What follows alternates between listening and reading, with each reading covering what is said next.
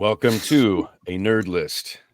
This is actually going to be what I suppose is the beginning of a new style of video for my channel. I'm sort of going to be calling it tentatively In Conversation With.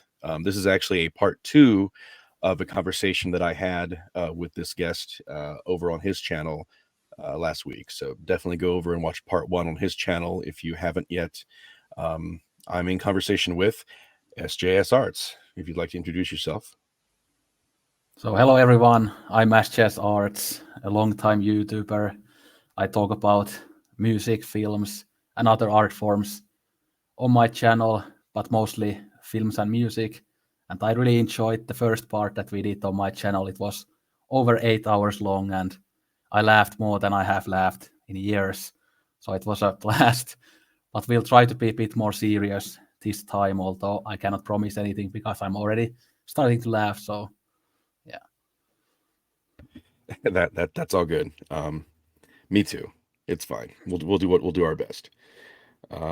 So I guess since last time, since I was your guest, I went first. I'll go ahead and have you be the first to go on this video if you want to go ahead and start with your number 100. Just so again, for the viewers who didn't watch part 1, we are both climbing up our respective top 200 favorite films list. And so we did the first half, and now we're going to be starting at number 100 to climb up the second half. So yeah, before I say my number 100, I'll give the disclaimer again that this was really hard list to rank. I still made some last time changes to my top 100, and I also noticed in the top 200 that we did last time that there were some mistakes there. I already noticed them. yeah. But what can you do? And one more disclaimer is that, again, some of these films I remember better than others, so some of them I will go through very quickly, and then with some of them I'll talk about them a bit more. But anyway, my first pick, my number 100 is Jacques Demy's Donkey Skin, starring Catherine Deneuve. This is a film that I rewatched recently, and I loved it even more on a rewatch. It's this kind of fairy tale musical with these very bright colors, even though it has a bit of a dark subject matter, as it's about a king whose a wife dies, but then he wants to marry his own daughter. But then the daughter doesn't want to marry her father for very good reasons. And then she has to escape, and she puts on this kind of donkey skin outfit and stuff. That's the basic plot of it, but it's actually a very kind of happy and bright looking film, even though it's about incest. And yeah, but it has that kind of Jacques Demy style that I absolutely adore. It's just everything looks beautiful. The costumes are beautiful. The places where they shoot the film are beautiful. Catherine Deneuve is incredibly beautiful and gives a great performance. But yeah, it's a perfect fairy tale type of movie with those musical scenes, but it's not one of those musicals where every line is sang, but it just has those musical parts to it. But yeah, to me, it's one of Demy's masterpieces, and it's not a film that gets enough discussion. I think people should talk about it more and bring it up to the discussion, just like people bring up The Emperors of Cherbourg and Young Girls of Rochefort all the time. So I think this is almost as good as Cherbourg, that I will talk about later today. Awesome. Yeah. Jacques Demy is still a filmmaker I haven't dipped my toe into yet, his filmography, but I definitely am looking forward to it when I finally do. I've heard nothing but praise for his candy-coated world. So, yeah. Cool. So my number 100 is F for Fake. This is, I think it was my second Orson Welles film I ever watched, right after, Citizen Kane. Everyone knows Citizen Kane. That's the sort of the only film of his that everyone around the world always knows right off the top of their heads when they hear his name. And I honestly wasn't sure what to expect from the rest of his filmography, because you hear word from the old Hollywood stories that he was supposedly some kind of troublemaker who was run out of Hollywood, and that he peaked early, and that Citizen Kane was really his only masterpiece, and all this other nonsense. And of course that's not true. And as I've dug deeper into his filmography, I've come to realize that. And this is a really interesting second Orson Welles film to watch because it's so radically different from something like Citizen Kane. You know, Citizen Kane is very expected. It's very to period. I mean, it wasn't expected at the time. There were revolutionary elements of it for sure, in terms of the cinematography being so out there and weird, because Wells was kind of flying blind at the time. He hadn't really made a movie before ever, so this was a very experimental film made in Hollywood that he had complete final cut on, simply due to his own reputation as a radio man and as a stage performer prior to this. So he was already seen as like this refined artist. But then Citizen Kane happened. There was a lot of controversy surrounding that. I'm not going to go into it right now, but basically it got him run out of Hollywood. And that meant that a lot of the films that he made after this were either very low budget or they were made overseas, in various European countries. So he actually had a lot of freedom to experiment even more, I would argue, during that period. And so by the time we get to the 70s, when he's winding down his career, F for Fake's one of his final films. This was 1973, and it's kind of a hybrid between a documentary and an art essay film kind of thing. There are elements of it that might feel more typical of a documentary, and then there are other elements to it that are not real at all. It's completely set up, and our job as the audience is to sort of decipher which parts are truly fake and which parts are true. And yeah, I mean, it's a really, really awesome sort of conversational journey with Orson Welles as your companion is my way of looking at it. But yeah, what's your take on this film? Yeah, it's on my wider favorites list, but not in the top 200. But yeah, it's the top 3 Wells film. Again, last time I picked Chimes at Midnight, and then in this talk I will have one more Wells film somewhere in, I think, the mid portion of this list. Oh wow, okay. But yeah, but unlike you, I had seen quite a few Wells films before I watched F for Fake, so I kind of again had seen Citizen Kane, Touch of Evil, Lady from Shanghai at least, and I think Othello and Trial probably. But this film was so different from many of the other ones that I had seen, and that's what I liked about it. And I feel like it's maybe slightly underrated, because to me it's again a 5 out of 5 masterpiece. But people always just go on and on about Citizen Kane and Touch of Evil, even though those two wouldn't rank that highly for me compared to my top 3. But yeah, I guess I'm a kind of a weird Wells fan. Yeah. Well, I mean, Citizen Kane is definitely up there for me too, but I appreciate his more experimental side, and I wish that he had lived long enough to sort of further, continue that. I talked last video about how the Other Side of the Wind, which was recently released, was something that he was working on up until his death, and it's a very radical, experimental, sort of forward-thinking film in a lot of ways too, especially for the time it would have been released had he lived long enough to finish it himself. And I just think he was continuing to innovate up until the very end, which was something that you can't always say about sort of these veteran filmmakers that you always hear about making the classic movies back in the day. They tend to kind of stagnate or slow down somewhere along the way, I feel like. And Wells was definitely not like that. He was always sort of trying to push the envelope, which is something I really respect. So yeah. Well, my next choice is a film that you talked about last time. So it's In a Lonely Place by Nicholas Ray. Oh yeah.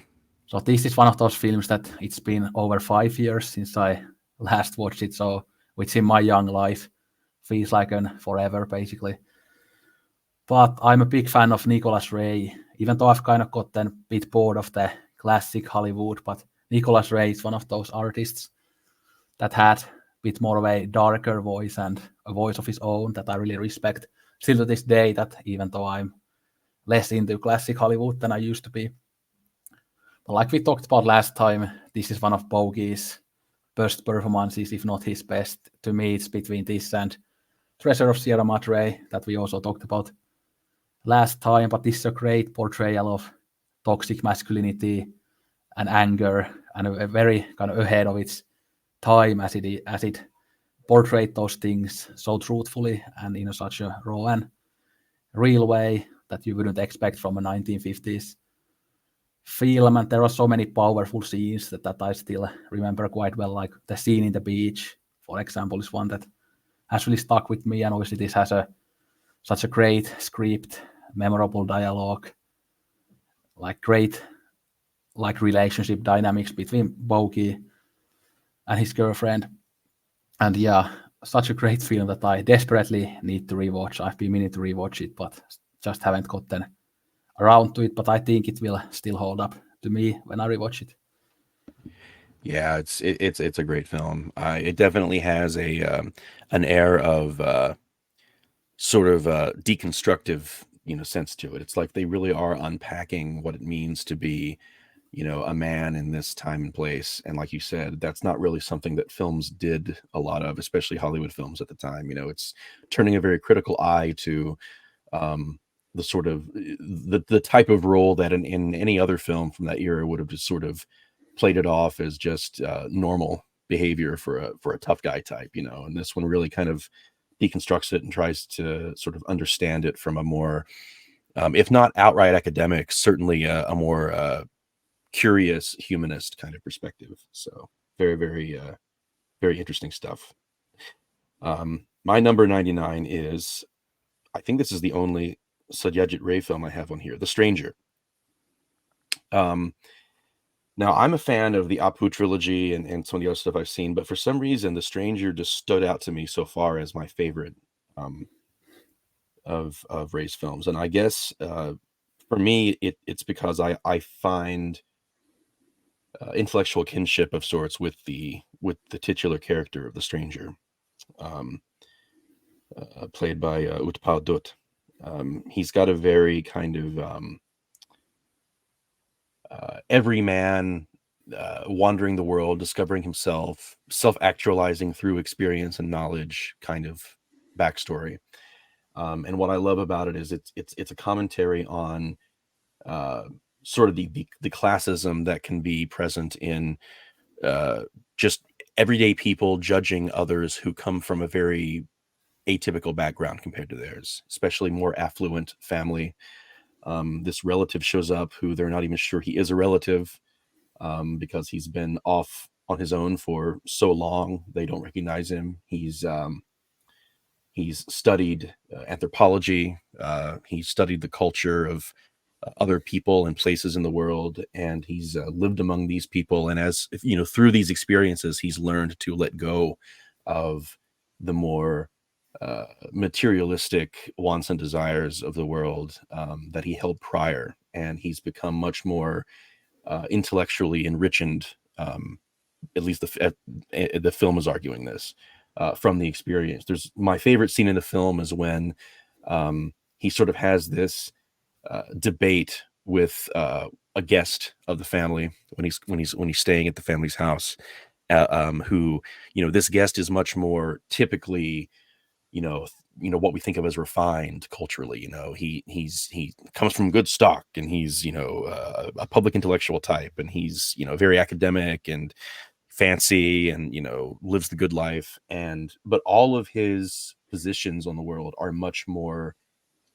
purely academic and theoretical, and everything's sort of happening from reading a book in a fancy library with this guy, whereas the stranger character has actually lived this stuff, and he speaks to the human experience in a much more earnest and empathetic way, and ultimately he wins the debate because he speaks from a more true position. And so I think that's really powerful stuff. And I know there's more to it in terms of how the plot unfolds and where the story ultimately goes. But I don't know. I think it's kind of an overlooked Ray film, especially held up against the more well-known films of his. But I think it needs to be seen more. Yeah, I think it might actually be my favorite Ray film too. Sorry, I'm trying to hold off the laughter, but Trying to compose yourself. yeah, Yeah. But anyway, like the Apu trilogy, I've only seen it once, but it didn't connect with me as much as it does for most people. But I need to watch it again. Yeah, But same. But like you said, the character of the stranger, I really enjoyed him. He gives such a charismatic performance, and But to me, also there are a couple other Ray films that are in the conversation for my favorite, and they are Devi and Charulata. I think those are really amazing films. And then there's The Music Room too. And funnily enough, the Apu trilogy might actually be my least favorite Satyajit Ray films Yeah. because I've liked the others more for some reason. But yeah, I Yeah. need to rewatch all of these. Yeah. Yeah, that might be the same for me about the Apu trilogy, but again, like you say, I need to watch them again before I can give a final, word on it. But yeah, my next choice is Xavier Dolan's I Killed My Mother.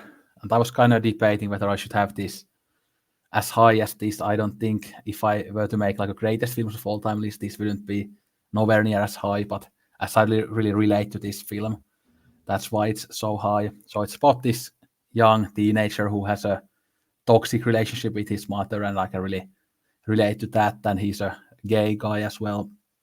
And there's so much kind of raw emotion here, like these really awful verbal fights with this kid and his mother, and there's just so much power in those performances. And Xavier Dolan was actually only 16 when he wrote the screenplay, and it's fucking insane how Yeah, it's pretty wild. mature and amazing this film is. He also has a great kind of visual sense. He kind of definitely borrows from people like Jacques Demy that I mentioned, those like really colorful French directors, and there's a bit of a mix of different styles in there as well. But yeah, I kind of like this film again due to the relatability and the emotional power that it has and the rawness.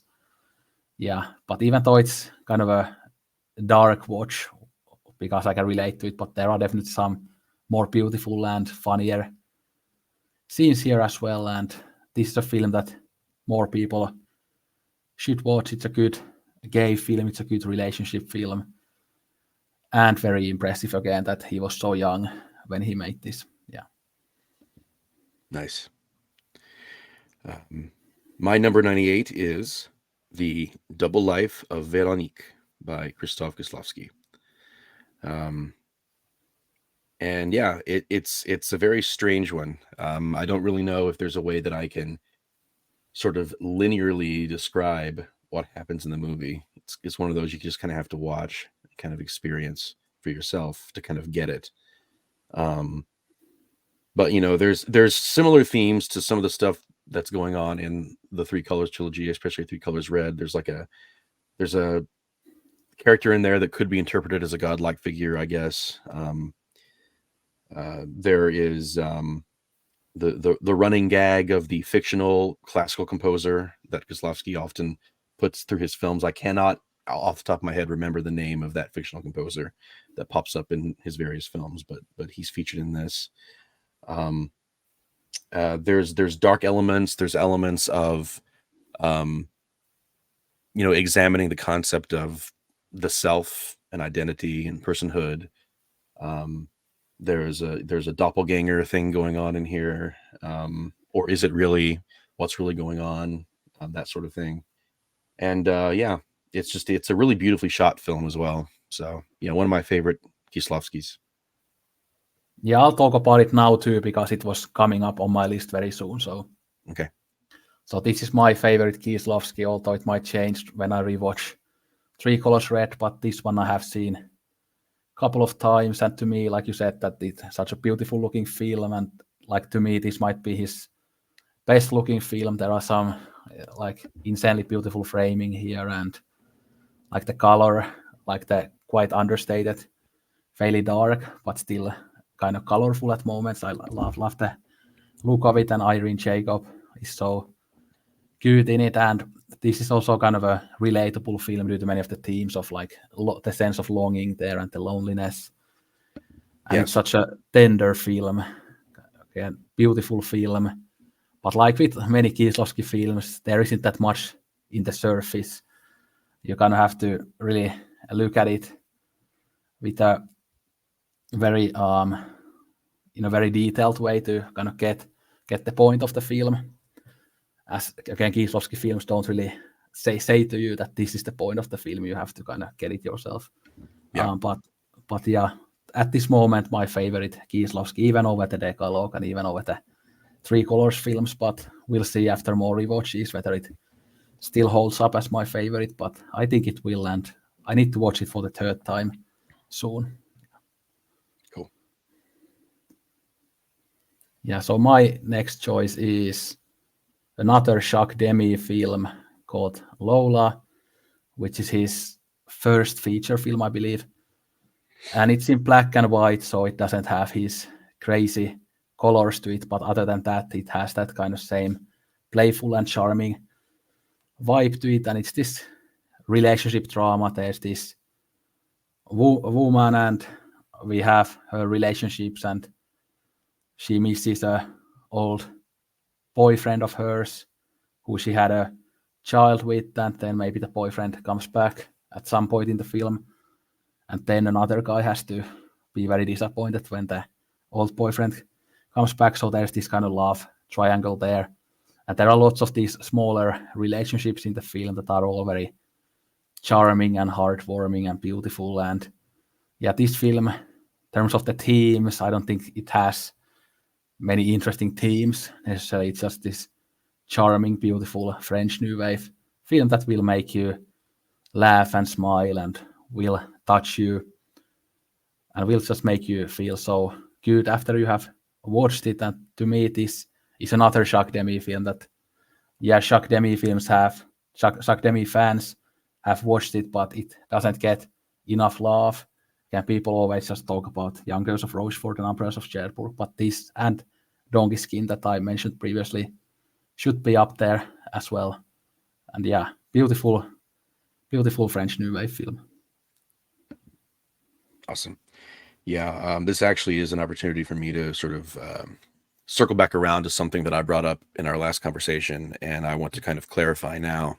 Talking about the idea of remakes and reimaginings, because obviously there can be instances where I think that tactic is very superfluous, unnecessary, uninspired, cash grabby, what have you. But obviously there are other instances when sort of going back to the same well for more inspiration, or to give a different take on a common source material, or to reimagine a film that inspired you but still go in a completely different direction with it. There are ways that you can do that and have it be artfully sound for it to have a point. And I think it's interesting that several filmmakers have told the Lola story over the years.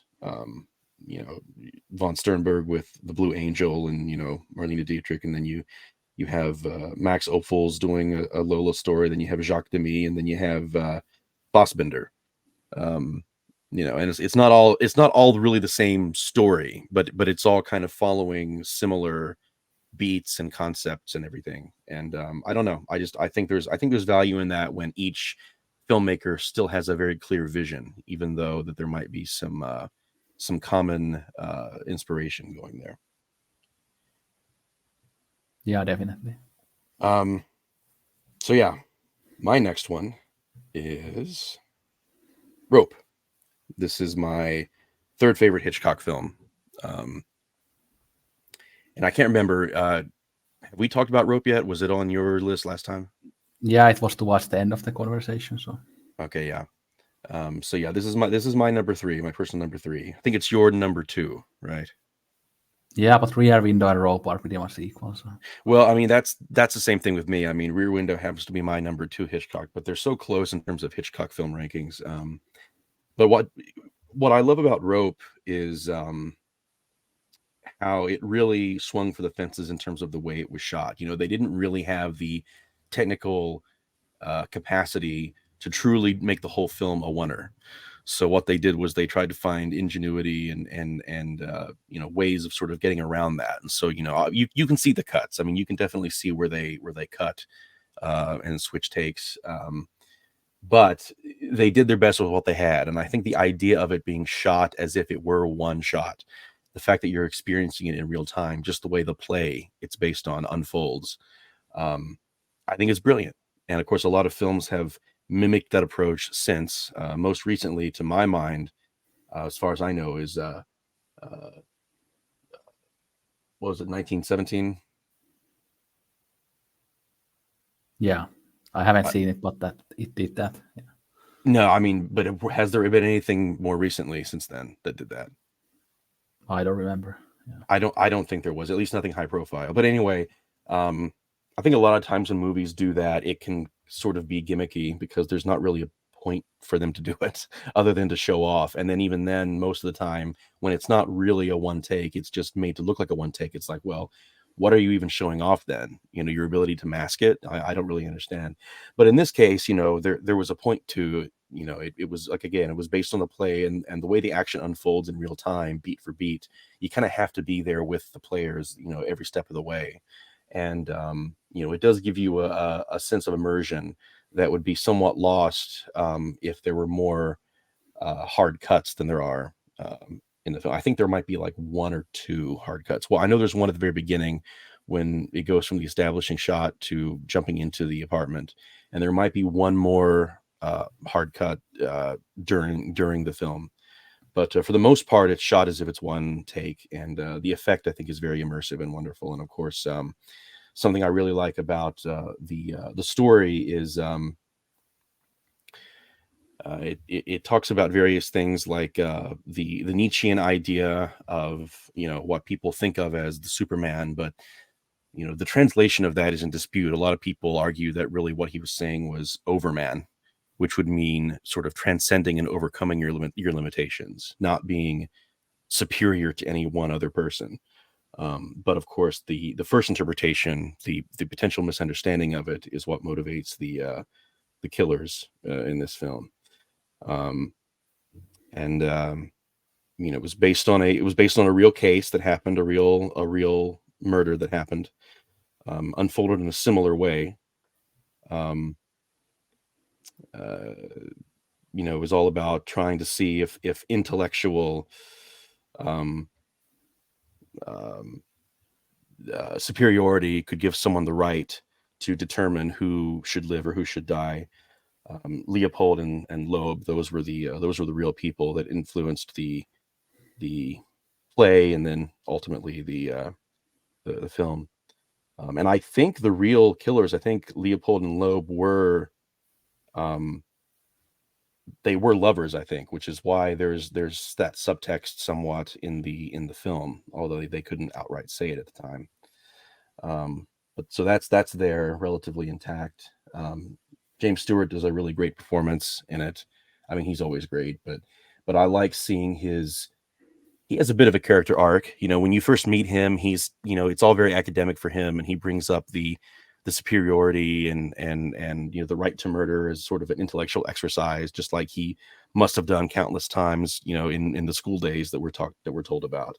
But then over the course of the film, as he starts to slowly realize what's happened and that there actually has been a murder that's taken place, and then by the end of it, he just completely outright rejects everything he ever said, even as an intellectual exercise. And you get to really see the emotion well up in him by the end there, and the passion come out. So yeah, brilliant film all around.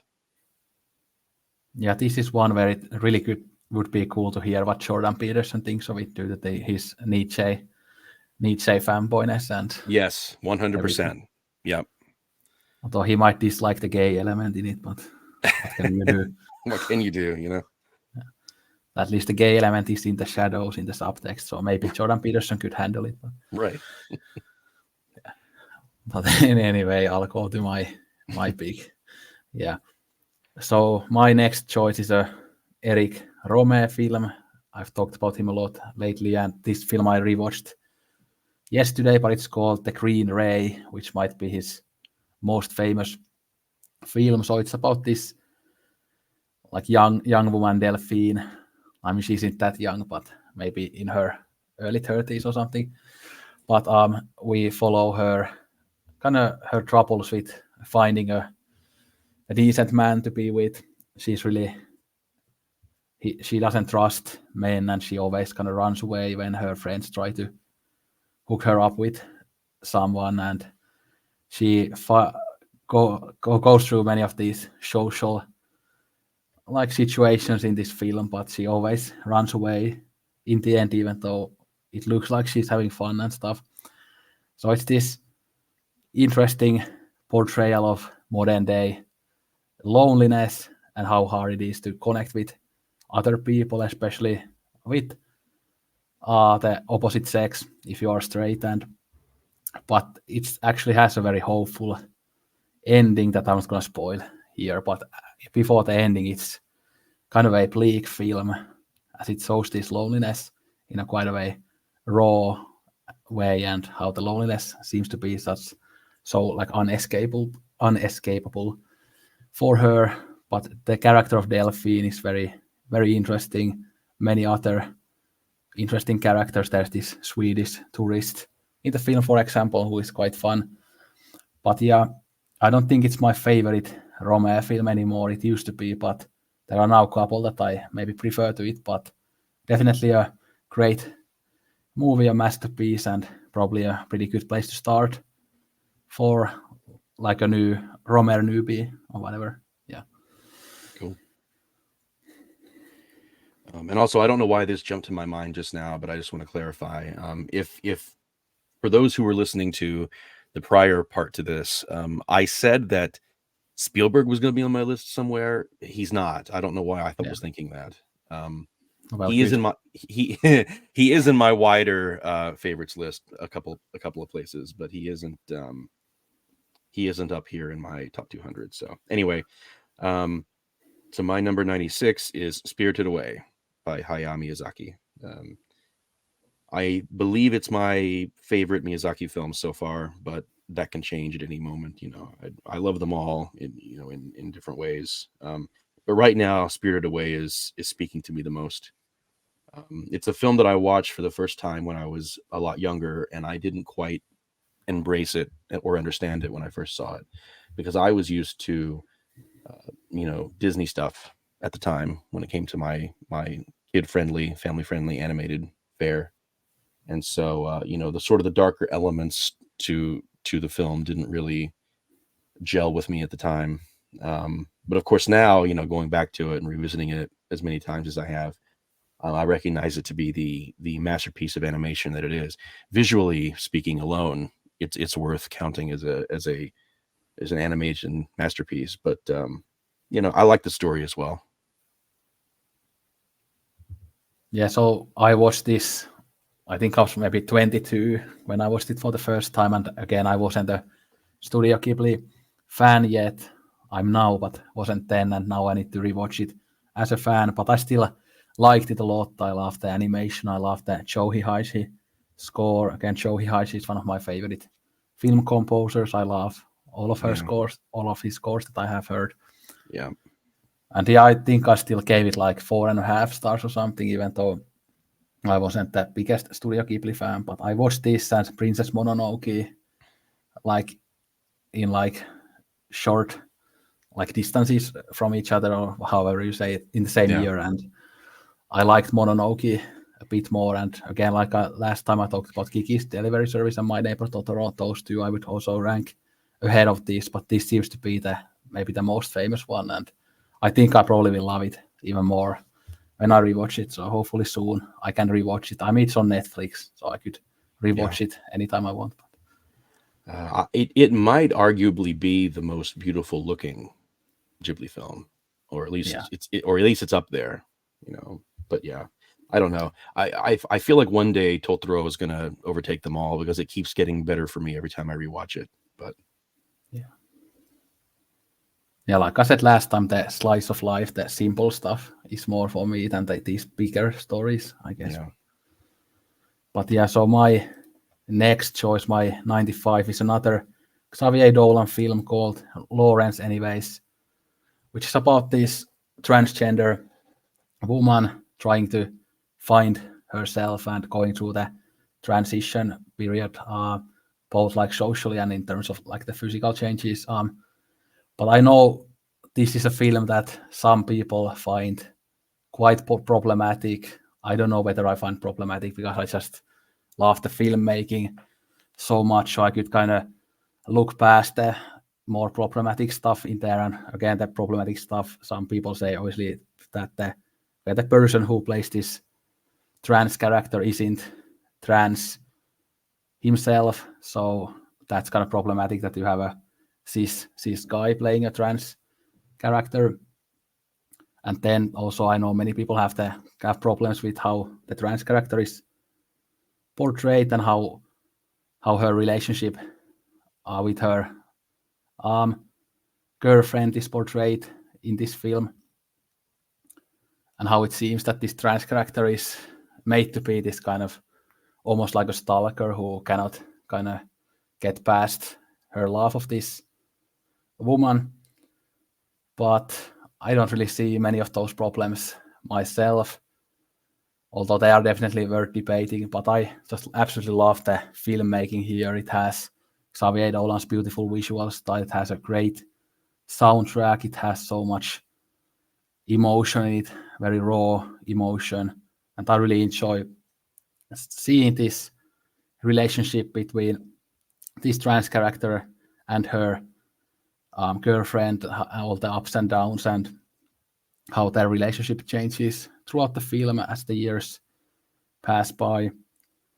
And yeah, but again, I'm not trans myself, so I definitely will listen to the critiques of how it can be problematic and stuff, but I don't think it's problematic to the degree that it would ruin the whole film, at least for me. But again, I respect the other people's views. Yeah.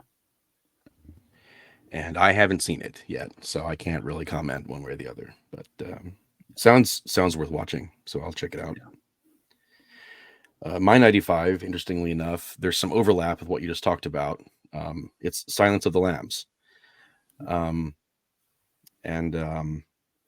You know, there's a, obviously everyone who knows there's a character in there who some people say is a problematic trans depiction. I very much stand by the position that even the movie itself makes it very clear, as early as possible, that the Buffalo Bill character is not actually trans.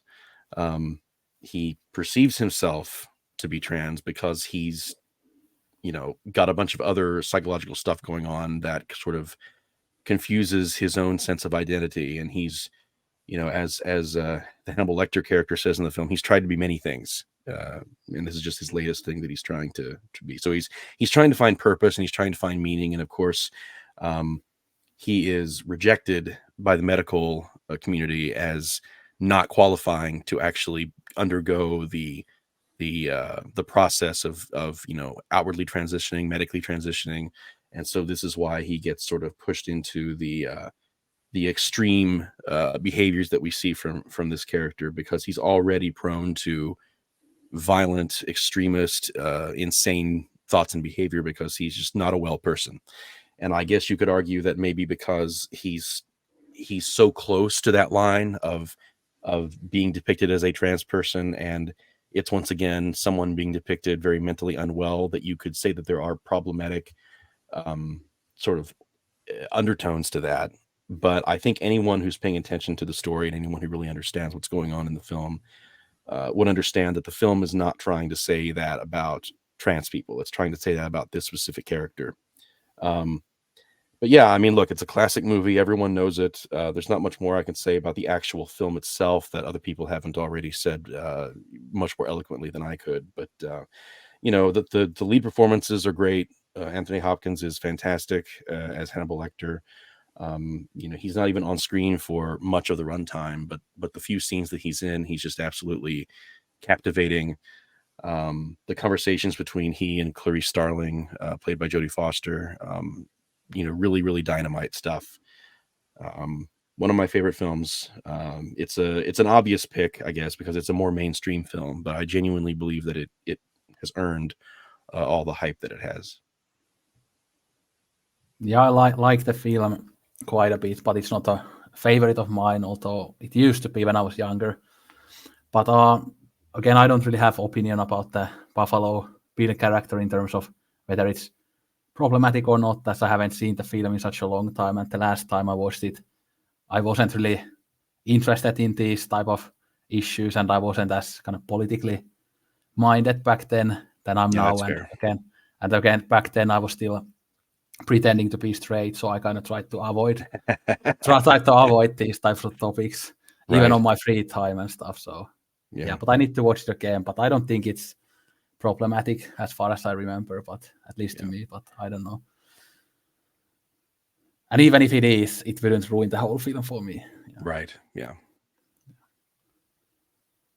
But yeah, my next choice is a film that I actually saw your review for it fairly recently, and you didn't seem to like it that much. But I understood your points, though. Again, I can get why people don't like this film as much, but it's Robert Bresson's Oh Hazard Balthazar the Donkey movie. Yeah. But yeah, it's one of my favorite Bressons. I have seen it a couple of times. It's obviously all about human cruelty. It's a very dark movie. It like shows people as kind of complete pieces of shit, basically.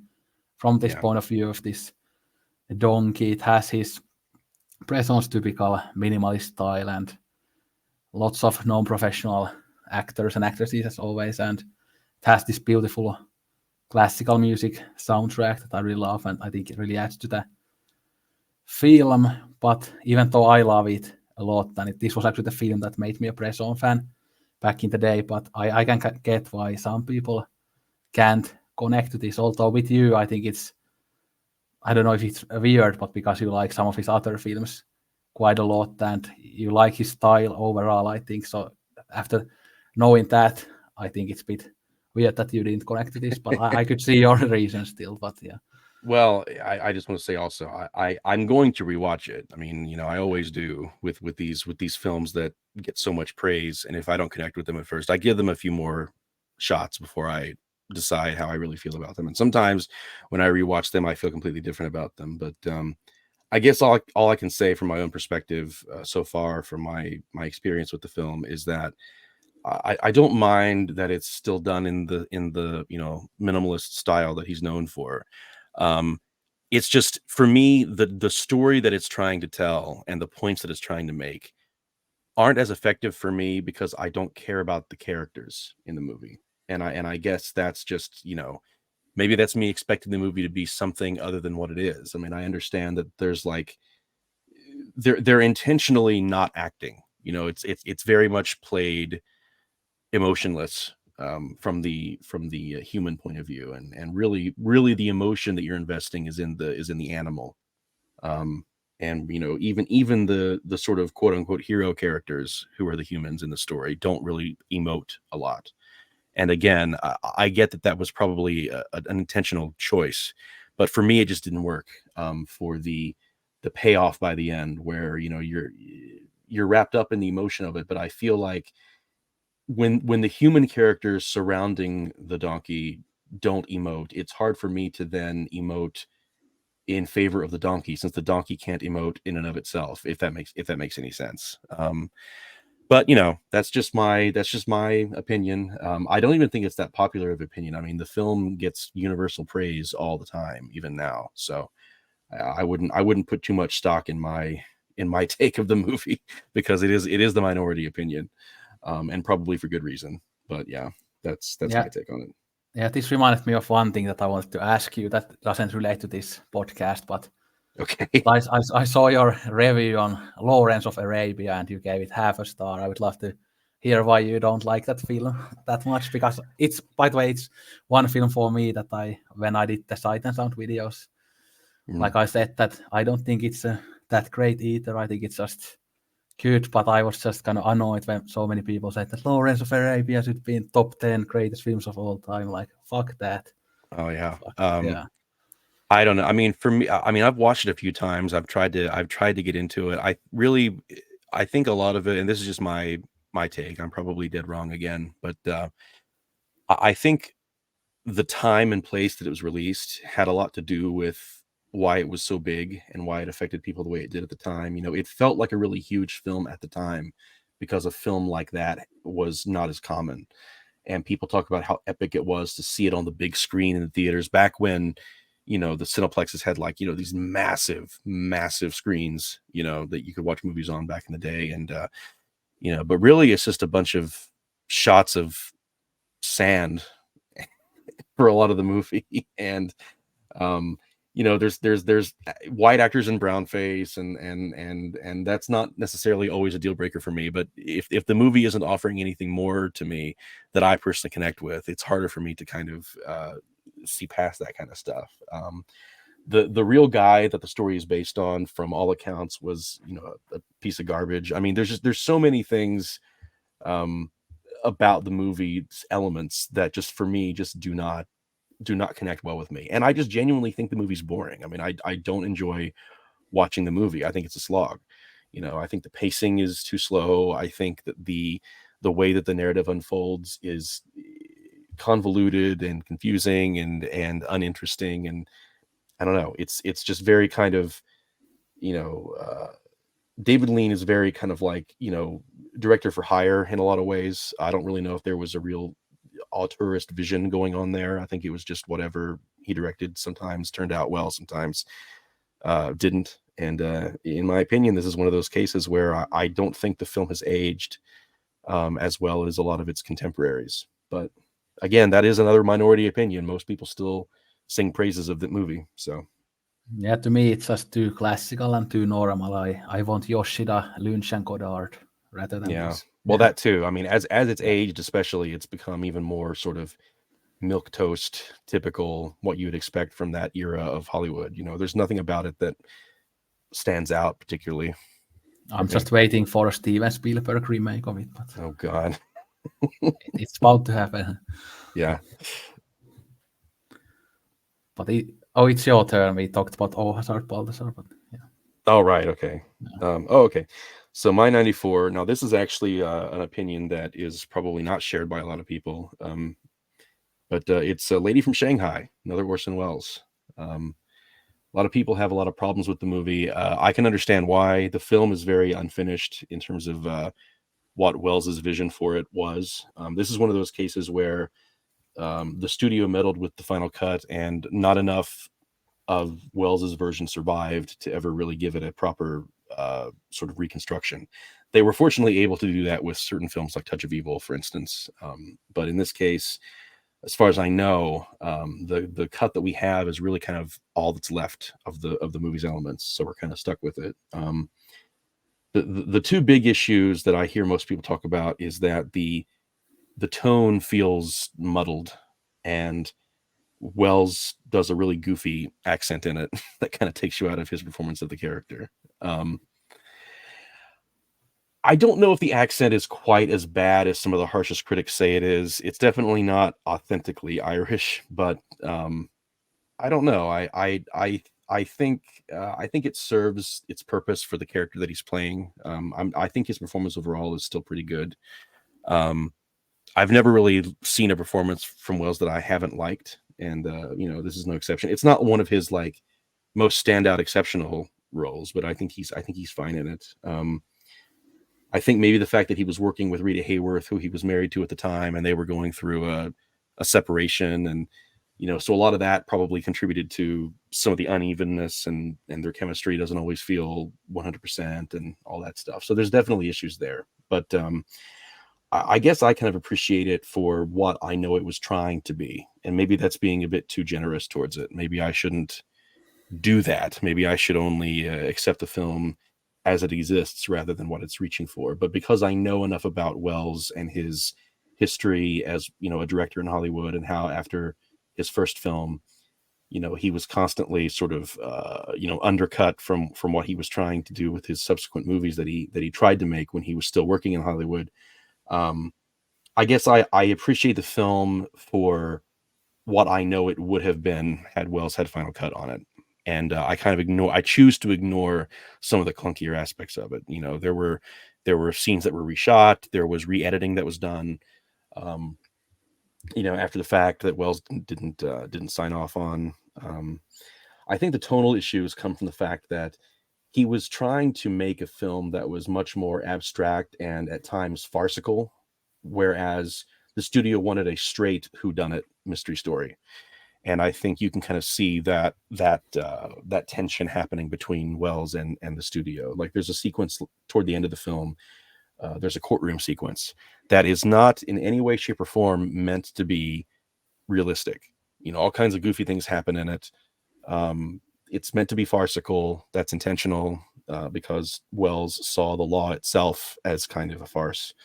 And so he meant to play it humorously and abstractly. And yet we see where additional things that were shot and additional rearrangements of the way it was cut together, the studio is desperately trying to make it feel more like an authentic, straightforward scene. And because of that, it really kind of kills the point of it. But the standout sequence at the very end in the funhouse with the mirrors and all the abstract imagery of going down the slide that's surrounded by nothingness and all that stuff. It's really, really good stuff. And they couldn't really do much to fuck that up because it's pretty abstract from end to end. You can't really change that. And so that sequence survives pretty much the way it was meant to survive. And it's got some of the most awesome Orson Welles style cinematography from any of his films in it. So yeah, that's my take on The Lady from Shanghai. Yeah, there are two things I remember from the movie: the accent and then the funhouse scene. Yeah. But I remember liking the film a lot. I think I gave it like 4.5, so I like it a lot. And funny coincidence here is that we just talked about Auhasart Baltasar, but I believe that I watched these two films like in the same vacation that I had in Finland when I was still living in London. So it's kind of a nice coincidence. Yeah. Cool. Yeah. Yeah, but a really good film and another one that I need to rewatch. But I like it a lot. So yeah, I do think it's underrated. But yeah, I have the Indicator Blu-ray. Yeah. Me too. Yeah. But my next choice is a film that you talked about last time, but I didn't really talk about it. But it's Hamaguchi's Drive My Car. Yeah. Yeah, I think I only said that. Okay, it's probably my favorite film since Twin Peaks: The Return. But I watched this recently, and it was one of those 3-hour films that I wanted 3 more hours because I loved it so much. Again, so many relatable things here. I think if you have had tragedies in your life, lots of regret, loss, you can really relate to this film and the theater director character who has to go through the death of his wife. And I really love the kind of asshole actor character in this, played by Masaki Okada. Yeah. Mostly the fact that he's so hot and has those nice eyes, but and I kind of wanted to fuck him after all. It's also the feeling, but yeah, to be as frank as possible. But yeah, he's kind of an asshole. Although I said this in another podcast recently that his character arc is very interesting. How he kind of seems to almost have this redemption near the end, but then he obviously murders this guy or kills the guy in a restaurant or something because he saw him like taking pictures of him. So it seemed like he was gonna have a redemption arc, but then he gets arrested and goes to jail. Yeah. So that was kind of a fuck you to the audience in a way, but I liked it. And then what happens after that? The theater director and the young woman who is his like driver, his assistant. They do this road trip, and that's the kind of part of the movie where we have this kind of really powerful emotional scenes and the kind of final kind of pondering of these themes, and I really love that part of the film. But again, to me, absolutely perfect film, and I really wanted more of it because I just enjoyed it, even though it's quite a bleak film at times. Yeah. No, in fact, that scene that you just talked about, that actually was the scene when the movie gelled for me. I was like, okay, yeah. This is going to be an all-time favorite for me. So yeah, I was like, I knew the movie was going somewhere, and then here it is. Here is where it all kind of coalesces, so to speak. So, and there's many like small scenes that I love, like the dinner in the house with the guy and his wife who does the sign language stuff. Oh yeah. Yeah, like even those kind of small scenes, I just absolutely adored everything about it. And as you love this film, I think you will love Eric Rohmer films, as Rohmer was one of Hamaguchi's biggest influences. So. Oh yeah, can't wait. I'm sure I will. Yeah. So my number 93 is actually another modern film of my own. This is Tar, Todd Field. This was sort of the big Oscar buzz movie in 2022 that didn't really win anything. And it's a shame because, I mean, I'm not going to go on a big rant today about Everything Everywhere All at Once, although I could, but I'm not Yeah, going to. fuck that film. It's like a Yeah. 2.5 hour TikTok video. It can burn in hell. I mean, look, there are people I know and care about and respect who like that movie, and good for them. But it isn't my jam, and I do think that it's symptomatic of the time that we live in. Not to sound like some boomer or something, but it is somewhat symptomatic of the time we live in. It's the culmination of this sort of postmodernist fever dream that we all kind of inhabit, whether we want to or not. And I think it reaches for some of the best parts of humanity, but I think it ends up exemplifying some of the worst parts. And I just think it's a shame that a film like Tar um, didn't outshine it in the minds of most people. Most people didn't even see that movie who saw, Everything Everywhere All at Once. That was like the clear favorite film in sheer popularity. Which is another thing that kind of annoys me about it. It's that it fancies itself this abstract art film, and yet it's every bit as mainstream as any other movie. Because of how many people ended up sort of passing on the word about it and watching it, and it became really, really popular. And I think a movie like this, like Tar, which is like the polar opposite of that kind of style, Everything Everywhere is very quick cuts, attention deficit disorder, kind of like you've got to constantly move to the next thing, next thing, next thing, next thing. And Tar is very intentionally slow, and there's a lot of space, between the lines of dialogue, between the characters, between the scenes, within the scenes.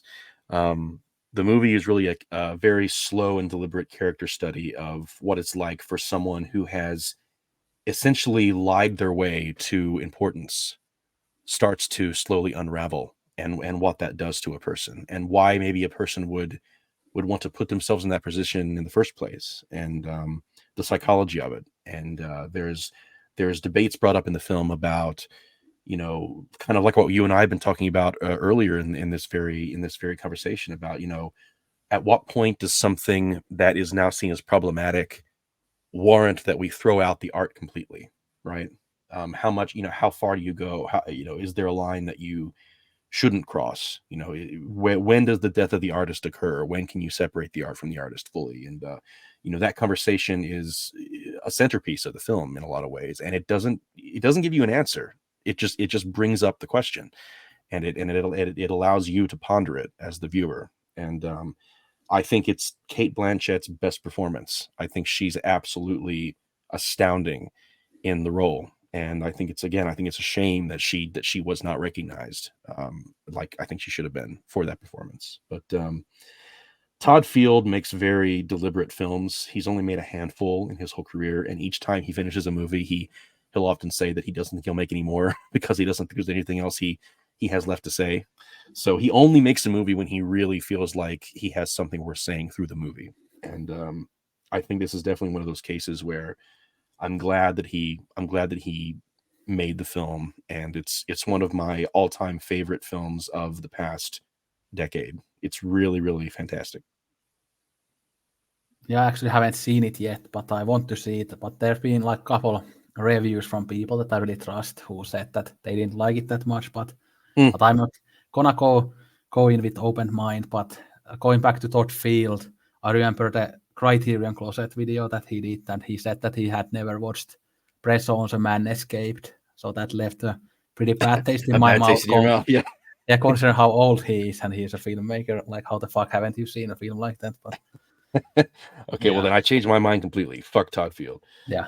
And going back to Everything Everywhere, like I would actually rather watch Avengers Endgame or even Inception before I rewatched Everything Everywhere. Like fuck that I movie. I would too, but Yeah, I really don't get people like yeah, even people who are like really smart and intellectuals otherwise, but they for some reason absolutely love that film. yeah, they Like got they got fooled. They got bamboozled, my friend. yeah, fuck that film. It was such a pain to sit through, even though there were like constant things happening in it. But Yeah. yeah, It's fatigue. It's a fatiguing watch, in my opinion. But yeah, anyway. yeah, yeah. It's my turn.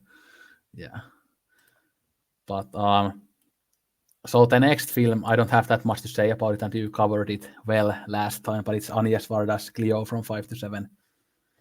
Again, Oh yeah, another film that I haven't seen in years, but to me this has always been one of the kind of best films of the French New Wave, one of the most charming, one of the most traditionally entertaining films, one of the most beautiful looking films, kind of mixing that New Wave and documentary thing and everything together. It's by far my favorite Agnieszka Varda film, and I've seen quite a few, although there are still many that I haven't seen yet, and I'm looking forward to watching all the rest. But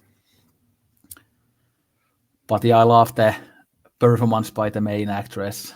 I love the structure of the film, and I love the ending. Again, it's kind of, we have this character and all her fears, and it's really interesting to follow all of her insecurities and fears, and whether she's like really sick and whether she's gonna die and everything. But I was thinking of watching this again before this, but then I again been so addicted to Gilmore Girls and listening to music that I haven't been able to watch that many films. But at least I watched the Green Ray that I mentioned. But yeah. No, I've actually been too much on to films right now and not enough on other things. I'm really slacking on my.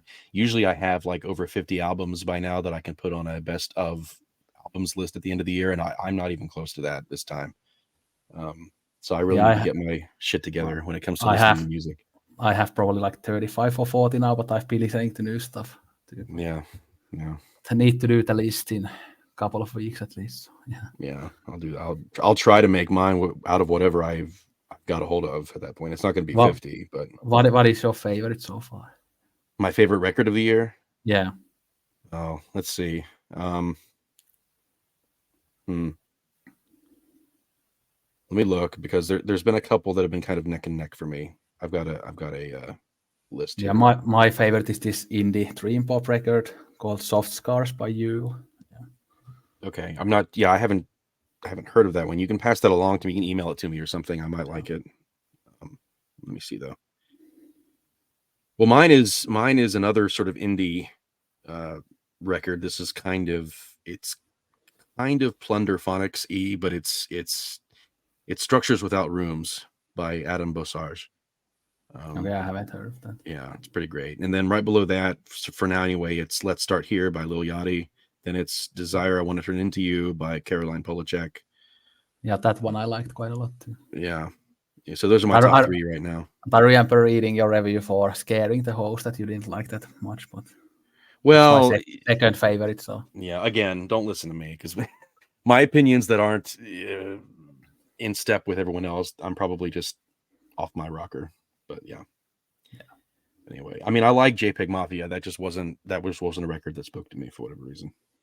yeah, Okay, is it your turn next or mine? Oh, it's mine next, right? yeah, Because you just talked about Cleo. yeah. Okay, my number 92 is another sort of recent film, although it's starting to become older as the years go on. It's Black Swan by Darren Aronofsky. Um, one thing that annoys me about this film is I believe, and if I'm wrong about this, please, anyone who is able to correct me in the comments or what have you, but from what I am aware of, Aronofsky claims that Perfect Blue was not in any way an influence on this film for him, and I call bullshit to that claim. Um, it's not thematically the same kind of movie, but visually speaking, there's all kinds of stuff that seems to be lifted directly from Perfect Blue. Not that there's anything wrong with that. I just think that it's weird that these filmmakers, it's just like Nolan with Inception. Like there's clearly Satoshi Kon influence, in that movie, at least visually, and there doesn't seem to be a lot of willingness to sort of just come forth with that inspiration. So I don't know, but at any rate, I think Black Swan's great. I don't. It's not my favorite Natalie Portman performance anymore because I've just watched May December, and I think she's the best she's ever been in May December. The movie isn't as good as this, but her performance I think is her personal best. But this is still, I guess, my second favorite performance from her. Yeah, I really like the movie. Everyone knows it, though. It's another one of those sort of popular, more art house style movies that everyone already knows about and has watched. So I don't really know if diving deep into it would do anybody any good because everyone's already seen it. But Yeah, I liked it quite a lot, but I haven't seen it in a long time. I remember watching it with my mother as a teenager, and the lesbian sex scene was a bit awkward to watch with a homophobic mother, but yeah. I can imagine. It's interesting. I was older at the time, but I also went to the theaters with my mother to see the film. And I just remember at the end, when it fades to white, in that final moment, I just remember my mother and I both looked at each other and we were just grinning from ear to ear. We just loved it. We just thought that was a super experience that we just experienced. So Yeah, and my my mother. go ahead. Yeah, my mother liked it a lot too, even with the lesbian sex scene. Oh, okay, well, good. Yeah, I mean, and it's funny because my mom doesn't usually share a lot of tastes with me in things, so that was really cool that we could both enjoy the movie together. But yeah, Well, my mother again doesn't either, but she likes some of these kind of really psychological, fucked up movies. So that's one thing that we can share. But yeah, well, my mother is big into true crime, so that's part of why she's into psychological style movies, I think. yeah.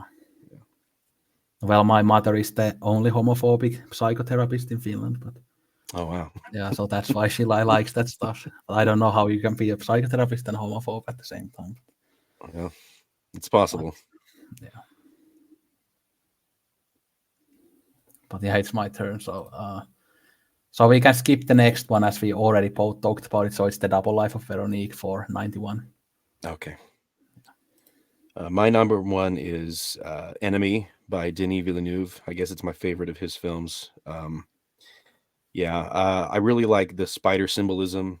I really like how impenetrable the movie still remains. It doesn't exactly spell it out for you. I mean, if you watch it enough times and sort of pick apart the visual metaphors going on, it's not super difficult to understand what it's saying. But at the same time, the movie doesn't spoon feed itself to you, and I think that's something that's been kind of lost in recent years as Denis has become more mainstream. I feel like his movies now talk down to the audience a lot more than they used to, and I think that's kind of tragic because I think some of his earlier films like this and um, uh, well, even Prisoners to a certain extent, but Ensemble and things like that, I really think those films are doing something really special that some of his more recent films just lack a bit.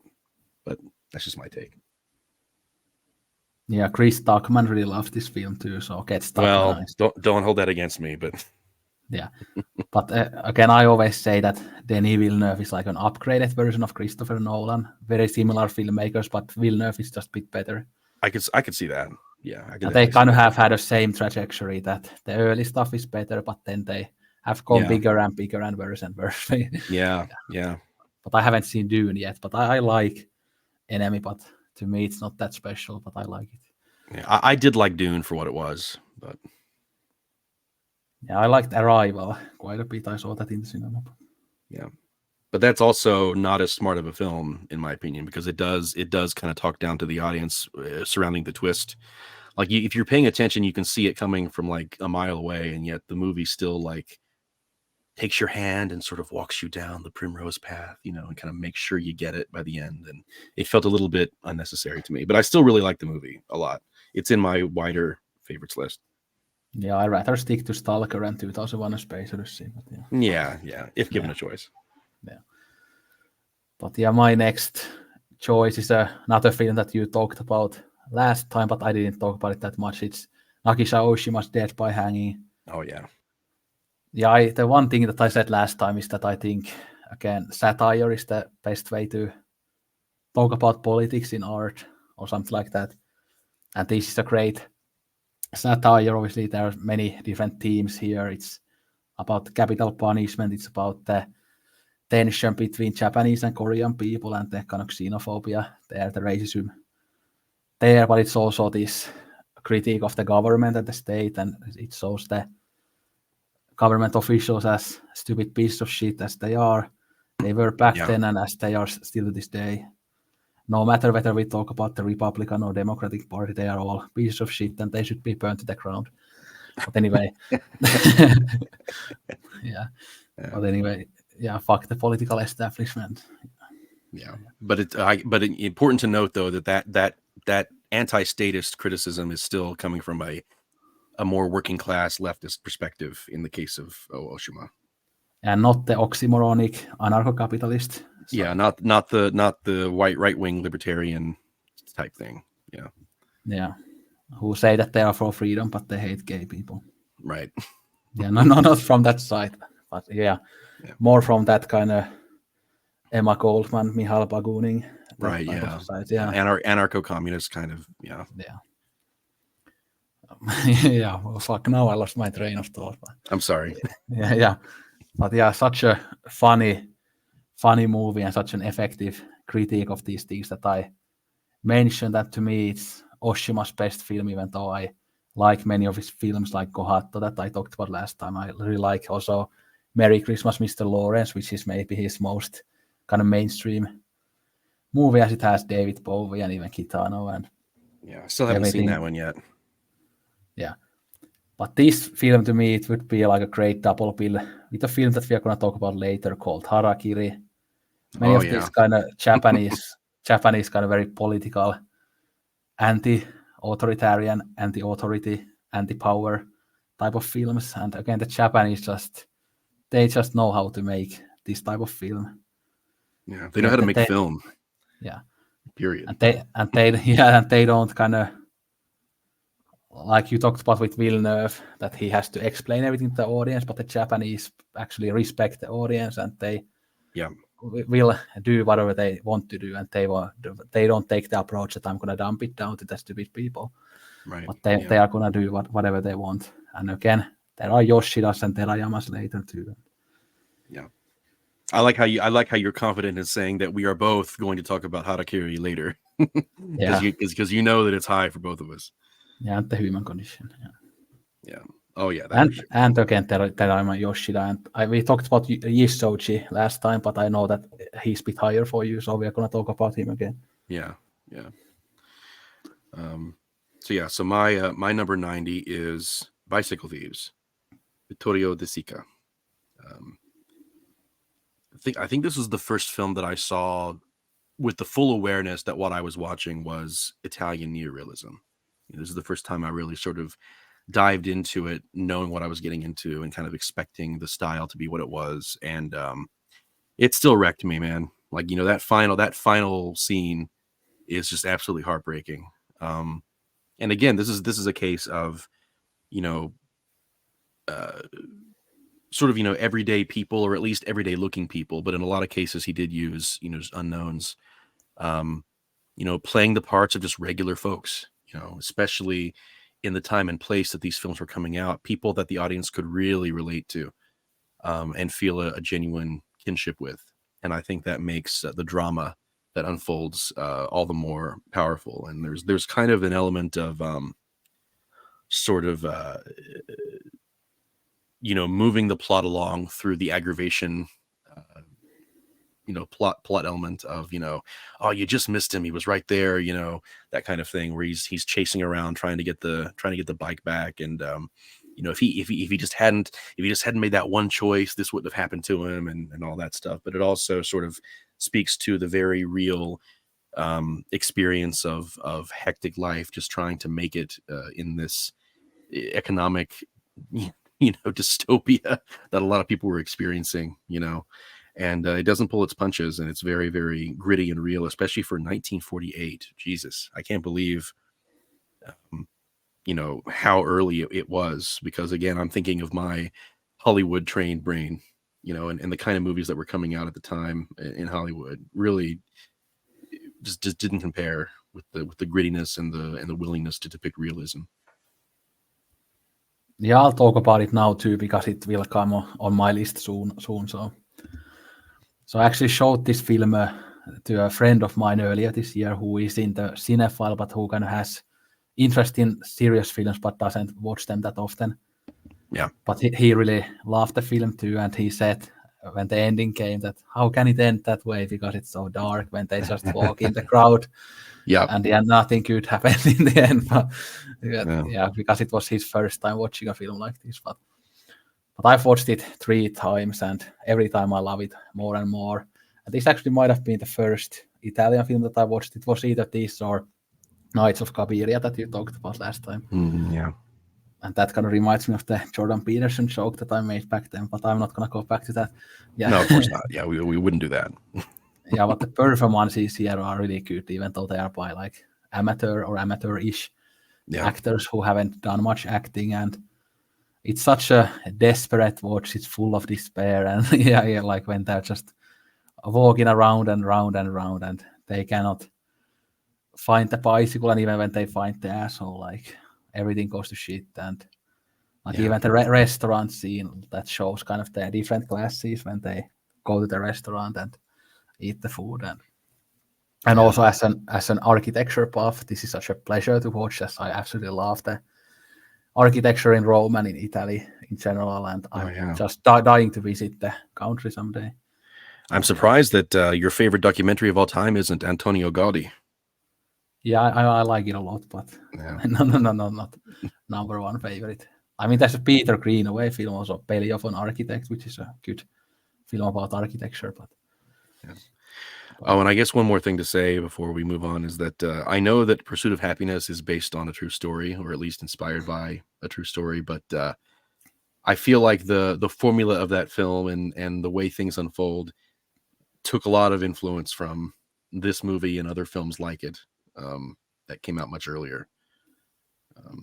Just in terms of how it depicts hardships and yet at the same time can move the plot along as well as it does. You know, I was just laughing at Pursuit of Happiness the other day. I think I saw it in the Chinese equivalent of IMDb 250, like very high, like Pursuit of Happiness being like one of the best films of all time.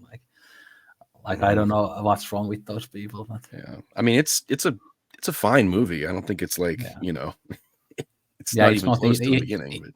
Yeah, it's not Inception or Everything Everywhere, but it's not that good either. Yeah.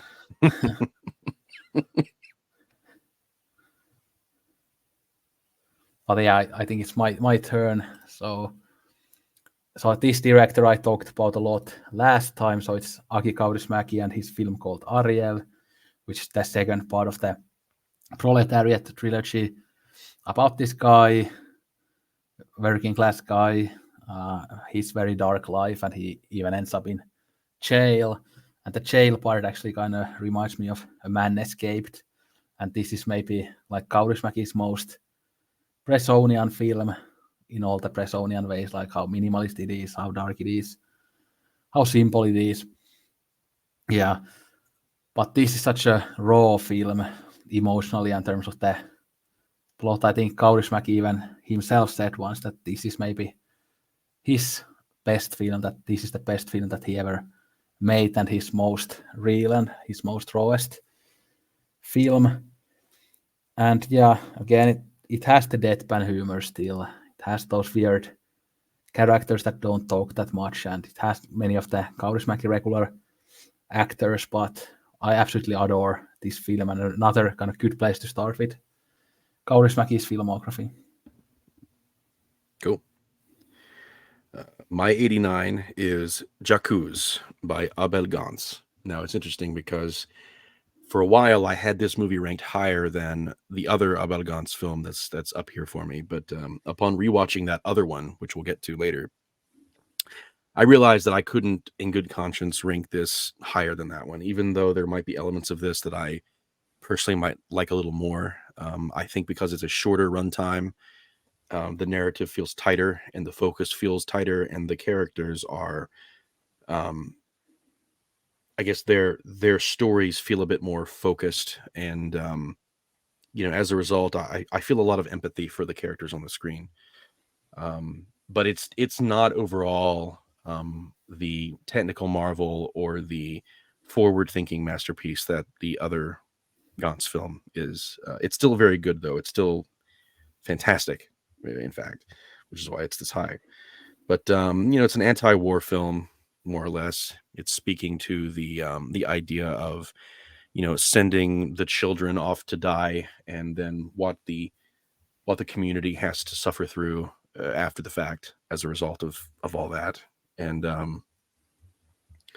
this is after in the aftermath of the First World War, of course, because it's before World War II even happened. So again, we're not going into that territory of maybe World War II was unavoidable because fascism was spreading so fast at the time. This is a case where there was still a lot of debate to be had about the necessity of what happened. And there's a really awesome sequence toward the end. It's kind of like the March of the Dead, where some of the really cutting edge at the time optical effects and the use of dissolves and superimposition and puppetry and really, really visually dynamic stuff, skeletons and ghosts and spirits marching through the streets, and yeah, really, really awesome stuff. Yeah, I still haven't seen it, but obviously I want to watch it. Yeah. But yeah, my next pick is actually a modern film for once for me too, and a very mainstream one. It's Whiplash by Damien Chazelle. Ah, yeah. Yeah, so Good this stuff. used to be even higher for me, but this is one of the films on this whole list that I've seen kind of so many times. I've seen 7 or 8 times, which I cannot say for most of these films. Yeah. But it's just incredibly rewatchable. Okay, the J.K. Simmons character, even though he's a complete piece of shit, but he's one of my favorite characters of all time. I just enjoy him. Like, I just enjoy these toxic white guy pieces of shit in films, even though I hate them in real life. But in films, they are just fun to follow. And again, I know some like jazz people find this film problematic. I think you even talked about it in your review on Letterboxd, but yeah, how it shows the kind of jazz school life and how the awful teachers and how they are also like self-serious and stuff. And there's this kind of interesting commentary on snobbery, I think, in one scene. I talked about this with a friend of mine recently when they have the dinner table scene where there are those football players, and then we have Andrew, and how Andrew is kind of snobby towards the football players, but then the football players and the family is kind of snobby towards Andrew because they love the football, but then they don't see how much hard work and beauty goes into jazz. Yeah. So that's a very interesting scene, and obviously the ending is something that you could talk about for forever. It's such a great, very intense ending. I love it a lot. But to me, Chazelle has kind of had a downward trajectory after this film. La La Land was still good, but it's like a worse version of Emperors of Cherbourg. And then after that, he made The First Man, which kind of was, again, I don't like these Hollywood biopics. They are so bland and boring, and I rather just read about these people for 15 minutes in Wikipedia rather than watching a 2-hour film. That's and fair. then I haven't seen the latest one, Babylon, but that looks quite interesting, so I will definitely watch that. But to me, Whiplash could even be the best American film of the 2010s. American cinema to me was pretty weak in 2010s, but this is one of the kind of bright spots that truly lives up to the hype. And again, I can just watch this over and over and over and over again. And this was actually the film that originally got me interested in jazz. So it didn't turn me away. And obviously now I've listened to so many jazz albums. I love Coltrane, Mingus, Davis, Eric Dolphy, and all the many greats, even free jazz, avant-garde jazz. And this was the thing that started it all for me. So I'm really thankful for this film due to that fact, as well as jazz is one of my favorite hobbies these days. Awesome. Yeah. Yeah, I'll talk a little bit more about my thoughts because it's still higher for me on my list. But but I mean, definitely one of the greatest final sequences of any movie I've ever seen. Not an exaggeration. It's just a dynamite ending. But yeah. Okay. My next one is another. Well, it's considered old now, but I was old enough to remember going to see this when it was new in theaters, believe it or not. But it's actually 28 years old as of a couple weeks ago, I think. Toy Story, the original. I think it holds a lot of importance in the ongoing cinematic conversation. I think it was a really innovative film for the time. I think it pushed technology forward in a way that made good use of the technology. It actually told a worthwhile story, and it told a story that really could not have been told any other way. So the technology really lent itself to this particular storytelling venture. And I still think it's the best of the series. I think the Toy Story series of films has now it's slowly turning into just like any other sort of IP that's going to get milked to death until it's not, valuable anymore, which is unfortunate because I think at least for the first three films, um, each film really had its own sense of purpose, for being made. And I think starting with number four and now they're going to be making a fifth one, I hear, it's just going to start becoming less and less, you know, needed. You don't need to make any more. But I'm still shocked today when rewatching it just how profound and human the story really is, considering it's about action figures that come to life. Um, which is a silly sounding concept on paper, but what they do with it is really awesome and heartwarming and powerful. And obviously it's very kid friendly. It's a mainstream Disney released movie, of course it's going to be, but there are layers to the film that more mature viewers can take heart in and be amused by and find some camaraderie with. And yeah, again, it's one of those massive movies that everyone knows, so there's really nothing more to be said about it in terms of introductions. I think every single person watching this has seen Toy Story, but yeah. Yeah, I've seen the first three, but I haven't seen the latest one.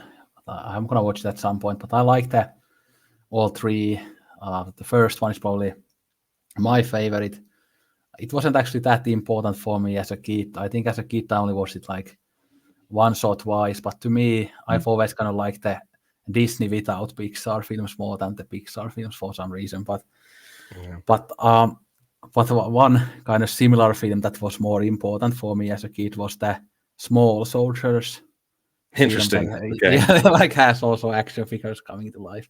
Yeah. Which I think people think that that's like a dog shit movie, but that was one that I always watched over and over again. I've never seen it all the way through. I've seen parts of it. I've seen enough of it to feel confident rating it, but I've never sat down like to watch it from beginning to end. Maybe Yeah, one it day I has will. that awful like Spice Girls song, like yeah. And then one more thing that I was gonna say is that there's the Buzz Lightyear movie as well. So And no, I haven't. that I haven't seen that. Wait, which one? The Buzz like the Lightyear Star first, Command? yeah, the first one that came out. Yeah, the 2D animated, right?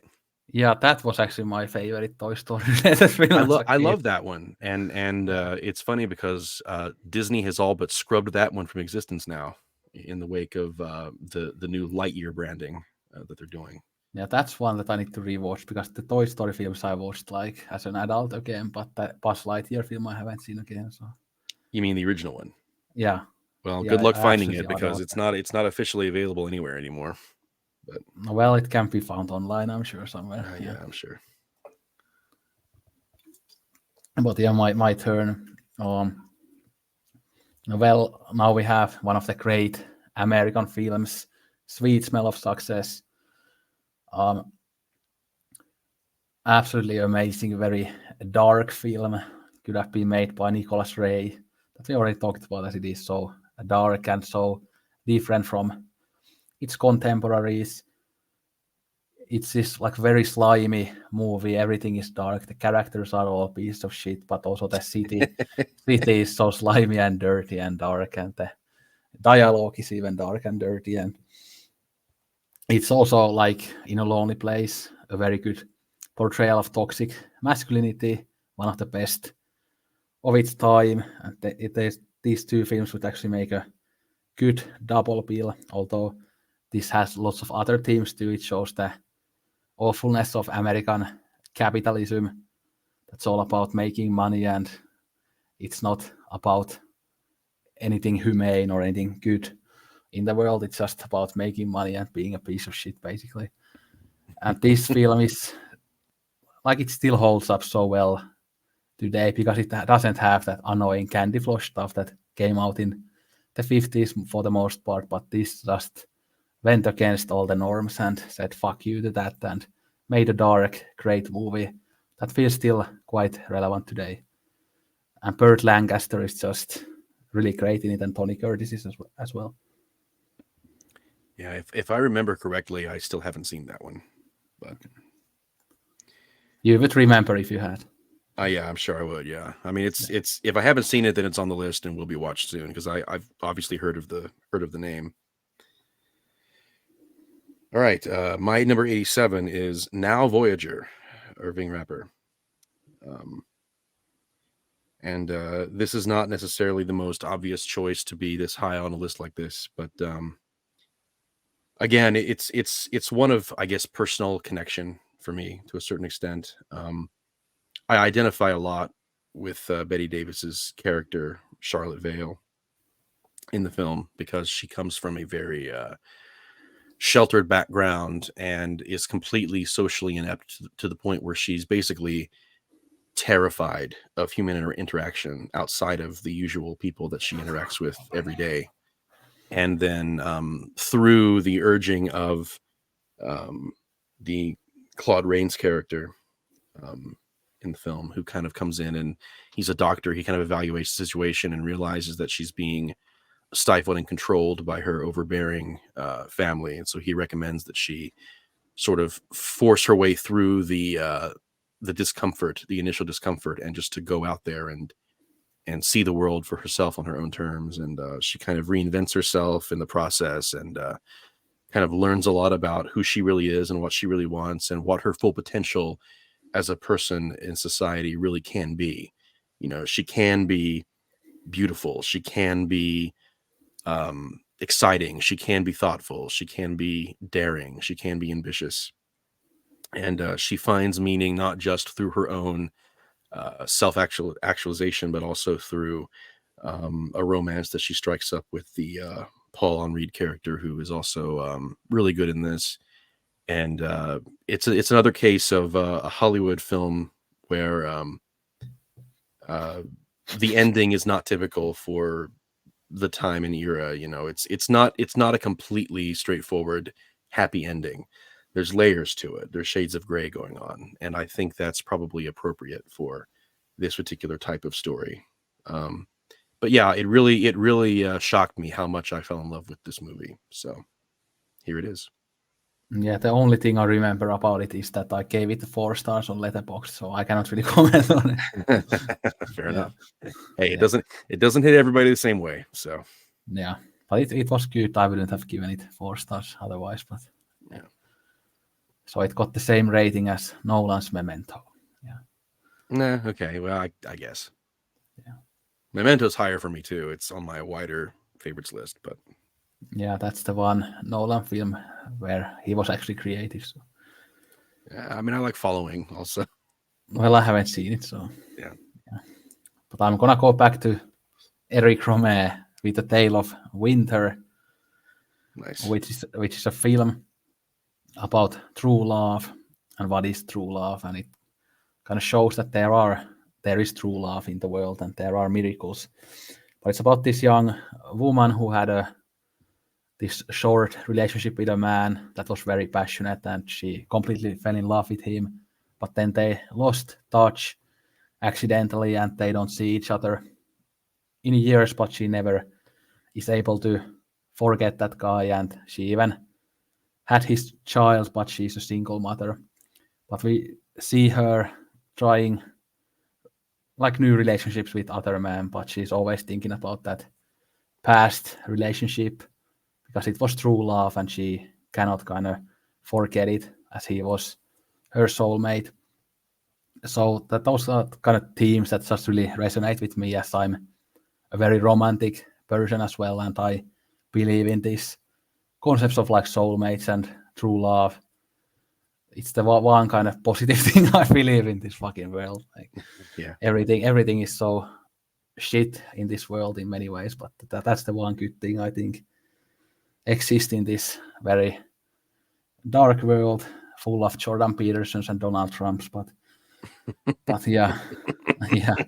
But anyway, it's a very beautiful film, a very happy film. I think there's kind of a twist near the end that some people might not like it, as it might seem like kind of unrealistic, but I absolutely love that twist. But I get why people wouldn't like it, but a great movie. And the Romero's Four Seasons films are really amazing, and they are coming to Criterion early next year. So everybody who buys Blu-rays, I would definitely recommend that set.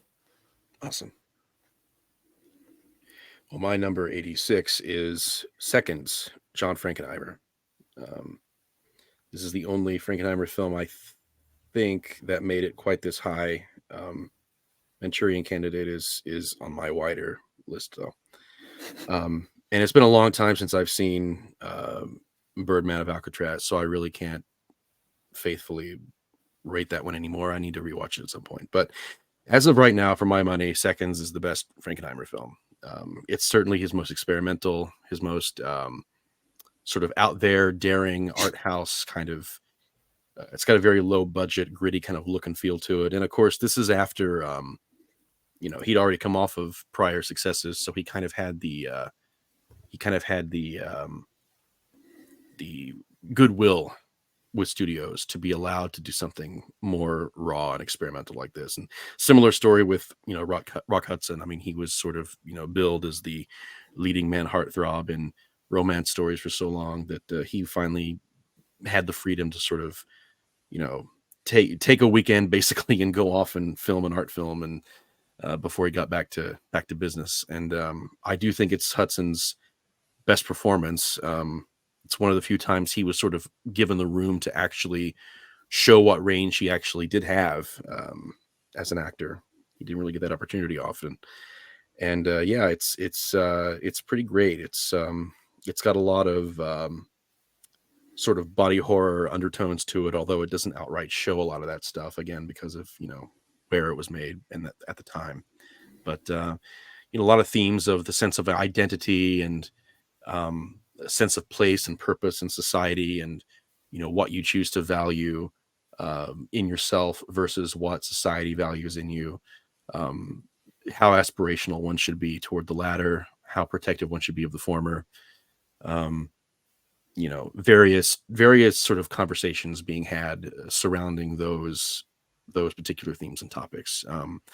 There's a very similar film that came out the same year in Japan that deals with similar stuff that I think is even better, but this one is still really high up there for me.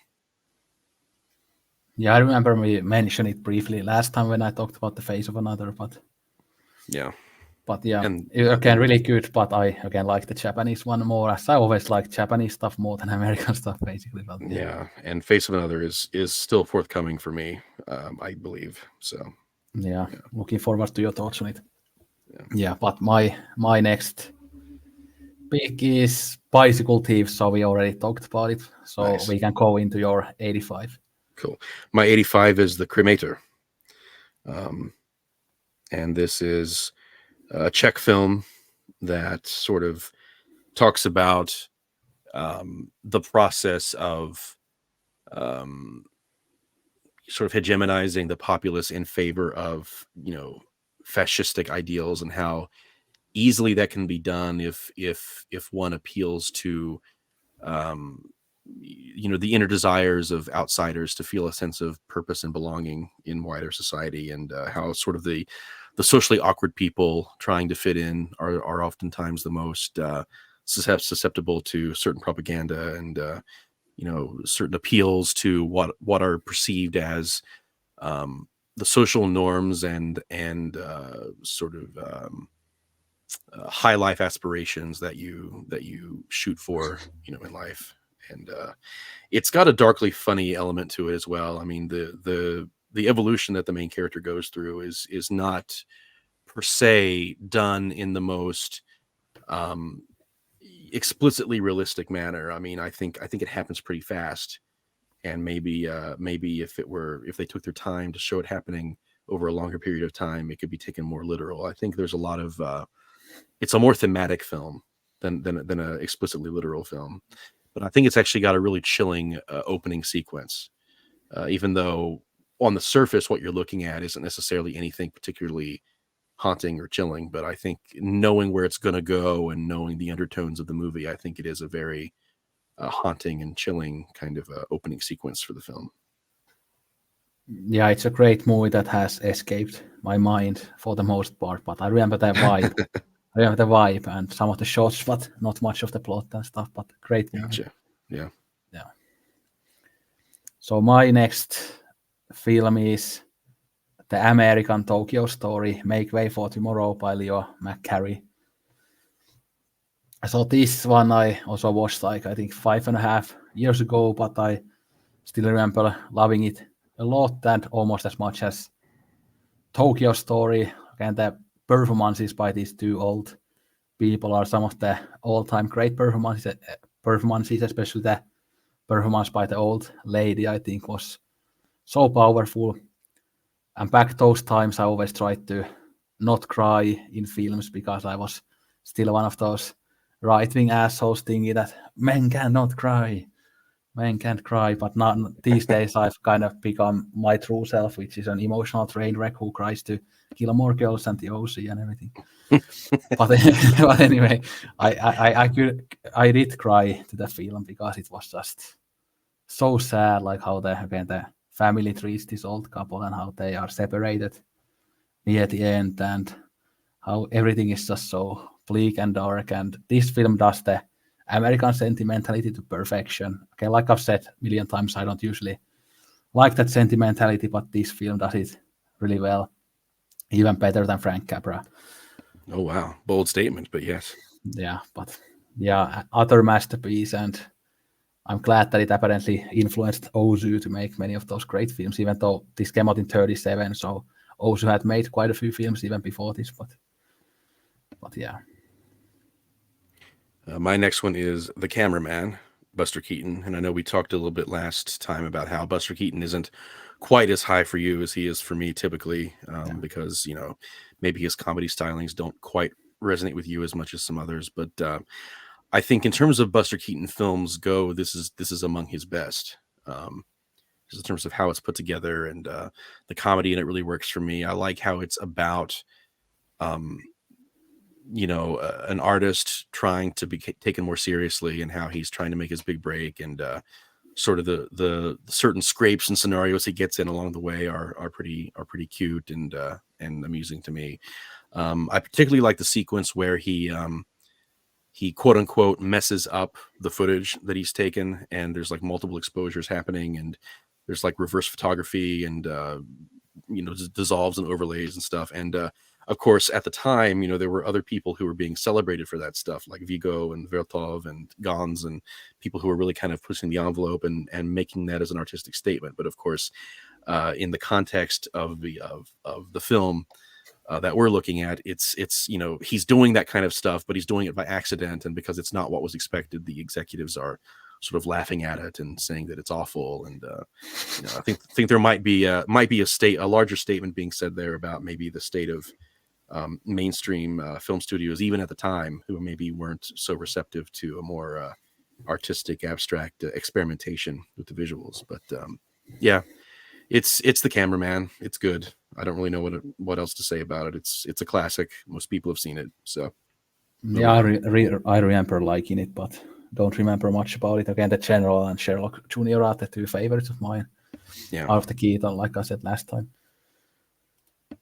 But then we get to Terayama finally. So this actually used to be my number one Terayama, but now it's my second favorite. So it's Farewell to the Ark. Oh yeah, that's a good one. And I always describe this movie that it's about cousins in love and chastity belts. I think that gets people interested when you say that. Yeah. And cockfighting. Yeah, it was such a fucked up movie. But these are like visually, this is bit more normal than the next one that I'm gonna talk about. But it has this kind of beautiful kind of bluish color to it. It's again situated in this village, again with this cousin couple and again the people around them, and there are these beautiful like ocean shots, and it's visually just absolutely perfect. And I just love how weird the plot is, like when they try to open the chastity belt, but it doesn't open, and yes, they cannot figure out a way how to get it open. Yeah, but I guess it's better not to open it because they're cousins. But But yeah, I don't know what to say about this, but it's just absolutely insane. And I've watched it a couple of times, and it's just perfection. And why cannot anybody release this on Blu-ray? But Yeah, it's really a shame. I've gotten a couple of bootleg Blu-ray copies simply because there's really no other way to obtain it in that kind of definition. Because there was an official Blu-ray release of Terayama's work in Japan a couple of years ago, but unfortunately, it doesn't have English subtitles included. So these are basically scans of that print with English subtitles added by fans. It's like the only way you can get a hold of. yeah, The I really, have this really kind of quality stuff. quite decent. I have this quite decent 720p like Yeah, digital copy of it. But I've yeah. actually, speaking of Japanese, I've been that I'm gonna actually start learning Japanese like this month now that my Swedish studies are over. I'm planning to start learning Japanese, so hopefully I can Awesome. soon, or maybe not soon, but at some point watch the films without subtitles. So Well, yeah, that'll be awesome. Yeah, great tool, great tool. yeah. Um, But but is this on your list too, or it's on my longer list. It's not on my short list, okay? but it is on my wider list. Yeah, it's definitely up there for me. I love the sequence where they go on their kind of little sojourn into sort of the void world where like it's mostly monochrome except for a few popping colors here and there, and the fire, of course, the color of the fire shows through, and yeah, it's a bonkers movie, but it's great. But no, my next one is actually the Virgin Spring. So Yeah, you which we talked about talked about this, last time. yeah, Yeah, last, yeah. So it's don't want to rehash it too much, but it's the Virgin Spring. It's great for a reason. Everyone should watch it. yeah. In Swedish, it's called Jungfrukällan, I think. Yeah, yeah. Okay. I'll probably forget all the Swedish soon that now that the class is over. I should savor it now that I can still talk a Yeah, little you in should. Swedish. Yeah. But anyway, yeah, the next one is a Japanese film by Obayashi that we talked about last time. I had a couple of Obayashi films in the last installment, but this is called Chichuko's younger sister, another film that is really hard to track down. It doesn't really have an official release in the West, so you kind of need to get it online somewhere. But I finally watched this year. It had been sitting on my hard drive for like a couple of years unwatched, but finally watched it and absolutely fell in love with it. Okay, it's about this family with two like young girls in the family, but one of them dies, but then she kind of comes back as a ghost to her sister, and they still keep having their relationship as one of the sisters as a ghost and one of them as a real person. But yeah, this is a really weird film. It has that kind of, I mean, it even has a Joe Hisaishi score, I believe. And yeah, it's very dreamy, hypnotic, very beautiful, and it kind of has that same type of mix of like lowbrow and highbrow art as some of his other films, but this is more kind of romantic and beautiful, and it doesn't have those kind of horror elements as Hausu has. So completely Mm-hmm. different type of film than Hausu. But this is for people who love that kind of dreamy, hypnotic kind of relationship stuff. That's both kind of funny and beautiful, but also very tragic. Yeah. So yeah, but an incredibly beautiful movie, and hopefully someday it will be more available. But I doubt it because they are just gonna keep releasing Terry Gilliam films and dog shit horror films instead of actually good films. But what can we do? Yeah, they got to keep the lights on. Yeah, So my next one, my number 82, is The Color of Pomegranates by Sergei Parajanov. And this is, of course, one of the most impenetrable films ever made. Um, but it's absolutely beautiful, and it's technically a biography of a poet's life, a real guy, but it's also kind of not. Um, it's told through almost exclusively visual storytelling. There's almost no speaking in it. Um, and the few speaking that there is, and the title cards that we get really don't do much to explain things. It's not really a movie that's meant to be, you know, more basically linearly understood.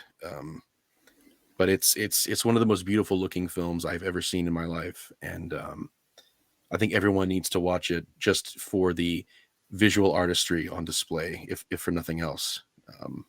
Really dynamic visuals. Yeah, it's on my near favorites list, but I'm like dead certain that it will make my actual list after I rewatch it. Yeah, Because I absolutely adore films like these days. But back when I watched it, it was one of the first kind of more like non-narrative kind of visual feast type of films that I ever watched. So, yeah. but I I liked it mean, a lot still. But now it's probably gonna be at least in my top 200 when I rewatch it. But we'll see.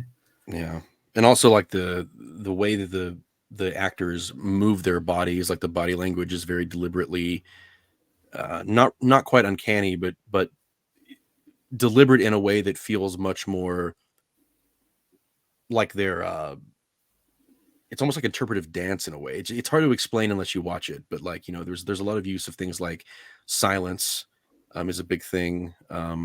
There's a woman in there who plays two parts. She plays both the young poet and the poet's love interest. You know, just I don't know, just really bizarre choices that you wouldn't do if you were trying to tell a straightforward story through film. But for what it is, it's like the only right choice that could have been made. I feel like in so many instances. So. Yeah, it's probably not for Jordan Peterson or his minions, but yeah, Or his minions. You mean his dedicated followers? yeah, because they always criticize the liberal arts and stuff like dancing in universities and things like that. So they probably wouldn't like it. Yeah. No, yeah, you're right. They wouldn't. It's a waste of time and energy, don't you know? Yeah. Yeah. Yeah. Again, university studies should only be about the Bible and the binary nature of sex. Yeah. Like the two things that they need to teach. Yeah. And Jung, plenty of Carl Jung. Yeah. And why free speech is important, even though they don't actually think that. Right. Yeah. Yeah. I mean, Michael Knowles was just like praising Franco, the Spanish dictator, like fairly recently. Oh, really? I'm not. Yeah, I'm and not surprised.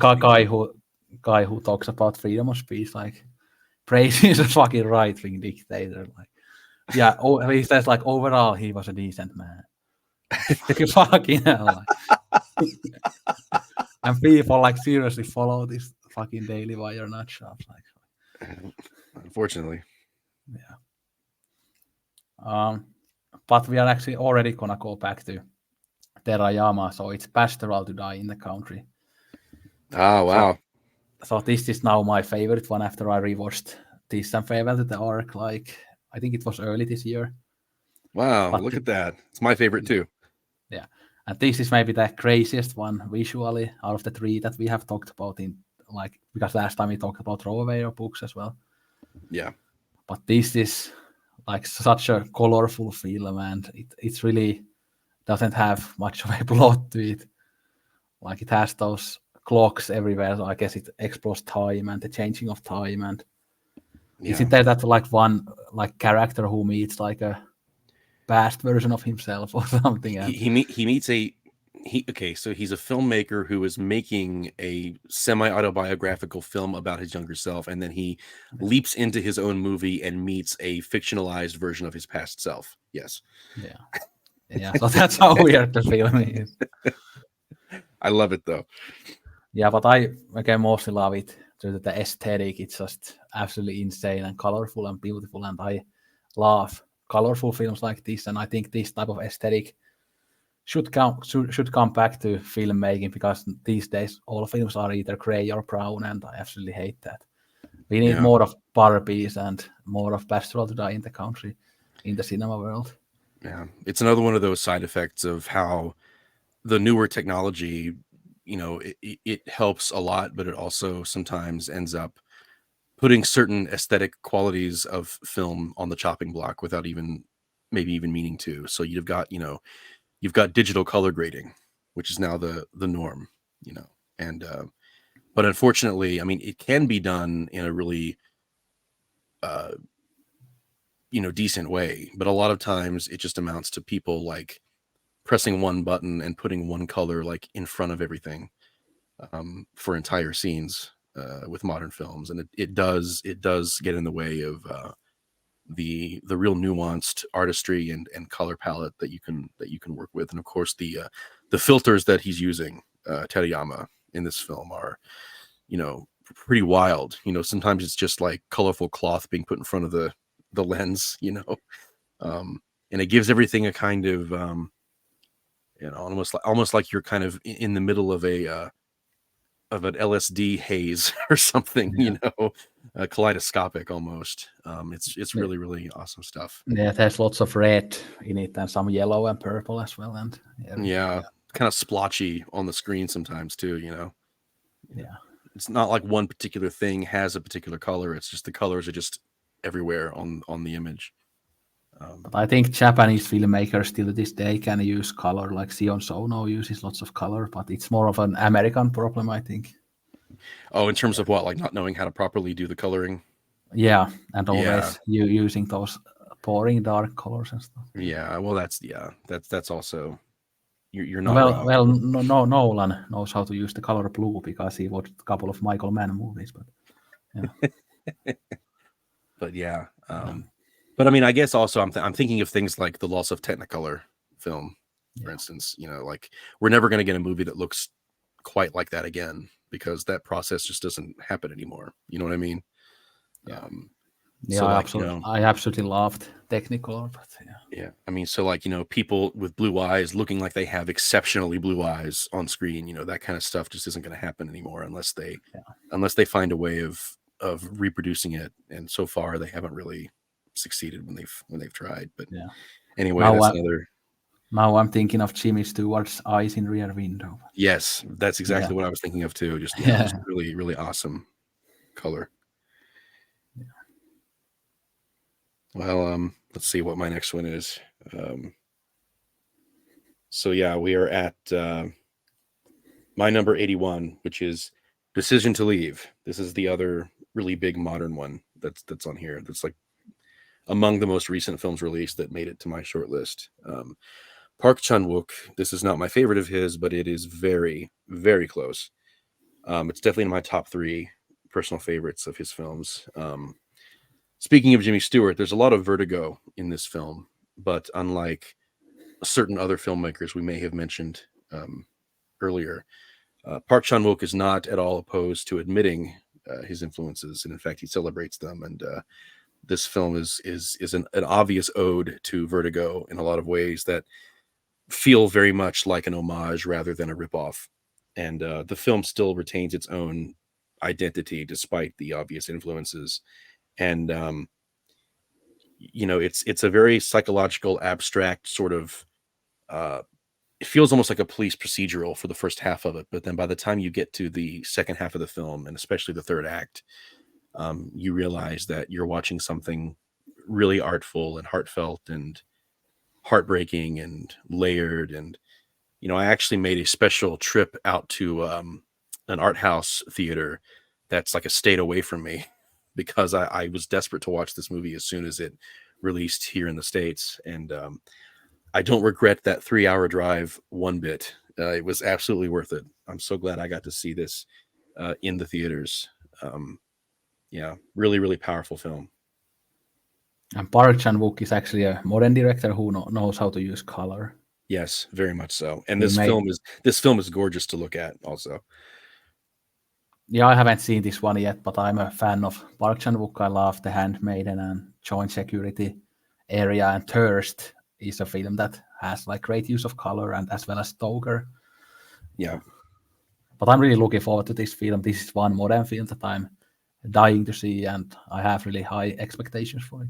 Well, I hope it delivers because it Yeah. definitely did for me. Well, Park Chan-wook's, I mean, he can be a little hit and miss, but I always find his films really interesting, even the ones that I don't like as much as the others. Yeah. But Handmaiden is pretty hard to top. Oh yeah, it's my favorite of his still. Yeah. Yeah. Yeah, that male gaze, lesbian sex. Yeah, it sticks with you. Yeah, yeah.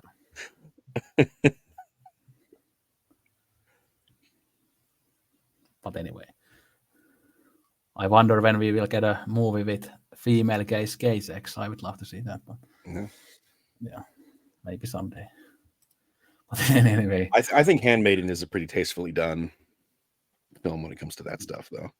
yeah, but I think many people have criticized it. But it's Yeah, been I quite a know. while since I watched it Yeah. last time. But Many I people don't, criticize a lot of things. I don't even remember which cut I saw. I streamed it somewhere, but it didn't even say what the cut was because it isn't there like 2 different cuts of it. I Handmade. believe there is a longer cut. Yes. Yeah. I've been meaning to buy a Blu-ray of it. Like there's this kind of artificial eye, like box set Blu-ray of it in the UK, and it has been for a long time, but I haven't gotten it yet. Yeah, I've seen that one. Yeah. I have a copy of it. It's not the artificial eye. It's the one that's out of print now. It's the oh, here, let me go find it real quick.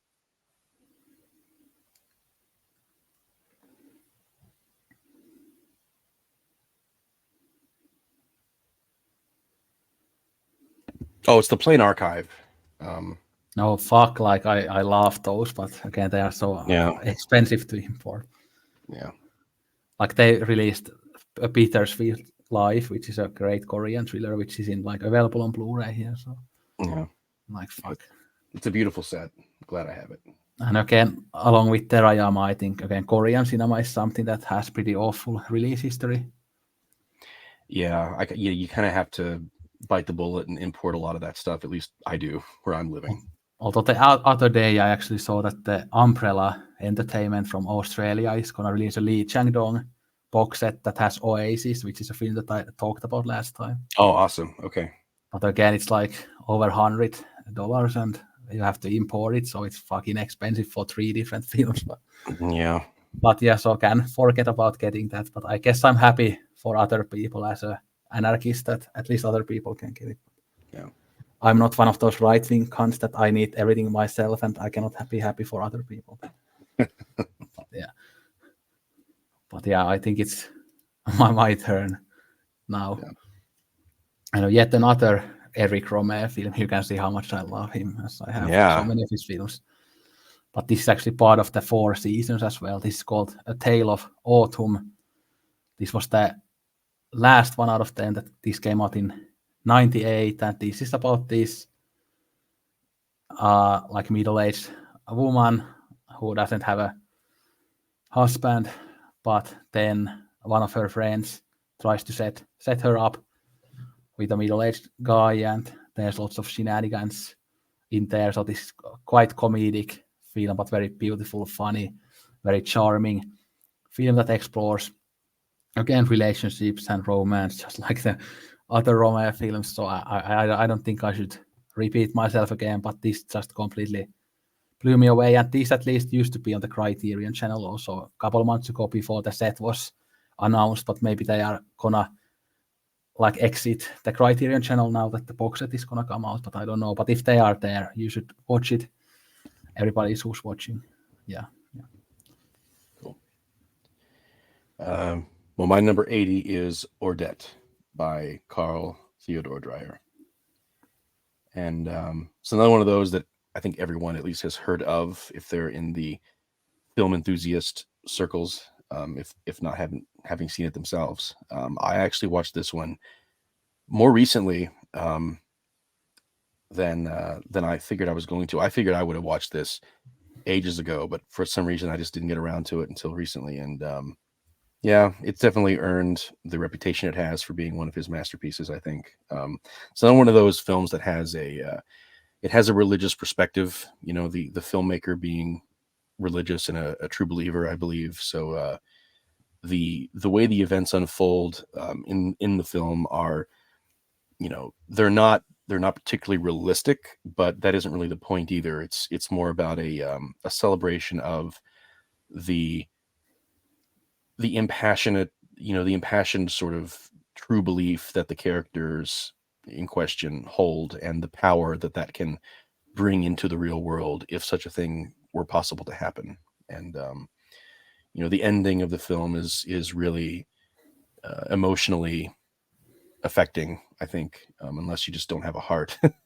um, and obviously, again, it's not realistic, but that isn't the point. The point is to celebrate the idea of what true belief in miracles could bring, um, in this kind of world where miracles could actually happen.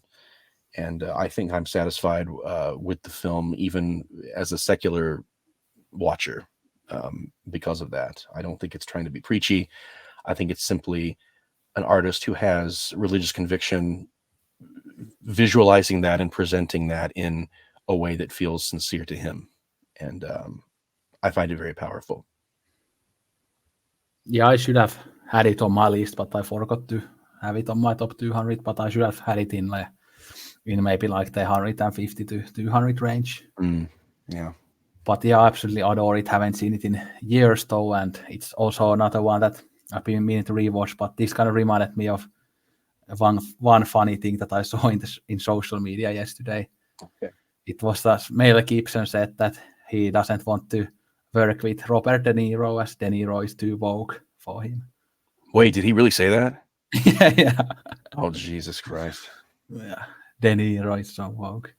I can't. And there were these like thousands of like right-wing assholes in the comments, like praising Mel Gibson for having right values that most people don't have anymore. Fucking disgusting. Like, how can there be so many fucking idiots in this world? Like, See, he makes it so difficult because I genuinely think he's a gifted director. None of his films made my list, but I think he makes great films when he puts his mind to it. And it's such a shame that he's such a crazy person. It makes it more difficult for me to fully embrace him as a filmmaker. I feel like I like his acting more than his directing. Again, the Lethal Weapon films I've always loved. So. I mean, his acting, he's great at acting too, but I also feel like the kind of acting he does best is kind of the same character over and over again. Yeah. Like the broken man kind of thing. But he's very good at doing that. Yes. No, well, in Braveheart, he said freedom, and the anarchists can obviously agree with that. So. Yes, true. But yeah, it's my turn. But Ordet is a great choice that I should have had as well. Yeah. But now we get into John Cassavetes, finally. Ooh. It's Love Streams, and I have another Cassavetes, like a few choices down the line. But this is, again, it could even be my favorite, but I chose to have it as my second favorite here. But again, the two main actors here are John Cassavetes himself and then Gina Rowlands. And this actually is a bit different from his like the famous 70s work, as this actually kind of, in terms of the visuals, looks like a normal film. It doesn't have that kind of shakiness and that handheld stuff. And that's one thing I actually like about this a lot, that it kind of looks like a normal movie. Yeah. But Gina Rowlands is one of my favorite actresses, and she gives such a amazing performance here as the sister of the John Cassavetes character, and she's kind of nuts in a way, and there are these really funny scenes with her when she goes to buy these animals like horses and ducks and Rottweilers and everything, and brings them all to like the John Cassavetes character. Like, that's one of my favorite scenes of all time. It's just so hysterical, and this has like very kind of surrealist ending. It kind of looks like a very even Lynchian ending. It looks like very weird and dark, and I love that.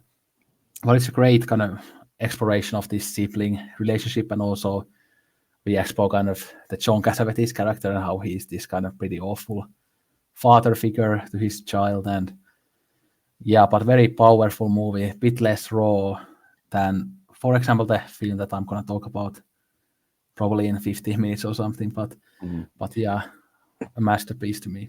Also, I guess could mention that Rowlands was actually in real life Cassavetes' wife. Yeah, and this I think contributed to how a lot of her, some of her very best performances happened in his films. I think they had a really great dynamic, sort of artistic and personal partnership. But yeah, I agree with you about her acting. She's great in everything I've seen her in. So. And I could say that I have seen all of Cassavetes films, and there is only one that is bad. So. Oh wow, yeah. See, I haven't Very good. dived as deep in yet, but Yeah. Woman of the Influence is in my larger list. I kind of wonder if I shouldn't have maybe included it. Well, that's the one that I'm gonna talk about in a little bit. Yeah, I mean it's great, Yeah. but there's only so much room on these things. But anyway, my number 79 is I know this is one that you're going to find contentious, but it's Inception. no, but it's Snowpiercer by Bong Joon-ho. And I know that you've said before that you think Memories of Murder is the better film. And Yeah, it's another Chris Tuckman favorite from the Film Buffs bucket list. But yeah. which is this? Yeah, Snowpiercer. Yeah. Oh man. I mean, Memories of Murder. You need to watch it with subtitles, so it's not for Chris Tuckman. Oh my. Okay. Well, now I'm having second thoughts about my judgment here.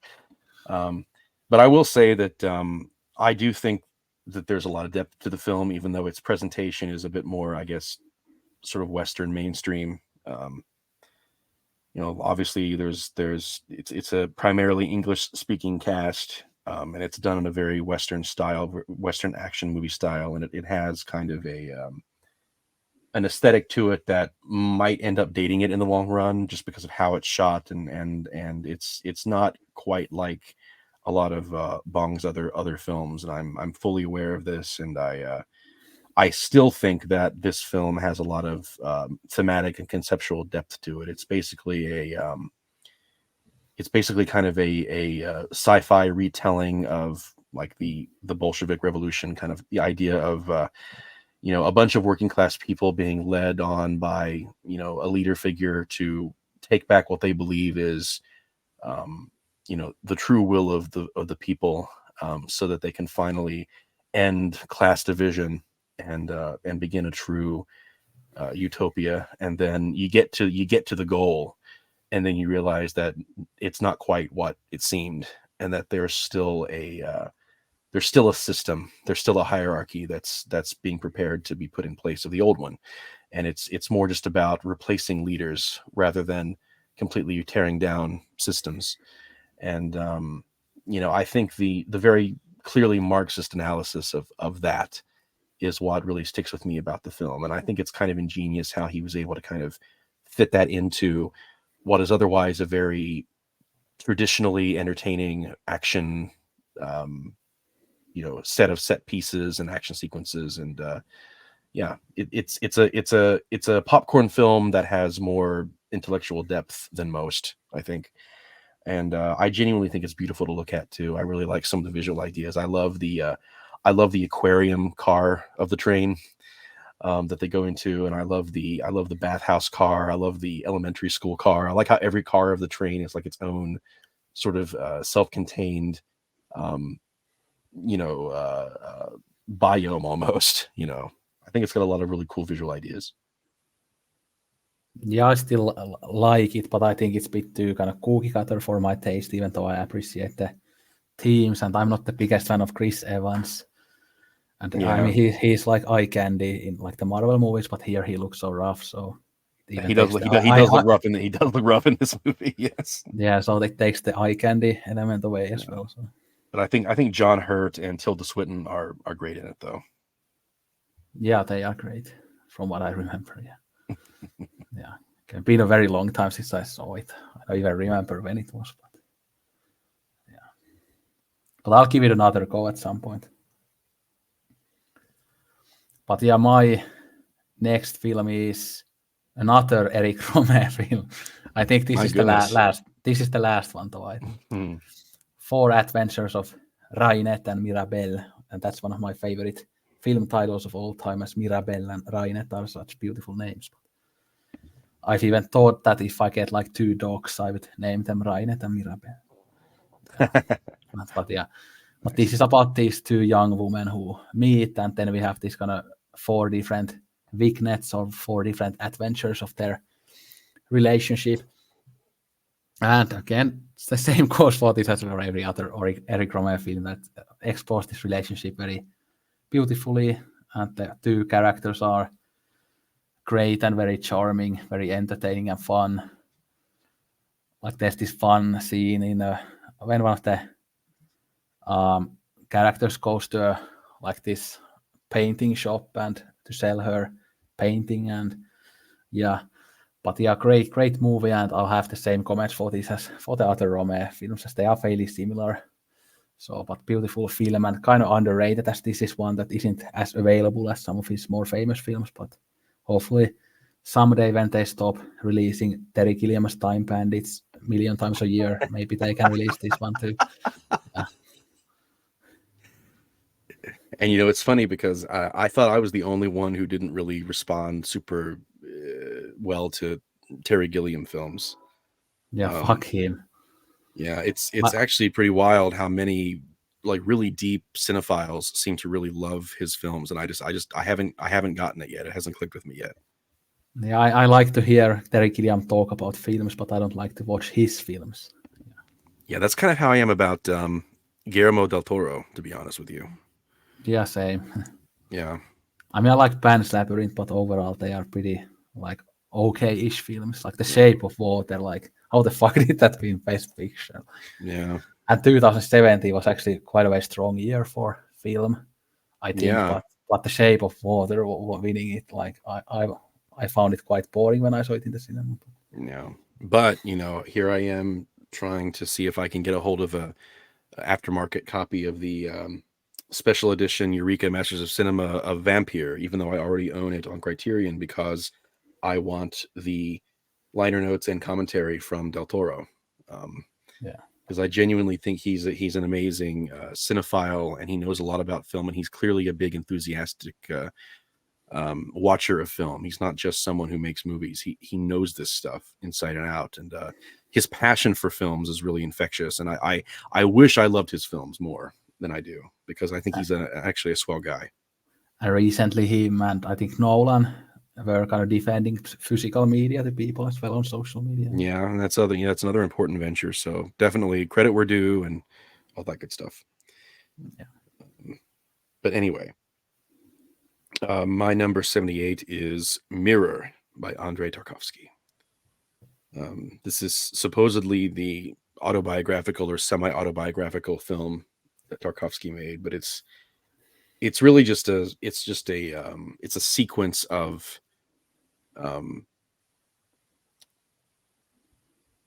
sort of like little vignettes of little bits of narrative that don't really seem immediately to have much connection to each other. There's the connective tissue is really just Tarkovsky himself and the threads that the through lines that he sees, and that he feels sort of merit which one comes after which one in what order. And it's a very personal film for him, and for the rest of us, it's just a very abstract, impenetrable feast for the eyes and senses.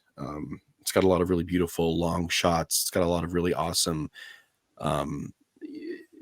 imagery in it. There's the of course the famous scene of the woman floating above her bed.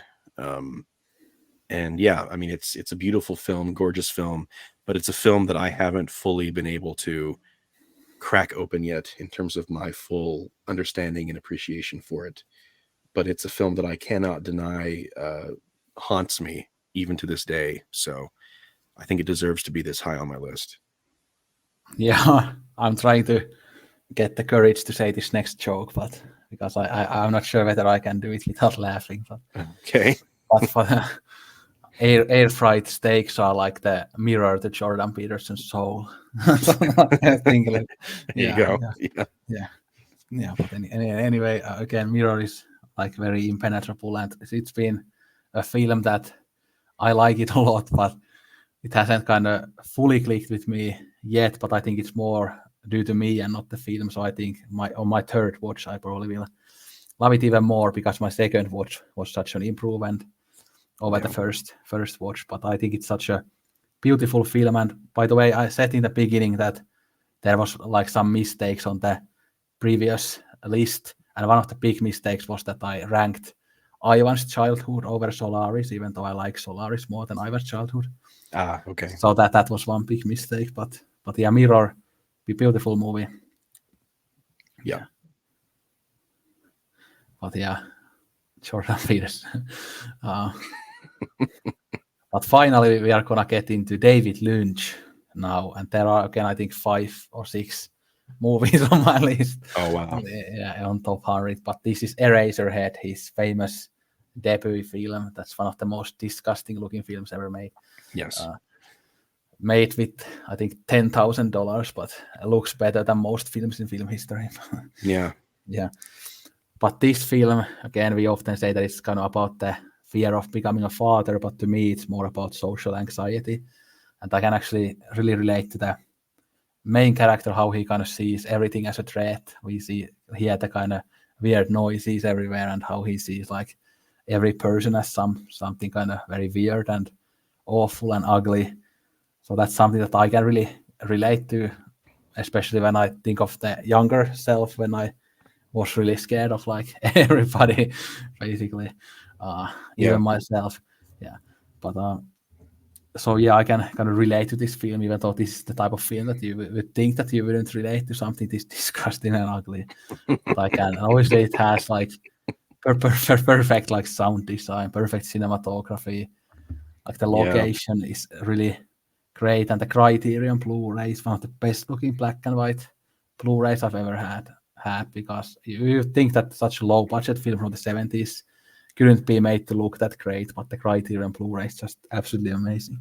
Yeah, it's great. I have it myself. It's a great scan of a beautifully shot film. Despite all of the weirdness and disgusting stuff that you see in it, it's beautifully shot. And I love the opening sequence where he's walking past the plant areas, and like you say, you hear the machinery going, and it just feels like he's just walking through this, almost like this battlefield of unknown weirdness that he doesn't fully comprehend. And then there's that sequence where he steps into the elevator, and he just he just stands there for like what feels like forever without the door closing. I don't know. It's quirky. It's got quirkiness to it that feels relatable. And then on the other end, there is so much bizarre stuff happening that you think, well, on the surface, how could anybody relate to it? But of course, it's obviously emblematic of something deeper happening to the character's psyche. I have it on my larger list. It's not on my short list, but it is a fantastic film.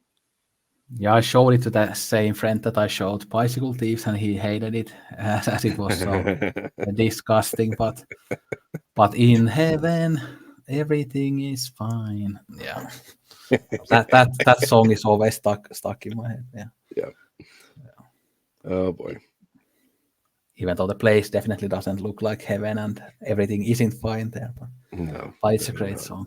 Yeah. And I love how Lynch still to this day does not reveal how he did the effect of the child. Yeah. But okay, my number 77 is one that I'm sure you don't agree with because you haven't rated it very high. Actually, it's Hour of the Wolf by Ingmar Bergman, and I don't know. I love this film.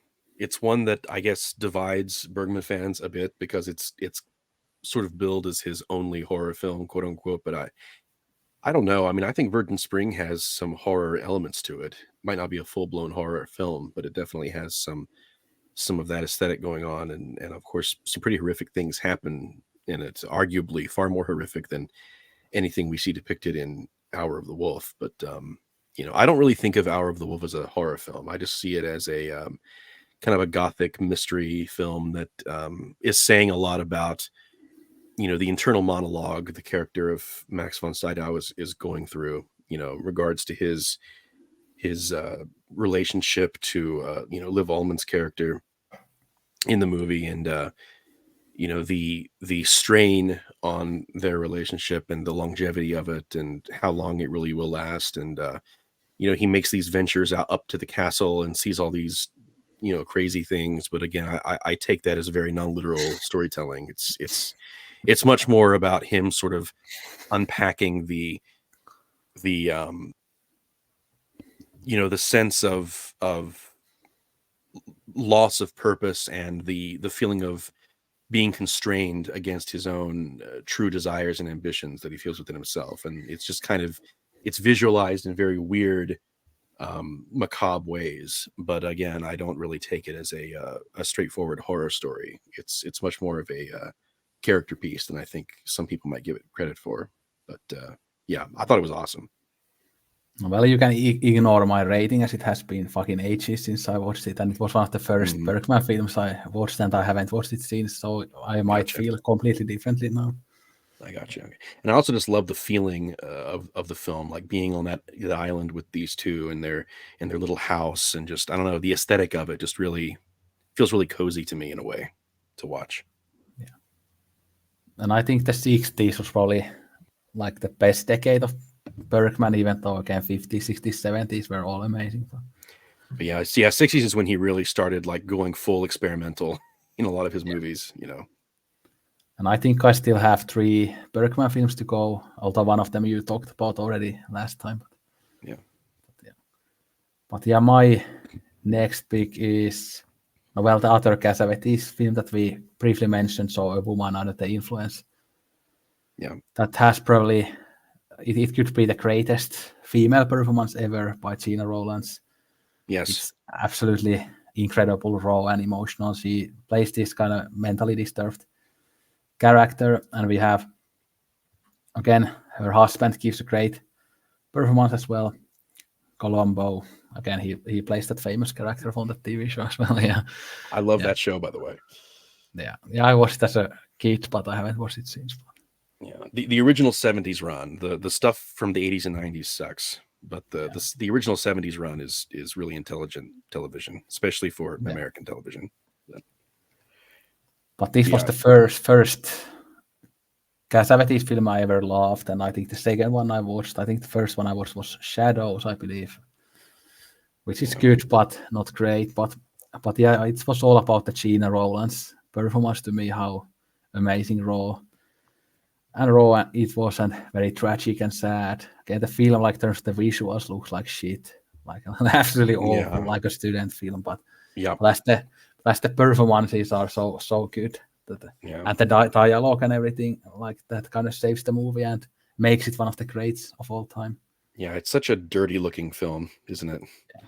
Yeah. Like it starts out, they're there at the construction site digging up the ground, and then it's all these kind of sick, yucky greens and yellows and browns and inside the house, with that 70s aesthetic, and then the camera work is very, like you say, very rough and handheld, and the framing is often weird and imprecise, and the film stock seems kind of lower grade, but I think all of that is intentional to sort of push forward the idea that we're watching something it's really all about the character interactions and all about the performances. It's not meant to be flashy beyond that.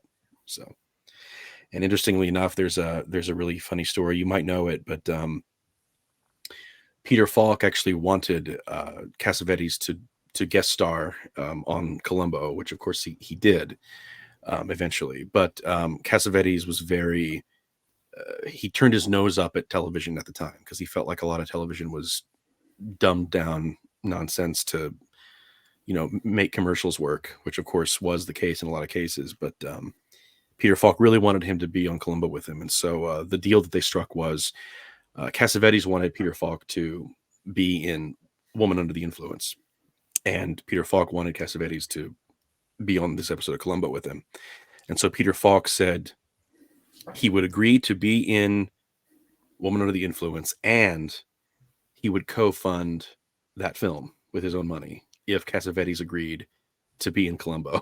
So that finally put Cassavetes over the edge, and he agreed to do it. Yeah, this brings so many memories back because all of my fucked up family members were really into Columbo. So. Oh man, I'm not trying to bring up bad memories, but yeah. Well, my not so fucked up family members also like Columbo, so there you go. it balances out. But my next one, my number 76 is Contempt by Jean-Luc Godard, which we already talked about last time, so we can skip it. Yeah, those fucking anti-intellectual, anti-Godard assholes who don't like it. But one of my viewers like really agreed with us about the anti-intellectualism stuff. Oh, okay. So Well, good. yeah, at least there are three people who think that way, but we are going against the whole cinema world. But we are such divine beings that we can fight against all the Nolanoids and everyone. There you go. But my next one is a very famous film. I don't know necessarily what I would add to the conversation about it, but it's Night of the Hunter. Oh yeah. Now this is still one that I have not seen. Oh, really? It's a big blind spot in my film knowledge. So please don't spoil it. No, yeah. Well, it's a great film with a great Robert Mitchum performance. It has that German expressionist type of really beautiful black and white cinematography, quite disturbing for its time. Again, there weren't many disturbing movies back in the 50s, but this is kind of disturbing about this religious guy going after people and trying to kill them and stuff. But yeah, and the only film directed by Charles Lawton, right? Yeah. Yeah. And I saw this one in the cinema too, so that was great. Oh wow. Yeah, see, there you go again with making me jealous, all these movies you've seen on the big screen. Yeah. Well, my number okay, go ahead. Yeah, I was just gonna say that Charles Lawton, another gay guy. Again, all the great artists are gay, basically. Yeah. Yes. Yeah. Technically bisexual, but who's counting? Yeah. Yeah. Well, that makes me even more happier as I'm bisexual too. Yeah, there you go. See, so he's your spirit animal. Yeah. But my number 75 is The Trial, another Orson Welles, which I saw very recently.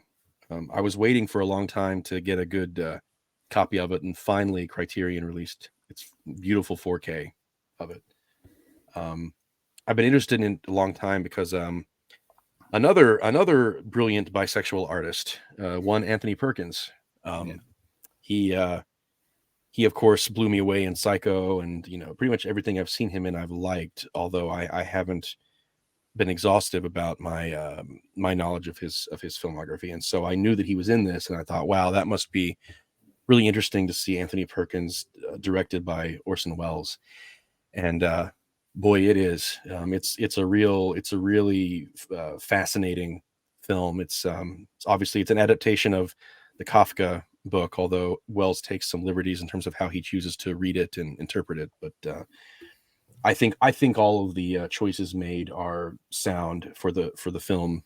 There's a lot of sexual undertones going on, and there's a lot of absurdism and a lot of nonsense dialogue that's meant to be nonsense. And there's this feeling of claustrophobia and never escaping, and all the things you would expect from a Kafka-esque kind of story. But I think it might actually be my favorite Perkins performance. I'm kind of stuck between that or his performance in Psycho. It's such an unreal performance that he does so earnestly. The dialogue is so bizarre at times, and yet he really sells it. As being this guy who's sort of stuck in this world where suddenly he's on trial for something that he doesn't even really fully know what. And Wells plays a really wild kind of perverted kind of character in it too, and he's great in the role. But yeah, I think it's one of Wells' most intellectually sharp films. Obviously, visually, it's a treat, but that's common with Wells films. But yeah, what are your thoughts on this? Well, it's my favorite Wells film, and I have it a bit higher actually. Yeah, it's but great. I actually saw this one in the cinema too. And the funny thing about that trip was that I finished the Kafka book like 15 minutes before the screening started. Holy shit! Wow. Yeah. So I can actually talk a bit about the Kafka book as well, which is one of my favorite novels. But the one big difference between the film and the book is the ending is a bit different. So in the book, like the character, the Anthony Perkins character gets stabbed, but in the film there's an explosion. So that's a big difference. But basically, also he goes out more defiantly and laughing in the film. Yeah. Yeah. But other than that, it's quite similar, and I love how Wells kind of portrays the kind of unescapable and claustrophobic vibe of the Kafka novels and stories. Yeah. Like he does that really well in terms of the visuals and like how Wells films the whole film. It really kind of nails the Kafka vibe and atmosphere, which is very impressive. Because that's not easy thing to do. No, it's not. Yeah. And And like how it's almost dreamlike, he kind of like, he arranges the sets so that one location blends into another within a single shot sometimes as Anthony Perkins walks, across the frame, which is what happens in dreams. But the way they were able to depict it that way at the time was pretty impressive, I think. yeah, I think this has like probably top 10 black and white cinematography ever. It just looks that level of good. Like, Yeah. and like you said, I think probably for me as well, this is Anthony Perkins' like best performance. Although I think I've only seen him in This and Psycho, but yeah. And then I like how well sort of he kind of reinvents the shot from King Vidor's The Crowd, and with all the desks laid out, and he kind of puts his own spin on it, and it feels even more sort of harrowing and disturbing and awful. So yeah, great stuff. Yeah, everybody should watch it and also read the great novel. Yes, 100%. And you might as well read Kafka's Metamorphosis as well. It goes well with the trial. Yeah. But anyway, my next one is an Ozu film, and I have several Ozu films here, and I'm kind of thinking how I should approach them because they are also similar. So maybe I should kind of now talk about Ozu a bit overall, and then we can kind of skip the other ones a bit later. Because I kind of have very, very similar type of thoughts about all of them. So, well, his films are very samey, and I don't mean that as a dig, but they are, intentionally so. But this first one is actually a bit different. It's called Tokyo Twilight. So it's probably his darkest and bleakest film, and it has even some Antonioni alienation vibes to it. So it kind of stands out from the others as, again, more dark and bleak. So, but this was one that I watched for the first time, I think, earlier this year, and it just made me love Ozu even more. And now Ozu is one of my top 5 directors. There are so many of his films on my favorites list, and they are kind of like comfort food to me. I just get so much enjoyment out of them. But I love his visual style. Those kind of low angle still shots are beautiful. How he kind of focuses on many like small objects like kettles and stuff, and obviously how he shoots trains is legendary. I always, when I start thinking about the trains, I always start to think about one of our favorite musical artists, Steven Wilson, too. Like, oh yeah, man, years just pass like trains. Yeah, I wave, but they don't slow down. That's from the Happy Returns song from Hand Cannot Erase. But and obviously that's the Porcupine Tree song as well, which is great. But yeah, no matter how overplayed it still is so amazing. But anyway, yeah. Love that, and obviously love Setsuko Hara and Chizuru and all these great actors in Ozu films. And the themes, even though they are kind of particular to Japan, they also work universally very well when we explore these relationships between parents and their children, and the rifts in their beliefs about relationships, and the battle between modernity and tradition. Again, those themes, very particular to the time and the place, but still resonate today, whether you are from Japan, America, or Finland like me. So that's very impressive and shows what a great artist Ozu was. And yeah, Tokyo Twilight, I would again recommend to people. It's a bit different than other Ozu films, but if you like the other Ozu films, you should like this one too. Yeah, and I mentioned this in my essay video that talked about Ozu's films, but I think it's kind of it's almost a crime that his films, when they were new, were often passed over by localizers to bring over to the West.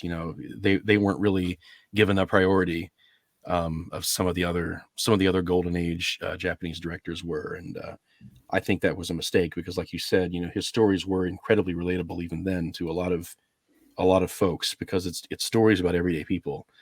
But I guess they just didn't have the sort of the grandiosity that people expected from movies from Japan. They had to kind of have that exotic, twinge to it when people in the West thought about movies coming in from Japan. But I'm glad that that Ozu is getting more sort of worldwide recognition and acclaim now than perhaps he ever did before. Yeah. But anyway, my number 74 is Harakiri, Masaka Kobayashi. And Too Masaki low. Kobayashi, I know. Well, Yeah. and the thing is that Masaki Kobayashi is the director that you could say quite possibly directed the best film across a few different genres. Samurai film, art house horror film, and war film. Well, war film especially. So. Yeah, and so I mean, he's really, really top shelf director, and it's so difficult for me to find a place to place all of my favorites, and I have three big favorites of his. This is my first of the three, and arguably it is too low, but then again, everything that follows it is so stellar for me that I had to put it somewhere, and it just happened to land here. But when we get to this level, most of these films are on my list anyway, are pretty interchangeable at this point. Yeah, Inception is better. So what can you do? Yeah, there you go. But yeah, you've talked about it, before. It's a condemnation of how tradition can sometimes be very stifling to individuality, but it's also it's not just talking about the literal samurai tradition that is depicting in the film, although that's there, but it's also there's a more contemporary at the time social commentary sort of laid over top of it about classism and social expectation, even in what at the time would have been modern times. And it's an incredibly deep film, and it's a film that unfolds kind of like a mystery. There's a framing device involved, and so we get bits and pieces of the larger story fed to us over time with breaks in between. And so the full story of what's really going on is sort of revealed to us at around the same time that it's revealed to the antagonist characters of the film. And so it's really interesting to see how the narrative unfolds in that way, so that by the time you get to the end, things really ramp up, and it has this really amazing sort of grand finale battle moment, at the dojo. Yeah, I'll talk about it now too, even though it's way higher for me. But yeah, it's easier to talk about it now, like both of us, so we can skip it in the end. Yeah, but anyway, it always annoys me when people just, it's a critique of the samurai tradition. Like, it's so much more than that, like you said. Yeah, it like, is. It still resonates as a critique of authority and power and the upper classes. Again, I guess you need to be an anarchist like us to see it, but possibly. what can you do? Yeah. Like the samurai assholes, like they are the people with power and the authority, and they are hypocritical, they are awful. And again, they smash these other people to pieces, like people in power do in real life, no matter whether they are more liberal or not, they are all pieces of shit. Yeah. But it's also just would also be in the list of like top 10 black and white cinematography. It's just incredibly beautiful, whether it's the samurai fight scenes near the end, or whether it's just how they shoot the samurai establishment in the corridors and stuff. Even that looks like absolutely stunning, even though it's just camera moving slowly through the like corridors and stuff. That just looks absolutely magnificent. And Tatsuya Nakadai, our favorite actor, this is one of his great performances. Again, it's impossible to choose his best performances. There are many great ones, and we are still gonna talk about other great ones from his, like this one beautiful nihilist samurai film that we are gonna talk about later is great too. But yeah. Again, you could analyze this film to death, but I think people should look at it as a very wide-ranging social critique about power and authority, and not just the samurai code. Yeah, but yeah, Nakadai is playing a character, at least the way I interpret it. He's playing a character significantly older than he actually was at the time, like a wiser kind of older figure, and he completely sells it, 100%. You know, And no matter how much I love Kurosawa and Seven Samurai, but Seven Samurai compared to Harakiri looks like a complete piece of shit, to be honest. well, Like Harakiri is like 100 times deeper and better in every way. But it is, and maybe upon rewatches I will feel the same. But unfortunately, Seven Samurai is a little higher than this right now for me on my list. But okay. Who knows?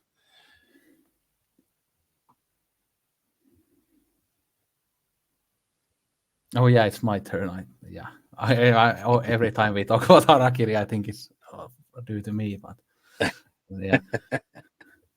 But now I have my favorite Bellatar film called Werkmeister Harmonies, which I've seen a couple of times, and this is another like very dense political film. It's about this kind of whale that suddenly appears in this marketplace, and people look at it and are curious about it, but then in the end, as always, people don't like anything new. People like old traditions and being under authority and power, so they kind of rebel against this change and progress. So it's basically about like how people are so conservative and how they reject change, which is obviously an awful thing about humanity. We should try to move forward and not backwards, but people are not like that, unfortunately. And this is a great, very dense and deep critique of people's mindset, and this is a deep critique of conservatism and fascism. And there's so much more to this film too. It's hard to talk about it off the top of my head, and you can interpret it in many, many different ways. But it's one of the most difficult, dense, and great and bleak films I've ever seen. And it really just resonated with me when I rewatched it like fairly recently. Yeah. Yeah, I still haven't seen this one yet. Again, I've seen one Bellatar film so far, and I haven't hit it yet on my list, but I'll talk about it when I get there. So my number 73 is Old Boy, another Park Chan-wook film. And it's probably his most famous, well-known film. And I'm not talking about the horrid remake by Spike Lee that should never have happened. But I guess Spike Lee has to fund his actual movies that he cares about making somehow. But he could have molested a different film than this one to do that. But it is what it is. Talking shit about Trump doesn't make that much money, unfortunately. So. I know. I mean, I really respect Spike Lee as a director, and he's made great films, but I don't know what he was thinking there. But this is the good one. This is the original. This is the true masterpiece. And it's weird. It's one of those films again where I watched it more than once, and the first viewing I didn't really get it, and then the second time onward, all of my subsequent rewatches, I've just liked it more and more. It's a really daring movie. It's very stylized. It's very taboo. It's very, it presents one of the most interesting character transformations, I think. Really, really amazing acting being done there by Choi Min-sik, who plays Odaisu, who is the character who, we see that transformation happen to. So yeah, it's great. Everyone knows it. Moving on. Yeah, again, I watched it back when Tarantino was my second favorite director of all time, so it's been a very long time. Oh yeah. But again, I don't. Again, back then it was probably the first Korean film I ever watched, and I didn't kind of fully get it, even though I liked the octopus scene and some of the scenes. But yeah, I need to rewatch it. I know how much people love it, but yeah, I probably will like it more now. Oh, and the soundtrack is amazing too. The music's great. Yeah. And it's the one film that even people who don't watch films with subtitles have seen. So. Yeah. I still haven't seen the Spike Lee remake, but yeah. You don't I'm want not going to watch it, yeah. Yeah. I mean, Do the Right Thing almost made my top 200, but not quite. But... Oh, it's great. Yeah. Like I say, he's capable of making great movies. It's just that was a misstep and a half. But... And I mentioned Black Klansman in a recent video briefly, as it has one Finnish actor in it. But yeah, that's one I still haven't seen yet, but I've been meaning to. I hear it's good. Yeah, it was quite good. It has like lots of that very obvious kind of Trump critique and stuff, but Yeah. But I mean, Trump should be criticized, Yeah. but I'm not sure how much it fit the film actually. Like it kind of felt forced to when it kind of added that stuff in the end. I see. Yeah, but anyway. Um, so next up is another Ozu film. I'll keep this brief, but it's Late Spring that you mentioned last time. Oh yeah, I love that one. And again, I mentioned that I saw it in the cinema and there weren't enough people there. And I loved the ending, the tearjerker ending. Yeah. And this is the first part of the Noriko trilogy. And I know, even though Tokyo Story is the most famous one, that there is like a pretty big minority who thinks that this is the best Ozu film, like you do. Yeah. Well, of those I've seen so far, I might change Yeah. that opinion later, but again, it has all the great things about Ozu that I mentioned with Tokyo Twilight. But yeah, great masterpiece. And yeah, so we can move on now already. All right. My number 72 is The General, Buster Keaton. So this is the big one. This is the one that everyone cites, even if they're not a huge Buster Keaton fan. These days, anyway, it's considered pretty undeniable that this was his masterpiece. It didn't fare very well at the time with contemporary audiences and critics. It's not particularly funny, and I think that's probably one of the reasons why it kind of had it has that going against it. I think a lot of people wanted it to be another more typical, constant laugh till you split your sides kind of Keaton film. And yeah, I don't really think the comedic sequences work all that well, personally, but I think that what does work is pretty much everything else about it. So the physicality of the stunt work, the miniature work, the large scale action sequences, the scale of it, in general, just the idea of shooting a film that takes place during this major conflict, but it's really just about some guy who doesn't really have a particular ideological or political dog in this fight. It's more about he happens to be in the South, and so that just happens by happenstance to be his allegiances as far as he's thought about it. But really it's just about him trying to get his girl back and his train back, and it's about the adventures or misadventures that he has along the way. But again, really it's the ingenuity and the inventiveness of the action sequences and the stunt work. And there's a sequence where they actually did collapse a bridge. And I believe they even put a realistic looking mannequin in the front for the engineer. And from what I've heard, there were people at the time when the film premiered who actually screamed when they saw that fall off the bridge and fall into the water, because to them it looked so realistic. They thought they'd for sure seen a real person in that train as it was falling off the bridge. But yeah, I think it's earned its reputation. It is my personal favorite as of right now, Buster Keaton film. But I do add the caveat that, at least for me personally, I think it's one of his least funny films. But again, I think the strength lies elsewhere. It doesn't really lie in the comedy in this case. So it's still a success for me.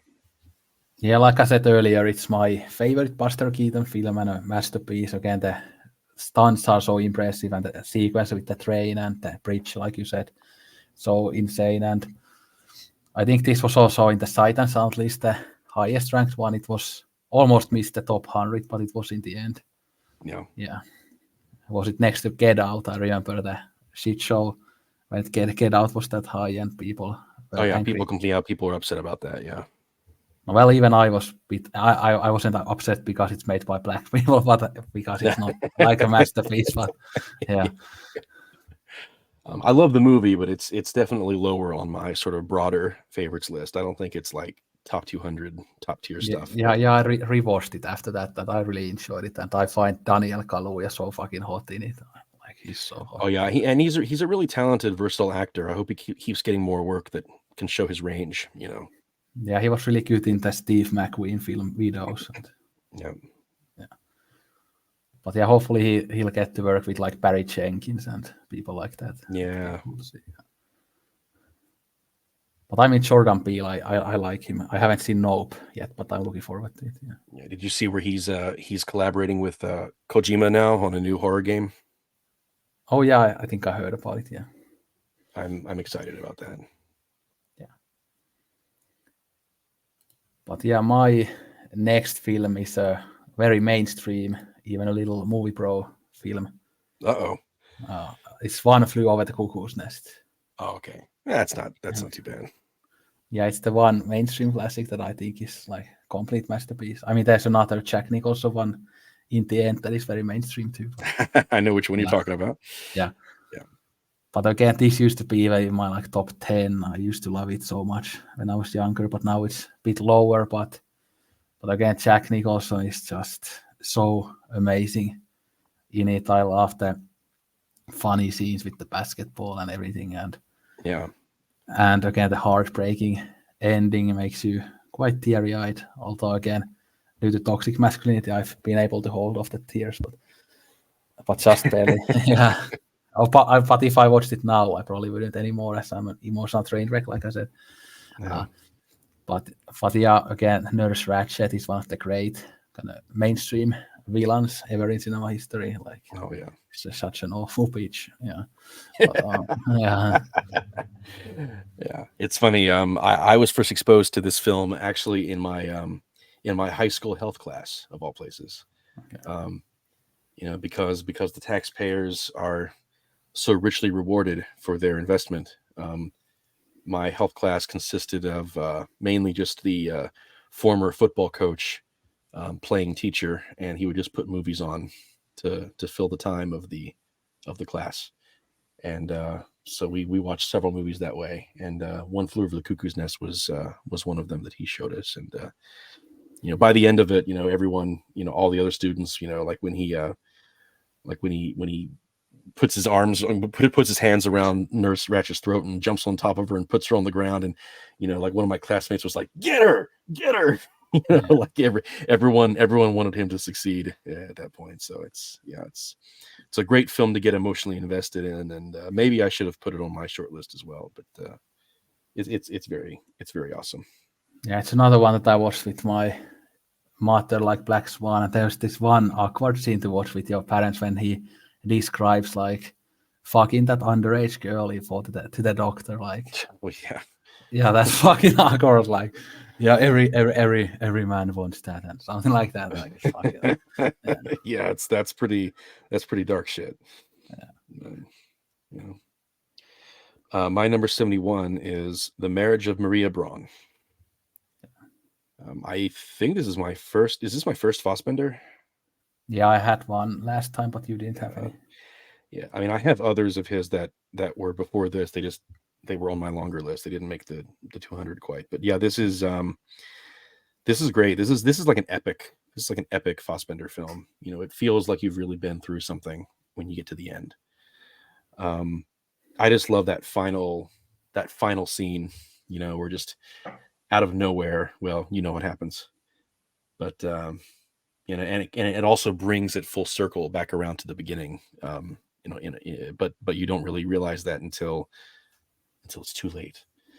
But it's a great movie about finding place and purpose and sense of longing, and how sincerely those in your life are there for you. And it's a good character study. I think the main performance is pretty dynamite. I also like Klaus Lowich's performance. He's also great in World on a Wire, which is higher up on my list actually. But yeah, great stuff. Yeah, you just had to pick the Fassbinder film that I have nothing to say about. Yeah. Oh really? But I have few Fassbinder films on my own on this list. But this one I kind of watched very early on, and it was one of the ones that I watched when I wasn't a Fassbinder fan yet, and I still need to rewatch it. But I feel like again another one that I probably like way more now that Fassbinder is my second favorite director ever. So. Yeah, it's great. You definitely need to watch it again. But I like the other two films in the PRD trilogy more, Lola and then Veronica Voss. Yeah, fair enough. But yeah, I'll talk way more about Fassbinder later on. I think I have 3 of his films at least. So Yeah. but yeah, my turn. So well, this one you talked about last time. So it's Rossellini's Europe 51. Yep. So I'll talk about it a little bit. I've talked about it so much on my channel, but I'll talk about it a little bit. So again, to me, the most interesting thing about it is the philosophical musings that it has about ethics and how we can see this alienated upper class lady played by Ingrid Bergman finding the empathy for other people and kind of having this transformation to be a person who cares more about other people than herself. And there are so many interesting philosophical things here. Obviously, her philosophy kind of becomes this very, very radical thing that you start to just get so involved in other people's lives and caring so much about them that whether you kind of have to sacrifice yourself in a way to do that. But I think it mostly shows this film how the world would be a better place if we were all like Ingrid Bergman and we all helped each other and became like that, and then you wouldn't have to actually lose yourself because everybody would be like that and we would live in harmony. And this is obviously the kind of anarchist utopia that we want, that people would help each other, but people would also be free to do the things that they like and not just flip out cheeseburgers at McDonald's for minimum wage. Yeah. Yes. Yeah.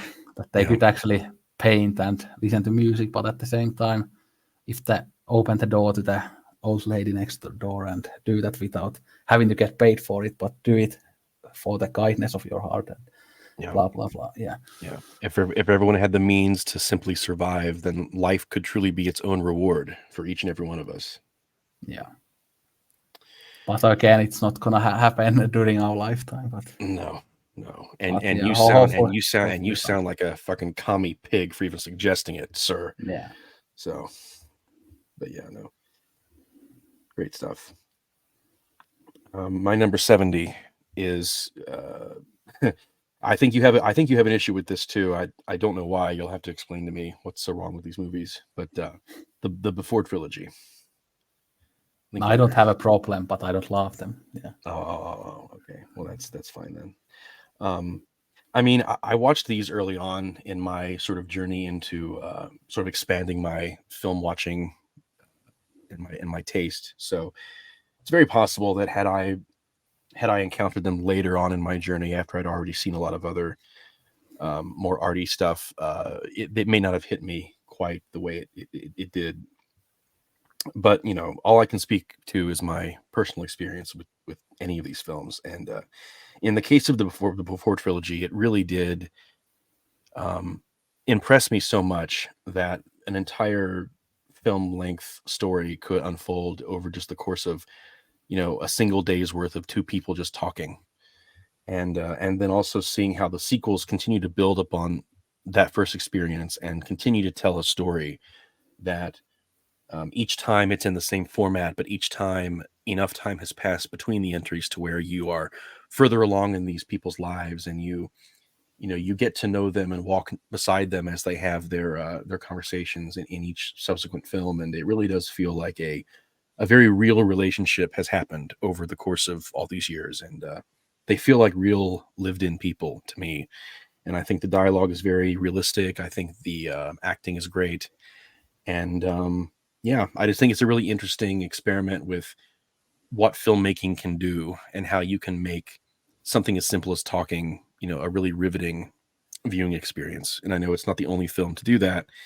But not too many films by comparison do it well either. I mean, it's kind of rare that a film that's literally just a conversation can hold my interest for the entire length of time. Obviously, My Dinner with Andre is another example of that, and there are others. I think we talked about Certified Copy last time, so they do exist. But I think that credit should still be given to Linklater for doing that kind of a film in Hollywood with mainstream American movie funding. That got a mainstream release from fairly mainstream company. It's kind of wild that it even got funded and made, under those circumstances.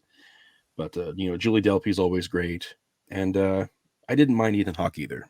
So Yeah, again, I like these films. I really like the concept, but to me, these are like versions of the Romeo films that I have talked about. So right, yeah, and as I dive deeper into Romero, I might end up feeling the same way. I don't know. and I also prefer Hamaguchi. I think he does this type of thing even better, like where we have two characters talking to each other, like in Wheel of Fortune and Fantasy and Drive My Car.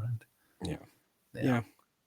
But again, I do enjoy these films and I want to watch them again. And again, if I was a filmmaker myself or an author, I would definitely do this type of stories. And this is actually something I always daydream about myself, how good it would be, just cool it would be to just meet someone and then you kind of figure out in like 10 minutes that, oh yeah, that's my soulmate. And you would have that great time. Like I, as a romantic person, I always think about things like this. But I like the first one the most. Me too. Yeah. But I consider them all one entry on this list because they all kind of build on to each other, Yeah, but I watched them quite separately, so I didn't watch them like during the same weekend or anything. But there was like time between the watches, so I should watch them like in like one day or in a weekend or something next time. Yeah.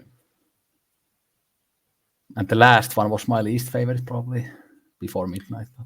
Yeah, I think the last one was my second favorite. The second film feels very anticlimactic on purpose because there's still more story to be told, but it just feels like, I think within the context of the larger trilogy, the second film works better. But I think as a standalone film, it has a really abrupt ending that feels a little bit more like you're waiting for the next shoe to drop, and it never really does. But that's just my take. Yeah, I still haven't seen Linklater's Boyhood. That's a big blind spot of mine. Yeah, well, I'll wait. I'll refrain. You tell me what you think about it when you eventually get around to watching it. Yeah, but it just doesn't sound that good to me. It's a less successful experiment of his, in my opinion. But I still respect that he's continuing to do these things, do these experiments. Yeah. But yeah, my next choice is another Ozu film. His last film, a color film, An Autumn Afternoon. And this might even be my favorite Ozu, even though there's, I think, one higher than this. But yeah, this is very similar to the Noriko trilogy. There's not much to say about it. It takes that formula, but it's obviously a bit different. And obviously this was in the early 60s, so we see even more of that kind of modernity and tradition as there had been like 15 years, bit over, like time to heal and reconstruct after World War II. So we see kind of his final thesis on that important topic on this film, and he does it really well here. And this is a kind of gorgeous masterpiece, a very emotional masterpiece. And again, to every Ozu fan, if you haven't seen this one yet, go watch it. My next one, my number 69, is Orson Welles' version of Macbeth. And it's interesting because this one I think is very underrated, especially compared to Polanski's Macbeth and some of the other more recent adaptations. This one kind of doesn't really get brought up much in the conversation in terms of cinematic Shakespeare adaptations, but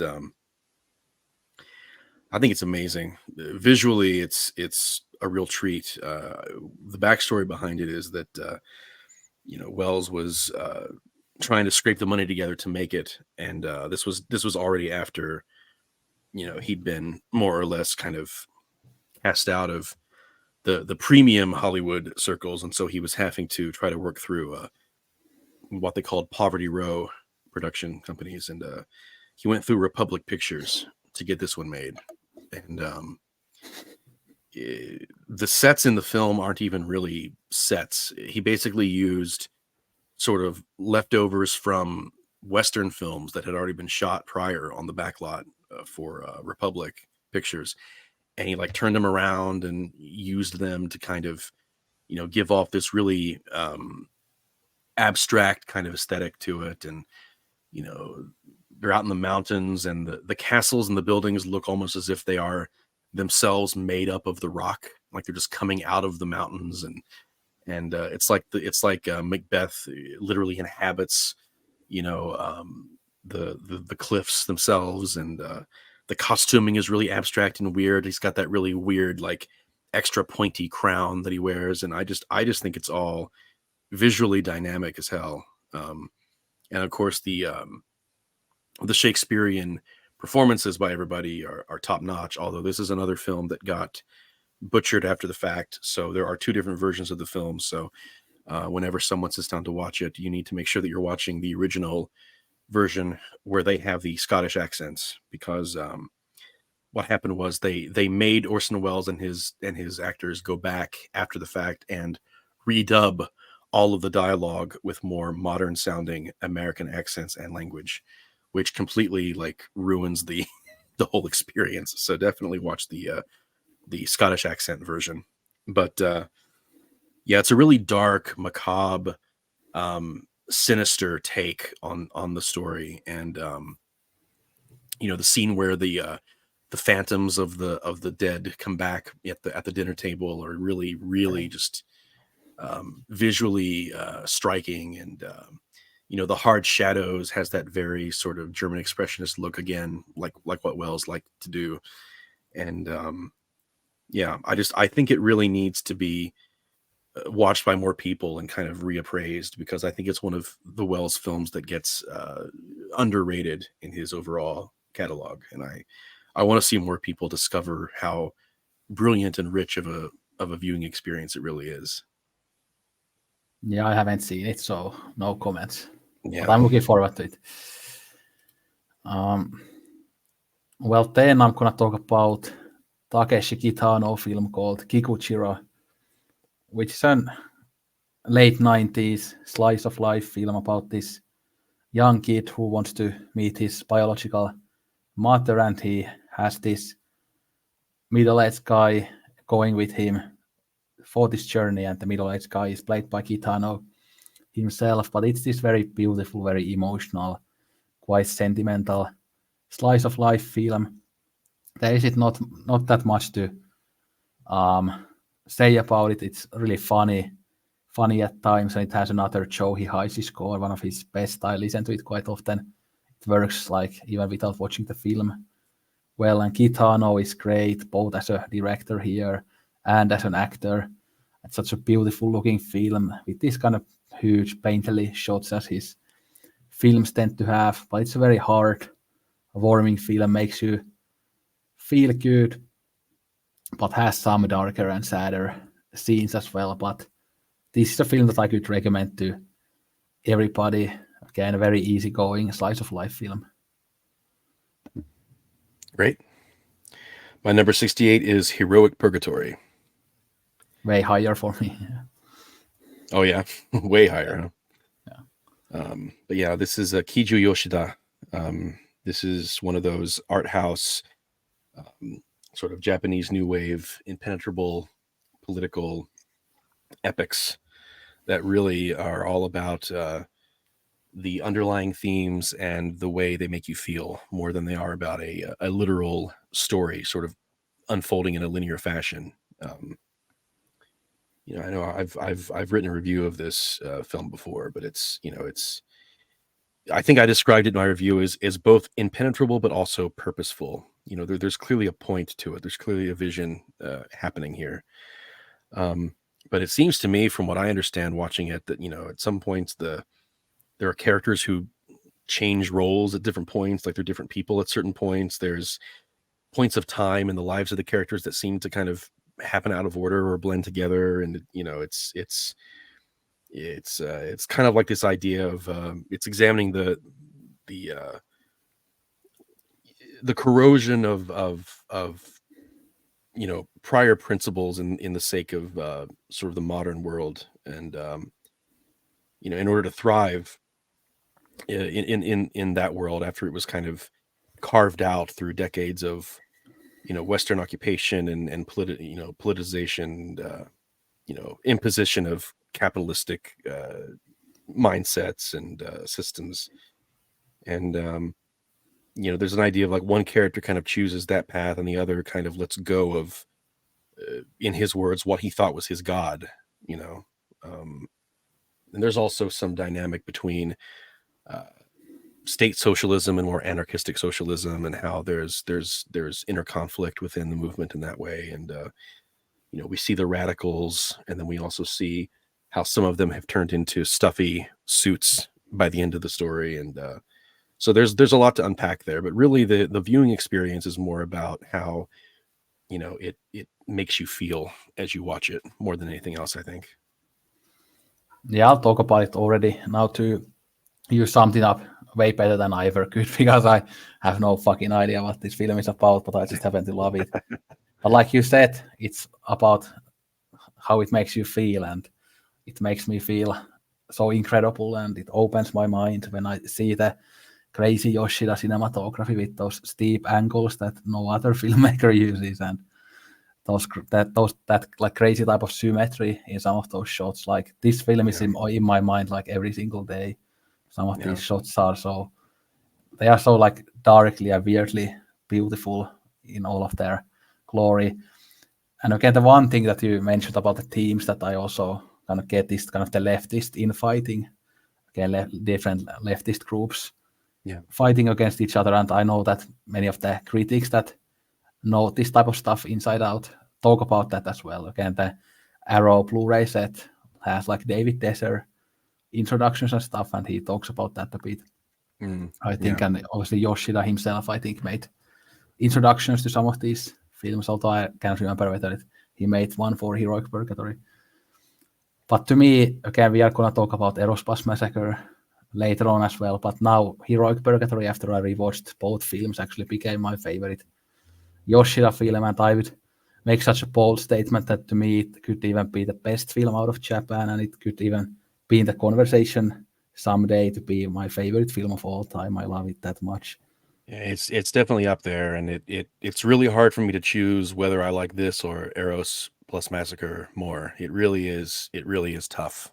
They're both so great. And I try to mention this like constantly on my channel. People go watch it, forget about Terry Gilliam and Scorsese, and watch some real art for once. Yep, 100%. Yeah. And but like you say, like the intentionally quote unquote wrong framing and blocking of some of the shots, to like put your focus on something different about the room that they're in, or like, the angle that you're looking at it. It's so bizarre and yet so clearly intentional that you have to just kind of be like, wow, what am I supposed to be thinking about this image that I'm seeing right now in front of me, really. And sometimes he puts like the characters in like the far right corner of the shot and not in the middle of the shot. Yes. Like that's, yeah. And again, the angles are very steep. They look up like this, like very, like in a weird way. That's also true about Aerospace Massacre. Yeah, and sometimes like the characters are slightly cut off out of the frame, and it's just like But yeah, it's really wild. So, but again, when something like that is done that often, it's not a mistake. It's being done intentionally. There's a point to it, and the point might simply be, fuck you to cinematic conventions. Or it might be something else, but the fact that there is still a clear vision in play, and the fact that it's so anti-establishment is really pretty phenomenal. And it's completely its kind of own thing. No other filmmaker makes films that look like this. Absolutely.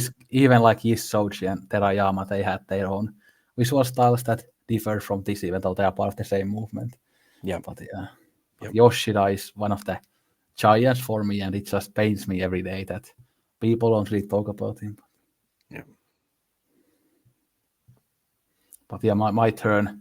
But we will get back to Yoshida later on. So, well, my next one is quite mainstream. It's even based on a McDonald's of literature. So Stephen King's Carrie. So it's Brian De Palma's Carrie. So this film, is my favorite De Palma film. I don't think of De Palma as some genius filmmaker in general. I think he's good, but not amazing. But this film is one that just is so amazing, mostly due to the fact how it just hits the feels so hard, and it's quite relatable with like the Sissy Spacek's awful mother and how she's bullied in school and how everything is like awful for her. But it's such a beautiful tragedy at the same time, even though it's so dark, and really makes you so sad as well and makes you cry even if you have toxic masculinity, you have to cry to this film, believe me. Forget about Jordan Peterson for 90 minutes and cry to this film. It will make you feel better. Yeah, but Sissy Spacek is actually one of my favorite actresses, and I think this is one of her best performances, along with like the performance in Three Women by Robert Altman. Yeah. But yeah, she's also really good in The Straight Story, David Lynch. Yeah. She's way older, obviously, in that, but she's really good. Yeah. Carrie's a beautiful film. Didn't make my short list, but it is in my wider favorites list. Yeah, I love how if you go into it not quite knowing where it's going to go, I like how the film very deceptively presents itself as more or less like a typical teenage high school drama movie for most of its runtime. There's even sequences where there's like quirky, lighthearted music. When the bullies are getting their just desserts by being forced to do extra time at the in the gym class and all this stuff, and you think, oh, that's this is cute, whatever, and then it slowly gets darker and darker as you start to see the plans unfold, and then of course you get to that final climactic sequence, at the event in the gym, and you see how it all goes to hell, visually, quite literally. And of course, nowadays it's such an iconic image that it's pretty much spoiled, I think, for anyone who knows anything at all about movies, even if they haven't watched it yet. But I'm sure at the time, before people were as familiar with the story as they are now, it was a pretty harrowing, shocking sequence, at the end there. I just love that image of her being just completely drenched in the pig's blood, and then you see her piercing blue eyes just like peering through. The rest of her is just like this, this big statuette of blood, and it's like she's become sin almost in the biblical sense, But, yeah, Matt Walsh would obviously relate to their mother the most. Yeah. Yes. Although she's a single mother, so that's a problem for Matt Walsh. That would be his self-insert character. Yeah, it's a great movie. My number 67 is what is currently my favorite Fassbinder film, which is World on a Wire. I think it's, of course, it was released in a couple of different formats. I do think it had a limited theatrical run, but the main way it was released was as a 2-part television event at the time. And the way I understand it, it was thought to be, the complete version was thought to be lost for a while, and then it was found again, and they restored it, and so that's why a lot of people might not have been as familiar with this one as they are with some of his other work. But it was actually the first Fassbinder that I ever watched, and it's still my favorite so far. I just think there's really awesome cinematography. I like the color palette. It's like this weird combination of warm and cold that kind of gives that artificial sense of place, that they're going for. Obviously the idea of simulation theory and such is not new. It wasn't new even then in terms of the concept or the theory of it. But I do think that this is one of those first films that really kind of presented it in a way that was really intellectually titillating. And there are elements from the Matrix films that seem to have borrowed pretty heavily from this in terms of the way it was depicted. So I think fans of the Matrix who don't mind less action and anime influence might want to give this one a watch, and they might find a lot to love here. And who don't mind subtitles? Yes, and who don't mind subtitles. Yeah. But that's a big ask for those people. But yeah.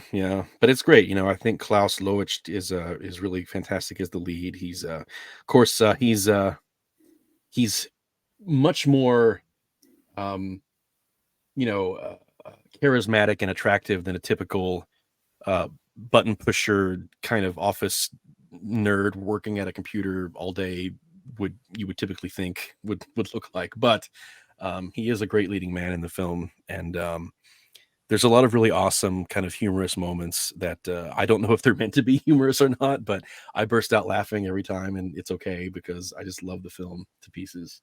So it's unironically 10 out of 10 for me. Yeah, I think it's a great film, but not one of my absolute favorites. But it's probably one of Fassbinder's most challenging films, and I think in this film he really goes out of his comfort zone, as it really stands out in his filmography as something kind of unique and very different from the Yeah. other films, which I really appreciate. But this is another one that I, as always, need to watch again. Been Yeah. quite a while, but again, I did really like it. But there are just quite a few others that I like even more. Yeah. I guess there's also a little bit of this to be found in Inception too. The idea of like different levels of existence, like within like a world within a world within a world kind of thing. Although Fassbinder and Nolan should never be talked about in the same sentence, but No, but I mean like if there were influences that were unspoken, but somehow sort of through osmosis made it into something like Inception, I would think this film might be one of those, you know. yeah, Nolan bastardized even Welton of Wire. So what can you do?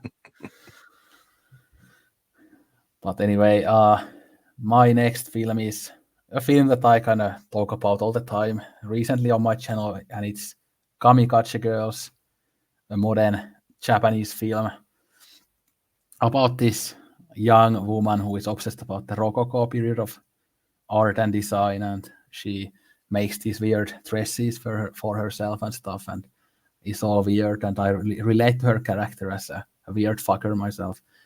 But I love her style to death with the pink colors and everything. Again, like I always say on my videos, I would have her decorate my home if I could. But anyway, she meets this biker chick, a lesbian biker chick, and then they go to this adventure together. And this film has kind of what we could call queer baiting, as they kind of are like a lesbian couple, but they don't explicitly kind of show them kiss each other or anything like that. So whether they are lesbians or not, but it's pretty clear that they are. But I absolutely love the crazy, colorful aesthetic of the film. It's absolutely insane stuff and very gay as well, which I love. But it also has some Tarantino vibes in the way how it's just kind of goes with like 110% with the craziness and the intensity all the time. But this just does that stuff way more kind of stylistically and more beautifully than Tarantino, and more interestingly and also more uniquely, because this film doesn't feel like it takes the aesthetic from someone else like Tarantino does, but it feels like its own thing. It's such a blast to watch. There's constant humor and constant craziness and shouting and beauty to be had there. And I don't think there's that's much to the film like thematically, but it's such a blast to watch. And if people who like directors like Sion Sono or even the Japanese new wave directors that we always talk about, I think this would be one to watch. Yeah. Cool. My number 66 is Come and See by Elim Kilmov. This is it's a really harrowing viewing experience that you have to definitely be in a certain kind of state of mind before you sit down to watch it. I mentioned earlier about how the film Old Boy has a really iconic sort of impressive character transformation in it. I think arguably the best on-screen character transformation that's ever been done is in this film. The main character of Fedora, played by Alexei Kravchenko, he's just this kid whose world gets turned upside down in the midst of the war happening around him. And shouldn't laugh when we talk about this, but yeah, it's yeah, not cool, man. You shouldn't laugh about war, man. No, you should tell me what you're thinking about after I'm done. Something must have come to mind. But you know, it's just a really impressive examination of how circumstance can really transform a person in a relatively short amount of time, especially if the experience is particularly traumatizing and harrowing. And I mean, the kid goes from being this fresh-faced little guy to being covered in wrinkles, and you can just see the dread in his eyes and in his face. And you come along with him on this journey over the course of the film, and there are sequences in the film that it's almost as if you're inside of his own head with him, like when he loses his hearing somewhat as a result of an explosion happening right next to him, that effect hits the soundtrack of the film.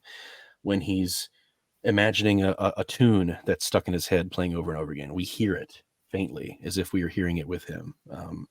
Things like that, really interesting attention to detail that I've never quite seen before or since. When you're trying to get that close to experiencing this alongside of the protagonist. But and then there's a really horrible but necessary shot toward the end that actually depicts real victims of the war. And it's just really, really disturbing, harrowing stuff. It's a true horror film in every sense of the term. It's depicting actual horror of war, and and it's got a really terrific ending too, like a really good final moment for the lead character. Something that he does that kind of signifies where he is now in his mindset because of what he's been through. So anyway, it's getting a lot more awareness and popularity now. It's like really, really high up on the Letterboxd.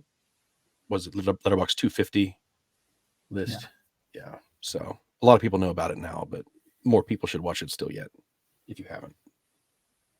Yeah, the reason I was laughing was just how disturbing it is that Saving Private Ryan is people's favorite war film. Yeah. Yes, that is worth a chuckle. Because I got called out once when I criticized Saving Private Ryan, but because I love Comanche, because Comanche has that one scene where the Nazis look like cartoon villains when they burn that house and they are laughing or something like that. Yeah. So again, that's like propagandist as well. So I shouldn't criticize Saving Private Ryan. Oh my god! Wow. Okay. Who? Never mind.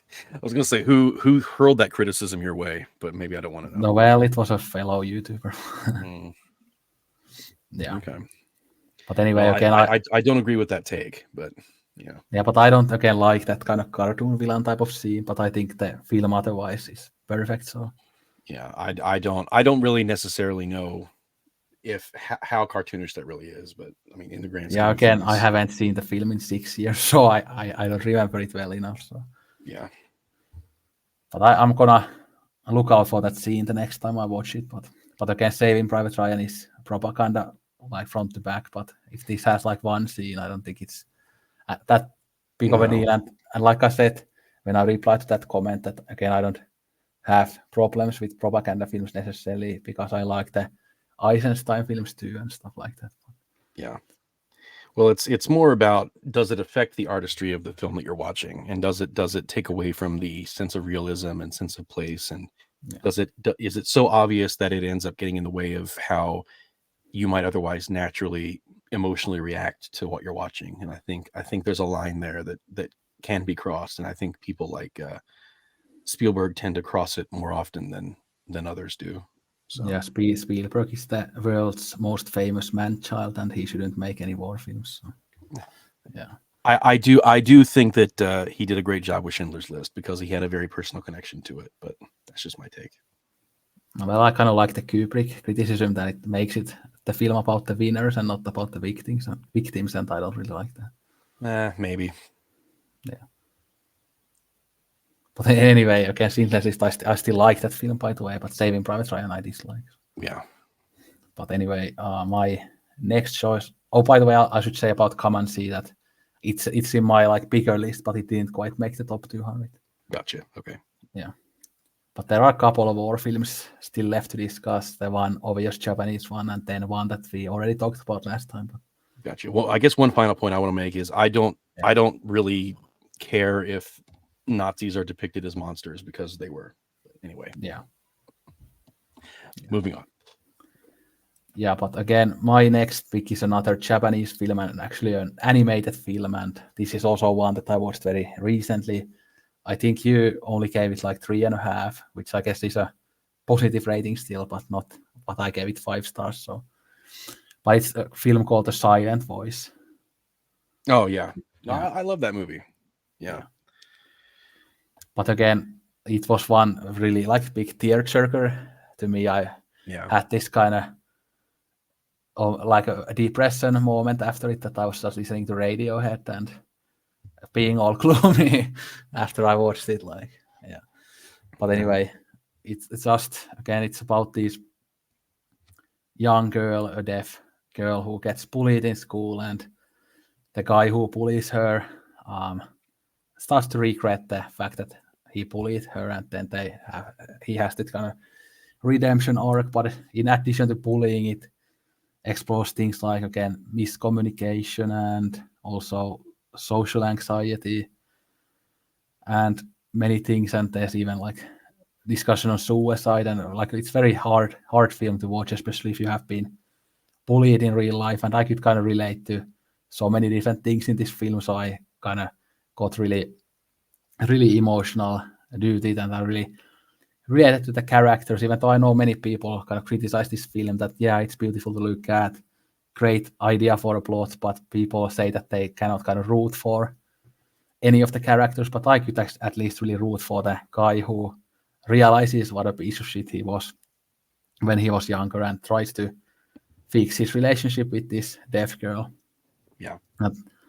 And I could also relate to the deaf girl. Like, she's such a great person, but it's so awful to see how they crush her to the point that she wants to kill herself. Like, it's just, oh, fuck. Like, but there's the one character, I think her name is like Ueno or something like that, like one of the female characters, and she's the one character that I think everybody hates, me included. But yeah, the animation is just absolutely perfect. It's very bright and beautiful and detailed, and the animation's great. Yeah. I mean, everything is great in it. But maybe you could talk about a little bit why you gave it such a low rating, even though you like it. Yeah. So let me just say, first of all, I love the movie. And I've only seen it once, so I might give it an even higher rating if I sit down to watch it again at some point. I even own it. I even own it on physical media. So, 3.5 stars is not a low rating in my book. I mean, it still means it's excellent. It just means that there are many movies out there that I happen to like more than I liked that one, but I still thought it was great.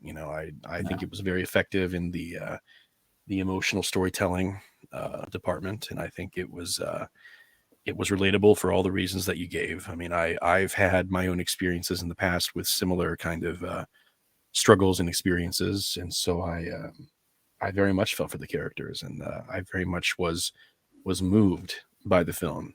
I guess it just didn't have the sort of long-lasting appeal that normally films hit me with when I feel like they're going to be like near masterpieces or masterpieces for me personally that I want to just watch over and over and over again. If not for sheer entertainment, then just for the appreciation of the artistry involved. And there's nothing wrong with the film. The film's great. It just didn't hit me in that way, I suppose, compared to some others.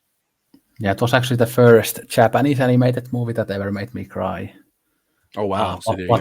But after that, I again rewatched My Neighbor Totoro, and then I cried, and then I also cried to the second to last episode of Attack on Titan when I rewatched it. Well, Your Name is the first anime film that made me cry. So yeah, I like that a lot too, but I need to rewatch it. Beautiful film. I love the concept of that one. Well, my number 65 is a film that you think should be lower than this, and maybe it will be someday for me, but it's Seven Samurai. Yeah. But by the way, it's a favorite for me too, and a 5-star film. But I think if we put it next to Harakiri, that's just the reason why I criticize it. But I think it's like a masterpiece. Yeah, I mean, I might like Harakiri a bit more. I don't know. I need to watch both of them, maybe side by side. Maybe I need to watch one and then the other, like a double feature. I haven't done that before with these two, so maybe that could help me kind of get a better grip on where I think they rank relative to each other. But I do think that Seven Samurai is a true epic, and I think it's pulled off brilliantly. and it was the first Kurosawa film that I saw that was made at that scale. And so it really impressed me, and it really resonated with me for that reason alone. It was also the first time that I saw the kind of range that Toshiro Mifune had. Because prior to that, I'd seen him in, I believe the only other thing I'd seen him in at the time was The Hidden Fortress, where he plays the more kind of stoic, leader who's got his shit together. And then, he's a fuck up, essentially. He's a goof in this one who kind of grows into the role of worthy member of the team of warriors. And the legitimacy of his history is even in question, but he seems to be a someone who has become more or less self-made into who he is now. And he's kind of a comic relief character at the beginning, but then he slowly becomes a more emotionally dense and relatable character the further on it goes. And I think that is a very versatile performance that has a lot of emotional range in it. So that was when I realized what a powerhouse Mifune was. But I think against Seven Samurai is like quarter pounder with cheese, but harakiri is like a meal you have in a Michelin star restaurant. Like you enjoy both experiences, but one is this kind of popcorn stuff, but one is this like truly high art that resonates in every level. Or it's kind of like if you watch Lawrence of Arabia and Andrei Rublev back to back. Both are great 3-hour movies, but Andrei Rublev is the Not in my book, they're not both great 3-hour movies. Yeah, Novel Lawrence of Arabia is pretty good, but yeah. Anyway, kind of just a way to compare them. Yeah, I know what you mean. I'm just having fun. But yeah, again, Seven Samurai is on my favorites list, but Harakiri is just that kind of masterpiece that kind of transcends cinema, and it's just one of the greatest works of art ever to me. So sure, I can understand that. I don't know if I would quite compare Seven Samurai to McDonald's food, but yeah. But I think I know what you're getting at. Yeah. But I enjoy McDonald's, so yeah. I know, but again, I don't think I would. I still think I have a slightly higher opinion of Seven Samurai, I guess, than being the equivalent to and obviously cinema fast food.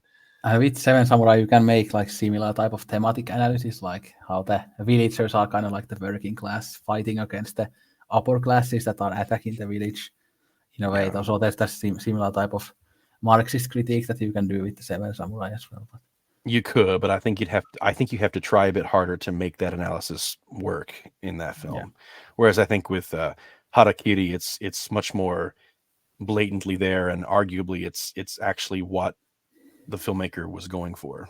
Yeah, it's blatantly there, but people just say that it's about the samurai code. So what does that say about the people? Yeah. Yeah, but my turn. Well, this next one doesn't really need an introduction, and I think it might be on your list too, but it's Once Upon a Time in the West. Oh, yeah. Another one I saw in the cinema, and it was one of the best experiences in the cinema I've ever had. Top 5. Yeah, I bet. And this was actually one that I had seen on Netflix like years before that, and when I saw it in Netflix, I didn't like it that much, but when I saw it in the cinema, I absolutely fell in love with it. And this is one of Henry Fonda's best performances. It's rare to see him play a villain, but he's so great here. And I think Leone is one of those directors who really mixed the more high and lowbrow thing together. It's this kind of fun Western where the lowbrow element comes.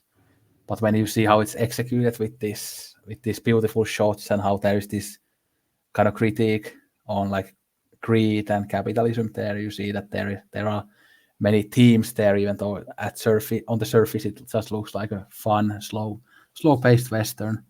But there's way more to it than just that. And again, Leone was just one of the best visual directors ever. Like the still shots, the wide shots, they just absolutely stunning.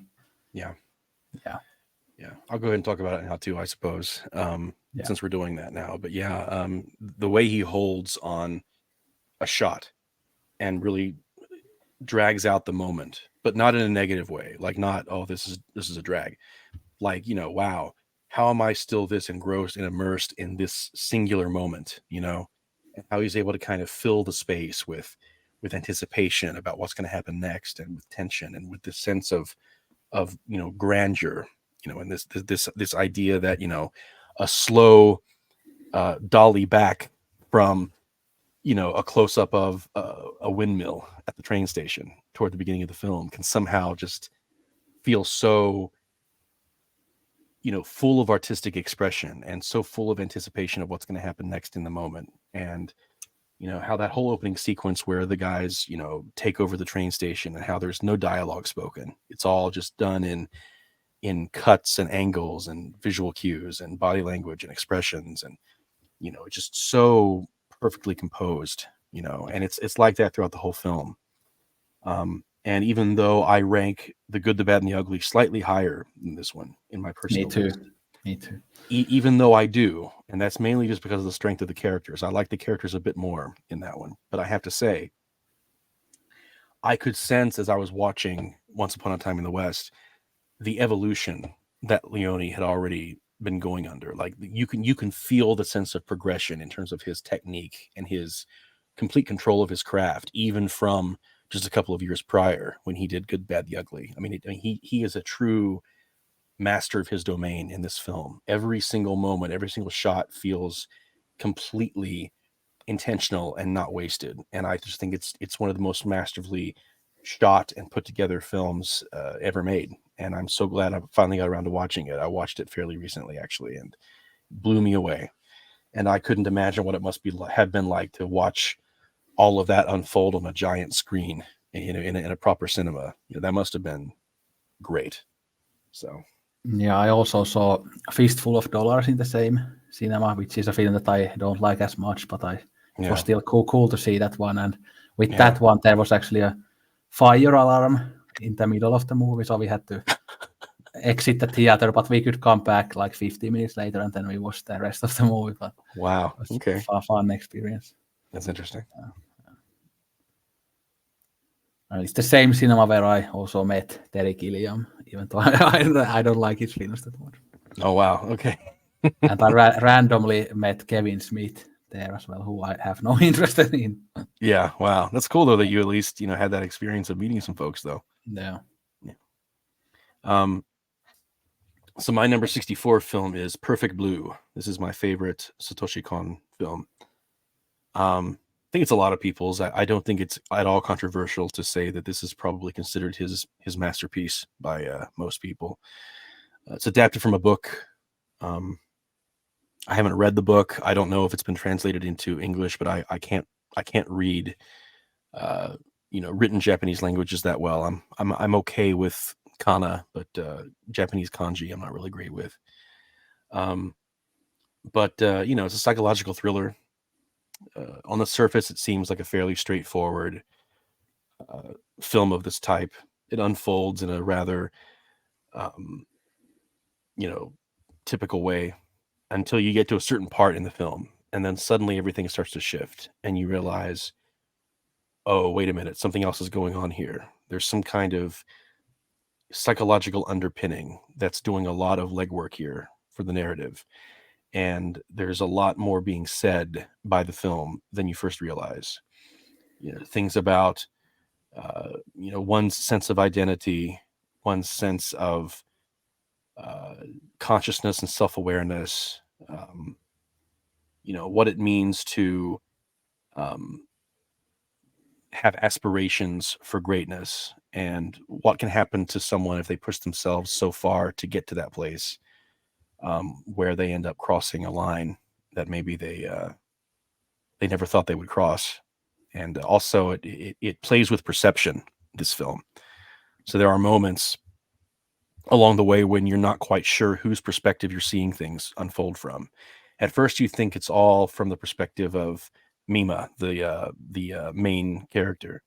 But then you get to a certain point when you realize, wait a minute, at least part of what we've been seeing must have been from the perspective of this other character, because of the way it ends up unfolding by the film's end. And it's another one of those films that the more I rewatch it, the more I notice. And it's one of those really rewarding films to rewatch, and it was one of the first anime films that I watched that wasn't aimed at kids, and it just really showed me, how mature and thoughtful and artistic Japanese animation really can be in the right hands. So yeah, brilliant movie.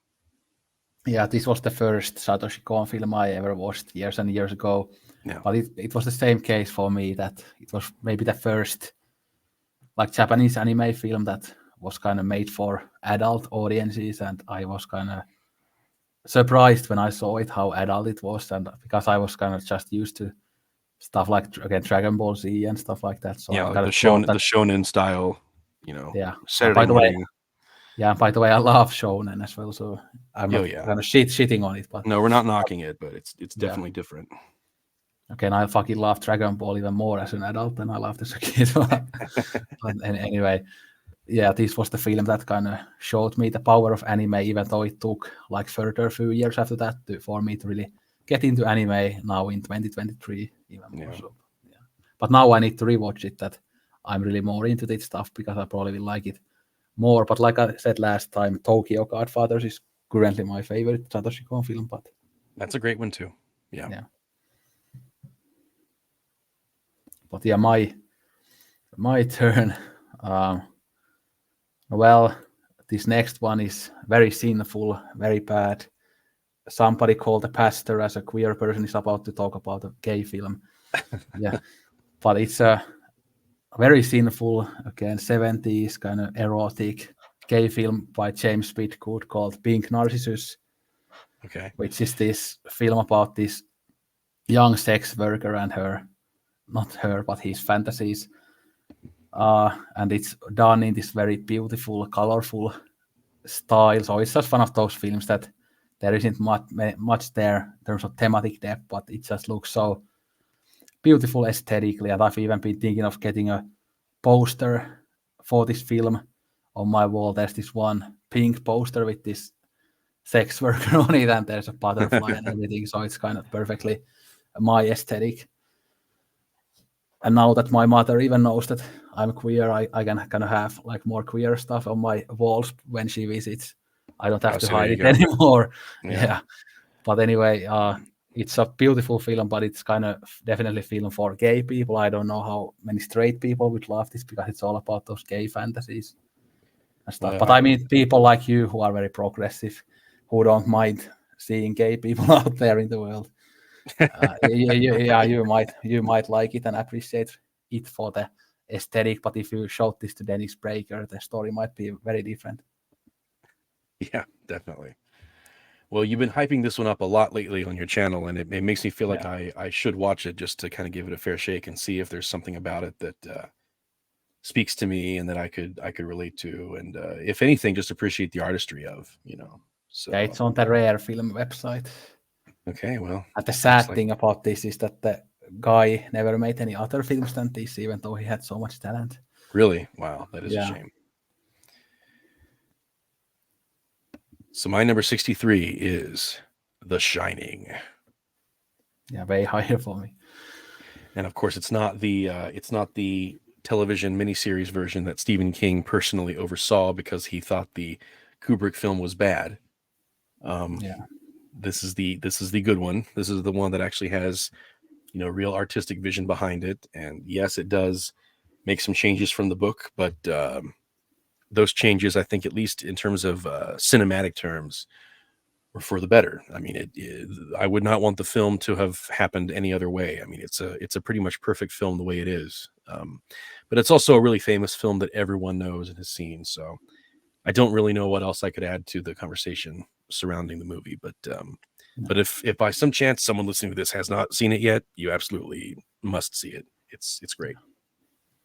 I heard him once. Okay, it was an accident. Few extra pounds of energy per second. Yeah. I love the little son of a bitch. Yeah. Little pigs, let me come in, not by the hair on your chinny chin, and then I'll huff, and then I'll puff, and then I'll blow your house in.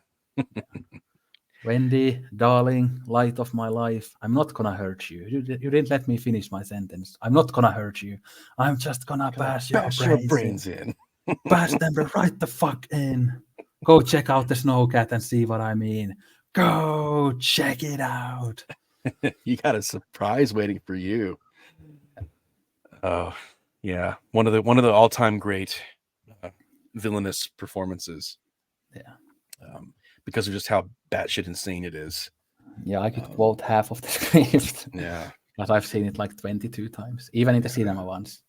Yeah, now that I did get to see in theaters finally. It was a great experience. I actually, here in Finland, I watched the shorter cut because that's the official cut here. But when I saw it in the cinema in London, it was the longer cut. Oh, wow. Interesting. I did not know that. Yeah. But yeah, so now that we have talked about it, I won't talk about it later, but it's in my top 10. Wow. That's very high. Yeah, it used to be my number one favorite of all time, but there's so much nostalgia involved with this one. So if I watched it for the first time now, I think I would still love it, but probably not this much. Yeah.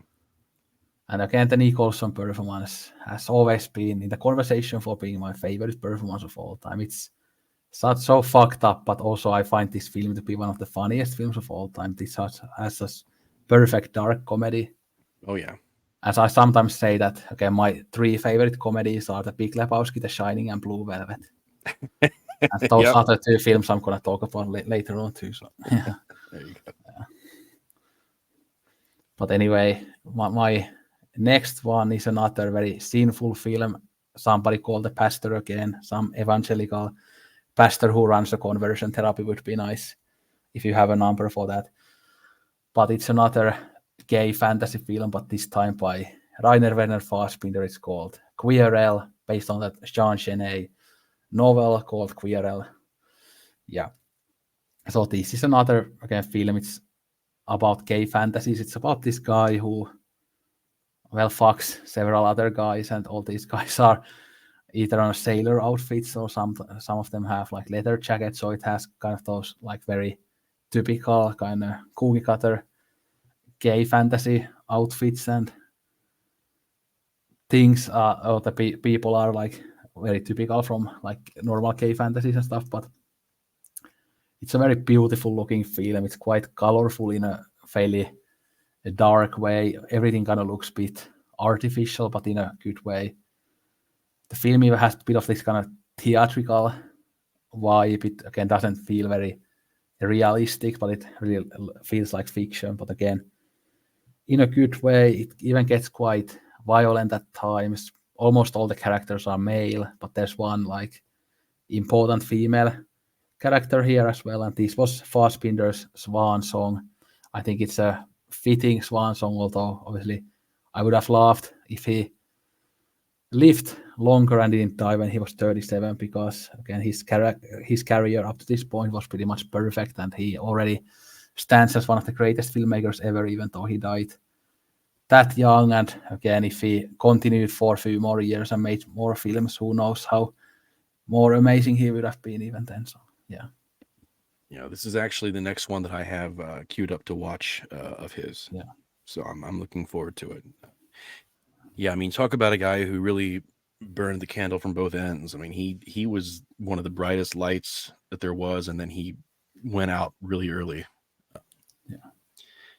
Really prolific and substantial filmography for the short amount of time that he was making movies. I mean, yeah. It's honestly pretty amazing that he made that many in that short amount of time, and they were all that good, you know. Yeah, so he made, like, you could argue that at least a dozen of his films are masterpieces. So yeah, more than dozen. So yeah. Well, my next one I'm not going to really talk about much because, again, it's another very popular one that everyone already knows about. But it's The Graduate. It's my personal favorite. We talked about it last time a little, both of us. So yeah, so it is what it is. Great movie. Yeah, again, I wish that I was Dustin Hoffman's character when I was that age. Yeah. Yeah. But no, well, my next one is also a film that you covered last time pretty in depth. So it's Bresson's A Man Escaped. Oh yeah. But I'll keep it short. But again, it's about the banality of the prison life, and to me this is the best prison film. Again, you think that the best is Shawshank Redemption, but we can agree to disagree. But this is the best realistic depiction of prison I think ever made. Yeah. So yeah, again, I would, like I said last time, I would prefer the Shawshank Redemption if the two guys fucked in the end, but they don't. So. Yeah. If it was made by Fassbinder, it might have had that. But right, I was about to say that actually, but I didn't want to overstep my bounds. I'm glad you said it. But I think the prison escape scene in The Madness Cave is so thrilling, even though it's made in this kind of minimalist style. There are no like different gangs fighting each other like in like American prison films, or there aren't like rape scenes or stuff like that you have in Prison Break or whatever. But I think it's just still so thrilling, and I love how it's shot. It actually feels like this could have really happened and stuff like that. So yeah, 100%. And even though the title of the film spoils the film, it doesn't matter. It's just still a very interesting watch. Yeah, it's more about seeing how the process unfolds. That's so riveting. So yeah. But again, in the conversation for my favorite Bresson, but I think I have one more Bresson on this list, but it's really hard to rank them. They kind of have the same strengths to them. So yeah.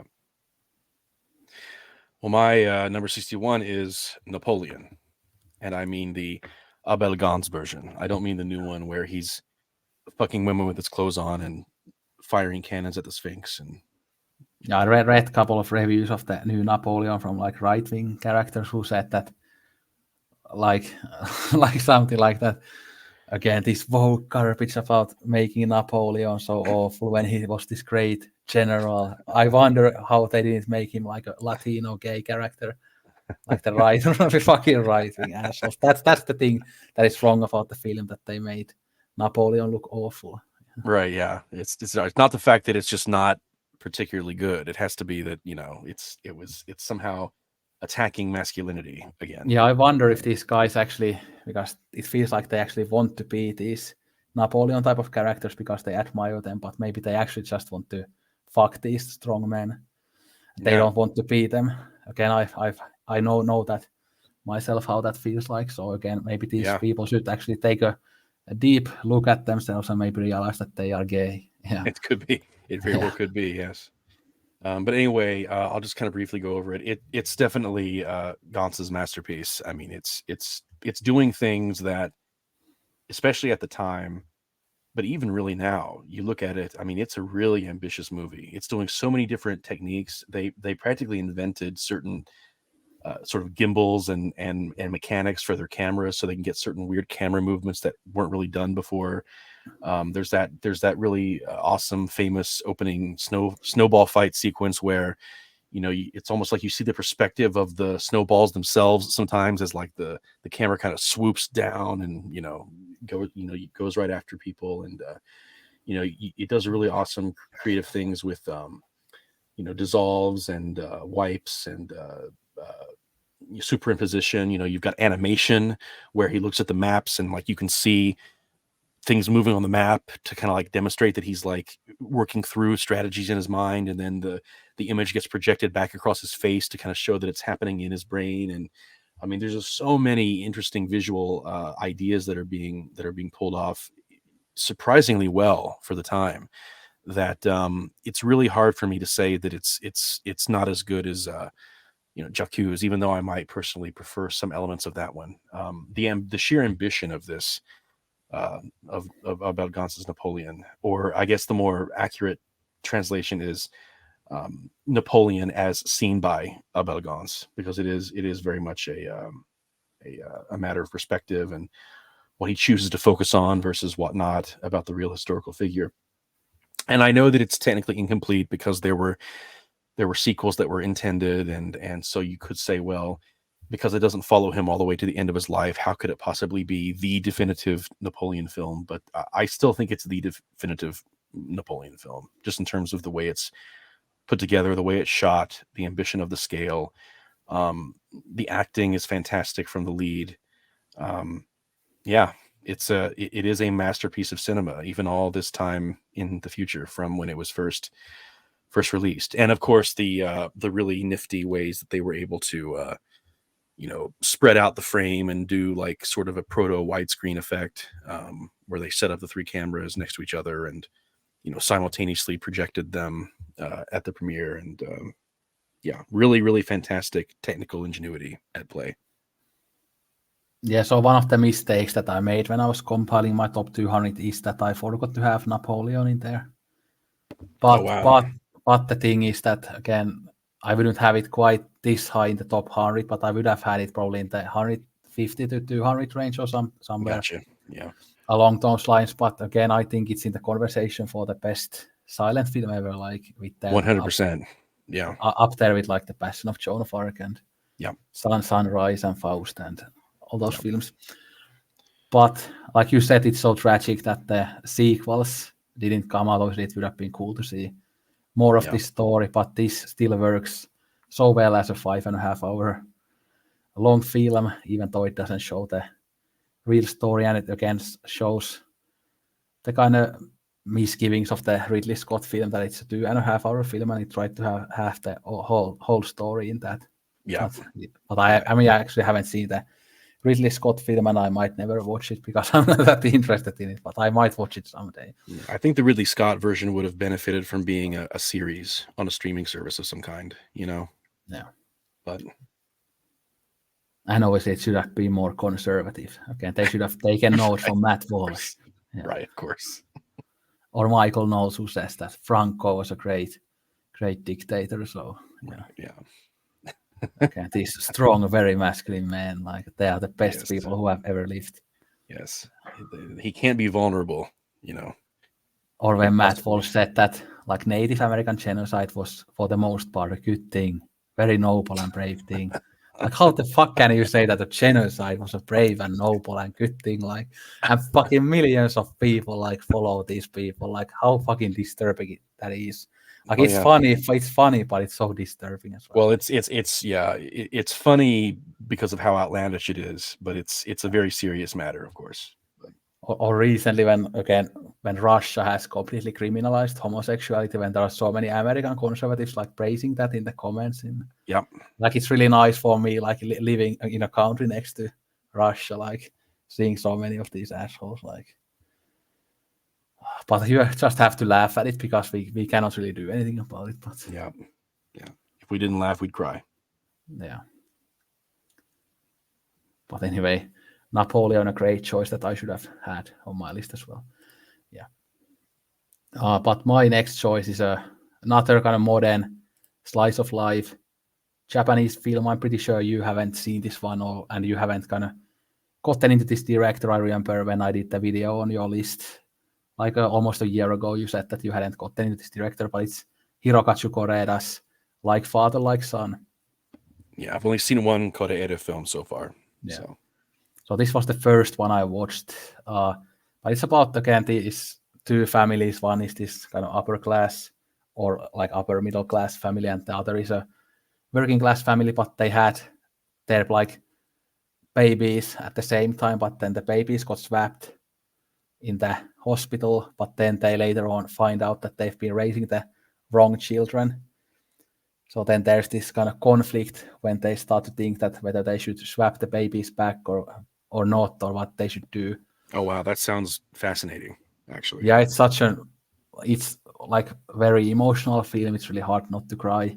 Again, the guy in the upper middle class family, he's kind of an asshole, like this hardworking architect. He is kind of that typical Japanese guy when you imagine like Japanese working culture, like that people who just work all day long and they are very sad and very tough people who don't have any emotions. It's kind of prototypical of that.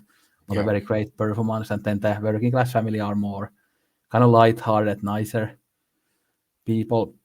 So there is this class conflict, and then there is these more personal relationships and all the conflicts there. And it takes a lot from Ozu, even though I know Koreeda doesn't like to be called the modern Ozu, but it definitely feels like an Ozu film, and it's such a beautiful film. And I hear all the time when I read reviews for this that people who have their own children can relate to this film even way more than a guy like me who doesn't have children and who doesn't can even want children, but I can still like fully on relate to this film and love the film, even though I don't have kids on my own, because I can still have empathy for these characters, and obviously can think about my relationship with my own family as well and things like that. And of course, there's a bit of that discussion on also kind of creating your own family and how, again, the blood connection, having the same blood, the same cheese isn't the only thing, but you can also have family with people who aren't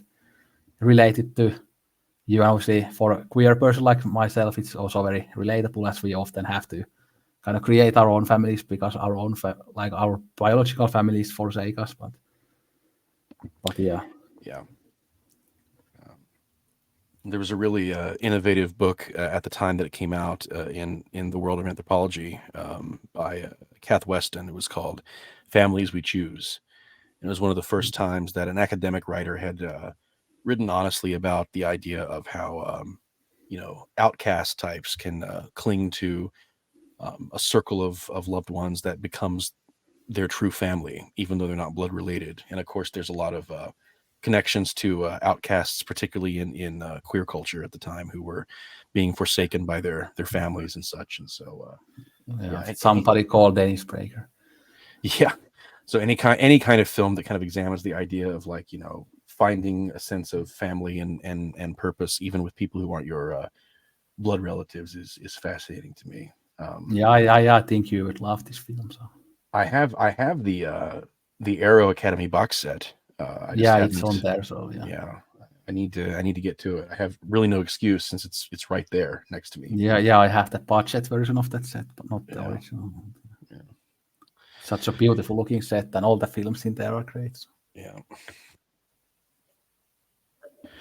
Well, my number 60 is Citizen Kane. So here we go. The obvious choice. It should be number one. Yeah, no, not quite, but I do think it deserves to be quite high, and I'm comfortable with it being where it is. So yeah, everyone knows what this one is. I'm not going to really linger on it, but if by chance anyone listening to this hasn't seen the movie yet, I definitely recommend it, although you might be surprised to learn that it might not be your favorite Wells film. I would say keep watching his films because you might find one that you like even more, even though this is the one that gets the most praise. Yeah, like I say all the time, I think it's one of the greatest films of all time and a masterpiece, but I don't have much of an emotional connection to it, so to me it's not a favorite, but it's one of the greatest. Yeah. But maybe eventually, like you said in a comment once, that maybe I will get to it more kind of emotionally when I kind of grow a bit older. But we'll Could see. be, because that's what happened with me, yeah. But my next pick is a film that we talked about last time, and I also gave some comments on it last time, so maybe we can skip it now. But it's Being There by Hal Ashby. Oh, yeah. American masterpiece.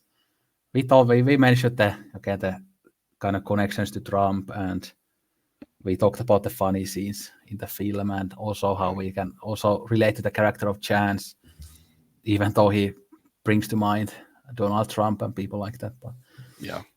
Yeah. Well, my next one is No Country for Old Men.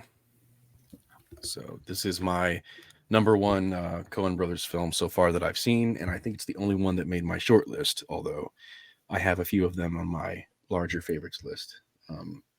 This is another one of those more relatively recent, although it's starting to get classic status by this point, American films that definitely feels like it's thinking outside the box in terms of the kind of stuff you typically expect to be produced out of that world. Of course, it was funded and supported by some people who now shall not be named, but it still had a lot of the exposure and Oscar buzz that it got because of who it had behind it. So we have to be honest there and give credit where due in that regard. The Coen brothers are pretty well known, and they've made enough films that feel a bit more mainstream, like their comedies. I think appeal to a fairly wide audience a lot of the time, to where it wasn't completely an indie film, so to speak, but it definitely has the sensibilities of one because it doesn't really have a clear point of view character. It doesn't really have a clear linear drive to the narrative. It jumps around a bit between perspectives. There are pieces of the story that are intentionally missing. There's a key thing that happens to one of the characters toward the end of the film that happens completely off screen. So we're kind of left to kind of wonder about the details of how it happened. It's very much a quiet and pondering film, despite the fact that there are some pretty riveting set pieces in it. But it's really just a modern Western about two guys who are, after the same thing. They want this suitcase of money that gets left behind after a drug deal gone bad, and it's kind of about the process of pursuit, the chase, between these two characters. And the villain in it, Anton Chigurh, is played absolutely brilliantly.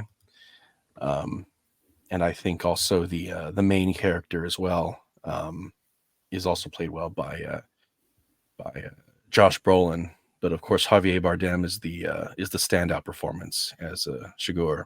Woody Harrelson's in it too for like a brief moment. He's fine. Tommy Lee Jones is in it quite a bit. He's really good. But I think Brolin and Bardem are the standouts. And it really, I don't think the film would work nearly as well if anyone else played the role that Bardem inhabits so well and so effortlessly. I think it was the first film I ever saw him in, and I really did believe he was just evil and twisted and psychopathic. I mean, he's just so good in the role. But yeah, classic film. Yeah, it's my second favorite Coen Brothers film, and it's on my like larger list, but not quite on the top 200. But I also really like the novel it's based on by Cormac McCarthy by the same name. But again, this is to me like the best looking Coen Brothers film. It looks absolutely gorgeous, and there's this one scene when like Josh Brolin's character is trying to escape the dog, the Rottweiler. And that scene actually reminds me a lot of my dreams where I have to try to escape animals. So that's kind of a very disturbing to me. But then as a dog lover, it's also awful to see the dog getting shot. But so it's kind of mixed feelings with that scene. Obviously, these three kind of characters, the Tommy Lee Jones, Josh Brolin, and Javier Bardem characters all kind of represent different ideas. So it's very interesting in that way. Again, the Javier Bardem character is kind of this anarchist character. The Tommy Lee Jones is this kind of conservative character, and the Josh Brolin character is in between. Yeah, he's like the loner, kind of like make his own way at any cost kind of guy. Yeah. So in the surface, this kind of might seem like just a entertaining chase film, a kind of thriller western, but there is more things going on there as well if you look under the surface. Yeah, and there's that iconic speech at the end that ends the film with Tommy Lee Jones's character, talking about the dream that he had, kind of gives some insight into what the film is really about, the deeper level. And to me, Coen Brothers are kind of a hit and miss duo that they make a couple of these like really masterful films, but lots of their films are kind of like that 6 out of 10, 7 out of 10, like okay, is pretty good films, but this is one of their kind of the highlights of their career. And for once, I can kind of agree with the mainstream audiences as well, and even Chris Tuckman for the praise of this film. Yeah, it's kind of unavoidable. It's just that good, And obviously, there's always the debate because this came out in the same year as There Will Be Blood, which is better. But again, I love this one way more. But I know that you love the other one more that we will get to soon. But yeah, they're both very close for me, though. Yeah. But my turn. So the next one is a very famous Wim Wenders film called Paris, Texas, from the mid-80s, starring Harry Dean Stanton and Nastasia Kinski. Nastasia Kinski's character I talked about recently in that video about film/TV characters that I'm in love with. When she has that pink jumper and she looks absolutely stunning. Yeah. But I can think that this is one of the best looking films of all time.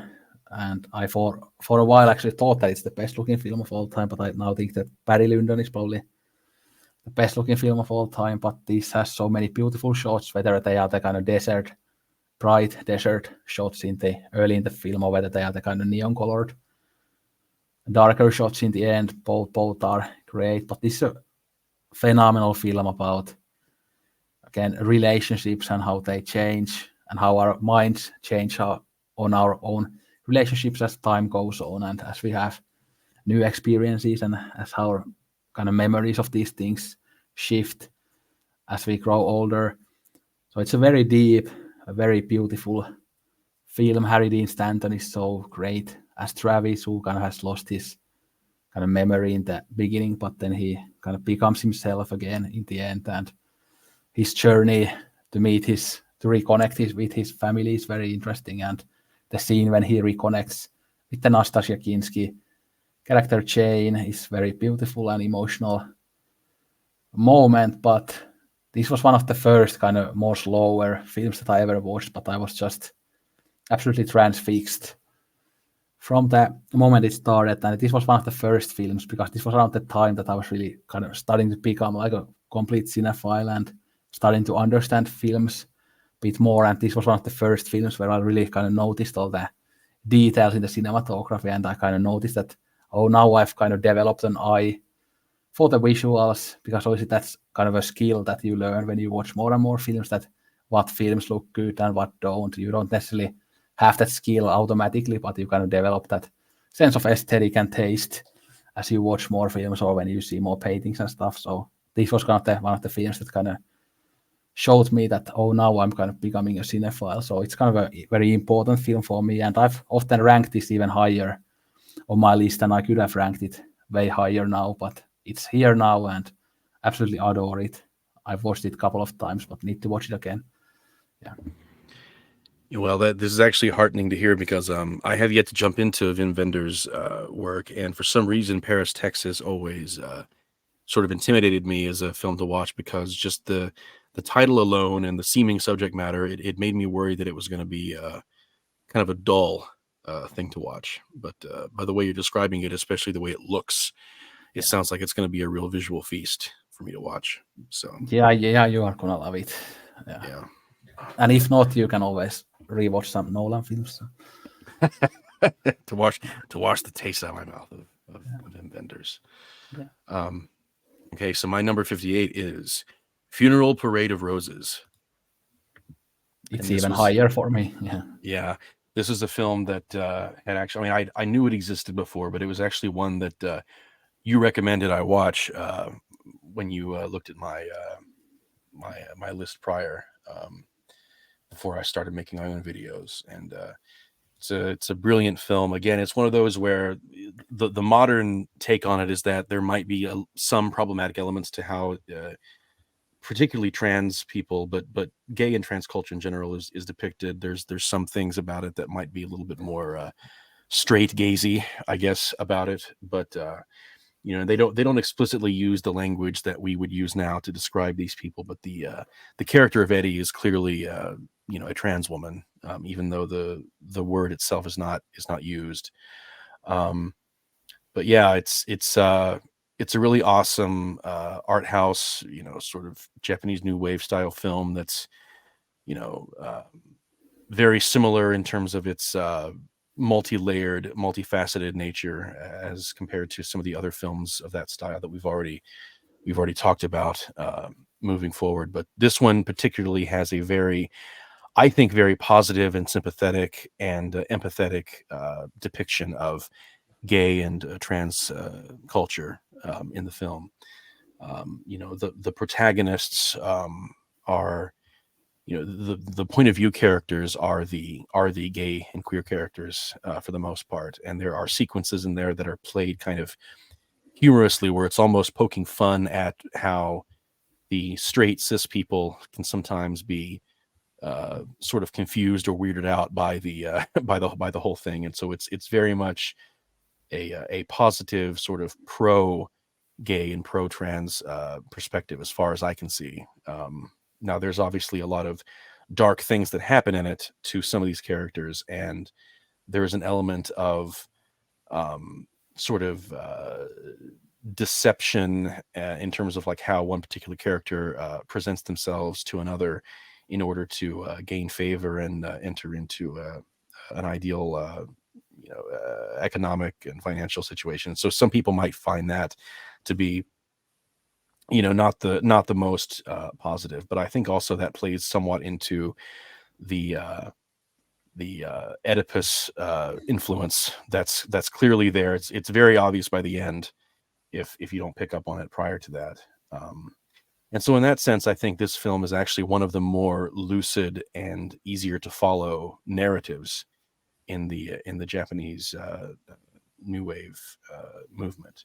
But that doesn't make it any less masterful or worthwhile. It just means that it's a bit more easy to wrap one's head around, and it might actually be a good suggestion for an entry point into that style of film. But yeah, I mean, I loved it. It's a really haunting film with a lot of really haunting images that still live rent free in my head. There's a particularly horrific sequence toward the very end. And so it's an emotional roller coaster. There are tender moments, there are funny moments, there are dramatic moments, there's outright horrific moments. But it's absolutely an experience, and it's recommended viewing for me. I think even if you're not used to this style of film, like I say, I think it's a really good entry point into that to kind of see if it's a style of film that you could get into. Yeah, I talked about this in depth recently in Chris Mohan's Something Blue podcast. We talked about it for like half an hour or something, but I'll talk about it a little bit now. So again, I've watched this a couple of times. The first time I watched was back when I was completely in the closet, and then I recently watched it again, and it felt so liberating to watch it now, as it is for the most part, I think, kind of a celebration of this queer culture in Japan. Even though, again, it has certain problematic elements, but that's kind of given as it came out in the 60s. So, again, some of the interview questions, like, why are you this way? Obviously, that's problematic because we are just this way. We born this way. Again, yeah, we cannot fucking choose it. And who the fuck would choose to be oppressed if they could? But again, I think Eddie is hot as shit. Or so hot as fuck in this. Like I talked about it in the film / TV characters. I'm in love with video. And you mentioned the Oedipus influence. There is even like a poster for Pasolini's Oedipus Rex in the film. Yep, 100%. So yeah, it's kind of clearly there. Yeah, I loved the references to other cinematic greats that was in that cinema sequence. And it's always kind of weird how, again, people don't see like Japan as a queer country, you could say, but they have like the largest queer district in the world, Nichome in Shinjuku and in Tokyo. And again, a bucket list place for me to visit, even though I know that Japanese people many of them don't like foreigners, but yeah, hopefully can visit Tokyo sometime and Nichome, But yeah, again, you covered the film really well. Again, the film, while it is maybe more accessible than the Terayama films or Yoshida films, but it still has quite a weird structure. There are certain scenes that we see a couple of times from different perspectives, like when they are in the car. Like we see that a couple of times in the film, once very early on and once later on. And you also mentioned the very horrific scene in the end, but that's such a, again, horrific scene, but very powerful scene. Yep, absolutely. As well. And yeah, to me, again, this is now in that 30 to 40 range for me. It's improved so much after a rewatch, and I absolutely adore this film. And it seems to be even maybe the most famous Japanese new wave film these days. It even has like over 50k ratings on Letterboxd, which is fucking insane for a queer Japanese experimental film from the 60s. But I'm really glad that it's become such a classic for people, and that it seems to be loved by almost everybody. But again, don't show this to Dennis Prager and Jordan Peterson. The conservative minions can ruin the rating on Letterboxd if you tell them about it. But because remember, they thought that trans people were just invented like a few years ago. So Yeah, they never existed before again. Yeah, it's they'll be completely very new shocked. thing. They'll be very shocked to see this. They're going to experience a lot of cognitive Yeah. dissonance if they watch this movie. So It's all made by Judith Butler. She's yes, she's to blame for everything. Yeah. Before Judith Butler, there weren't any trans people. Yeah. Burn every copy of Gender Trouble. Yeah. Oh, Simone de Beauvoir, like erase her from history as well. yeah.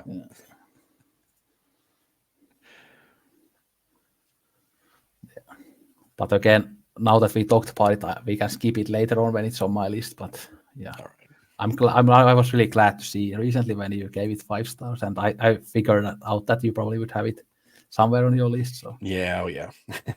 yeah. But again, the podcast that I did, again, both Chris and Rowan also gave it 5 stars and loved it, so that was cool. Awesome. Yeah.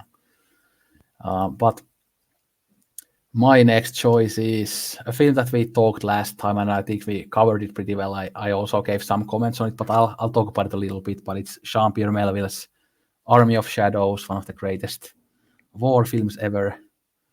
Yeah. So again, incredibly beautiful looking film with that blue color that, again, I think Melville influenced Michael Mann and Michael Mann influenced Christopher Nolan. I think there's this kind of, you can see the influences there. Yeah. But again, it's about the French resistance fighters, but they, like we said the last time, we don't see them as like heroes or anything, but it shows them as pretty awful and despicable people as well, although better than the Nazis, but still pretty awful. But it's more of a, even though it's a war film, it's more of this kind of paranoia thriller, and it shows that paranoia and that atmosphere to such a perfect degree. And yeah, again, I love the aesthetic, love the fairly kind of simple plot, but very effective plot, and love the atmosphere. And again, to me, this is Melville's greatest achievement. I've seen all of his films, and all of them are at least okay, and most of them are good or great, but to me, this is the best one. Yeah. Awesome. Yeah, I love it too. Even though it didn't quite make the second half, it's still there in my short list. Yeah. Well, now we're at my number 57, which actually happens to be the 1991 version of Beauty and the Beast. Okay. Now, I do have the French version from the 40s in my broader list, but this does happen to be my genuine favorite version. I'm a sucker for this era of Disney animation. I think it's probably their best era for their animated films. I think there was a lot of it's called the Renaissance era of that company for a reason, right? I mean, there's a lot of rejuvenated sense of wonder and fantasy and whimsy, and obviously the injection of the Broadway musical style structure into these films from that era. It was a really big help in terms of making these films have a sense of distinct identity. While Beauty and the Beast and then one other that we'll get to later happen to be the only films from that era that made my short list, I love them all to varying degrees. I think some of them are certainly more flawed than others, but I genuinely think that Beauty and the Beast 1991 is a 5-star masterpiece. Just because it happens to be a very popular Disney film for the kids doesn't mean that it's devoid of real art and vision, and I just love it. Yeah, I haven't seen it in like 20 years, so I cannot really comment, but I also like the Disney films of this period. I really like Aladdin, for example. Yeah. And obviously last time we talked about the Lion King, and I was just randomly reminded of one of your Disney reviews of a film that we disagree on, although it's an older Disney film. It's the Aristocats, which I really enjoy, but I know that you found it really, really problematic and stuff. But I could see your point, but I still love it for nostalgia. I just that whole era of like the dark age of their animation. The animation was garbage, and it makes it hard for me to sit through some of those movies because the animation was so bad. But that's an aesthetic problem. That doesn't necessarily mean every movie from that era was bad. I like 101 Dalmatians pretty well. Yeah, I have one Disney film coming up later on. Ooh, nice. Okay, I'm interested to see what it is. But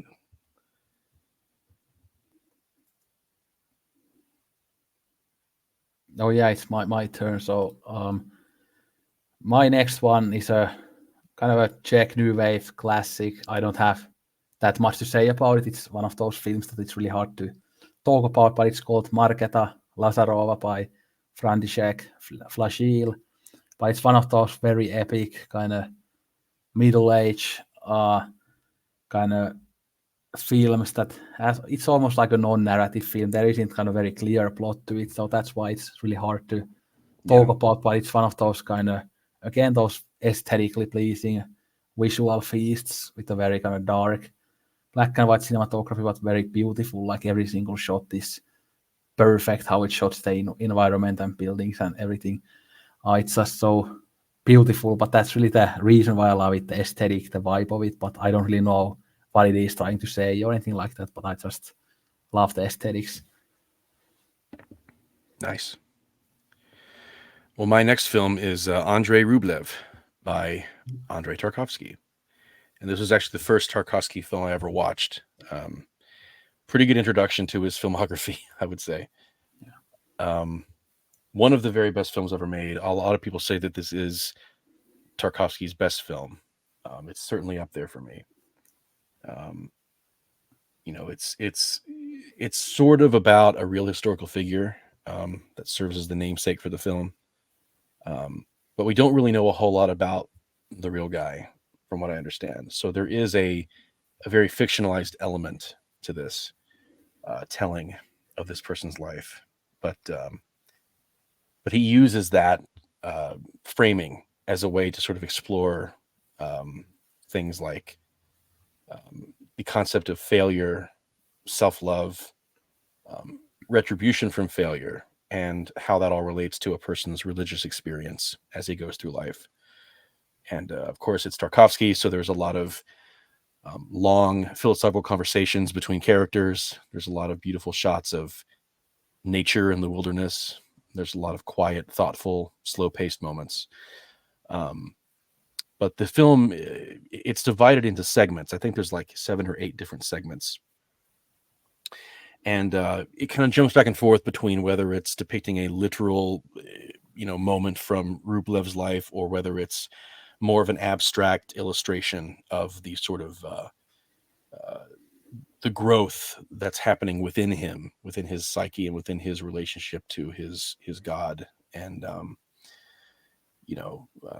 how his outlook is shifting in terms of the way he views himself, and whether or not he should and can judge others, and then of course there's a prologue and an epilogue that kind of bookend the film, that kind of sum up the themes of the movie that aren't really directly connected to the other parts of the narrative. But it's an absolutely beautiful film, and definitely has earned its keep among people who love it and say that it's one of Tarkovsky's very best. So it's not quite up there for me as his very best, but it is one of my favorites of his. Yeah, I think it's a masterpiece, but it's not on my list. But I again need to rewatch it, and I believe it's on like 4K copy on YouTube, so people who are watching can watch it. If you haven't already, you definitely should. And I think this is one of these art house films that even Jordan Peterson could like, as he might kind of relate to the themes, maybe. Yeah. And as he loves everything Russian, like the disturbing Russian paintings and Dostoevsky and Right. Yeah. Solzhenitsyn. Yeah. So if you are watching, Jordan, fuck you, but you can watch this film if you want. Yeah. Up yours, folk moralists. We'll see who cancels who.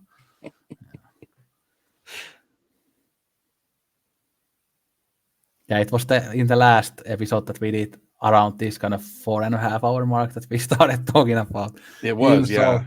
So here we go. We're right on schedule now. Yeah. Last time it was Bo Burnham that started it, but although I had kind of mentioned it once before in the episode, but very quickly. Yeah. But anyway, yeah. But let's at least forget the air fight stakes. But yeah. Still over half of the movies to go. Yeah. So yeah, but anyway, my next one is an Australian film by the famous director Nicholas Roeg called Walkabout, which is about these two children abandoned by their father, and they have to survive in the Australian outback. And they meet this Aboriginal guy there, and they form this relationship. But again, another film that is kind of about the modernity versus tradition, the city life versus nature, as when these people kind of get out of the outback, they kind of start looking back at their memories there, and maybe that they were actually happier when they were closer to nature and not in that alienating modern city life. But it's also such a very entertaining, very beautiful looking film. Obviously, these type of films that are about people being stranded somewhere and they try to have to survive. Obviously, that's a kind of a story that's just very appealing when it's done well. But this also shows kind of how people can connect to each other. It's very humanist film, like how we see again these two white Australians really connected with this Aboriginal guy, even though they don't even speak the same language, but they show that they can find human connection and that they can survive together and enjoy each other's company and stuff, even though they are from very different backgrounds. So my favorite Nicholas Roeg film, another one I saw in the cinema actually, and it was a beautiful one to watch in the cinema. It is such a stunning looking movie. What a masterpiece. Yeah. Yeah, I've had the Second Sight box set of this sitting on my shelf for years, and I still haven't gotten around to watching it yet. So yeah, I have the box set. So. I feel like I really need to get to watching it, because every time I hear about it, it's always praise. So, yeah. All right, so my next one is The Face of Another. It's my number 55. And this is a Teshigahara film. And starring, again, Tatsuya Nakadai, who gives another brilliant performance in the lead role. And as we talked about before, it's kind of riffing on the same general ideas of something like Seconds, when it's all about, the sense of identity and self, and how much of that will change if you change what's on the surface. The new life that you aspire to lead, how worth it is it really, and can you really acclimate to it?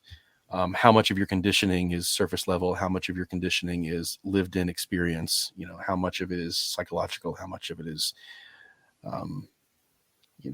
aesthetic. And I think this film explores those ideas a bit better, and also I just like the way it looks a bit more. Both of them kind of push into slight horror territory with the visuals, but I think The Face of Another is free to be much more abstract and artistic about it because of the time and place it was made the same year as Seconds, but obviously Seconds is an American film, and this was done in Japan. And by that point in Japan film history, they were already doing really awesome experimental work. So this film takes full advantage of that freedom and artistry, and it really tells a very interesting story that sort of questions the nature of identity in a really beautiful, dark way. Yeah, I still love it. Like I had it in the previous list. So yeah. But my next film is a film that I don't have that much to say about it, but it's actually my favorite Federico Fellini film, and it's called Satyricon, based on that ancient Greek or ancient Rome book Satyricon.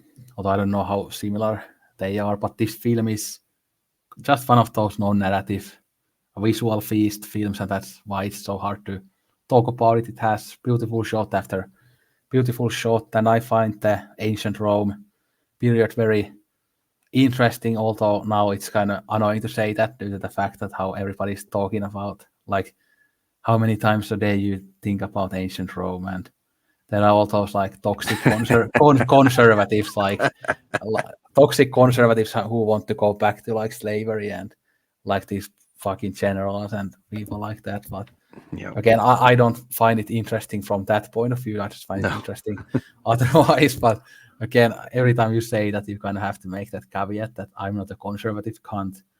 Yeah. But Unfortunately, yeah.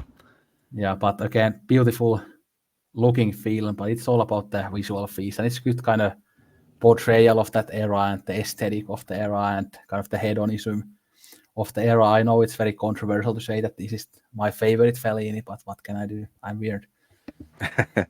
Well, I haven't seen it yet, but I'm sure I'll love it when I get around to watching it. Yeah.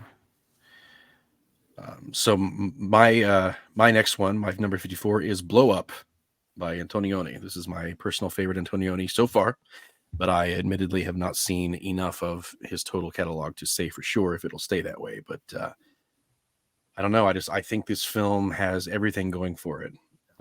It's all about perception, and I love how the movie really does play around with the idea of whether or not reality itself, in some sense, is informed by our perceptions of it, rather than the other way around. How much of reality exists on its own, and how much of it is, in a sense, warped by the way we interact with it and how we perceive what we're witnessing from it. And there's no easy answers to that. The film remains very obscure, and it asks questions more than it answers anything. And I think when you compare it to the two films that I know for sure were influenced by it over here in America, The Conversation and Blowout, I can't help but feel like in both of those cases, the filmmakers, to a certain degree, either missed the point or at the very least felt like they could take that initial idea of, did I see or hear what I thought I saw, and then run with it into, well, yes, he did, and it's like they kind of give a deliberate answer to it. And I guess The Conversation is like the audio equivalent of this, and it kind of keeps things a bit more up for interpretation, as opposed to something like Blowout. But I still think that this film, the original, the one that inspired those, is the king of this sort of conversation happening in cinema. I think the fact that it leaves things open to interpretation, even for us, and it doesn't answer anything explicitly, I think is one of the greatest strengths about it. And I think it kind of gets ruined a bit when you use that idea as a jumping off point to make a movie that's much more literal and gives concrete answers to these questions. But that's just my bias, I guess. Yeah, I prefer the films that Antonioni made in Italy. But to me, Blow Up is the best one out of the ones that he made outside of Italy. So I prefer Blow Up to Zabriskie Point and Passenger, even though those are good films too. But again, Blow Up, yeah, I think it's a great movie, but I just rank some of his other films higher. Yeah. But the next one we can skip, as we already both talked about it, so it's Orson Welles' The Trial. Cool. Well, my next one is Eros plus Massacre. Yeah. And how do you talk about that one? Yeah, how do you talk about it? Well, it's another one of those films that claims to be about something specific, in that it presents itself as the retelling of a real controversial, radical political figure who met a shocking end. But of course, the way it goes about telling this story and the way the events are depicted is completely bonkers and non-literal pretty much every step of the way. And it's much more about evoking conversations about the broader themes, and it's also about how the film makes you feel as you watch it. And I think that's really where the power of this movie really lies. Yeah, do you have anything that you would like to add to that? Well, yeah, I'll add a little bit. Okay, for me, it's a bit higher. So yeah. So this was the first Yoshida film I watched, and I was just completely blown away from when I watched it. It's just the beauty of the images, and again, I'm talking about the longer cut, by the way. That is like 3.5 hours, I think. although the Arrow Blu-ray has both of the cuts, but I've only watched the longer cut a couple of times, and I'm pretty sure that I will always just watch the longer cut. But I think one important thing obviously about the structure is that it kind of has two different stories, one in the past and one in the kind of more current day. Yes, that's true. Yeah. And again, like I talked about the cinematography in Heroic Purgatory, it's really crazy in this one too. Although Heroic Purgatory, I think, is even more incomprehensible than this one. But yeah, it is. But this is really like a very entertaining watch, even though it's just absolutely nuts and radical. And yeah, there's something just kind of really pulls you in with these movies. It's so hard to describe. And I've really gotten interested in like the Japanese anarchists as well. I don't know much about them yet, but I've kind of saved up some books that I want to read someday about like Japanese anarchism. It sounds really interesting. It just came to my mind. Yeah. Yeah. Again, in the West, we usually talk about many of the like Russians, like Kropotkin and Bakunin, and then obviously Emma Goldman. But I think it would be interesting to read about the Japanese anarchists as well. But yeah, so my next pick is another Takeshi Kitano film called Hanabi, or Fireworks in English, probably his most famous film. Again, it's kind of it's a drama film, but it also has some like violence and kind of thriller elements to it. But it's such a beautiful, bright-looking film. It's all about kind of trauma and not being able to escape your past. It's about, again, Takeshi Kitano plays the main role, and he has this kind of past that haunts him, and he cannot really move on from it. And Kitano's way of portraying violence is a bit similar to like Haneke, that it doesn't show it in a kind of a glorified way, but it just shows it kind of in a disturbing, very brutal way. There's this one scene in a bar that's quite brutal. And this has very powerful ending where we kind of hear what happens to these characters, but we don't like see it in the shot, but we just hear it, and I really like it. And again, just like Kikuchiro, this has a Joe Hisaishi score, which is absolutely stunningly beautiful. I mean, so many Hisaishi scores in this episode, but yeah, beautiful film. I think also a great place to start with Kitano if you haven't already dipped your toes into his filmography. Yeah, stunning modern Japanese film from the late 90s. Cool. My number 52 is The Elephant Man, David Lynch. This is the one that sort of put him on the map in a more mainstream way, even though Eraserhead was obviously a cult hit, and it gained more traction as the decade went on and recognition. But The Elephant Man was sort of the big sort of Oscar buzz movie that he made that everyone was sort of really interested in to see if it would sort of take the ceremony with a big award sweep. And of course it didn't, because they didn't really actively campaign for awards for anybody. But I do think that it deserved to win all the awards. It's a really beautiful yet dark film that is every bit as much a character study of the sense of being an outsider and being lonely, as much as it is about the specific historical figure, which of course is a slightly fictionalized version of the real guy. The real guy, Joseph Merrick, the fictionalized version of him in this film is John Merrick. But he was a real person who really did have this affliction that made him, completely ostracized from society. He basically became a carny out of desperation. The only thing he could do was be sort of shopped around as a sideshow freak type for a really long time. And then, of course, the character of Treves, played brilliantly by and very compassionately by Anthony Hopkins, comes along and sort of takes a medical interest in him at first, but I think over the course of the story, he really grows to love him as a friend. The final scene, I just lose it in that final scene every time. It just absolutely breaks my heart.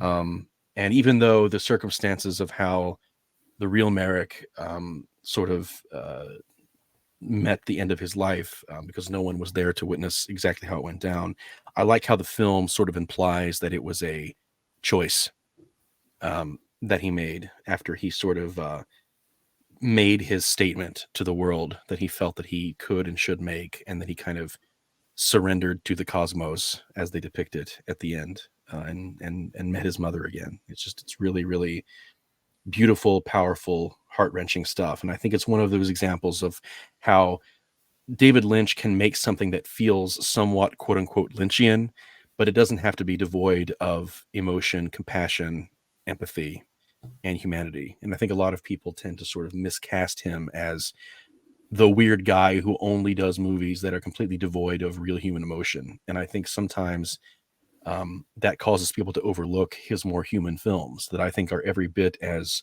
worthwhile as his stranger affairs. The subject matter in this case is fairly strange.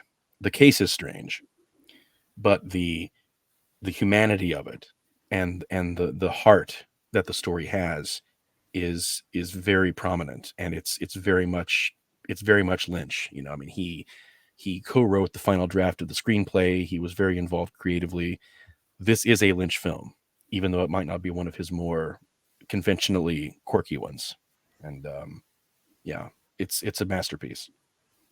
But I think his stranger films are filled with empathy and humanity as well. But even though They people are. don't see, They absolutely are. I'm just saying that they're not as obvious in those. And I think people who don't really get his work can maybe, it's easier for them to ignore that stuff in those kind of films and therefore completely disregard his more straightforward films as well. But I think they all belong to him. They're all his films. yeah, I think this is a great film. But again, I prefer the weirder stuff, and this isn't on my list. But Yeah. I'm not an animal. I'm not an elephant. I am a human being. I am a human being. I am a man. Yeah.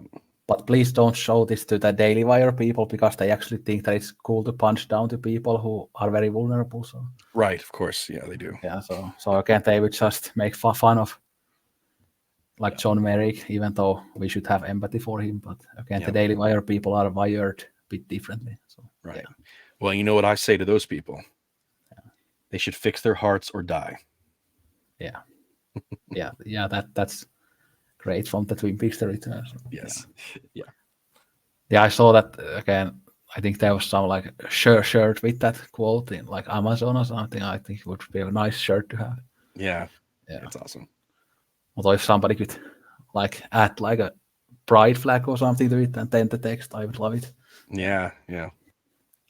Yeah. But anyway, we will get to Twin Peaks: The Return a bit later, at least on my list. So Oh, we will with mine too. yeah. And another Twin Peaks thing as well. But yeah. But again, the next film, I'm not going to talk about it much as you covered it really well last time, but it's Cries and Whispers by Ingmar Bergman, Viskningar och rop in Swedish.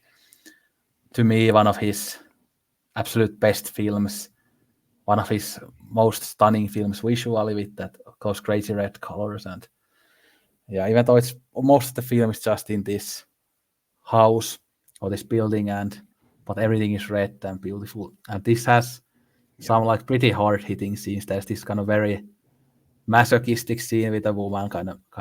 I guess you could call it masturbating, but I don't know. But it's pretty fucking fucked up, especially for the time it came out. But yeah, you don't usually see that kind of stuff in Bergman films, even though he often goes a bit dark. But yeah, it was one to see in the cinema, that scene. Yeah, I bet.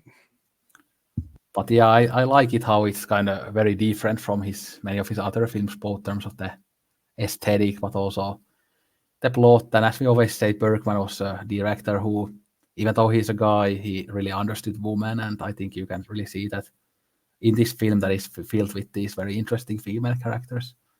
Yeah, I agree. Yeah. But to me, a top 3 Bergman, but there are 2 that we will talk about later. And as we have said, we share the same favorite Bergman, and that will be very high for both of us. But again, there will be at least one more before that. At least on my list, I don't know whether your list has more than one. Yeah, I mean, mine does too. Still. Yeah.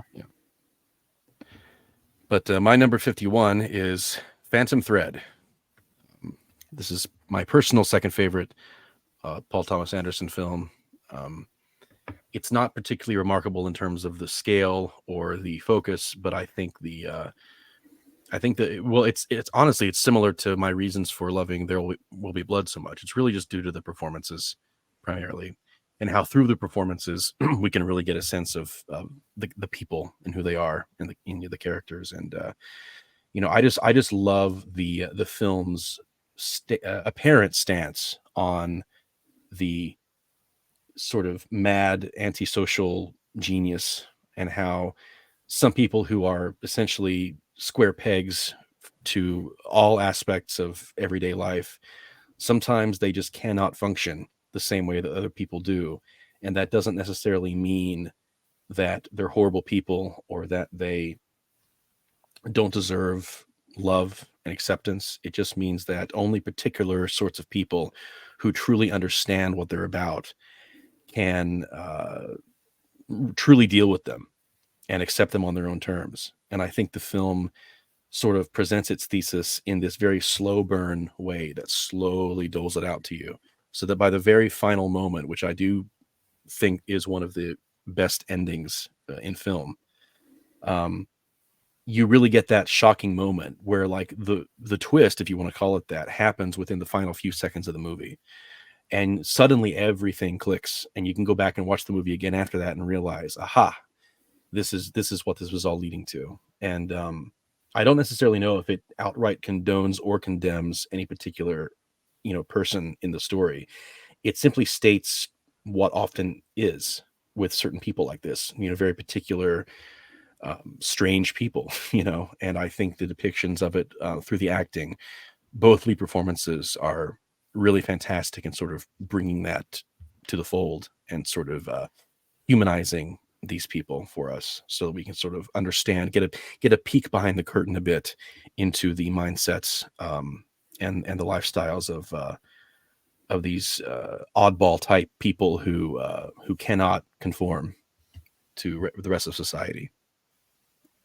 Yeah, you put it well there that we don't have to like condemn them or condone them, but we are kind of more the observers, just seeing it happen. But I saw this one on the cinema when it came out. I haven't seen it since, but I liked it quite a bit. Yeah, back then at least, and I think I actually like the Daniel Day-Lewis performance here more than the famous There Will Be Blood. Yeah, well, it's a more subtle performance. Yeah, and I prefer subtlety, even though I like those insane characters too. But again, maybe with Daniel Day-Lewis, I prefer the subtlety more. But again, beautiful film. I'm looking forward to watching it again at some point. And one of the mistakes also, again, regarding my list is that I probably should have put then my favorite PTA film somewhere, which is Punch Drunk Love. That's a great one. Yeah, that's kind of really my type of film. And again, to me, just should be spoken of more highly, because it's always about There Will Be Blood and Boogie Nights and stuff. But you can talk about Punch Drunk Love as well. Yeah. Before we move on, since you brought it up, I just want to point out that even though it didn't make my short list, I don't think, I do love that movie as well. And I think one of the most brilliant aspects of that movie is how well, through simply a combination of Adam Sandler's performance, the hectic cinematography, and the absolutely bonkers soundtrack, that movie is really able to so successfully convey in cinematic language what it feels like to have crippling social anxiety, at least in my opinion, because I've been there. I've been that person. I used to be that exact kind of person myself. And I really relate to the movie purely from that angle. And I think it's really brilliantly put together in that way. Yeah, then also another PTA film I like a lot is Magnolia, but again, didn't make my list. But haven't seen it yet. One day. And I haven't seen it in like fucking ages, so I really need to rewatch it as well. But Tom Cruise is pretty crazy in it, like that kind of masculinity coach or whatever he is. Yeah. But anyway, my next pick is another Kaurismäki film called The Match Factory Girl. This is often kind of rated as maybe his best film, and would be a great double bill with Sean Dielmon, as this is about a woman whose life doesn't really have many bright spots to it.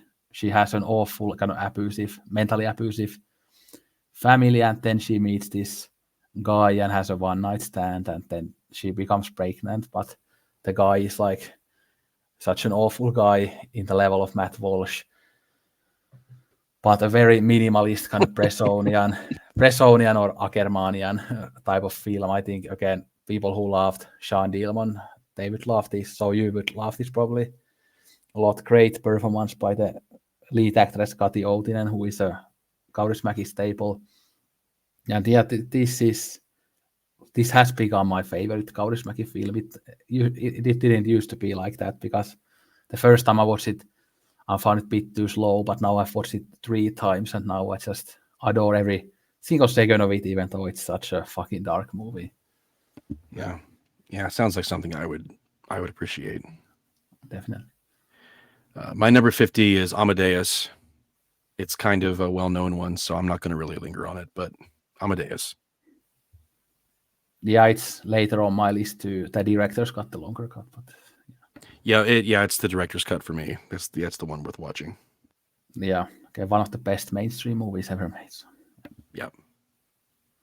Though it even doesn't feel that mainstream, but I guess it is, because it's so famous. Yeah, it doesn't. But I mean, it's Milos Forman, but he's he's technically a foreign director in terms of his sensibilities, but obviously he also made One Flew Over the Cuckoo's Nest, so he'd been working in mainstream Hollywood for a while. But it definitely still has a European feel to it, And I know that both of us are fans of classical music as well as we are those gigantic intellectuals. But right, of course. One of my like Christmas watch list films is like a gay version of Tchaikovsky's Swan Lake.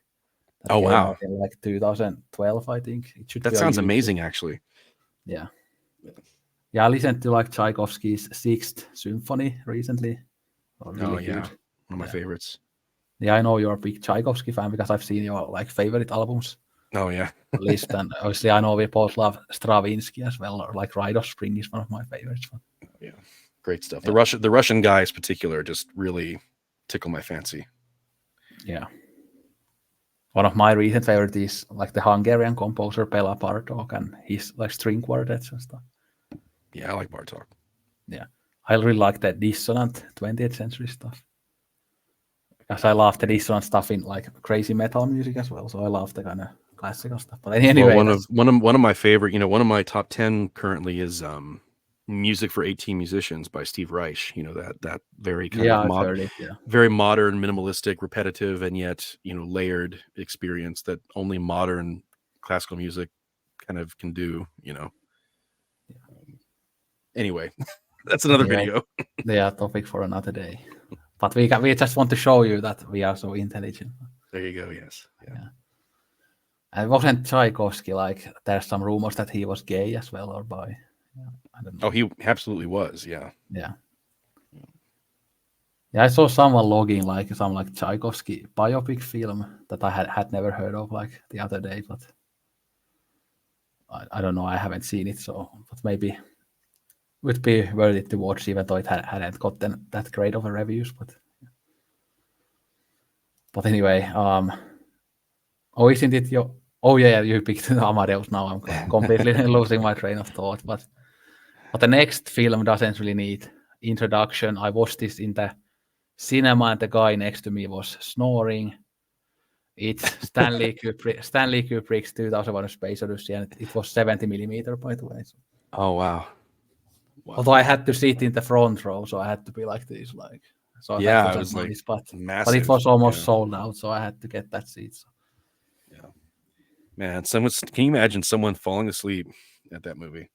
And the funny thing about that guy is that I actually sat next to that guy, even though I don't know him, in another screening, like months after, when I saw Terry Gilliam's Jabberwocky, and he was sleeping then too. Like what the fuck? He goes to PFI South Bank in London, like only to sleep. Like, and what a coincidence that we sat next to each other in both screenings, like months apart. But I kind of recognized him. He was this kind of like very tall, like fat guy. So I just recognized him very easily. So you'd be like, he's the sleeper. Yeah. Wow. But anyway, yeah. do we need to say about 2001: A Space Odyssey? I mean, again, everyone should know it. It's a classic for a reason. It's one of those that everyone talks about all the time. But it's earned its place. It's even higher for me. So, so my 49 is Ex Machina, and I think this is another one that's modern enough and well known enough to where we can kind of just breeze over it. But it's another one of those modern masterpieces that I think deserves the hype. You know, it's got a lot of layers going on. It's beautifully shot. It's thematically and conceptually dense. I love all the performances. I think the dance sequence with Oscar Isaac is like one of the most amazing scenes ever. It's just delightful. But yeah, everyone knows it, so we can probably move on. Again, I don't like it as much as you do, but I liked it quite a lot. Even though, again, I think Oscar Isaac is an actor that I know people love, but I don't really get the hype. Although I think it's partly because I really hated him in the Star Wars films. Oh, I think he's great. He's awesome. But I fucking like those pointless like pilot characters that fucking show me Luke Skywalker killing people and not. Well, I mean, in Star Wars, he's not given much to do, but that's like that's a writing problem, you know. Yeah. It's not. Yeah, but he's good in Ex Machina. But again, I don't really have problems necessarily with this film, but I think it just could have gone even a bit more insane and crazy and a bit more surreal. And again, my problem with the A24 films is that they feel like they kind of lack the balls to go like full on Yoshida, or that again they kind of feel like they have to little bit like dump it down to people, but they could fucking go like full on heroic purgatory and alienate everybody. I want that kind of. Yeah. Well, I mean, I think Garland's other film through them, Men, does do that. Yeah. It goes completely out there and insane, but nobody liked it. So, except me. Like we mentioned it last time, but again, I haven't seen that one yet. But I will watch it as you like it so much. Yeah.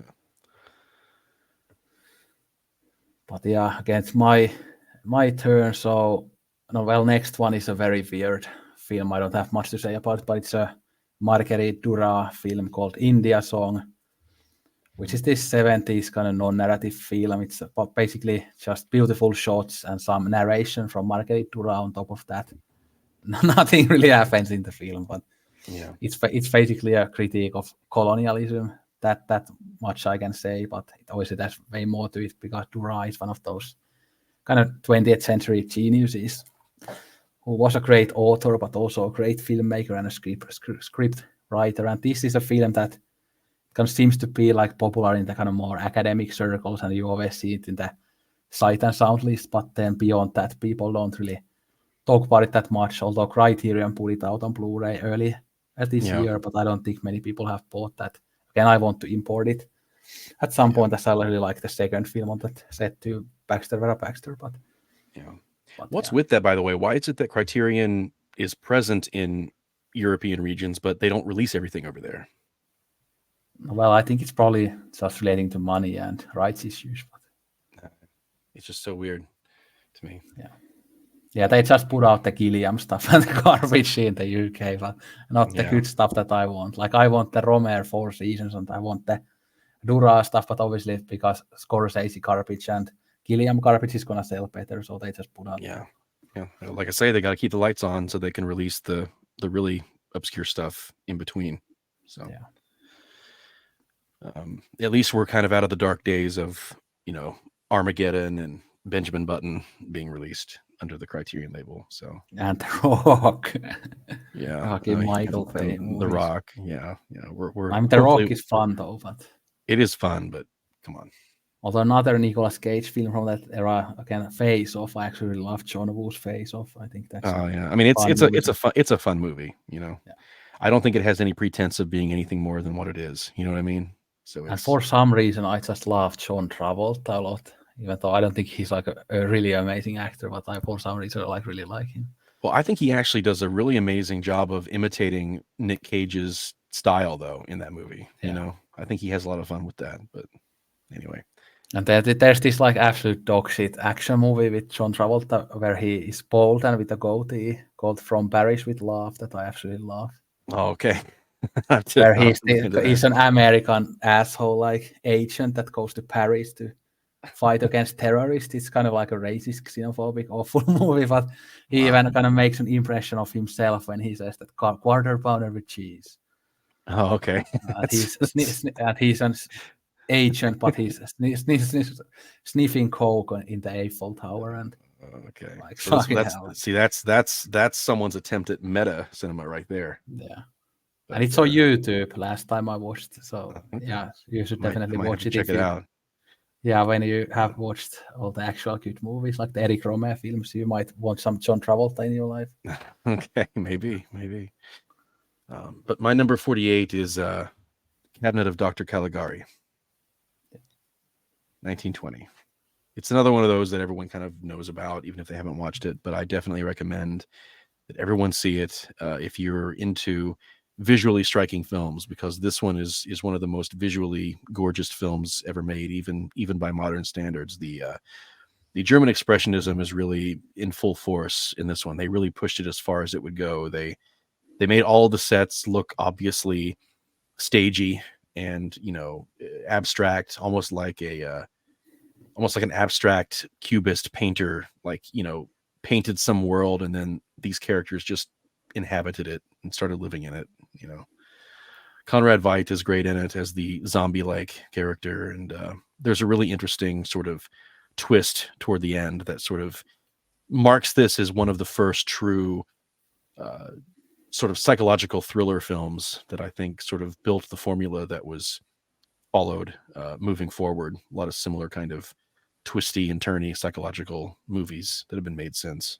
So Yeah, it's not on my list, but I like it a lot. Very beautiful. And didn't Eureka like release it on 4K like fairly recently? they did. I actually double dipped for that one because I already had the standard release from them, but I really wanted the 4K and the pretty box set. So And if people want to watch it, it's obviously on YouTube as well, like yeah, all of the films from this period. But again, I mentioned Night of the Hunter earlier, but it's kind of like a extension of the cinematography here that kind of takes it to another level. yep. In a way, yeah. But again, my turn. So now we have my final press-on film. I obviously mentioned that I have one more. So it's Mouchette, Okay. based on that book, Mouchette. But I think the name is longer than just Mouchette, but I want to read that someday. But this is one of his, I would say, easier films to watch. It kind of has more of that, you could say, traditional kind of emotional connection between the viewer and the story. So it's about this young girl and her life is awful. Like she's being abused and she's poor and she doesn't really have any good people in her life, and it has a very tragic ending that I'm not gonna spoil. But this just has all the great press-on elements, the cinematography, the attention to detail, the non-professional actors. Everything is just perfect in it. But I don't have that much to say about it. But again, I'm not like 100% sure that it's my favorite press-on. But if I had a gun to my head, then again, if I have to do these stupid rankings for some content on YouTube, like this is one that I would choose as the number one at the moment. I think that's the next one that I have lined up to watch from him. Yeah. So, yeah. Okay, my 47 is Your Name, and this is not the only Shinkai film, Makoto Shinkai, but it is the highest one, and it is the only one on my short list, I believe. But yeah, it's a beautiful film. It's one of the most beautifully animated, gorgeous looking films I've ever seen in my life. The story is, simple to a certain extent. The setup is simple. The whole body swapping trope, which is kind of what this is, although there's a twist to it. But that's been done before for purely comedic purposes. But what I like about how it's used here is that it's used to tell a much more sort of cerebral, sort of time travel-y sci-fi kind of story that I think uses that mechanic in a really interesting and novel way. And I wish more films did that. I wish more films took like quirky ideas like this, but then took them into more philosophical and artistic directions, because I think you can do that. It doesn't have to be just a gimmick for comedy. it can be, you can do a lot of really profound things with it if you know what you're doing. And I think Shinkai is one of the few filmmakers who really knows how to take quirky ideas like that and really and go to really deep humanist places with them. And this happens to be my personal favorite of his. I know there are some veteran fans of his work that don't like this film so much. They think it's kind of lazier writing, I guess, compared to some of the stuff he did earlier in his career. But I don't know. I mean, I know that there's some plot holes you can poke into it if you really want to start scrutinizing, but I think it's one of those films that everything about it works so well that I don't even care if it's not completely foolproof logically. There's a saying that Hitchcock said, which is that logic is boring. Logic can get in the way sometimes when you're trying to tell a particular kind of story.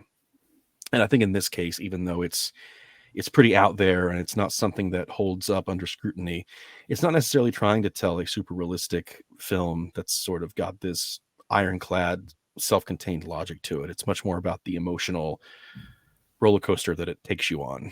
And it wrecks me every time. Every time I watch this movie, without fail, I just absolutely lose it and just, cry freely when I watch this thing.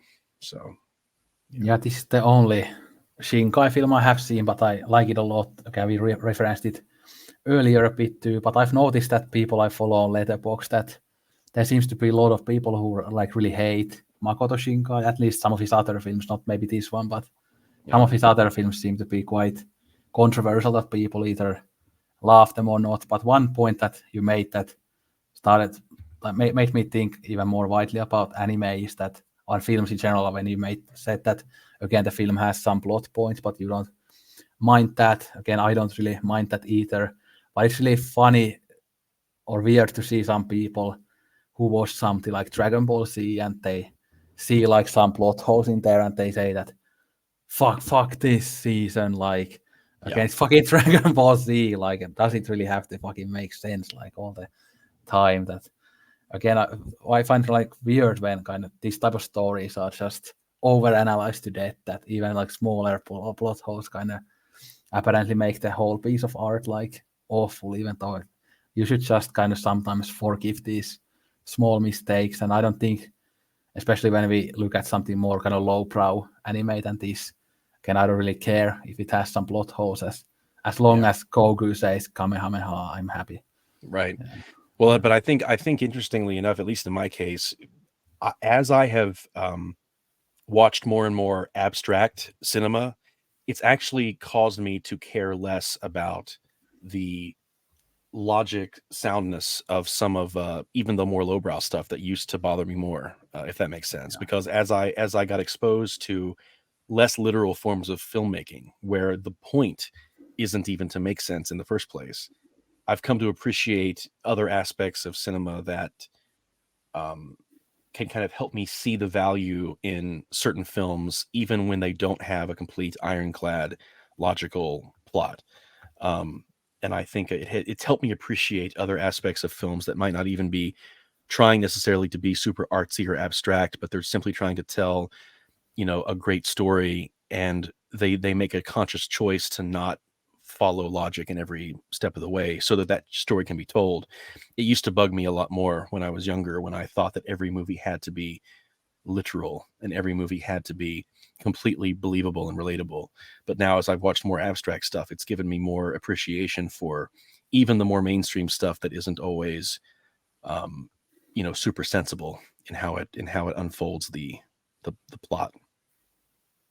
Yeah, completely agree. And I really can't stand the people who think that everything should be just like from point A to point B, very simple and straight to the point, and nothing can be experimental or weird or different. Or nothing can be left unexplained, which is another thing I like saying, of course they can, like, that's fine. No, well, it's good that Nolan explains everything through the exposition, so. Right, of course, yeah. Yeah, but anyway, my next choice is something that I don't think we have to talk about that much. It's Tokyo Monogatari, or Tokyo Story, by Yasuhiro Ozu. I've again talked about several Ozu films already on this episode, and again the same things go for Tokyo Story, I guess one interesting thing one could say is that obviously people kind of favor the old couple here and they are on their side. But if you actually look at the film in a very detailed manner and you really read every single line of dialogue very carefully, you can kind of notice that maybe the old couple aren't perfect people, and maybe you can actually side with the children a little bit in the film as well, because they kind of imply, for example, that the Chizuryu character has kind of a past of being an alcoholic and stuff. So who knows how awful the childhood was for these people and stuff. So that's kind of a one good kind of approach to take when you watch this film, and not just immediately side with the old couple. Again, I used to do that too, but now that I've watched it a few times, I don't anymore. Well, I think something that's often missed to a non-Japanese audience, maybe at first, is that, there's a lot of subtext going on beneath the surface because, in Japanese culture, you're expected to be very polite and unobtrusive to strangers, much less your elders and your family. And so there's a lot of hidden emotion behind the smiles and bows that we see happening between the family members in this story. And I think there's a moment toward the end where the facade breaks for one of the characters and she actually breaks down and cries for a moment. And I think that's happening all throughout the film. And there's a lot more richness and a lot more layers there than maybe is first perceived. If you're going into it accepting everything at face value without the foreknowledge that, there's a lot of real emotion and disagreement that gets sort of buried beneath the surface because of the politeness of Japanese culture being held so sacred. And I think it's interesting that Ozu kind of sort of peeks behind that a little bit over the course of the film. But again, it's not something that everyone catches. Yeah. My number 46 is Twin Peaks: The Return. Yeah. It's much higher for you, I'm sure, but yeah, quite a bit higher. Yeah. But I will say that I think this is probably the my personal second favorite project of Lynch. I think it's one of the most artistically bold things he's ever done. It's great, and I think I do think it's a case where you kind of need to have a bit of foreknowledge of the prior two entries in this sort of trilogy, if you will. There's the original run of Twin Peaks, and then there's Fire Walk with Me, and then you get to The Return. And I do think it helps to have seen the prior two entries in the story before you sit down to watch this one.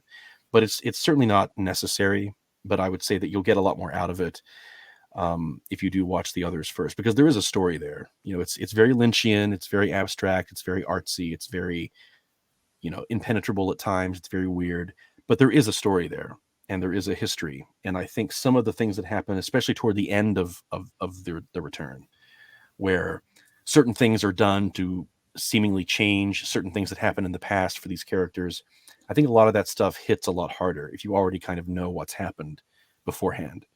And of course, there's the meta element to it where, you have characters in the story that seem to be stepping out of their characters and actually seem to, at some points, be the literal actors that they are.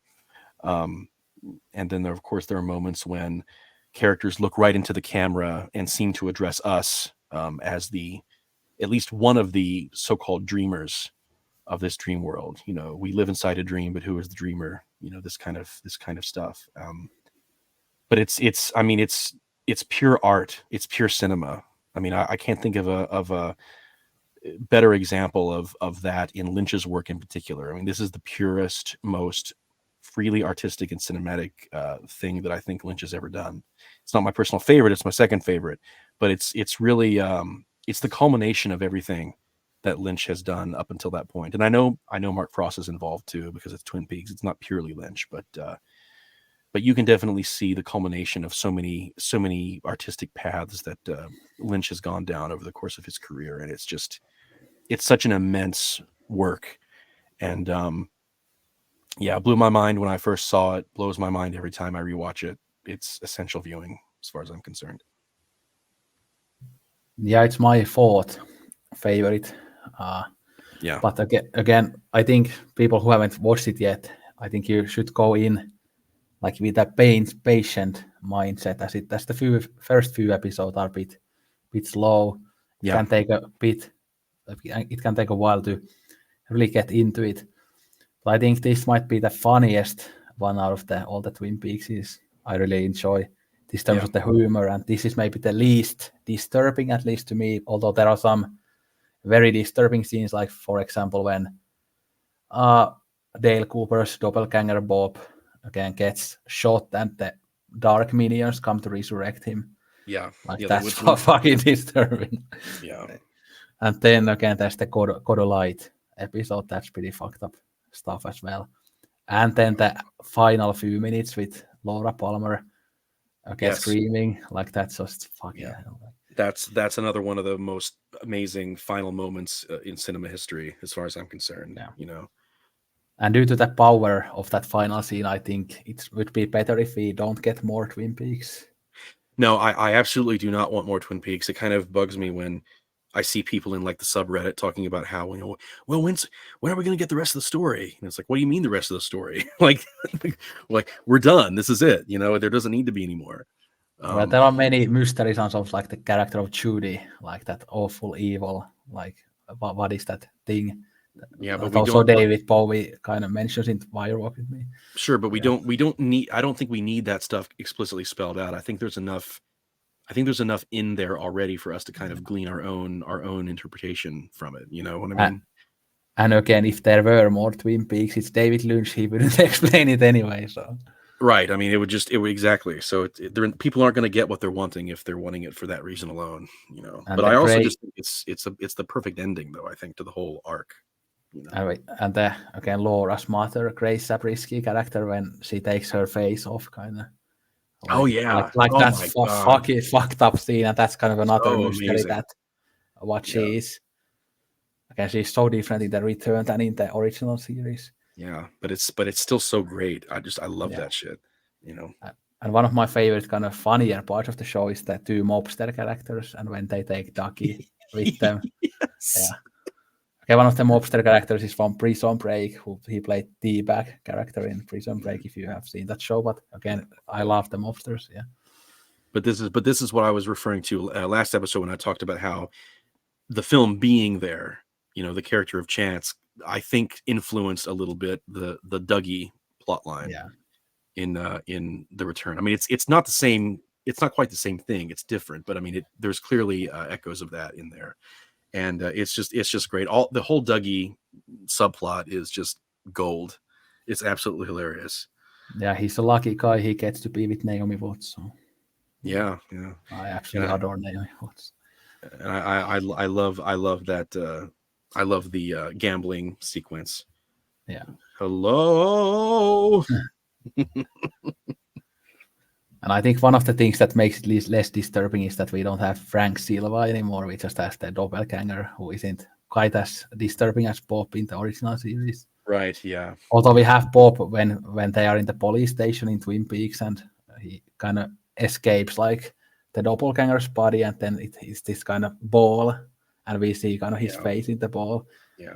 But other than that, again, it's just the doppelganger, who is like fucking disturbing, but not quite as disturbing. And we also see him as that orb thing for a moment. Also, when we see the flashback sequence, you know, when he's first, in theory, when he's first created, but who knows, you know, what that sequence is really showing. But fuck, I want to rewatch it so badly now, because I often just watch Firewalk with Me, as it is the short form type of thing to get that Twin Peaks vibe. But I should watch the original show and the return more often. So yeah, maybe a hot take, but the original Twin Peaks is actually my least favorite of all three of these sequences of the story.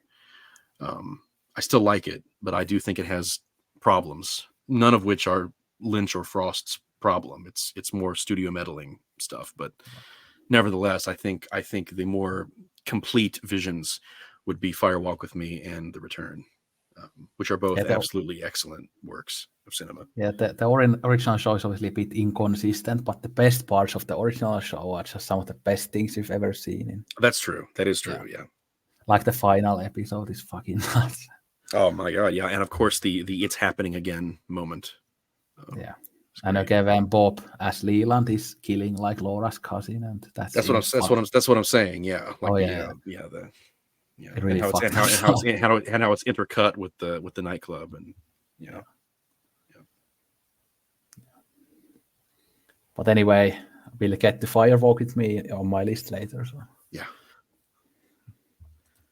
But we could talk about the return for hours, but we have to move on. So Yeah. But now we get back to a director that we mentioned last time, Paul Schrader. Oh yeah. The anti-Vogue guy. Yeah. But let's not go to that stuff again. But this film is about the right wing, not sharp a gay guy. It's Mishima, a life in 4 chapters. Yeah. Yeah, I think this is in the conversation for like one of the greatest films of all time to me. It's just absolutely incredible. Like one of the most interesting structures ever, how it has that very artistic stuff taken from like the Mishima novels, but then it has also Mishima like as a person, as his character, his journey towards the end where he commits seppuku or harakiri.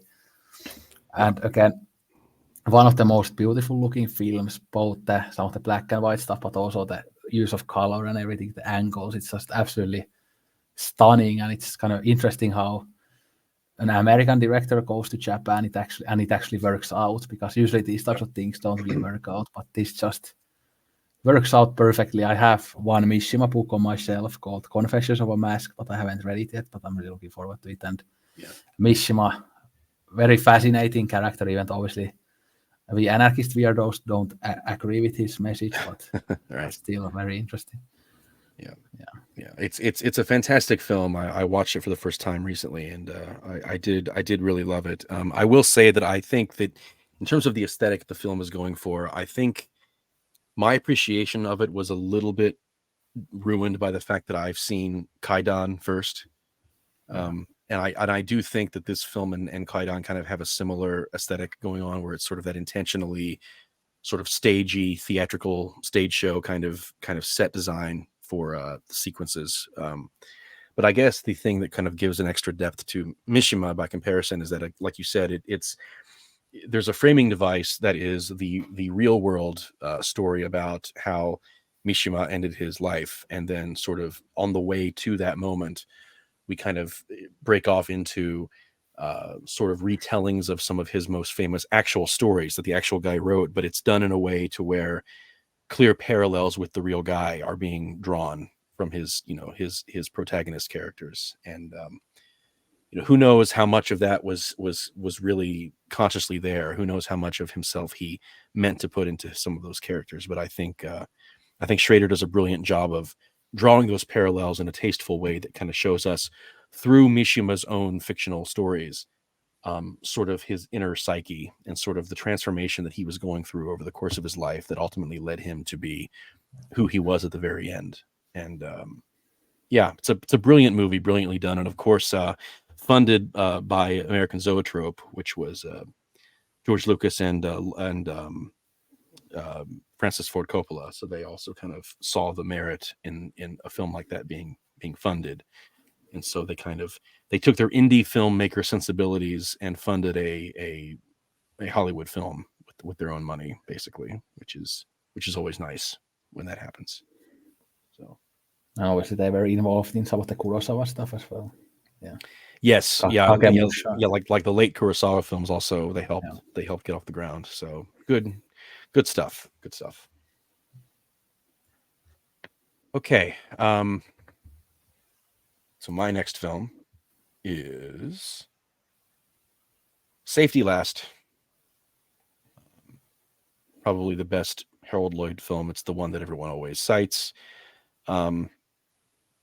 It's one of my favorite comedies. It's great. I love all of it. I think the sequences in the department store leading up to the final sort of big stunt moment. I think all that stuff's also hilarious and well timed and well acted. But obviously the big centerpiece of the film, the final sequence where he's climbing up the building and then he ends up hanging off of the clock face at the end. I mean, it's all at once thrilling, terrifying, hilarious, impressive. It's all those things. And obviously, I think there is a little bit of illusion going on. I don't think he's quite that high, but he is really climbing a structure. I just don't think the structure is as high as it looks in the final version of the film. But I love how his partner in crime, his friend, is constantly telling him that he'll switch places with him as they're chasing him up the stairs. But each time they meet at the window, his friend's like, "Well, they're a little bit too close on me. Let's go up one more floor. I'll get you there." And each floor, it's always one excuse after another, to the point where Harold Lloyd's character is finally just pushed to the very very top. And yeah, really really brilliant filmmaking. Yeah, really fun movie, and again, love that sequence that you were just describing, but not on my list, but again, film that I enjoyed a lot. But the next film is something that we covered last time. We both talked about it a bit, so I'll go through it quickly. So it's Letter from an Unknown Woman by Max Ophüls. Yeah, you talked about it very in depth, and I made some comments too. Again, my main reason for loving it is that I just get so emotionally involved with the story, and again, the ending just destroys me every time. It's such a tearjerker. I love the two performances, and Max Ophüls' visual sense is great, and such a tragic but beautiful story. And this is a film that I think I will probably always love, and I think this will really stick with me until the end of time. I just have that type of feeling. But again, my second favorite film from the 1940s, but there is one more later on that we also talked about last time. My number 44 is The Handmaiden, which we've already kind of touched upon. But it's my favorite Park Chan-wook film. I think it's an absolute masterpiece of modern filmmaking. It's everything in one. It's epic. It's a really brilliantly done historical period piece. It's beautifully shot, beautifully acted. The cinematography is gorgeous. The costuming is great. It's a mystery story that unfolds almost like a puzzle box, to where the structure of the narrative challenges even the viewer to sort of figure out what's really going on until the very last moment. And we see the same events from different perspectives along the way, and it's a really involving, interactive kind of viewing experience that I think everyone should watch. There is a lot of graphic sex scenes in it, if that sort of thing bothers you, but I think it's done in a tasteful way regardless, and it's just showing the raw passion and humanity of the main characters, and how they fall in love with each other over the course of the story. But yeah, it's absolute masterpiece. Yeah, like we talked about earlier, it's my favorite Park Chan-wook film as well. I love it. It's on my top 350, but not on top 200. But again, need to rewatch. Way too low, man. Yeah, it might go up. Yeah. Might go up. Yeah, but again, my next pick is another Ingmar Bergman film. So it's Autumn Sonata, starring Ingrid Bergman and Lee Fullman. So this is my second favorite Bergman film, and another one that I can kind of really relate to, as it is about a toxic relationship between a child and a parent.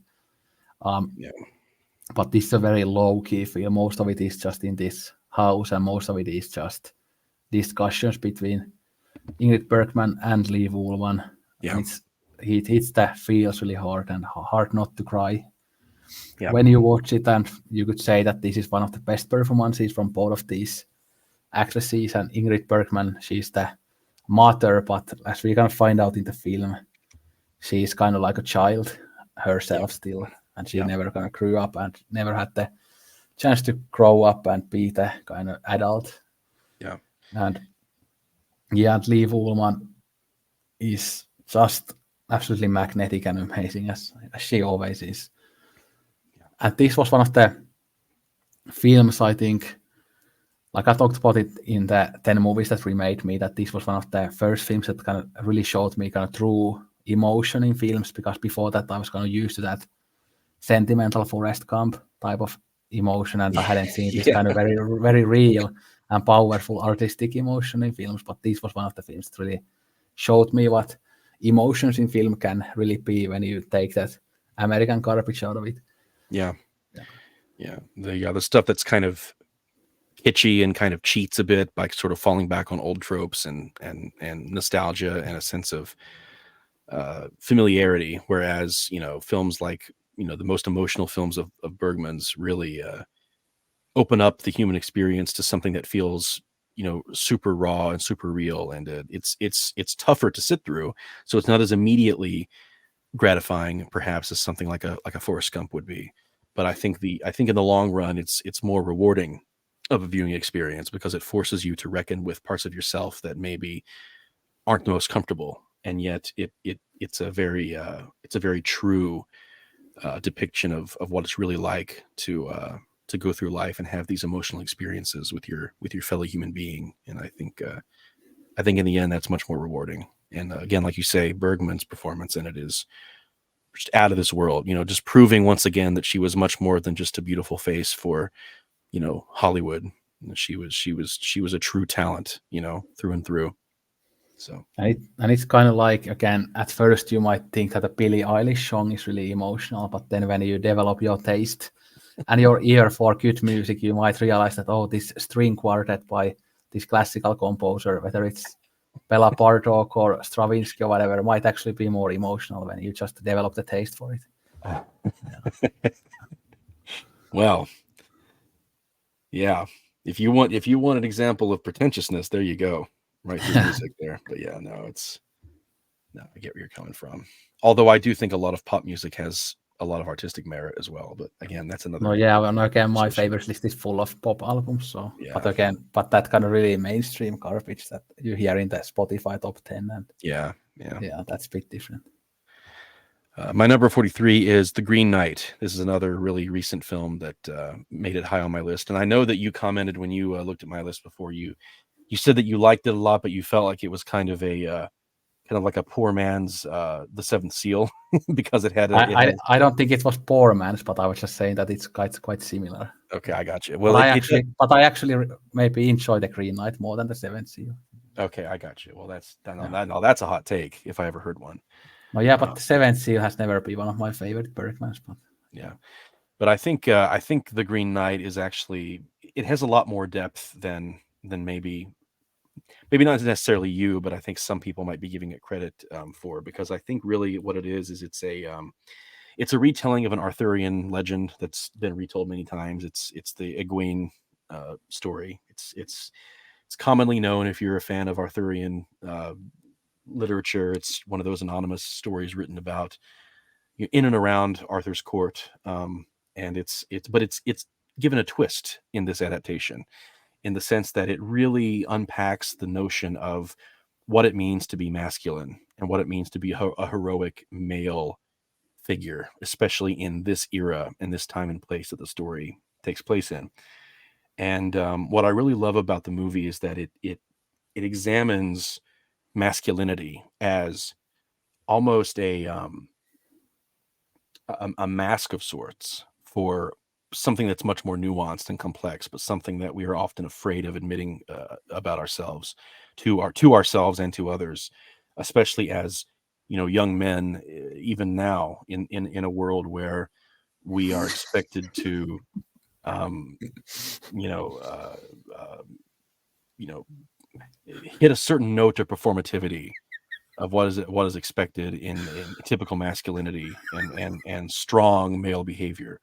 And it isn't until this character that's the lead of the story, it isn't until he is forced to reckon with this more um, insincere part of himself. It's not until he's forced to admit that he has weakness and that he made mistakes that we see a moment where, in my interpretation of the film, the way it ends, the fate that was awaiting him flips around, and he's no longer going to actually be facing that fate anymore.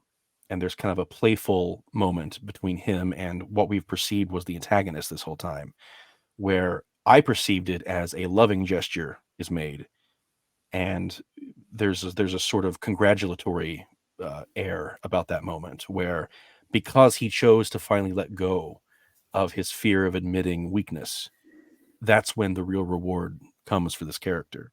And I know that there are other people who interpret the ending differently, but nevertheless, I'm not the only one to read this interpretation into it. So I know it is a valid one.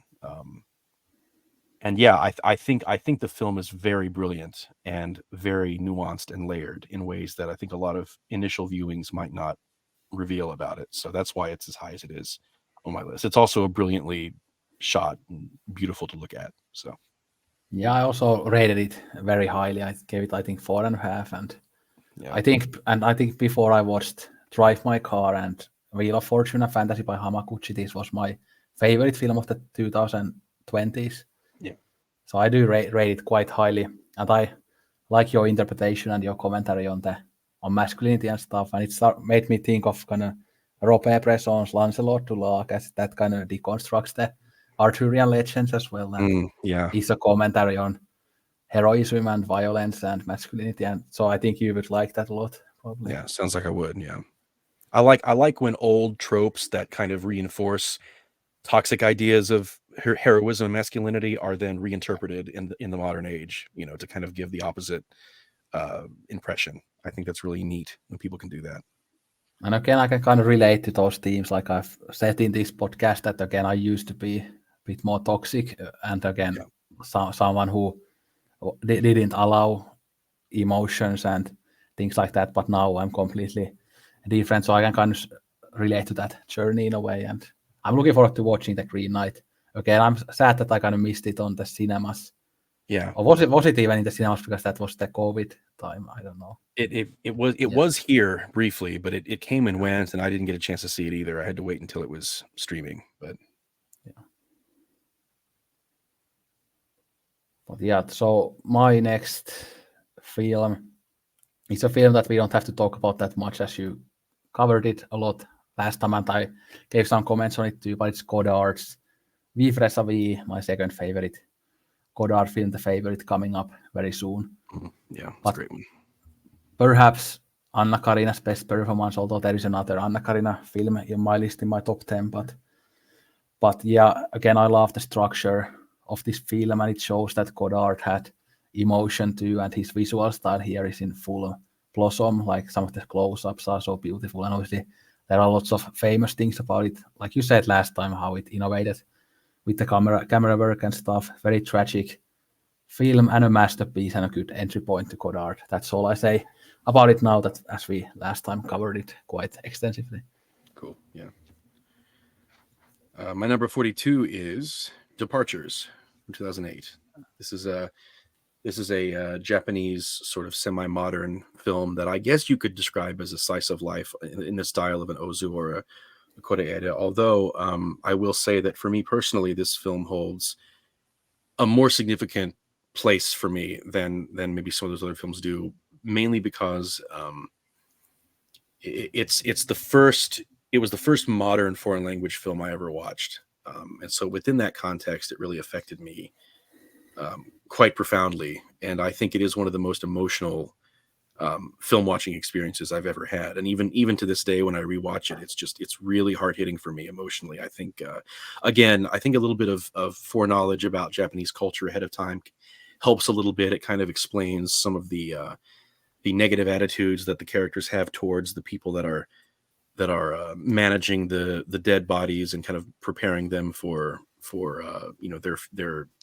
presentation in the funerals and everything, and how that's sort of looked down upon as like a really lowly job. And and so the film is kind of taking us inside the world of a profession that, at least in that culture, is typically frowned upon or not really understood. And so it kind of shows the humanity of that, and also the notion of shame, and how shame is such a big part of Japanese culture, and how avoiding it is so prioritized that oftentimes it can lead people to make decisions that, in hindsight, they might regret, because it separates them from, family members that they may never get a chance to speak to again. And that's sort of, examined and sort of unpacked in this film as well. And again, that kind of leads to the final, moment of real emotional release that this film has, involving the main character of the story. But it's just a really beautiful human story that gets me every time. And I'm so glad that I was able to snag the physical copy of it on Arrow Academy, because it's not really easy to find otherwise, except on that particular release. Yeah, I also have the release and watched it on that release like 5.5 years ago. I've only seen it once, but I remember liking it a lot. So at that point, I hadn't seen that many Japanese films yet. I had been into Yeah. Japanese films for a little while, but I love the film quite a bit. But it's not on my favorites list, but definitely could be after a rewatch. But Yeah. yeah, you definitely rate it a bit higher than most people. So maybe it's a very underrated film. But It is for me, but that's just me. yeah. Well, my next choice is another film that we talked about last time. So it's my favorite film from the 1940s, The Red Shoes by the Archers. Oh yeah, So fantastic. I'll talk about it a little bit. So I love the Moira Shearer performance. I love the Adolf Walbrook performance as well. Some of the best performances of that era of film.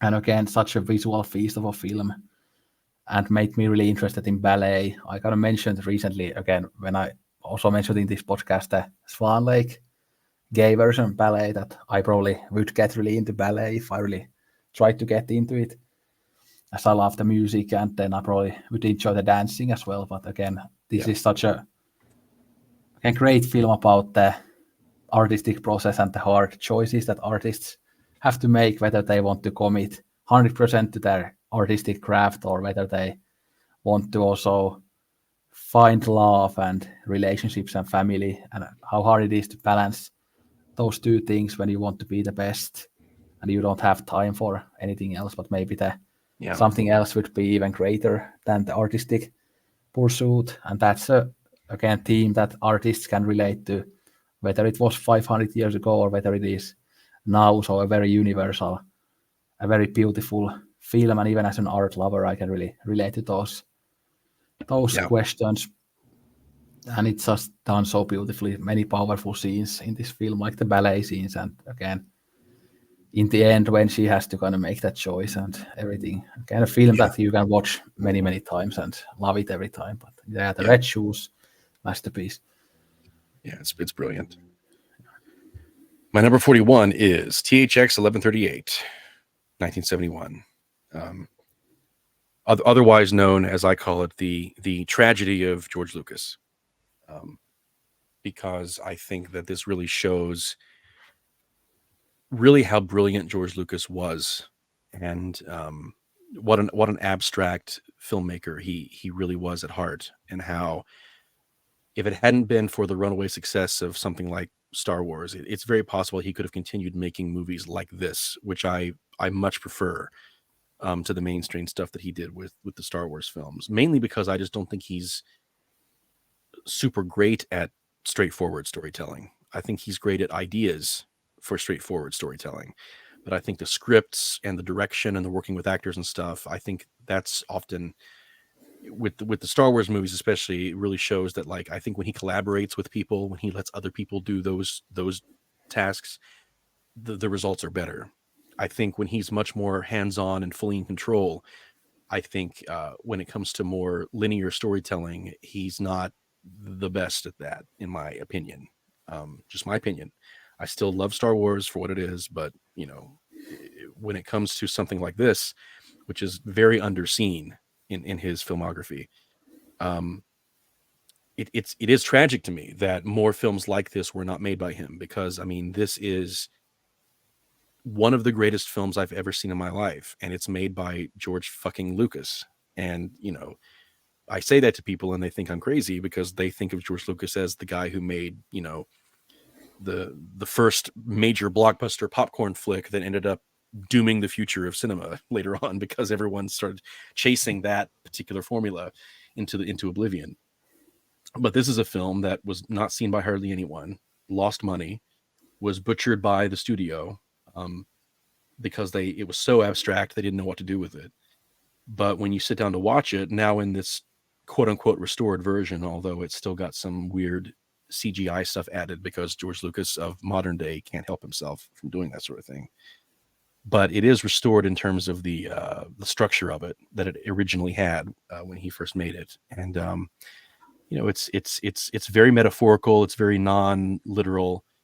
It's kind of a metaphor for how capitalistic society oppresses people through mundanity and repetition and consumerism and religion and all these sort of daily tasks that people get swept up in to sort of distract them from really thinking for themselves. They're all drugged up on pills. They're kept from having sex with each other. There's like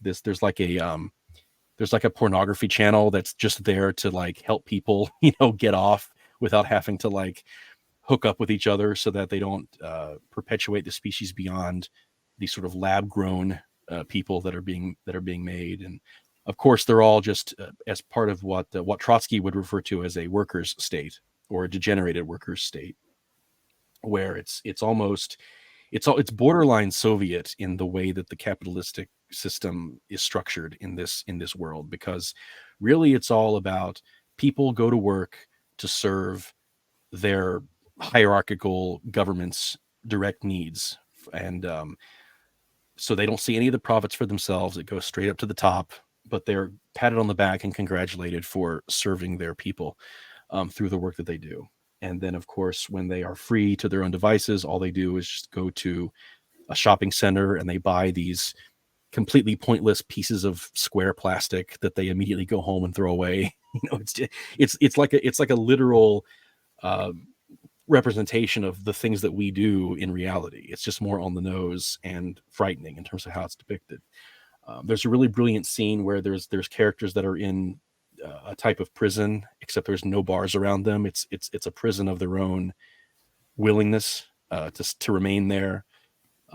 There are faux revolutionaries and petty bourgeoisie type figures who are claiming to be in favor of a revolution against the system, but really they're just trying to talk down the real revolutionaries from doing anything drastic. They're talking about how what we really need to do is just, take things slow and incremental, and let's not rock the boat too much because we don't want to ruin our livelihoods and everything. And then there's this other random character who's just spouting off Richard Nixon speeches for like no apparent reason. I mean, it's really bonkers stuff, but I absolutely adore it. And I think it's a film that really shows the genius that George Lucas had within him that he rarely got a chance to express once he had that sort of unexpected success with that one movie that he made that sort of changed the trajectory of his filmography moving forward. So I do wish he made more movies like this, but I'm glad that we have this one, and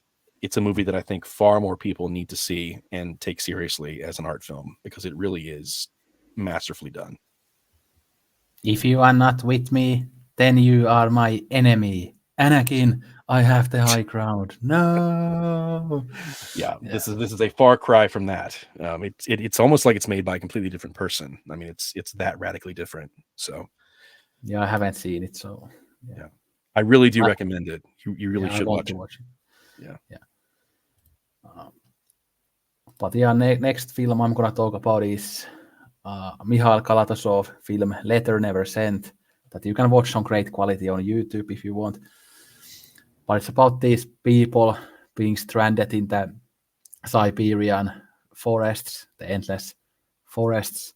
But this film is mostly just a kind of, again, a visual feast type of film. It has kind of unbelievable black and white cinematography and practical effects that, again, nice. You are just completely in awe when you see it, that did they actually really lit up the Siberian forest on fire and stuff when you see it. So many powerful shots. Okay, it's all about survival in there.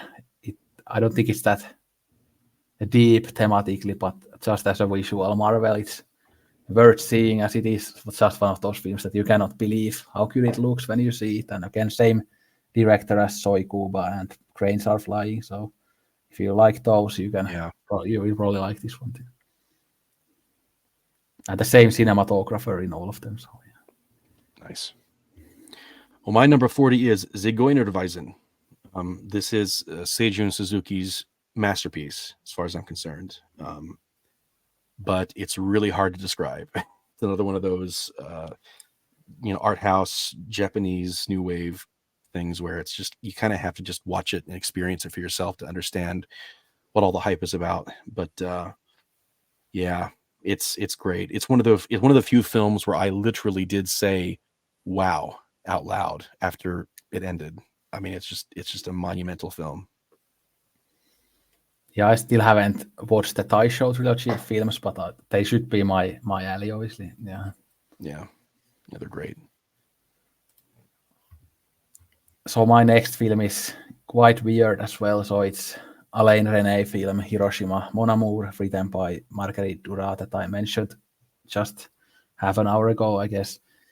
But this is one of those fairly difficult films, although it's maybe not quite as difficult as last year at Marienbad. But obviously, it's a love story. Again, like that kind of post-war, there's the war thing on the background and all those kind of dark emotions on the background. But it's also a very beautiful film, a beautiful love story, and beautifully shot as any Alain René film is. But also very difficult when we had some of these like many parts of the movie are just kind of again shooting like a street or a building, and then it has some like narration on top of it, so it has that kind of more experimental element that more many people will be turned off by. But I just really connect to this film and love it to death, and it's my favorite Alain René film, and I consider it to be one of the great not Japanese, but French New Wave films, and could even be the best one out of that great movement. Yeah, it's another one that's been on my list for a long time that I just haven't gotten Yeah. around to yet. But yeah, well, my number 39 is La Jetée. So I know that we talked a long time ago in the last video about Sans Soleil, and this is the other Yeah. Chris Marquet film that's on my list, and it is much higher for me, mainly just because I really love how ingeniously put together it is. I mean, it's a bunch of still images, except for a couple of exceptions, and those exceptions are very striking as a result because they are so few and far between. But I love how this really futuristic sci-fi narrative is successfully told through a sequence of still images and narration, and that's pretty much it. It's an incredibly minimalist film, and yet um, it really it really affected me in a really profound way. It talks about the concept of fate, destiny, how much you can change about it. Um, and there's some janky time travel mechanics that, of course, don't make a lot of sense. But again, as we talked about before, that isn't really the point of a movie like this. And picking it apart, it doesn't really seem to make a whole lot of sense either if you're trying to critique what the film is really aiming for. And I think what it aims for, it succeeds at significantly. And apparently, 12 Monkeys is inspired by this film. But yeah, I'm gonna stick with this one because this is the truly artistic rendering of the idea. And yeah, really brilliant stuff. It's one of those films where I feel like it busts through the limitations of what you think cinematic language allows you. There are a few films like that where a filmmaker does something with the tools available to him that are so unexpected from what from what I thought could be possible, that I just have to just sit back in awe of it and be completely entranced by it. So Yeah, I'm not sure whether I prefer Sans Soleil or La Jetée. They're probably quite equal to me, but fuck 12 Monkeys in comparison. Yeah, not a huge Bruce Willis fan. But, yeah. Well, now these kind of films we have had like several kind of similar films together, as the next film is Raul Ruiz film called City of Pirates. oh Yeah, yes, yeah. so more of this kind of really weird, surrealistic, non-narrative stuff that again many people would hate, but I absolutely adore. This is one of the most beautiful looking films I've ever watched. I again have no idea what it is about, like thematically, but I just like to look at the images and the weird atmosphere and the vibe. Yeah. I love the movie. It's in my larger list. I've only seen it a couple of times. Maybe with a few more rewatches, it'll be even higher for me. But yeah, it's a really striking film that I absolutely love. So my number 38 we already kind of talked about, so I'll just name it and then we'll move on. But it's Once Upon a Time in the West. Yeah. Well, next one is the Disney film that I mentioned earlier. So it's Lady and the Tramp from the 1950s. That's a beautiful looking film. I'll give it that. Yeah.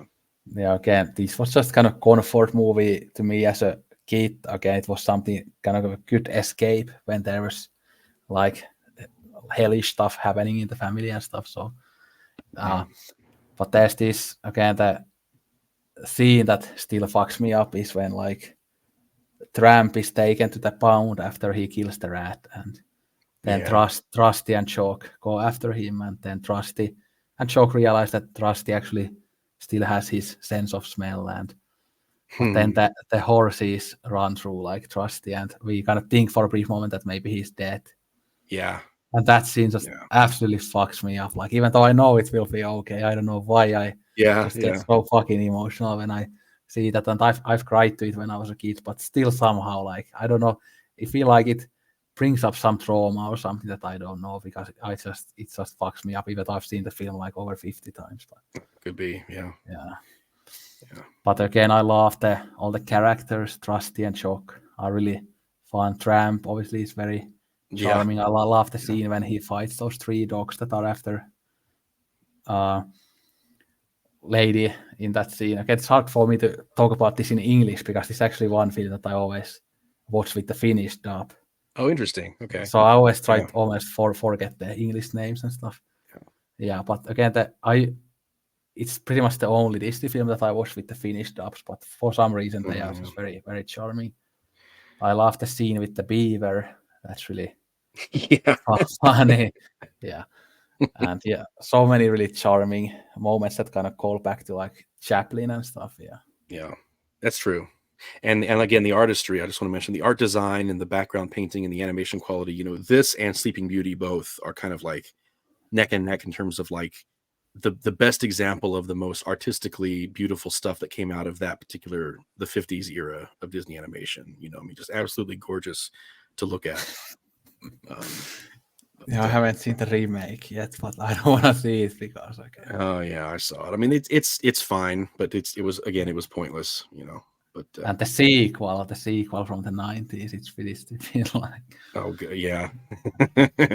Well, that was in the dark times when they were making like straight to video sequels to everything, constantly. But but Tramp is completely cocked in that one. Oh really? Yeah. But his son wants to be like him, and I got you. Yeah.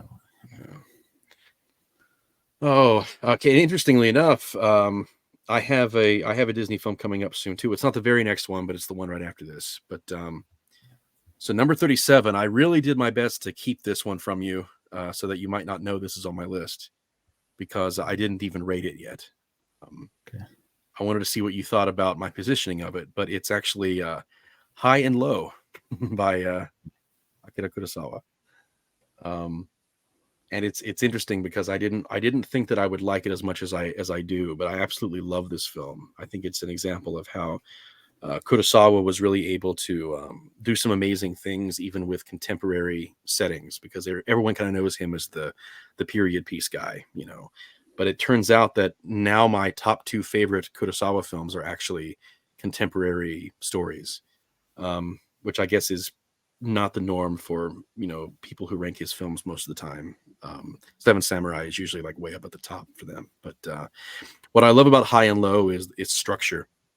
It's almost 2 different films. The first half, it all takes place, in this rich person's house that's literally up above on this mountain, kind of overlooking the rest of the city. And so there's this visualization of the class disparity going on there, and then through a series of circumstances, there's a kidnapping and a ransom, and there's confusion about whose kid is kidnapped. We find out that the kid of the chauffeur is actually the one that was kidnapped, not the rich guy's kid. And so then there's a crisis of morality there in terms of, do you still go the extra mile to save this kid when you have all these other financial stakes on the line for your status as this, rich mogul, who stands to inherit all of the control of this company, and so there's a lot of interesting sort of class examination going on in the first half of the film.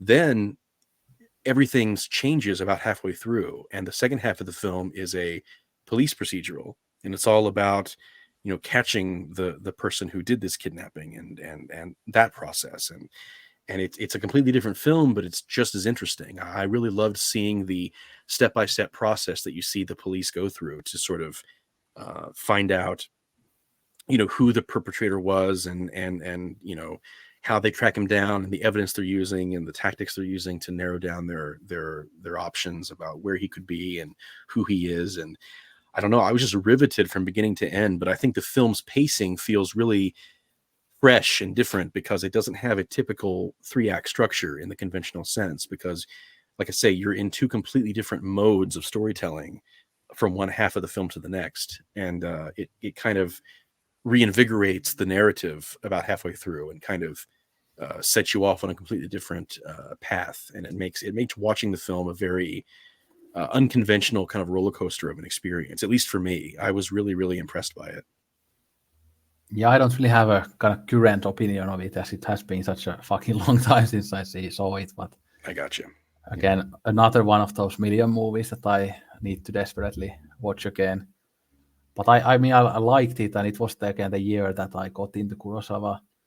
But to me, back then, I was more impressed by the samurai stuff. Yeah.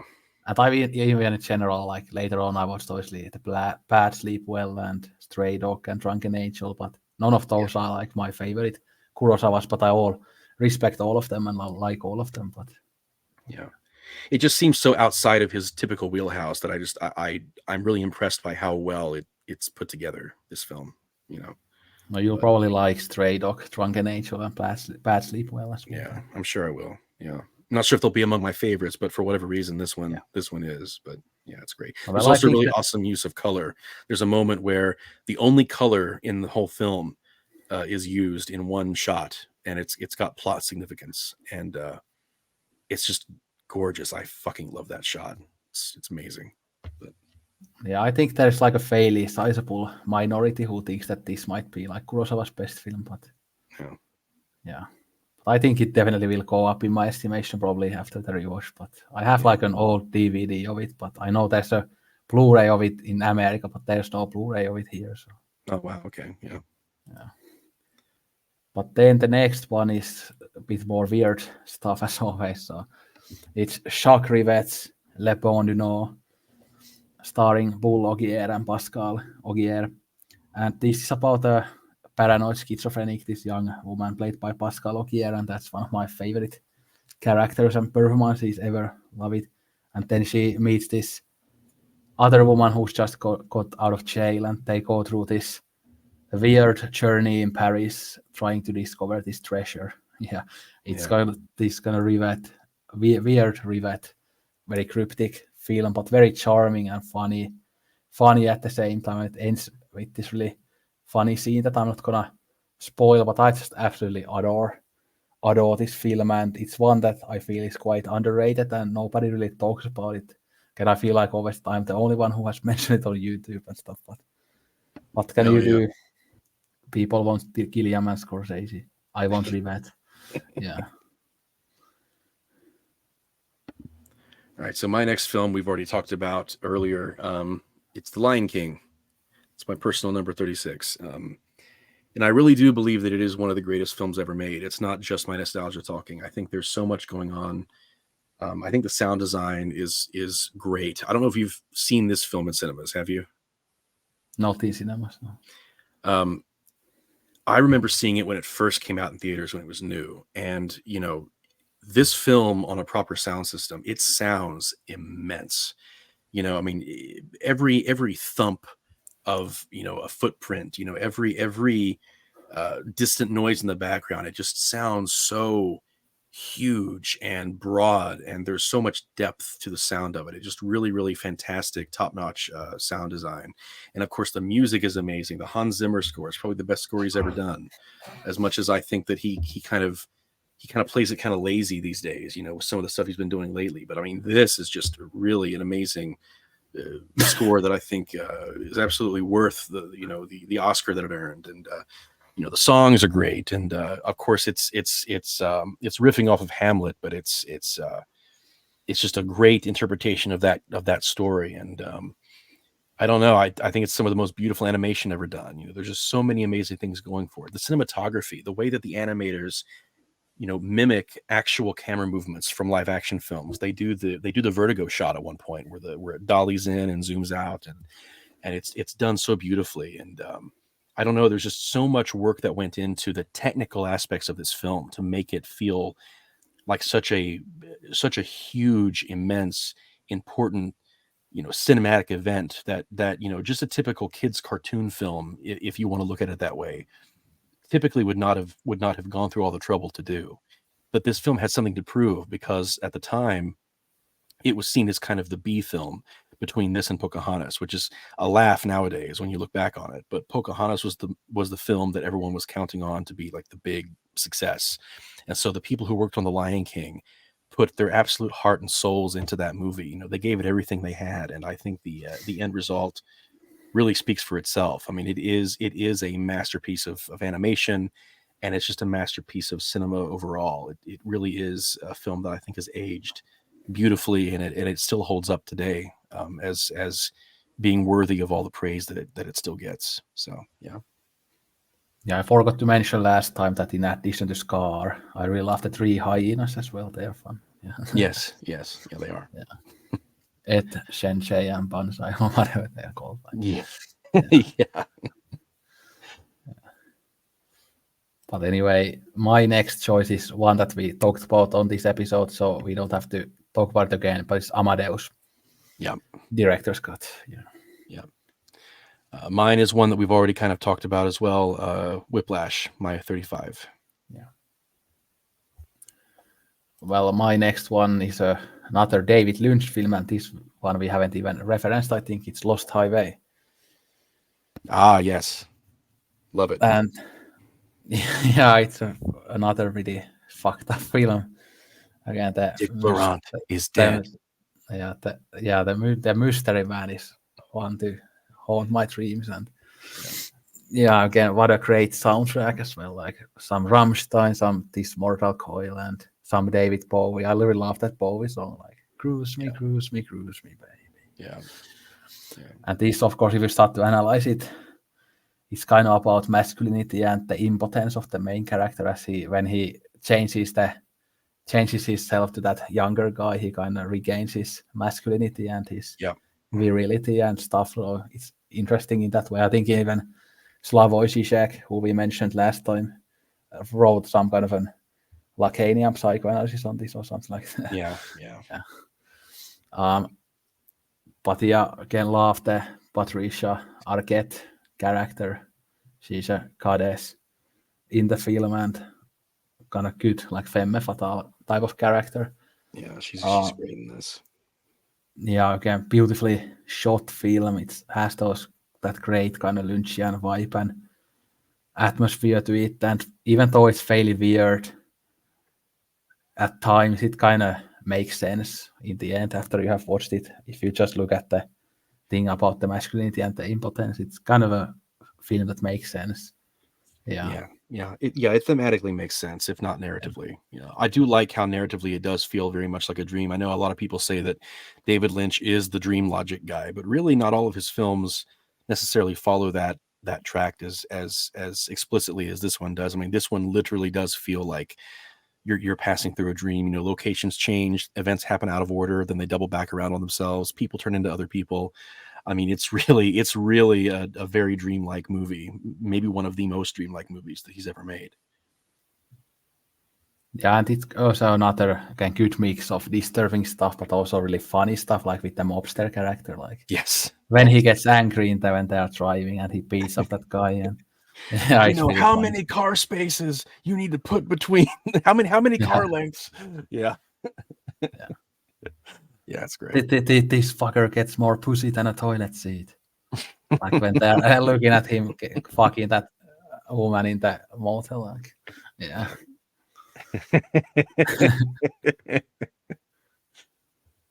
Oh, but anyway, it's on my larger favorites list. It's definitely up there. It just didn't quite make my short list, but I do love the movie. Yeah, for me it gets better and better after every watch. I've watched it 4 times now, and Yeah. I also show it to that guy who I showed Eraserhead to, and he didn't like that, but he liked Lost Highway a lot. Oh, interesting. Okay, Yeah. there you go. There's hope yet. Yeah. We've met before. Don't you remember? Yeah. Okay, so my number 34 is This Transient Life. Yeah, which we talked about last time a little bit. Which we talked about, so we can move on. Yeah. Again, it's pretty hard to talk about after 6 hours of discussion. But yeah, so next is my favorite Godard film. I believe you haven't seen this one yet, but it's La Chinoise. No, but I really want to. Yeah. So again, I'll keep it brief, but it's about these young Maoists in the 60s, these young radical people who, again, they have some of the right values, but lots of awful values at the same time. They don't really actually understand what they are talking about. But I think this is a film, even though it's like very particular to that 60s kind of radical youth culture with the Maoism stuff. But in a way, it really is still relevant when, again, young people, of course, often gravitate towards very radical ideas. Sadly, these days, many young people, again, gravitate to the wrong radical ideas, the right-wing garbage that they see in Jordan Peterson channel and things like that. But Yep. when they should be reading Emma Goldman and Bakunin and Kropotkin and stuff like that. But, Yep. okay. But anyway, so it's still relevant, and it has Jean-Pierre Lude, who I always loved, and he fits this type of character perfectly. And like, it's just really funny, very interesting. Again, if you are more politically minded person, although it's not one of his like the most crazy political films, it's fairly kind of clear film, and it's not as crazy with the structure or anything. But again, a must for Godard fans, even though this seems to be a bit underrated, but I just absolutely adore it. Yeah, good stuff. Good stuff. My number 33 is The Great Dictator, which we've already talked about. Yeah. And my next one is Noel Funeral Parade of Roses, so at number 32, so quite high up there for me, but again, we talked about it already. Yeah. My number 32 is Angel's Egg. Yeah. And I'm not sure, have we talked about this before already? No, but I mean, I love it a lot, but it wasn't quite on my top 200, although I considered to put it there. But yeah. Yeah. It is my personal favorite animated film of all time right now. It's going to be really hard to top for me.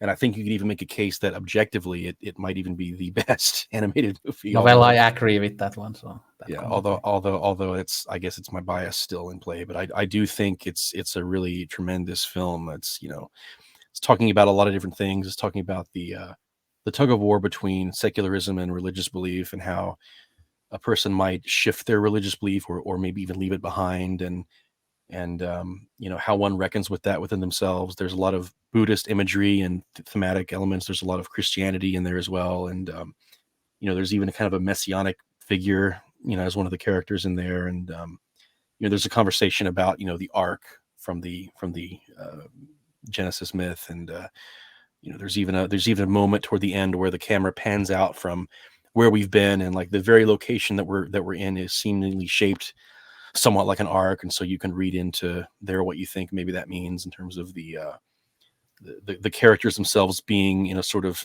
state of transit between mindsets, and there's really a lot to unpack there, but the animation is beautiful, the music is haunting. There's like this choir element to it.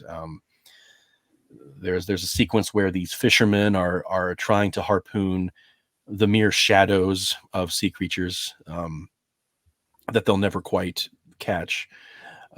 So there's really a lot of stuff going on there. There's a lot of nuance, a lot of layering to the statement being made by the film.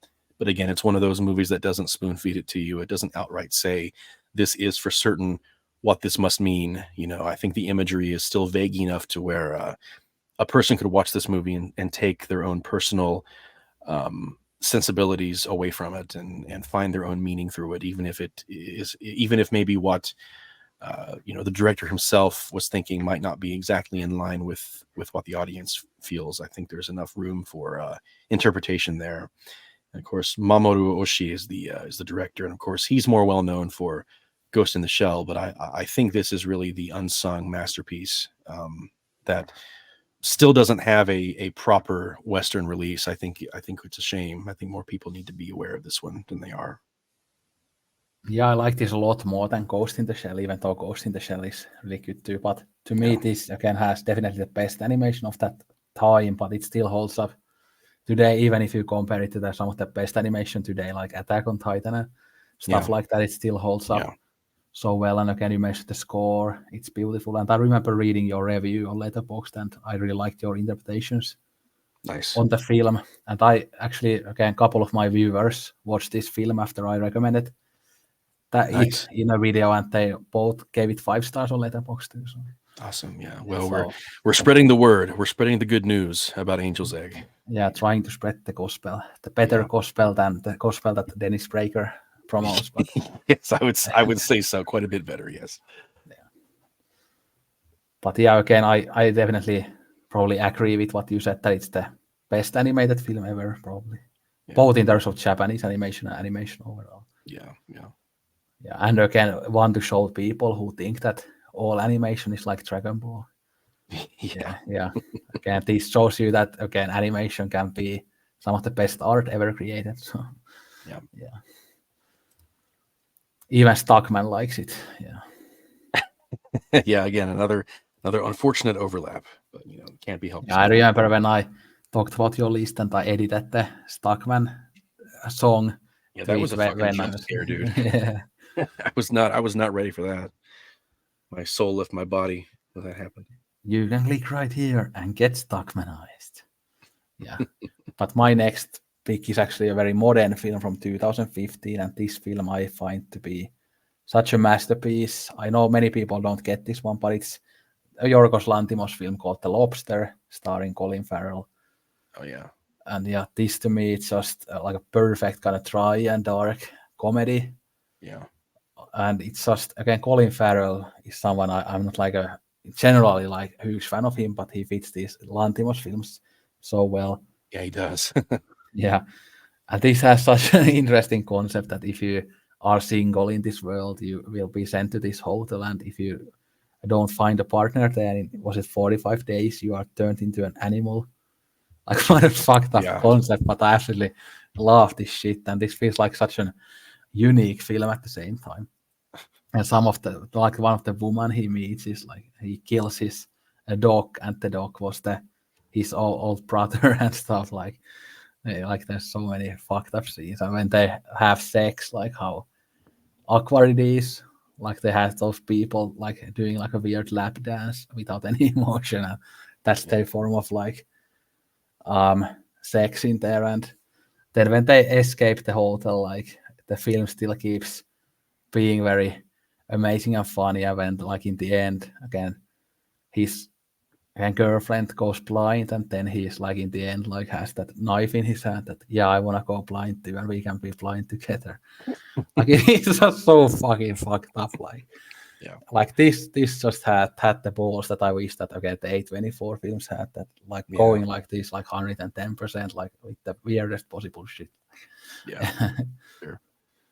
I can't remember, did I accidentally skip my 35 because my 35 was Whiplash? No, you mentioned it, but we talked about it earlier, so that's why you just say it. Just making sure that was mentioned. So my 31 is Ikiru, which is my personal favorite Kurosawa film. I just think I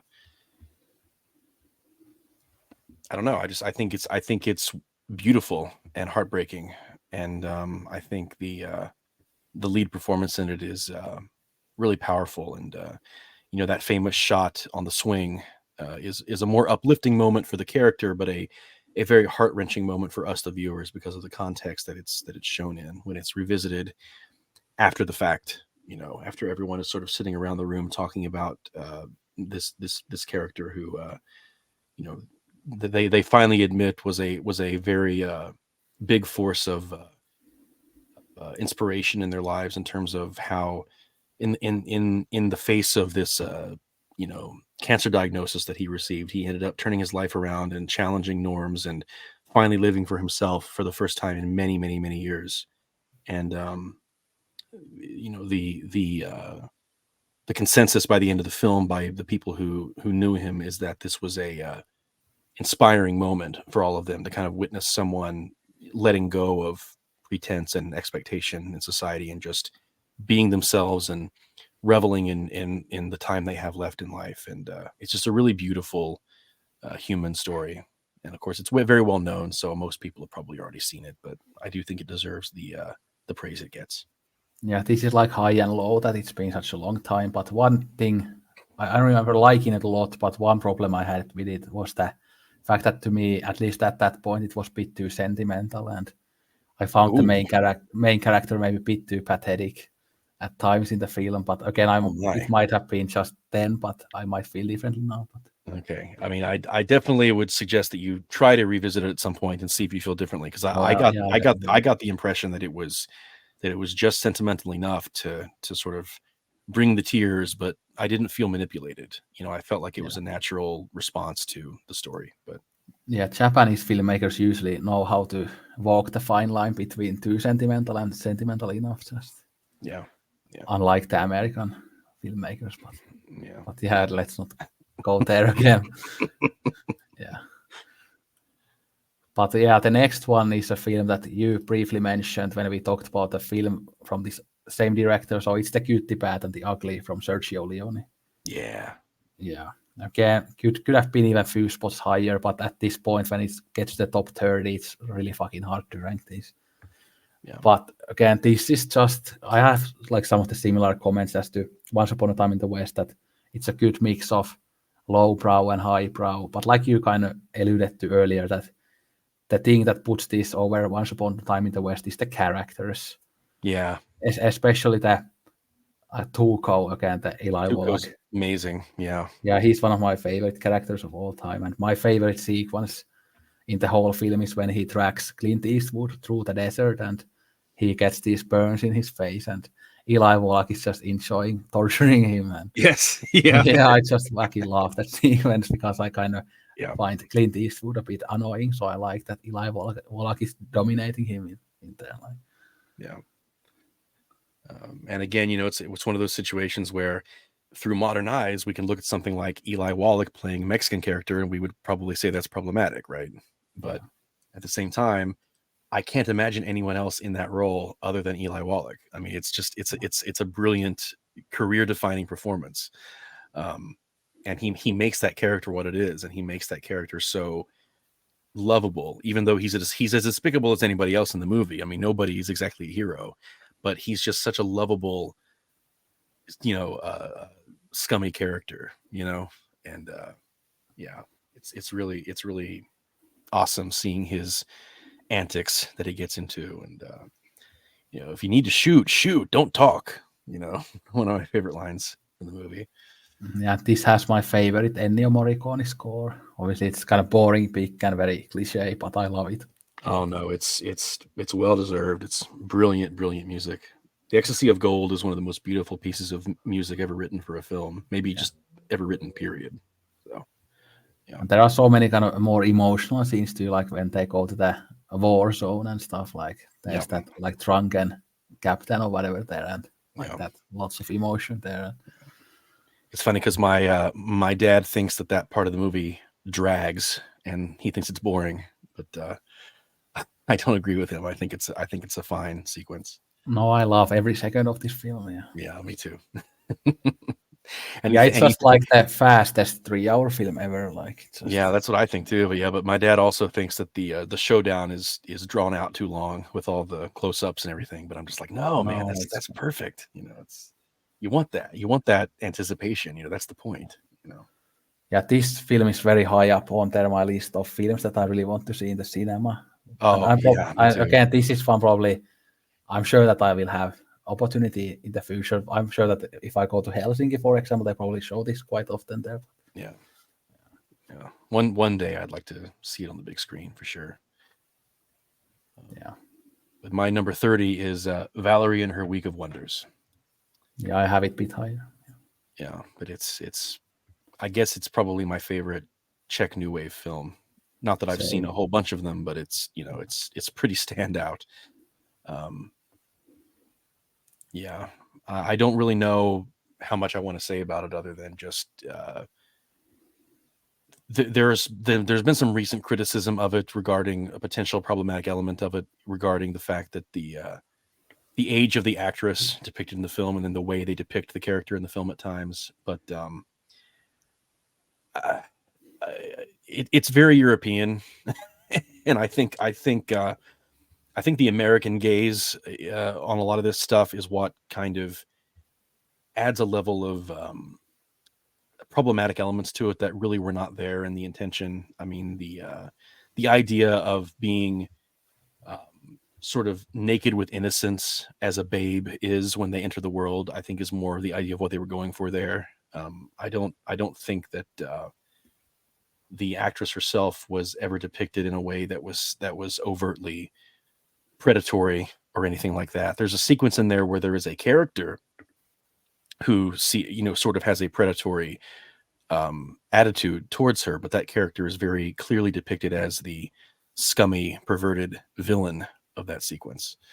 I think the film is actually a very feminist and empowering tale about a girl entering womanhood and sort of finding her sense of independence and power in the face of sort of power dynamics that tend to oppress and keep her down. And it's a story of self-actualization and perseverance and finding strength. And obviously there's also a lot of really abstract stuff in there that doesn't make a whole lot of literal sense, but it's one of the most beautifully shot films I've ever seen. I think the set design and the costume design and the cinematography, it's just all so dreamlike and slightly nightmarish, but also there's a beauty to it. There's a gothic element to some of the visuals, but then there's also a sense of beauty and comfort and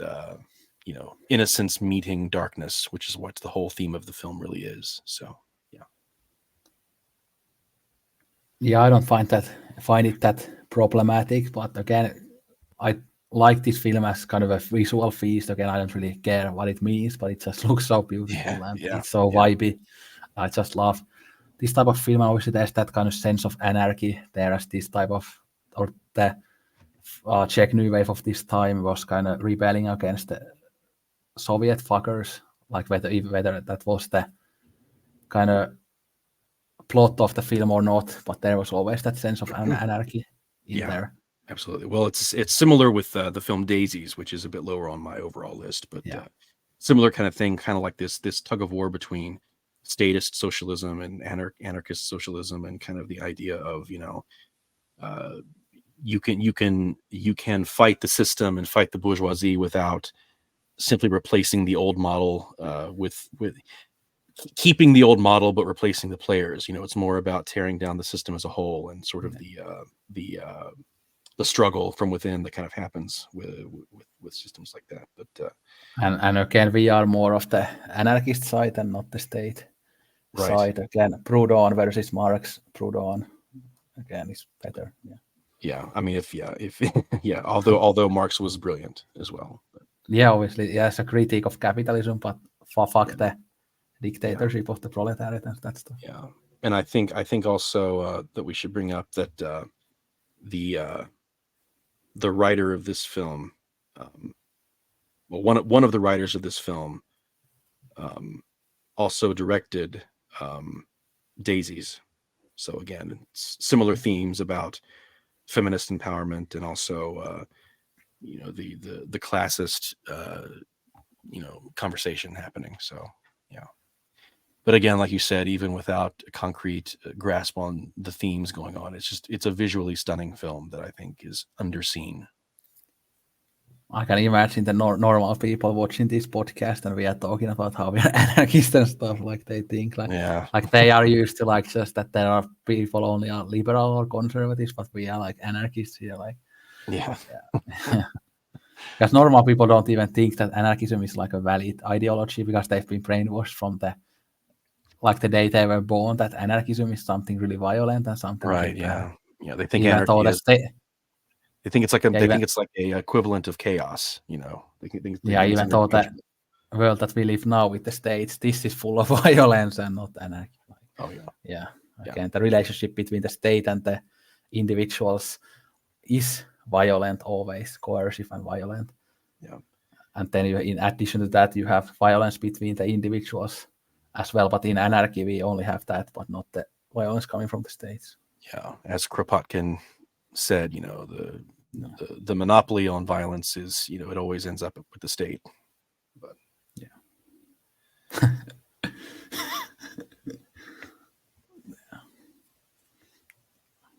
It's so rare to talk to another anarchist. Like I yeah, I always know. have to just pretend to be like a fucking social democrat or something. Yeah. Not here. Yeah. Yeah, there are probably less than 1,000 anarchists in Finland. Like, fuck. Oh wow. Yeah. Because it's such a small country, so obviously there are so few people who have these types of ideas. Yeah, it makes sense. Yeah, but anyway, my next film is a Peter Greenaway film called The Cook, the Thief, His Wife and Her Lover. His most famous film and has kind of some of these similar themes as we have had. Again, you can kind of analyze this from like two kind of main points of view. One is kind of a Christian point of view, and the other is a Marxist point of view. So again, there's this kind of a class division here between the rich people who are feasting with the food, and then the people who live outside in that shithole where everything is dark and nothing good happens ever. And the main character, or the main villain, I should say, the Michael Gambon character, like Albert Spica, like that's one of those like toxic white awful characters that I really love because he's so funny. And he has that Cockney accent from England that makes him sound even kind of funnier and more evil. Yeah. But again, very dark film. It takes lots of from Kubrick. It's very colorful in the like inside scenes, and there's this scene when they again burn this or they cook this human being alive, and then the Albert Spica character has to eat him, and yeah, it's fucked up stuff. And again, you have that human penis that has been in an oven, so that's nice. Yeah. Yeah. Well, my number 29 is Rear Window. Everyone knows the movie. We know why it's great. Let's move on. Yeah, we talked about it last time a little bit. Yeah. But my next one is what many people consider to be the best Sion Sono film, and it's called Love Exposure. But I have one other Sion Sono film that is even higher, although they are pretty much equal. But this is a 4-hour crazy time. Okay, it's this kind of a critique of religion and sin and those concepts, and it's about this young guy who has a religious father, but then he starts to commit these sins, and he wants to be as sinful as he can, so he gets a camera and starts filming like women and their panties and stuff. So it's really fucked up shit.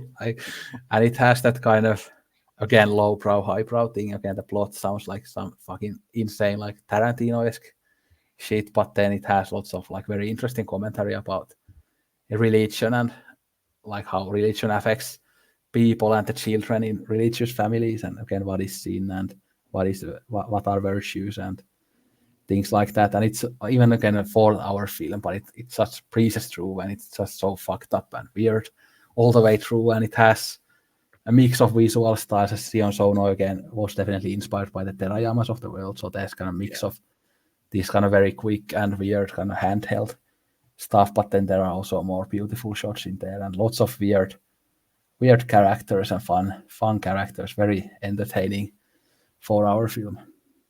Nice. My 28 is There Will Be Blood. We already kind of talked about it as well. For me, it's the performance that really carries the film. I know that it might be a bit overly acted for your taste. I do just want to say though that everyone always highlights the big moments when they highlight that performance. But there really is a lot of subtlety also at work with what Daniel Day-Lewis is doing with the character. Everything from the way he rests his jaw when he's not even talking, when he's just sitting there. Just everything about this character is fully embodied by him, just like he is with all of his roles. And I think that's one of the most impressive things to me about Daniel Day-Lewis as an actor. He truly embodies these characters that he plays, and whether the performance is more out there or whether it's more subdued, there's nuance there in every case. And to me, watching him portray this character as he slowly rises and then falls over the course of the story, to me, it's just a fascinating watch, and it's a fascinating character study. There's really not much more going on beyond that. I'm not going to claim that it's some kind of deep philosophical narrative or anything like that. I just genuinely love watching the story unfold and watching Daniel Day-Lewis's performance. So yeah, that's pretty much it. Yeah, I'll go back to There Will Be Blood in a second, but one thing that I remembered about the Elephant Man that I was gonna say earlier is that yesterday in Facebook, I again saw this post in the Kubrick Society Facebook group, and there was this question that what are films that you wish Kubrick directed when he was alive, and somebody said that the Elephant Man. But again, Lynch did such a great job with it, so I don't know why it would need to be a Kubrick film. Yeah. Well, some Kubrick fans are weird, so just like all people who have kind of almost a cult of personality around them. You're going to run into some fans who think that their favorite artist should have done everything out there that they like. And they mentioned Tarkovsky's Solaris as well. Well, no, that's just blasphemy. Although I'm sure that Kubrick would make a good Solaris film, but I don't. Again, the Tarkovsky one is perfect. So, but it's actually interesting because, from what I understand, Tarkovsky was not a fan of 2001: A Space Odyssey. Yeah, because he thought it was so cold. So. Yeah, and I find that hilarious because I love both films, and I think that they have a lot more in common with each other than maybe Tarkovsky would want to admit. But yeah, but Kubrick loved Solaris, so yeah. Yeah. So I'm glad that Kubrick wasn't such a bitter person that because Tarkovsky criticized him, that he would kind of criticize Tarkovsky back. Yeah. So it kind of shows some like maturity from Kubrick. But, yeah, for sure. Yeah.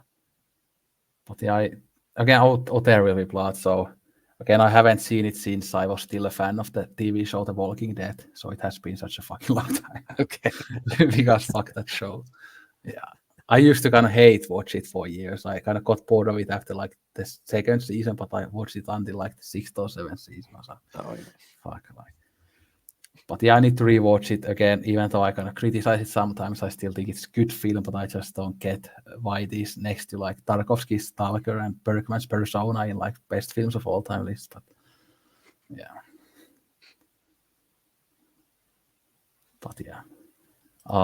So my next one is another Sion Sono film. So I had these two back to back. So it's Why Don't You Play in Hell, which is a film about filmmaking. There are these young people who really want to be filmmakers, and they are so passionate about it.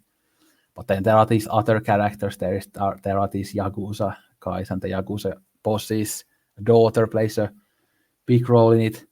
But this film has this kind of big climax of like filmmaking, but it takes this kind of very meta element that whether they're actually making a film or whether this is reality or what is reality, what is fiction. But it's such a fun blast of a movie. Again, absolutely insane and very intense all the way through, very violent, very funny, very dramatic. Again, this is one that I could recommend to both kind of art house lovers, but also people who like more action-packed films. So as long as you can read subtitles, everybody can read subtitles, even though many people say that they can't. But if you can watch this film, if you have at least more than one brain cell, watch this film. But yeah. Well, my number 27 is Children of Paradise. I don't know. It's another one of those well-known films that everyone already talks about, and sings praises of. I just really fell in love with, this group of artists and their personal dramas that unfold over the course of the story. And I like how the film kind of is told in little mini chapters as we kind of jump in and out of their lives and kind of catch up with them as they've, furthered along in their career. And then of course there's that final moment where, you know, love that could have been is just barely missed. And then, he chases after her through the crowd and it's too late. And, it's kind of tragically beautiful stuff, Yeah, it's one of those great masterpieces that lives up to the hype, but there's not much to add to the conversation. I know that Yeah. in many lists during the history of film criticism and stuff, this has been like even like number one greatest film of all time in some lists and stuff. Yeah. So my next pick is my favorite South Korean film of all time. It's Kim Ki-duk's Three Iron, kind of Korean new wave film about this guy who doesn't talk, and he kind of, the only exciting thing about his life is that he goes to other people's apartments when they are not home, and he kind of takes pictures there and hangs out there for a couple of hours. But then at one of his trips, he finds this abused wife when he goes to one apartment, even though he thinks it's empty. But then they kind of develop this kind of platonic relationship, and he rescues this wife from his abusive husband. So it's all about that kind of life and what we do to find excitement, how we need to sometimes do this like really weird stuff to feel something. And also it's about how people can kind of find connection with each other through these weird methods. And obviously both of these people are very kind of weird people. They have traumatic past and stuff, but they can connect through the fact that they both are so weird and with haunted pasts. And obviously also when they kind of go to the apartments and they take pictures, so it's kind of commentary on kind of taking pictures as well. And obviously we always have this kind of debate, for example, when people go to concerts, that whether it's better to experience the concert or film the concert, and how we live our lives again through pictures and film and things like that. And it's such a beautiful looking film, and it also has this one song that kind of keeps playing over and over again in the film, and it's so beautiful. And yeah, I absolutely adore this film. It's a film that it's not available that well in many places, but definitely recommend it to everybody. Nice. My number 26 is Apocalypse Now. It's another one of those that everyone kind of already knows why it's so great. So moving on. Yeah, I like it a lot. Used to love it more, but it has kind of gone down for me after rewatches. Actually, I saw it in the cinema when the latest cut of it came out. So, well, the latest cut sucks, but Yeah, I like the normal cut, the theatrical cut. Yeah, the theatrical cut is the only one that's worth watching, in my opinion. Yeah, I have thoughts about Coppola in general that I'm not going to rant about here, but yeah. So my next film is Ken Russell's The Devils, the really fucked up film that I laugh a lot. Again, Oliver Reed gives one of my favorite performances as Urbain Grandier, who we kind of hate at first, as he seems like this pompous asshole who has no morals, even though he pretends to be this great Christian. But then in the end, when everybody else is against him, we kind of start rooting for him. So it's very interesting character arc, and obviously there are many fucked up scenes with the nuns and everything. It's a very great, very effective criticism of Catholic Church and religion. Beautiful looking movie as well. And this is one that it's shocking film, but also darkly funny. I find this film like absolutely hilarious. And there's this character called Father Barr, and he's this kind of very fundamentalist, really fucked up and evil. Looks like a rat, even though he's a human being. And I absolutely love that character. I don't think people often talk about him, but I love him. Yeah. Nice. My number 25 is Parasite, which we already talked about. Yeah. And then my number 24 is The Big Lebowski. Market Zero. Am I the only one who gives a shit about the rules? Market Zero, you human paraquat, you fucking fascist. This guy fucking walks. I've never been more certain about anything else in my life. Donnie, you're out of your element. Shut the fuck up, Donnie. I'm the walrus. Yeah. Yeah. It's a little high in my opinion, but I do love the movie. Yeah, it's But it's definitely in just the my entertainment values. it's definitely in my wider list. I finally watched it on your urging, and I think in trade you were supposed to watch Face in the Crowd, but you Yeah, didn't. I know that I've betrayed your trust, but I will watch it. I have it ready to go. I have it ready. That's all right. But yeah, the John Goodman character is what makes the film for me. People talk about the dude, but I love John Goodman. Yeah. Well, I mean, the dude abides, so you know. Yeah, he's great, but again, John Goodman is just what Vietnam vet who has this post-traumatic stress disorder and everything. Yeah, no, he's great. Yeah. Say what you want about the tenets of National Socialism, dude. At least it's an ethos. Yeah. Such a great line. Like there's lots of that kind of very smart humor in here as well. Some of it is that you fucking fascist. That's just that kind of funny stuff. But then there are these clever lines in the film too. No, Donnie, it's okay. Nothing to worry about. These are nihilists. Yeah. This is what happens when you fuck a stranger in the ass. My number 24 is The Passion of Joan of Arc. Yeah, which we talked about last time. Yeah, which is my personal pick for best female performance ever. But yeah, it's a good choice. Well, I have my pick later on, but that's my favorite film of all time, actually. So yeah, I know what it is. Yeah, but my next one is actually a kind of a mini TV show. It's Fassbinder's Berlin Alexanderplatz. Yeah, it's one I've been meaning to watch, but just haven't yet. Yeah, it's really slow but very dark. It feels kind of like a Dostoevsky novel. It's this kind of brown, kind of hypnotic, and the main character is he's kind of like a fucked up version of Chansey from Being There. That he's this kind of clueless, fucked up guy who has no morals, but somehow you kind of root for him as he always has a smile in his face, and he's kind of like a Tony Soprano type of character as well. Yeah. But very slow pace again. But there is always these kind of highlight moments in every single episode that makes you come back to it. And I just love the kind of atmosphere of it, and it shows the kind of early rise of Nazism as well. So that's very interesting, kind of from a historical point of and from a political point of view. And it has this crazy kind of 2-hour epilogue that goes like all surreal and fucked up, like, and very homoerotic as well. I don't want to spoil it, and this has one of the most despicable villains ever, called Reinhold. And it's an actor that has been in many other Fassbinder shows, or films, but he's great. And it's kind of a mix of this kind of period piece, some crime stuff, some very hypnotic, very artsy stuff, lots of character and relationship stuff, and kind of like Tony Soprano. It's weird that how this fucked up, very stupid, not very good looking guy gets all the women, just like Tony Soprano does. But yeah. My number 23 is 24 Frames by Abbas Kiarostami. This is my personal favorite Kiarostami film. I feel like it's another example of really radical stuff being done with the cinematic language that kind of bursts through the typical expected perimeters of what's possible in the medium.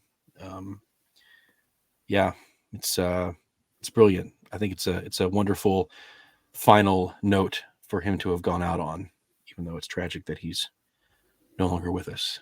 But yeah, it's one of those things you're just gonna have to watch. But yeah, it's a great swan song, but I prefer some of the quote unquote normal Kiarostami films, even though they aren't very normal.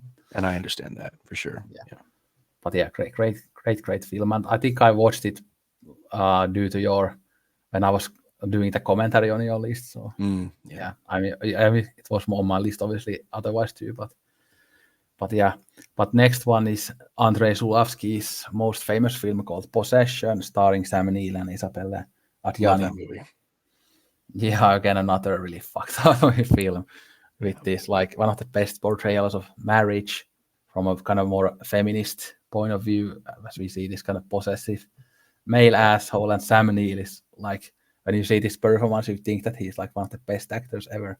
It's such a great, very psychotic performance. And then Isabella Adjani, again, in the conversation for the best female performance of all time.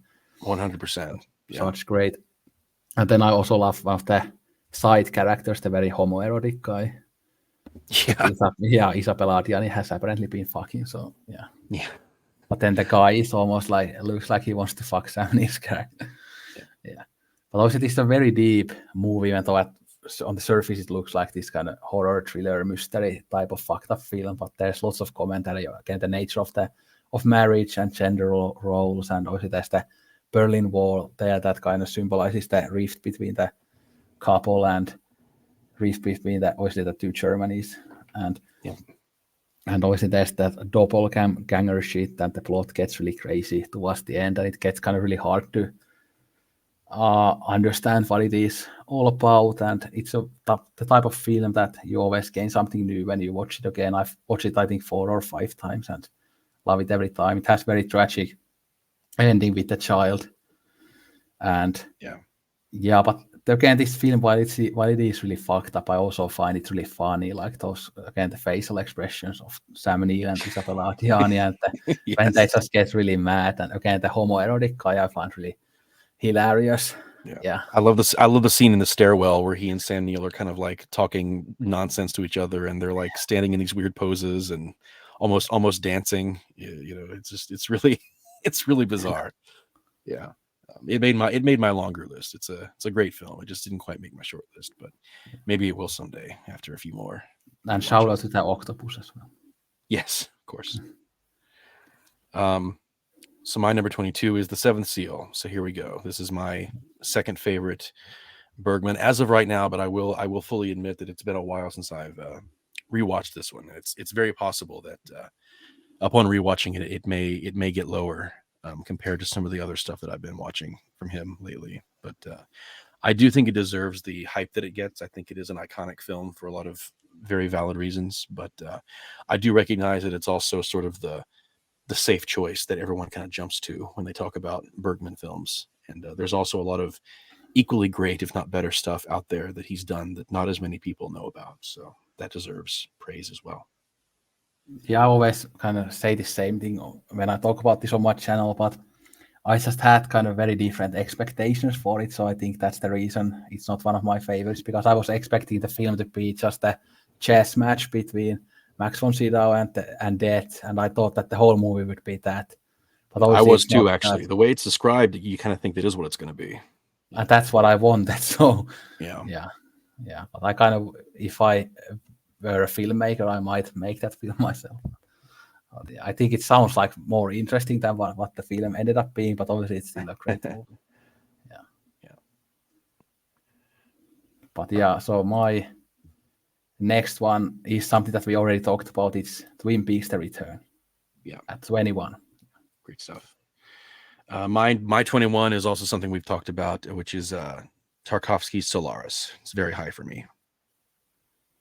And again, like I said, one of the mistakes on the previous list was that I didn't rank Solaris higher than Ivan's Childhood. So, and I think I should have ranked Solaris a bit higher anyway. Like I think you mentioned in that podcast, but it's all in the past now.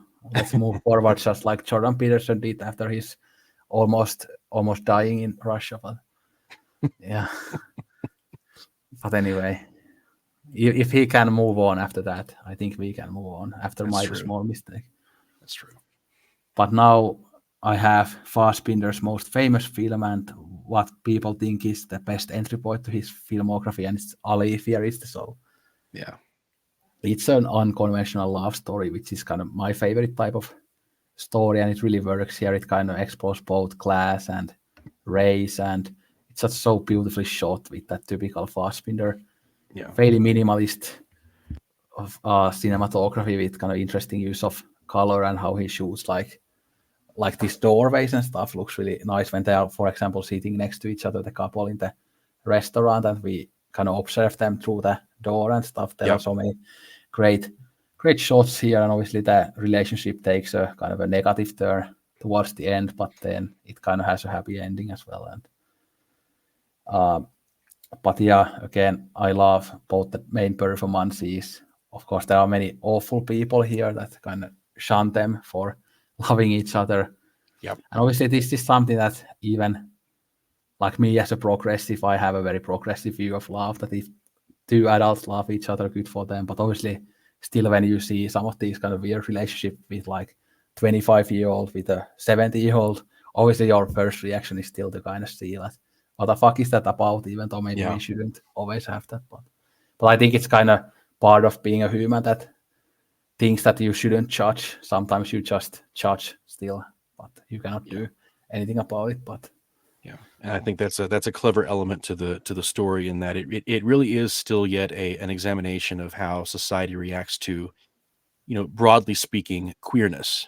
But instead of it being presented in the form of, a gay relationship, which is what you typically associate with that, it's, the quote unquote queer relationship in this case is this humongous age gap, and across races, and just across various lines that even like you said, even the most forward thinking person just doesn't expect people to often cross, and so it still catches you off guard for a moment, and then you catch yourself realizing that it's caught you off guard, and it kind of forces you to sort of introspect a bit about your own take on unconventional relationships, and how much of it you really are open to, without being prompted to really examine it. And the actor of Ali is in a kind of more gay context in the film Fox and His Friends that I will talk about in a bit. Yes. Yeah. Okay, my number 20 is Sword of Doom. It's a bit higher for me. Yeah, this might be my personal favorite Nakadai performance. It's really tough to call when you get up this high in the list for me, because there are two more performances of his coming up that I think are also fantastic, but only one other leading performance of his, though, coming up. But I think he's just fantastic on the screen. He's just absolutely electric, playing this sociopath, basically. But yeah, you want to talk about it as well a bit? Yeah, so this is a film that I just always feel like rewatching. I've seen it like 4 or 5 times. It's just always in my head. And like you said, it's one of Nakadai's greatest performances. I think if I had a gun to my head, I probably would say that The Human Condition has his best performance. But yeah, that's the one that's kind of tentatively my favorite as well. But this one's damn close. And this is a film that was supposed to get sequels, but sadly it didn't. Although, again, I love the ending and how it ends and wraps up. With that fucking crazy fight scene and that very psychotic scene. And might be one of my top 10 favorite scenes of all time in cinema history is when Toshiro Mifune in the snow kills all those other samurai that try to attack him. That's one of my absolute favorite scenes of all time. I fucking love that. And then Tatsuya Nakadai's character Ryusuke comes from the side, and then he just looks in horror like how the Mifune character just fucking kills everything. Yeah, like it's such a powerful scene, especially in the snow. The snow really adds to it. Yeah, and then they catch each other's gaze for that moment, and their eyes are so intense, and But there are kind of moments in the film when Mifune feels like he doesn't want to fight Ryusuke because he has the kind of style that kind of counters his style. Yeah. But this scene just makes it like the Tatsuya Nakadai seems like a fucking cock compared to Toshiro Mifune. Right. And when it's also this moment where you kind of wonder, how much of it is him looking upon that with fear, and how much of it is aspiration and inspiration for him, when he sees that display. And, obviously, the one problem with this film is that there's kind of some side plots that don't go anywhere, and maybe they would have been explored in the sequels. But yeah, that's true. But I can forgive that, because I feel like the main narrative of the film feels self-contained enough to where I'm satisfied with where we end up with the main character. Yeah, and I think this has the best samurai fight scenes of the 1960s. They are fucking insane. Like when he has the duel in the beginning, but then he starts going his own journey, and then the samurai attack him from the sides, but then he fucking kills all of them. Like that, how that scene is shot.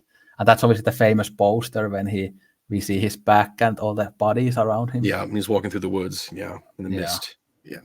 And also how it begins, like he has the hat, and then he just kills that old guy, for the fun of it.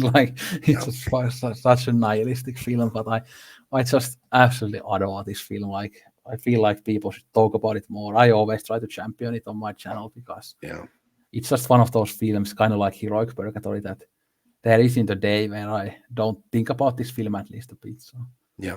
Yeah. Yeah. Same. And I'm really glad that you love it too. Yeah, it makes me so happy because I don't see it in other lists. Yeah. Especially for Nakadai fans, it's a must watch. And for Mifune fans, even though it's a small role, but again, That's that true. fight, Yeah. fight scene in the snow is worth it alone. Yeah. And Kihachi Okamoto, I haven't seen many of his films, but he was also a figure of Japanese New Wave in general. And I asked Daisuke once for like recommendations of the ATG and Japanese New Wave films, and he mentioned like Kihachi Okamoto's, I think, Human Ballet is that film. I haven't seen that yet, but apparently that would be a great kind of a weird Japanese New Wave film to watch. So, but I've only been able to find it in like 360p and V quality, so I haven't watched it yet. But, yeah. Well, Daisuke's got awesome taste. So yeah, but that could be another favorite for both of us once we finally see it sometime in the future. I think it's from the 68, so that's kind of perfect era for Japanese cinema.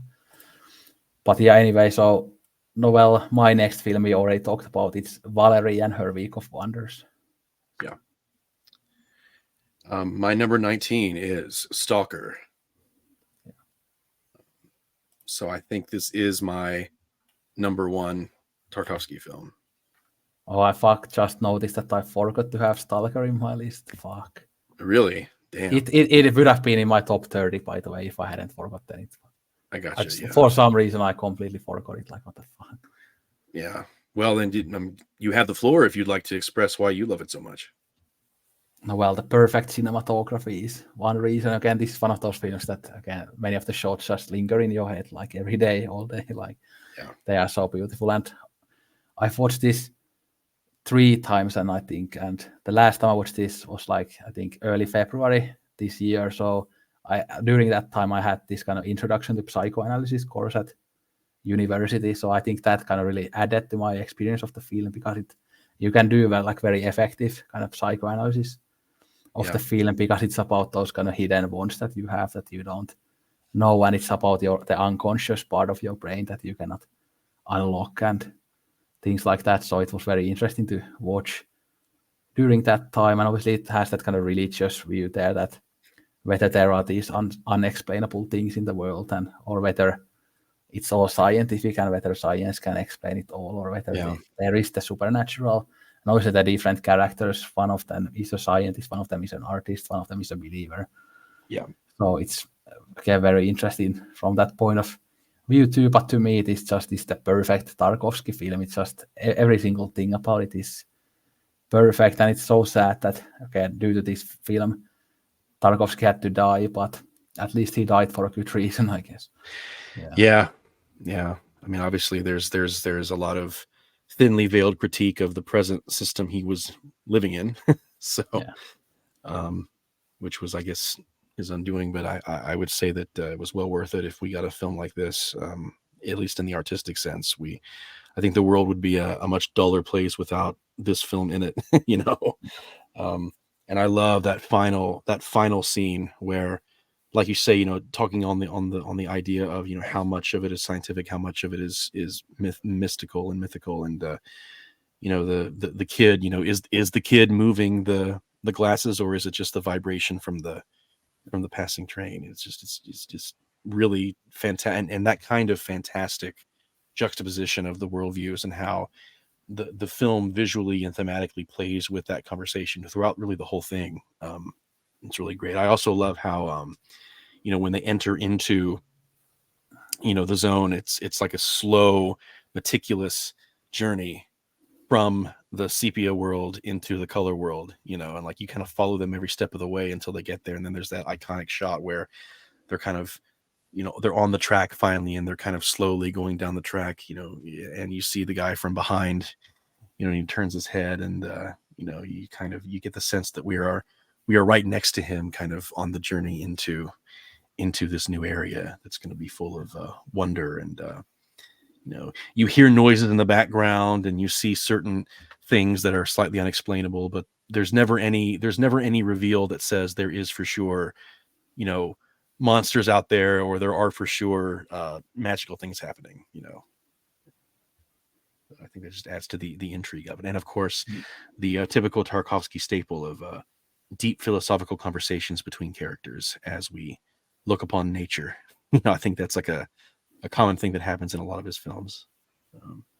Yeah, but now that I'm looking at my list, I think I would have put it maybe between Twin Peaks: The Return and Ali Fear the Soul, so maybe like 21 or something. Okay, yeah.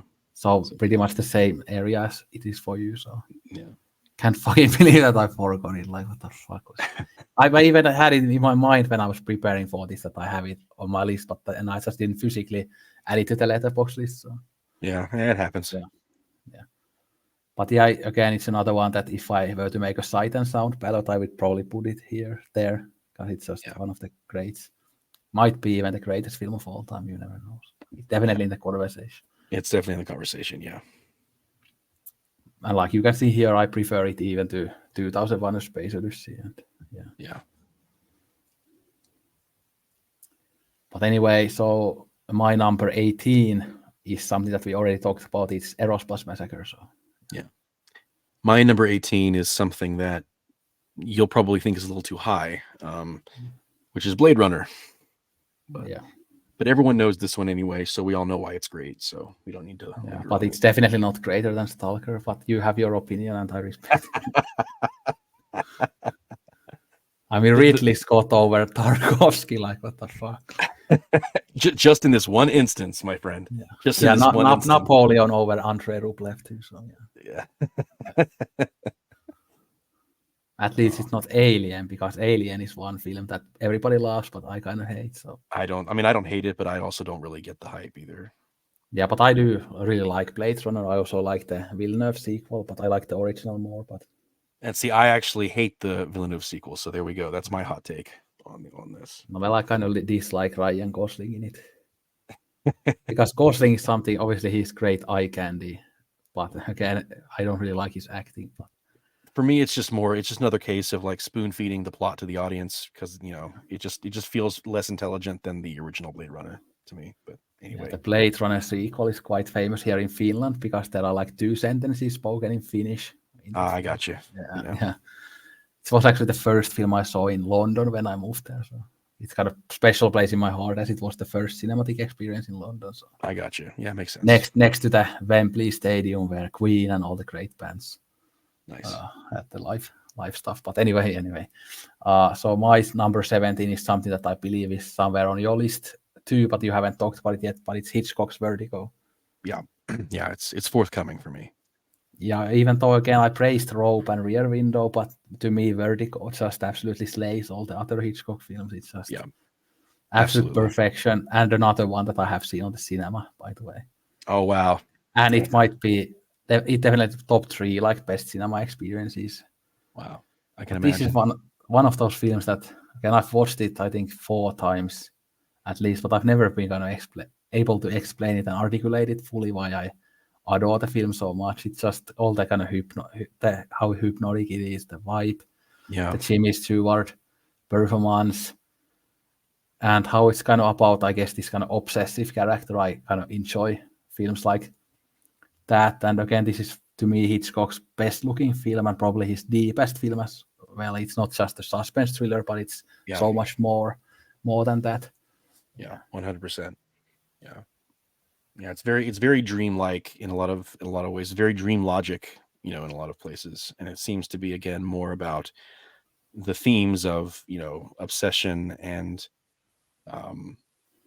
deception and identity and all that good stuff. And of course, any film that invents a new camera technique that gets named after it is definitely worth a look.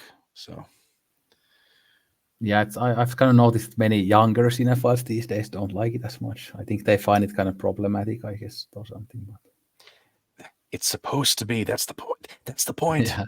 The point. He's not the good guy. That's the point. Yeah, again, it doesn't say that toxic masculinity is good. Yeah. God damn it. But people, fucking young people, fucking TikTok audiences, fuck them. Everything everywhere is fucking awful. You fucking young cunts. Grow up and watch some Vertigo. Okay, my number 17 is, we already talked about this one, Pastoral, To Die in the Country. So it's really high for me. Yeah, I can totally understand why. Yeah. But yeah, my next one, number 16, is something that we mentioned last time because it was on your list, but it's Shansho the Bailiff by Kenji Mizoguchi. Yeah. This is how much I love it after my rewatch earlier in the year. Wow. But this is a film that, again, it's about human cruelty. It's about human suffering. Very bleak film. It has one of my favorite quotes in cinema history. Again, I'm kind of paraphrasing it, but it goes something like this, that even if you are hard on yourself, be merciful to others. Yeah. I think that's, again, very simple quote, but very true. And I wish that more people could be like that, again, myself included. Yeah. And many great performances. The ending when the son finds his mother, who is now blind, and Yeah. it's just one of the most crushing scenes in cinema history. But again, I think this is also has so many of the same kind of critiques as other Mizoguchi films. That bit of that kind of Marxist critique. There's a feminist critique. Okay, it shows like a very bleak picture of the whole of humanity. That not really anybody is good in this world, but all are Yeah. pretty bad. And again, all these systems are very oppressive and Yeah. awful for people. And again, the son character, the young guy, again tries to change everything when he kind of regains his position, but then he can't. That we kind of see from that how rotten the system is, and how not one person can change it, but everybody needs to take part in the change. We need a fucking revolution. Yeah. Yeah. Yeah. But how, the only way one can liberate oneself in a given system is to become part of that system, which in turn simply perpetuates it on other people. So it's a vicious cycle when there's just a single actor trying to kind of bust out of a situation. And again, Marxists should learn that, again, just taking the state doesn't change anything, because they just become the new state, and it will be as authoritarian as ever. Yeah. After that, or even worse oftentimes, like we see in the Soviet Union. Yeah. But one more thing, sure. Again, that is such a beautiful looking film. Like, his framing is absolutely perfect, and again, I absolutely adore the cinematography in this film. But now go on. No, true.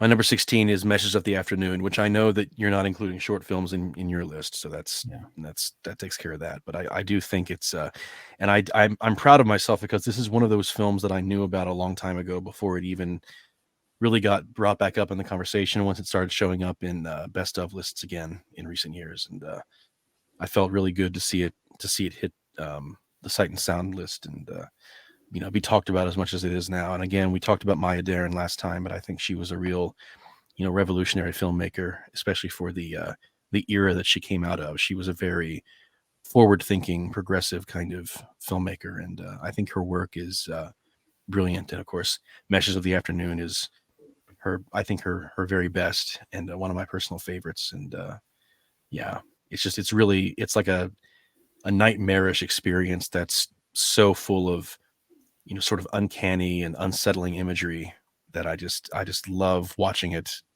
over and over again. Yeah, I've definitely been in my top 10 or even top 5 short films of all time.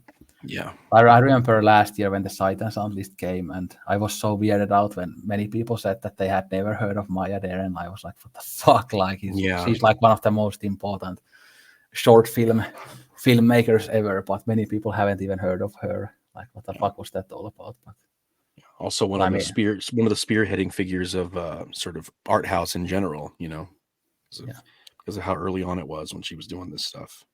But I guess many people are quite ignorant on film history, but that's nothing new. Yeah. But we are here spouting out truth about Tchaikovsky and Fassbinder and Tarkovsky, so we can feel really good about ourselves. There you go. Yes. Yeah. But anyway, so my next one is something that will be on your list too, but I guess a bit higher. So it's Ingmar Bergman's Persona.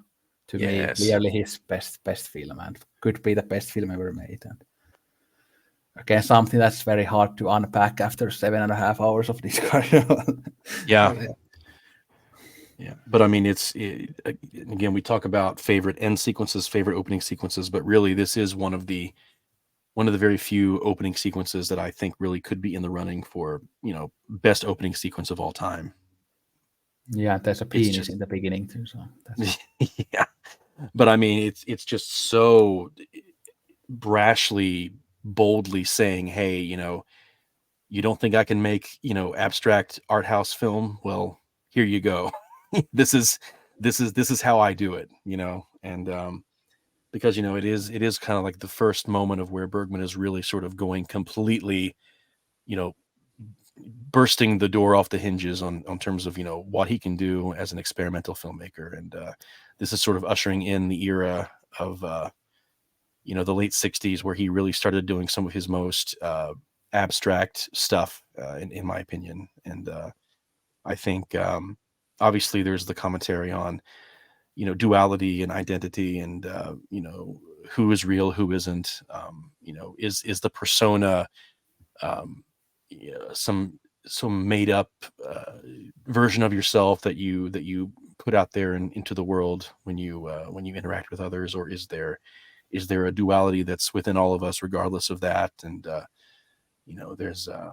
there's a lot of really brilliant imagery that comes as a result of that, and of course, in terms of how the film is shot and presented. But then there's also really awesome dialogue in it too. There's that famous sort of extended sequence where a certain sexual experience is recalled in almost a very nonchalant kind of way, but it's just riveting. You don't even see it being reenacted. You just linger on the conversation being had in real time. yeah, you Um, have images of semen in your head when you see that. yeah, yeah, and then that's all you need. You just have Yeah, the extended sort of dialogue sequence, and yeah.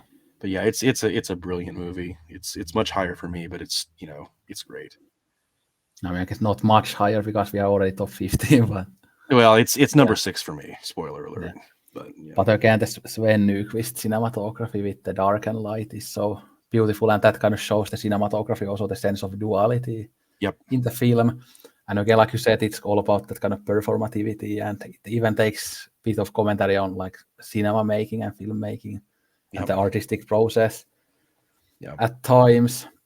But what the fuck? Like there was one thing I was also gonna mention, but now I'm kind of forgetting it. I fuck, like, Yeah. what was it?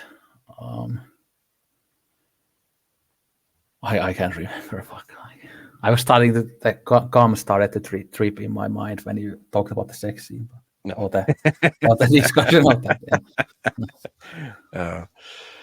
uh, but yeah, it's brilliant. I'm glad it's as high as it is for you on your list. Yeah, and again, I could have easily put it even few spots higher, but Yeah. Again, really like I hard. say, when you get to this level, a lot of this stuff is interchangeable. Oh, now I remember the thing I was gonna mention. So again, this is from my favorite year of cinema history, 1966, and we can kind of see the brilliance of that year as The Sword of Doom was from that year. Andrei Yeah. Rublev was from that year. The Cutie Bad and the Ugly Yep. was from that year, and one film in my top 5 is on that year, from that year too. And The Face of Another is from that year. Like, Yeah. I mean, it what was a just an fucking year! absolutely stacked year for cinema, Yeah, for yeah, sure. Yeah. From a stacked decade. Um, yeah. My favorite cinema. decade. Yeah. But there was one year in I think early 70s that is close to rivaling 1966, but Mm, it was 72 or 3 or 1, I think, one of those yeah. years. But anyway, But my number 15 is The Human Condition. yeah, it's a bit higher for me. And it is the whole trilogy. I cannot pick just one, Yeah, same because for me. the entire sort of 9 hour long saga is really the holistic experience is what you need to sort of get the impact. Although, gun to the head, I guess I would say that I have a favorite part, if I had to say. But really, all of it taken together is the full experience. But I do think that right now my favorite is probably part 2, but only narrowly so. Um, For but me, it's again, 3 after the yeah, rewatches. So, yeah. But again, that'll probably change the next time I rewatch it myself. So it's yeah.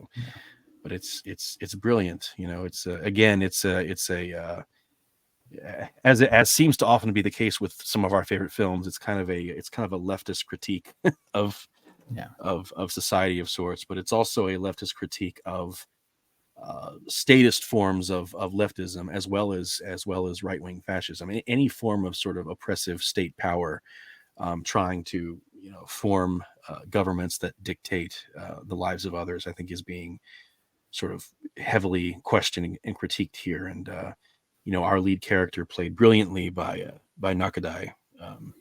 He starts out with a more, I think, black and white perspective of left versus right, communist versus fascist, and then once he ends up in a situation where he is beholden to the the powers that be on the communist, the so-called communist side, he realizes that the state forms of socialism might also be too oppressive for him to thrive in. And of course, it's a personal journey for him as someone who starts out being someone who objects to the war and the fascist government system that's kind of risen up around him in his own country, and he's forced to take part in it despite himself. And he tries to sort of reckon with himself how he can morally continue to exist as who he is, while he's also taking part in the system that he hates. And he's forced to carry out atrocities, and it's a very grim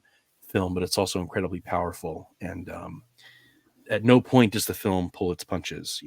There are some times when I first watched the film that I thought maybe at the last minute someone was going to be saved, or someone was going to survive, or some good thing was going to happen to kind of divert from the horror that was about to unfold. But nope, the film just goes there and just shows he dies before he meets his wife again. It's fucking sad. And the guy in the internment camp who he keeps promising he'll find a way to rescue, he doesn't rescue. He gets assassinated. He gets killed right in front of him. It's just a real testament to the powerlessness of a single human being in the face of the system. Despite what his morality is, despite what his convictions are, he can only do so much, and he eventually hits the walls that trap him. It's just really phenomenal stuff. And you again mentioned how it criticizes many different things, but it also has that kind of inward critique, that it isn't like letting itself from the hook, that it's willing to critique also the socialist ideals and everything. So it's a very broad critique, and it kind of shows how many of these different forms of radical thought again are wrong in a way or another, that the world isn't as black and white as just finding the right ideology and pushing that forward. Yeah, there's that really heartbreaking scene where he's now in the custody of the Soviets, and he's trying desperately to let them understand that he's one of them. Ideologically he's one of them, but there's the language barrier involved, of course, is one layer of impasse that he has to face, and then also the fact that their version of his ideology is actually quite different from his, and that ultimately it's still very hierarchical and oppressive in its own way. And you kind of see that slow realization hit his face, as he's standing there before them, and he kind of realizes, I'm not getting out of this. It's over unless I try to make a break for it. So. And I can really relate to Kachi's character as a kind of outsider character, in the way that obviously me and you, we have these beliefs that pretty much nobody shares in this whole wide world. That we think that this is right. We just want people to be free and everybody to be taken care of, but people see us some like radical weirdos for being like this. And even me, from like queer perspective, I know most of the world, even though the Western world has gotten better, that most of the world hates my guts just for being queer and stuff. So I can kind of really relate to these outsider characters in many films, and one film in my top 5 is kind of similar in that way. But this is something that you could fucking talk about for 10 hours, just like the film is 10 hours. But again, one also heartbreaking scene is one of the final scenes is the second one, when he kills that guy and then he realizes that, fuck, am I a monster now that I killed this? Again, I was a pacifist, but what the fuck am I now that I've done this? And that's the kind of running theme through the whole thing, that how war and how also these oppressive systems kind of corrupt all the goodness in you, and they kind of shape you in a very negative way, no matter how hard you fight against it. Yeah. But I also want to mention the kind of last 20 minutes of the final one, where he just kind of walking through the snow and he's thinking about his wife, Mitsuko, I think is her name. Yeah. And then obviously in the end he just falls down and dies. But yeah, like, that's such a fucking powerful scene. Like. And you can feel the hope rising up and then leaving within yourself too as you watch it. You know, because at first you hear the voices and you think, oh, maybe this is where he's going. Maybe we're hearing, you know, where he ended up. Maybe they're kind of flashing forward, you know. And then you start to realize, no, he's imagining this because he's dying, he's freezing to death, and he's, you know, this is him trying to find his own sense of solace, you know, in the only way he can, which is just in his own imagination. It's just absolutely fucking heartbreaking. Yeah, and one more thing is that also I want to mention is that obviously this, like when you hear people talk about this film, it sounds so dense and difficult and hard to get through, but it's actually a very entertaining watch, no matter how dark it is, and it's actually a very thrilling plot that when you finish that 1 3-hour part, you think that fuck, I want to watch the next 3-hour part immediately because you want to know what happens. So it's not like a very dry political film, but it actually has lots of heart to it, and it does, very darkly beautiful story, and it just keeps you on the edge of your seat throughout the whole runtime, and that's very impressive how it manages to be so entertaining and relatable, even though it's such a dense film at the same time. Yeah.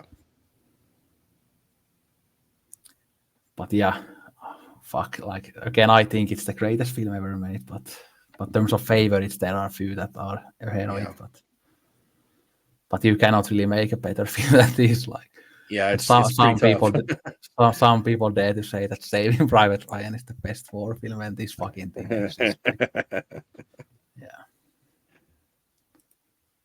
but anyway, so my next pick is actually The Sword of Doom, which we already talked about, so it was number 14 for me. Cool. All right, my next film is Man with a Movie Camera by Vertov, which I've kind of briefly touched upon earlier as being one of those sort of pioneering films in terms of camera technique, editing, you know, figuring out how the mechanics of this machine works in such a way that you can tell an interesting visual story even without any clear narrative. And it's often categorized as a documentary, but it's not really, it's not telling any particular true story of anything either. It's just, you know, it's a kind of a globe-trotting adventure that utilizes different camera and editing techniques to sort of thrill the viewer through these unconventional means. And I think it's also got a really dynamite ending, how everything kind of unravels and kind of reverts back to the aperture of the camera itself, you know. And I like how also at certain points you leave the film within a film, and you're kind of with him in the cutting room looking at the spools of film and watching him manipulate them, and then you jump back into the film and then you see the effects of that and how it, you know, goes backwards and forwards, slows down, speeds up. You know, it's just neat. It's a neat viewing experience that I think is still really fun to watch today, and deserves the recognition as a really innovative piece of cinema. Yeah, I remember in my first year of university, I had this class called Introduction to Social Sciences, and the teacher there said that you politics students should be very conscious of film. And this was one of the films that he mentioned, and I was the only person in the class who knew anything about films, so I knew what he was talking about. But nice. And he also mentioned Citizen Kane, and although one mistake that he made that I noticed was that he said that the Maltese Falcon is a Hitchcock film, but I knew that it wasn't. Oh wow, that's a grievous error. Although I think because he was such an old guy, I thought that maybe he was meant to say that Hitchcockian film, because it's kind of Hitchcockian, you could say. But it's not a Hitchcock film. Yeah. But good again, on you for giving him benefit of the doubt. It's nice. Yeah. But it's again, Man with a Movie Camera is a film that one of those that I consider to be a masterpiece, but not kind of favorite. Again, yeah. But then my next one is a film that we already talked about. So number 13 is Heroic Purgatory. So it's this fucking high for me. Nice. My number 13, we've already talked about it, is Chimes at Midnight. Oh, this high, very interesting. Yeah. Yeah. I can't believe it's this high, even myself, really. But I absolutely fell in love with this movie. I adore it. I think it's going to be a seasonal watch for me. It feels so cozy and almost Christmassy in a way. It's got this winter, aesthetic going on, and I just, and Wells as John Falstaff has kind of a Santa Clausian kind of, thing going on as well. And I don't know, I just love everything about the movie. I think it's got one of the best battle sequences ever shot. Yeah. I think it has a really epic feel to it, even though it was just as low budget and indie as any of his other films made during this time. But it just feels so, I don't know. There's real vision behind it, and it's not compromised at any point, and it just feels like such a complete, piece of work. So yeah, So it's your favorite Wells film then? it's my favorite Wells film now. Yeah, which I did not think that would ever happen. I thought that Citizen Kane would always reign supreme for me, but this one finally topped it. Well, it's my second one too, and again, the Trial is my favorite one. So we both have kind of weird number ones, I guess. Yeah. I mean, for me, my whole top 3 is weird because it's the Trial, Chimes at Midnight, and F for Faith. There you go. Yeah. But yeah, so my number 12 is a film that we haven't talked about. So it's Mike Lee's Secrets and Lies. Cool. Haven't watched any of Mike Lee yet, but I've been meaning to. Yeah. So this is a film that's about this young black woman living in London, and she's been raised by adoptive parents, but she wants to learn about her biological mother, and then she finds out, and her biological mother is actually a white kind of working class person living in London, and then they meet. And so you can obviously imagine that a story like this has lots of raw emotion, and it explores family dynamics and relationship dynamics, and it has this very heartbreaking kind of very real feeling like family fight near the end that just absolutely fucking destroys me, because I can relate to it so hard that again I almost got a panic attack when I watched it for the last time. But it's just one of those films where every single performance is just amazing, especially the Brenda Blethyn performance as the mother. It's one of my favorite performances ever. It's just so raw and kind of beautiful and vulnerable, and she's kind of the type of person that I've met a lot in real life too, but this just is here just due to that kind of emotional punch that it has. It's such a real and beautiful and realist film. Yeah. Nice. Well, my number 12 is Satan Tango. This is so far the only Bela Tarr film that I've seen, but yeah, it absolutely blew me away. It's an interesting example how, people often say, well, you can't adapt a book because the movie would be too long. And it's like, well, why not? Just adapt the damn book. The author of the book was actually a co-screenwriter on the film as well, so it has a lot of authenticity there too. But yeah, I can't remember it. Have we talked about this one yet? We've mentioned it a couple of times, but not talked about it. Yeah, but I mean, it's man, I fucking love this movie. It's so unlike anything else, I love the fact that it's so long. I love the fact that it takes such a long time to establish, the town in that opening shot, and how the townspeople are in that establishing shot. They're depicted as cattle and livestock. They're not humans in that opening sequence. And you hear the bells ringing in the background, and there's this sort of sense of haunting and menace and foreboding that kind of taints the whole rest of the film from that moment forward. And then, a full 7 hours later, when you finally get around to, the ending, we finally find out, what's making that noise and where that bell ringing sound is coming from. And, we see so many of the different stories being told from, each main character's perspective. We go through the narrative with one character, and then we stop, and then we go back, and we follow that same length of time, but now from a different perspective. And then we start to see how these different perspectives start to sort of merge with each other and find crossover. And once again, there's this element of sort of examining what it means to be ideologically communist in a world that is practically hierarchical and statist, and how people still feel like they, need to reach out to a singular figure to lead them. And there's it's like an almost messianic figure who seems to actually come back from the dead, from the perspective of some of the townspeople who heard otherwise. He comes back to the town, and he's a false prophet of sorts. He gives them promises that aren't going to be kept. And there's so much going on here that's so thematically rich, and it's also one of the most beautifully photographed black and white films I've ever seen. And they managed to make the dusty, empty world of this forgotten village, such a beautiful thing to look at, the way it's photographed. And there's, like I say, there's whole sequences that are just oneers.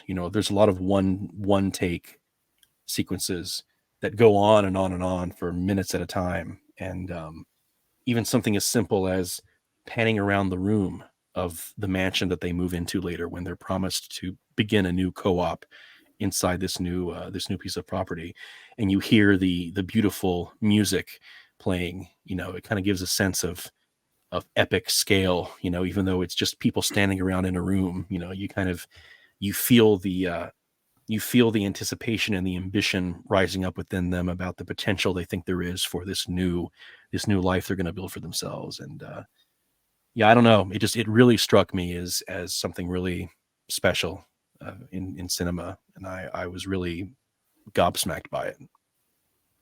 Yeah, I had a friend at the university who was able to watch this in the cinema in one day. So Wow. that would be hard, but probably great to see in the cinema. Yeah. But I'm not sure I would have the stamina to see it in the cinema. I watched it like in a couple of days at home. Yeah, I did watch it in parts. I do want to say. Yeah. But again, I think it's a masterpiece too, but I just love the other two Bellatar films more, Damnation and Werkmeister Harmonies, that I talked about in these videos, and I think you are going to love them too. I'm sure I will. Yeah, I'm sure I will. But I don't know, it's just the way this one hit me.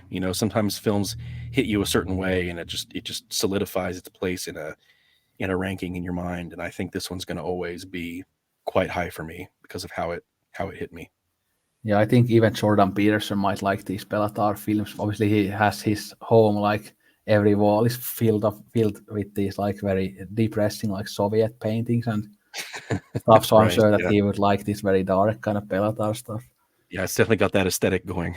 Although he would have some like fascist interpretation on it or something. Like, I'm sure. How everybody is a Christian and nobody's an atheist. Right. Air fried steaks are good for your digestion and stuff. Right. Yeah, but again, the next film on my list is another Mike Leigh film called Naked, which is one of his most famous ones. But this kind of is a depiction of the Margaret Thatcher, again, the Thatcherite neoliberal hellscape that Britain was in at that time. And then we see kind of how that neoliberal hellscape creates these awful people, these men who have nothing in their lives. Yeah. They become these awful pieces of shit. And there's these two male characters. One is a like total sociopath, but then the other one is a rapist too. So basically a sociopath as well. Yeah. But very dark, but also one of those films that has these awful male characters, but it's kind of darkly funny as it has those weird rants and weird dialogue and great score as well. Very bleak depiction of London. And yeah, very dark movie, but a great movie and kind of fun movie. Well, it sounds right up my alley. It's another one of those that I keep seeing on people's lists, and I just haven't watched it yet. Yeah. But yeah. Well, my number 11 we've talked about. It's Vertigo. It's finally here. That's where it is on my list. So. Yeah. So my number 10 is a film that I remember last time we did this. You said that you haven't seen this, but it's Stanley Kubrick's Paths of Glory. Yeah, still haven't seen it yet. Need to. Yeah, this is like one of the great war films, and this is kind of a systematic critique as well. It shows the military as awful, very oppressive, where the soldiers are just these chess pieces of war. They are kind of the working class, and then the upper class, the military leaders, just sit back and laugh and live their life, and they just order these kind of working class cattle around and put them their debts, and they just are very hypocritical in the fact that, oh yeah, fuck you working class, you again escaped the trenches, again you were facing explosions and bullets, but you escaped, but we were just sitting in the back as honorable leaders here, and again we did nothing wrong, but you should suffer and you should be executed because you were cowardly, even though they are themselves very cowardly. Yeah. So this is a very, again, you can definitely read this from that Marxist perspective, as it definitely speaks that to me at least, and also you can kind of imagine the military kind of more widely as the state as well, kind of like in Harakiri we see the samurai establishment, and we can see that as the people in power, the elites, and not just the samurai. Yeah. But this also has kind of that Kubrick style of dark and dry humor. There are some fun moments here, and some of the kind of military leaders, like their hypocrisy is kind of shown in a very funny way. But Kirk Douglas is this kind of very stand-up guy, the only guy that we kind of root for in this film. But in the end, I'm not gonna spoil the ending scene, but it's kind of this moment of hope, and it's very emotional and kind of shows that, again, yeah, there is human connection in the world, even though we have these awful states and awful elites making everything awful for the regular guys. But yeah. And one of the best black and white cinematography, some of the, again, the shots in the trenches, like they are just unbelievable, and some of the white shots and everything are just absolutely incredible, as you would expect from Stanley Kubrick. Of course, yeah. Well, like I said before, you know, the best war films are always like horror films that show the horrors of war. You know, they don't pretty it up. They don't try to shy away from the worst elements of it. And they don't glorify it, or right, they don't glorify it as like some kind of a awesome special effects heavy opening action sequence like a certain other film that we may have talked about before, but you know. But yeah, it's I'm sure it's going to be great when I sit down to watch it. I've loved every Kubrick film I've seen so far, so I can't imagine I wouldn't. But my number 10 is Kaidan, which I already kind of talked about earlier. Yeah. But it's very much a consciously stagey, you know, old school theatrical kind of film. It's technically a horror film because it's telling ghost stories, but it's also it's not particularly scary. It's much more of an art film. But I just love it. I love everything about its aesthetic. You know, I love the quiet opening that it has with that awesome sparse sort of bell ringing, you know, opening music, and then it jumps right into the story, and the musical score for that first story is basically just, it's made up of the sound of like snapping sticks, you know, like really earthy kind of atmospheric kind of sounds, and it just continues to get more artistic and abstract and cool and weird from there. You know, the second story about the snow woman, you get the eyeballs in the sky, and you know, the sound of the wind sounds like voices that are groaning out, and it's just, you know, really, really awesome stuff. Not every story that's told across the film is as strong as some others, but I think taken as a whole, it's still a masterful film that I think more people should watch. Even people who are fans of Kobayashi's films, I think not all of them cite this one as often. Yeah, I talked about it last time. Great movie, but I just like the Harakiri and human condition a bit more. Yeah. I'm so tired. We're almost there. Few more films to go. But yeah, the next one is my favorite musical of all time. It's Jacques Demy's The Umbrellas of Cherbourg, with the beautiful Catherine Deneuve, and the guy who plays Guy is so beautiful. Obviously, I had both the male lead and the female lead in my video about film and TV characters I'm in love with. So, yeah, they're both so beautiful. And again, it's every single line in this movie is sang, but it's just, again, the French language sounds so beautiful when it's sang, and it's visually absolutely stunning film. Like all the colors and the angles are beautiful. The Michel Legrand score is great, and then again has such an hard-hitting ending that I've cried to. This makes me so emotional every time I watch it. And again, I can't believe that Jacques Demy was straight, or at least pretended to be straight when he had this type of visual sense. Like, he had to be gay or bi. But yeah, again, when you use pink and yellow and all these, like, you have to be gay. Those are the rules.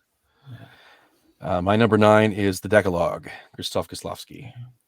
I guess a typical choice, and I know that it isn't quite as high for you in Kieslowski's filmography, but I love the sheer ambition of it and the scale, and I genuinely do think it's one of the greatest art films ever made. So yeah. Yeah, the reason why it isn't as high for me is that I find some of the episodes weaker than the others.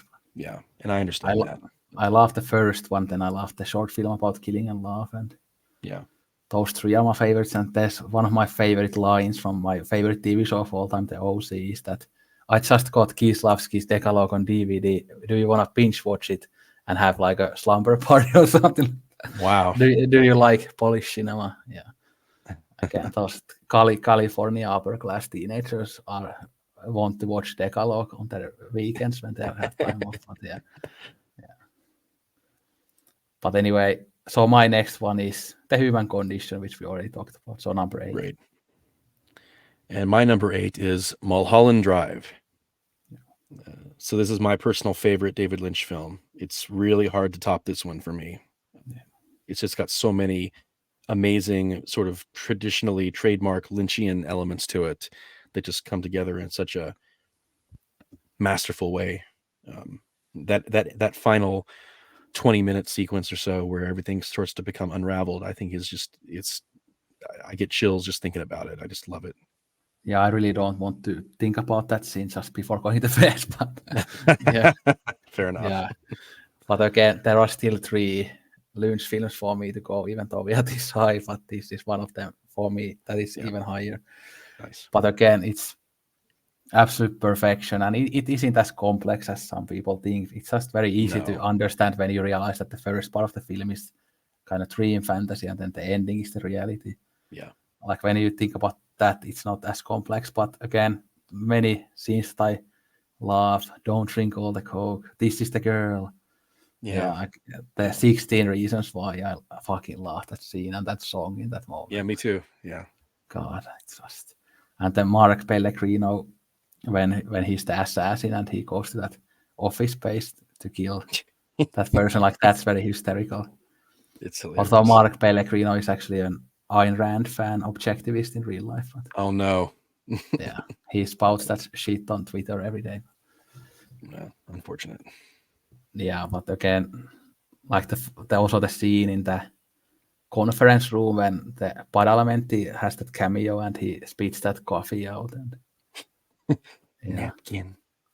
And the cowboy, the cowboy is so hilarious. This is the girl. This is what you need to say. This is the girl. Yeah. I need you to think about it and stop being a smart aleck. I've always found the lesbian sex scene bit laughable. I'm in love with you, with that kind of dream pop in the background. It's just so cheesy and syrupy. Well, but I think in retrospect we kind of know why it's happening so seemingly out of nowhere and right away, right? I mean, if we kind of understand the full narrative, but yeah.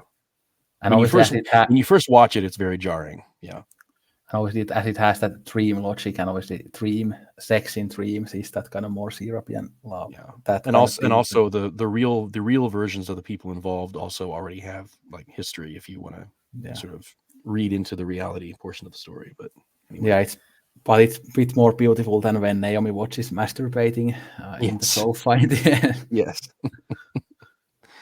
With like this dead look in her eyes. Yeah. Silencio, no hay panda. And when they are in the dinner, like the diner, and then like the black creature comes from the corner.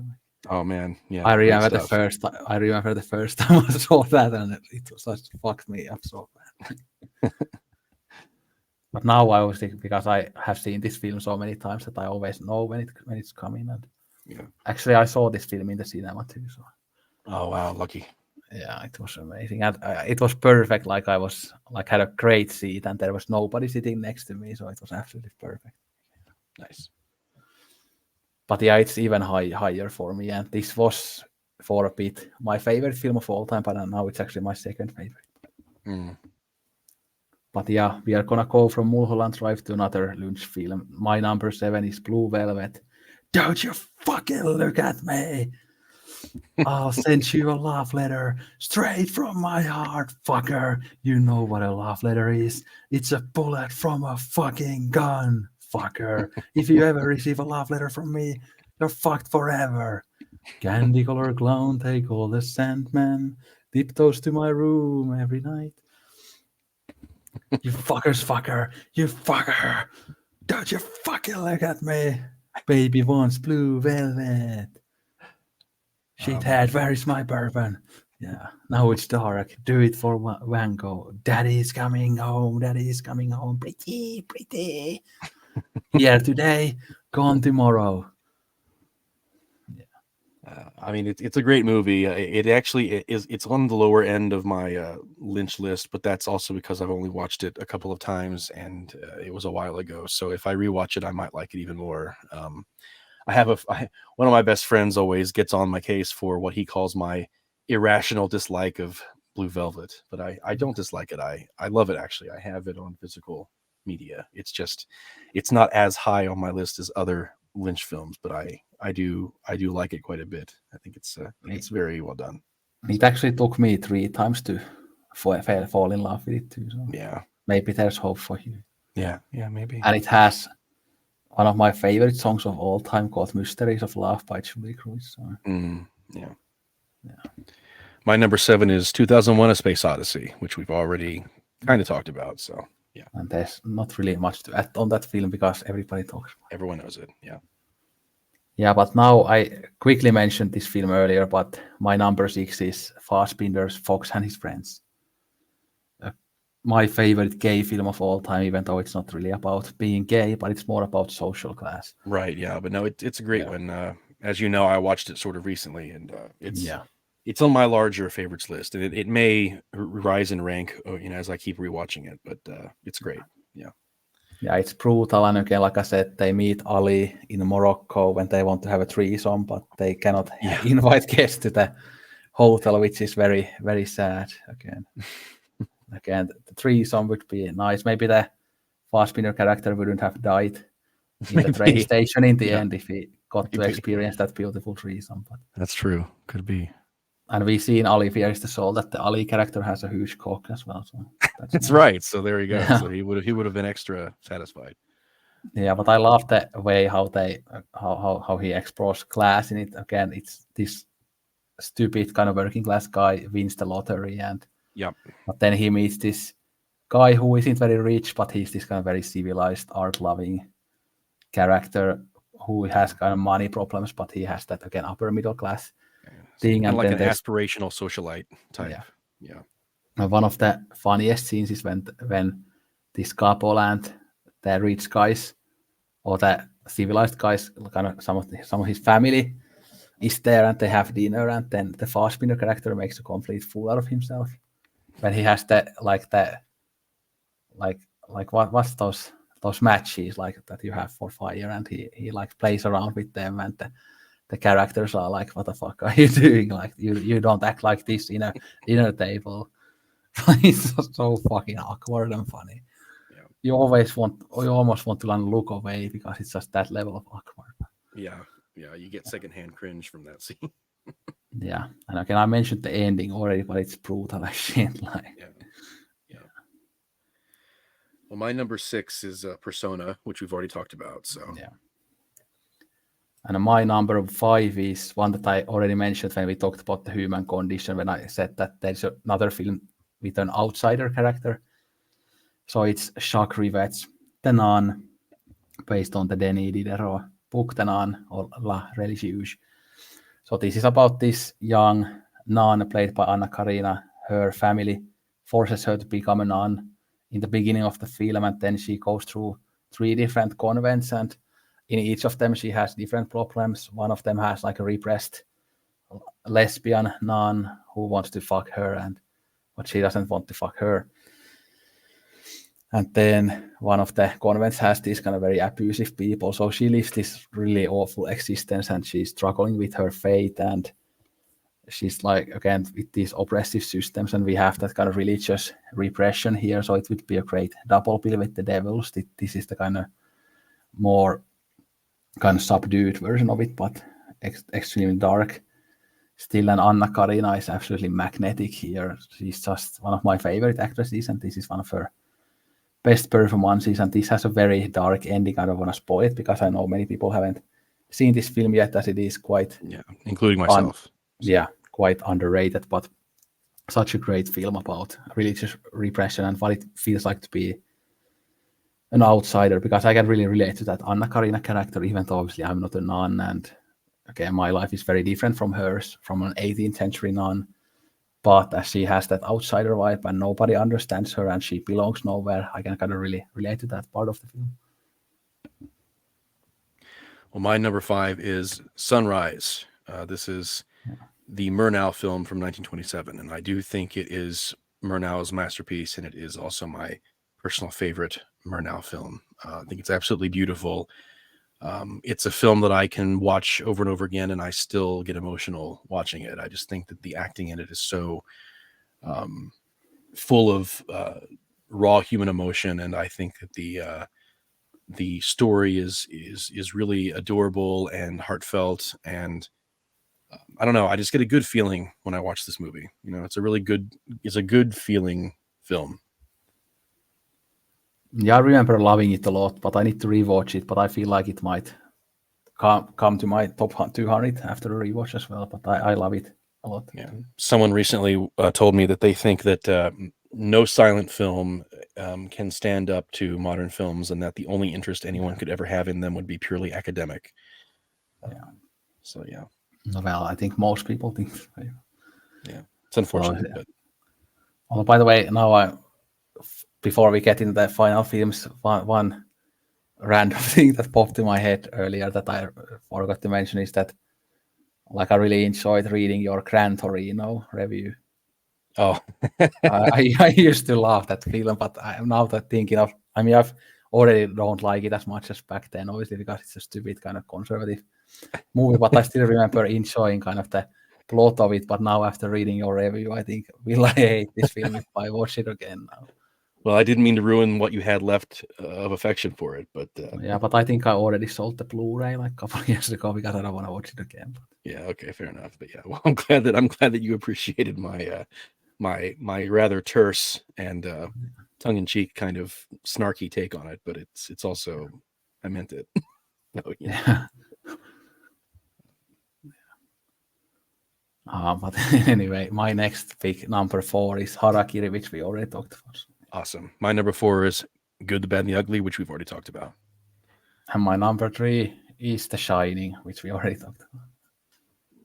My number 3 is 12 Angry Men, which I don't think we've talked about, but it is... We talked about last time. Oh, we talked about last time, yeah. But it is, I do think it's one of the most masterfully written scripts ever, and I think the performances are dynamite, and I think it's probably Lee J. Cobb's best performance.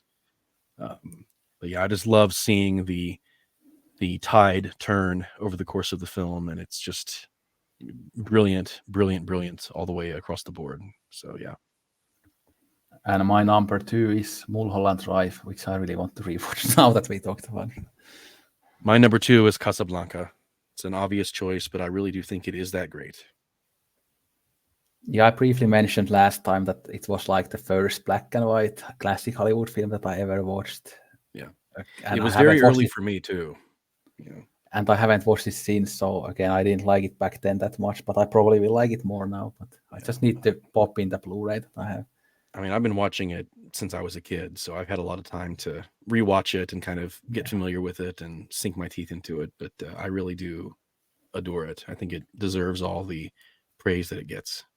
Yeah, I saw a Gilmore Girls episode today where 2 characters were watching it, one of them for the first time, but they were kept kind of rewinding and talking over it, so I wasn't happy about that. Yeah. But anyway, so my number 1 is absolutely incredible film. It's called Twin Peaks, Fire Walk with Me. that arguably might have my favorite song of all time by Julie Cruz called Questions in a World of Blue, but I don't have energy now to start singing it. And my voice is really dry now, but Yeah. was it me? Was it you? Yeah. But this is a film that has made me cry, has disturbed me. Again, the first time I saw it, I was a complete mess because it's so fucked up with that rape scene and the scene in the cabin and in the train. Like, fucking hell, like that's the Yeah. most disturbing stuff ever filmed. But these days, I kind of see the humanism and the empathy that we have for the Laura Palmer character and how emotional this film is, and also how I kind of see in many of these Lynch films these days the kind of critique of the middle class America and how it shows the kind of awful side of it. We see the suburban life that looks like really beautiful and sunny from the outside, but then there is domestic abuse and rape and incest and drug use and drug selling and violence there, and it's not as amazing as we think. Kind of like, again, in a stupid film like American Beauty, we kind of explore some of the same stuff. Yeah. Oscar winning Best Picture American Beauty, if you can believe it. Yeah. Mad times, man. Yeah, go ahead. Yeah, such a beautiful looking film as well, like the Criterion Blu-ray. Like you really see how the shots are perfect, and there are many beautiful scenes. Like for example, when Donna and Laura are just in the living room and they are on their backs, and we like shoot them, and they are just talking about how beautiful James is and how nice and sweet he's. Like even those kind of small scenes are so beautiful. Or when Laura does the fire, walk with me, with that like really psychotic. Yeah. And then there's the Black Lodge scenes are absolutely fucked up, and the ending is one of my favorites and makes me cry with the Me too. Yeah. another Julie Cruz song, The Voice of Love, although that's the kind of instrumental version of it. I love the version of it, her vocals in the album The Voice of Love. But that final image of her smiling is really haunting. Yeah, but also beautiful, and it kind of gives you that sense of relief after that kind of awful tragedy that the whole film is. Yeah. And Leland is so fucked up in it, like, fuck. Yeah. Wash your hands. Yeah.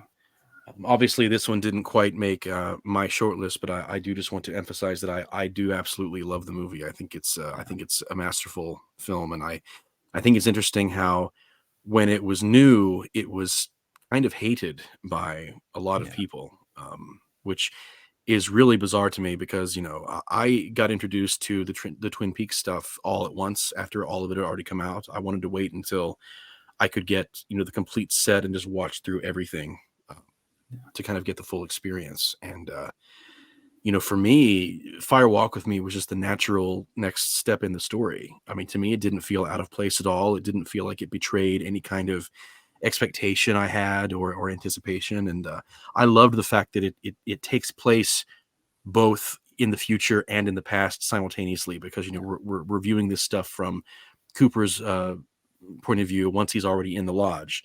But we also see the events unfold that ultimately led, you know, Laura's essence into that same location. And I think it's so intelligent and brilliantly done. It's kind of hard for me to fathom how anyone could have an issue with it, to be honest with you. But I know a lot of people did. On my first couple of viewings, I kind of had the problem with the beginning with the Kiefer Sutherland stuff, and I kind of wanted the film to start with Laura. Yeah, when we say the first scene with Laura, when Julie Cruz song "Falling" is playing, that Twin Peaks theme, and like I wanted it to start there, but now I've kind of really grew to love the beginning with lots of the fun stuff in the police station. And none of that stuff ever rubbed me the wrong way. I loved all of it from the start. But yeah. And one of my favorite scenes of all time is when we hear Julie Cruz's Questions in the World of Blue, and we see Laura crying in the bar, and like that Sheryl Lee performance, like us. Yeah, she's great. Again, might be my favorite female performance these days. Again. One of the greatest unsung actors, I think, ever. You know, she does not get enough credit, I think. And of course, my number one, we've talked about it last episode, but my number one film is 8.5 by Fellini. I really do think it's the most personal connection I'll ever have to a movie, I think, is with this film. you know, because it's not really, again, people say it's a movie about making a movie, but I don't think that's really true. The film is about sort of the concept of reckoning with oneself as you learn to expose the reality of who you are to the people outside of your comfort zone and kind of the world out there, and being willing to destroy your ego enough to where you can feel comfortable being vulnerable in front of the whole world, and sort of coming to terms with your own sense of narcissism and your own sense of wanting to have your cake and eat it too, you know, wanting to have all of your fantasies come true while also wanting to be respected in the real world, and you can't have all those things. You know, not everyone's going to love you. Not every choice you make is going to be perfect. Not every choice you have already made is going to be noble, and you have to kind of accept that about yourself and embrace that about yourself before you're able to sort of be honest with who you are with other people. And I think a big part of the film's thematic elements speak to that in particular, and that's what resonated with me so much. And it was just a really powerful viewing experience, and one that I don't think I'll ever quite have again. So it's just one of those, again, it's one of those things where the way the film hits you when you first watch it can sometimes color your appreciation of it from that point onward. And I think eight and a half is the ultimate example of that kind of film for me. So Yeah, good combo to end. Fellini and Lynch. Obviously, Lynch is a big Fellini fan, and I remember Fellini when he was in his deathbed in the hospital. I remember some director visited him there, but was it Lynch actually, I or was think it it someone was. else? Yeah, I'm pretty sure it was Lynch. So that's kind of a nice way to end the podcast. Yeah. Yeah. All right. Well, thank you for taking the time to sit through another very long video. We've done it. We've gotten through our respective lists, and thank you for taking the time to do that. I really enjoyed the conversation. Yeah, 16 and a half hours in total, like fucking crazy. But Yep. it was so much fun. Okay, it's 2 a.m. here and I haven't eaten dinner, and yeah, but have to Oh, eat something after this. But it was fun, yeah, it crazy was. experience.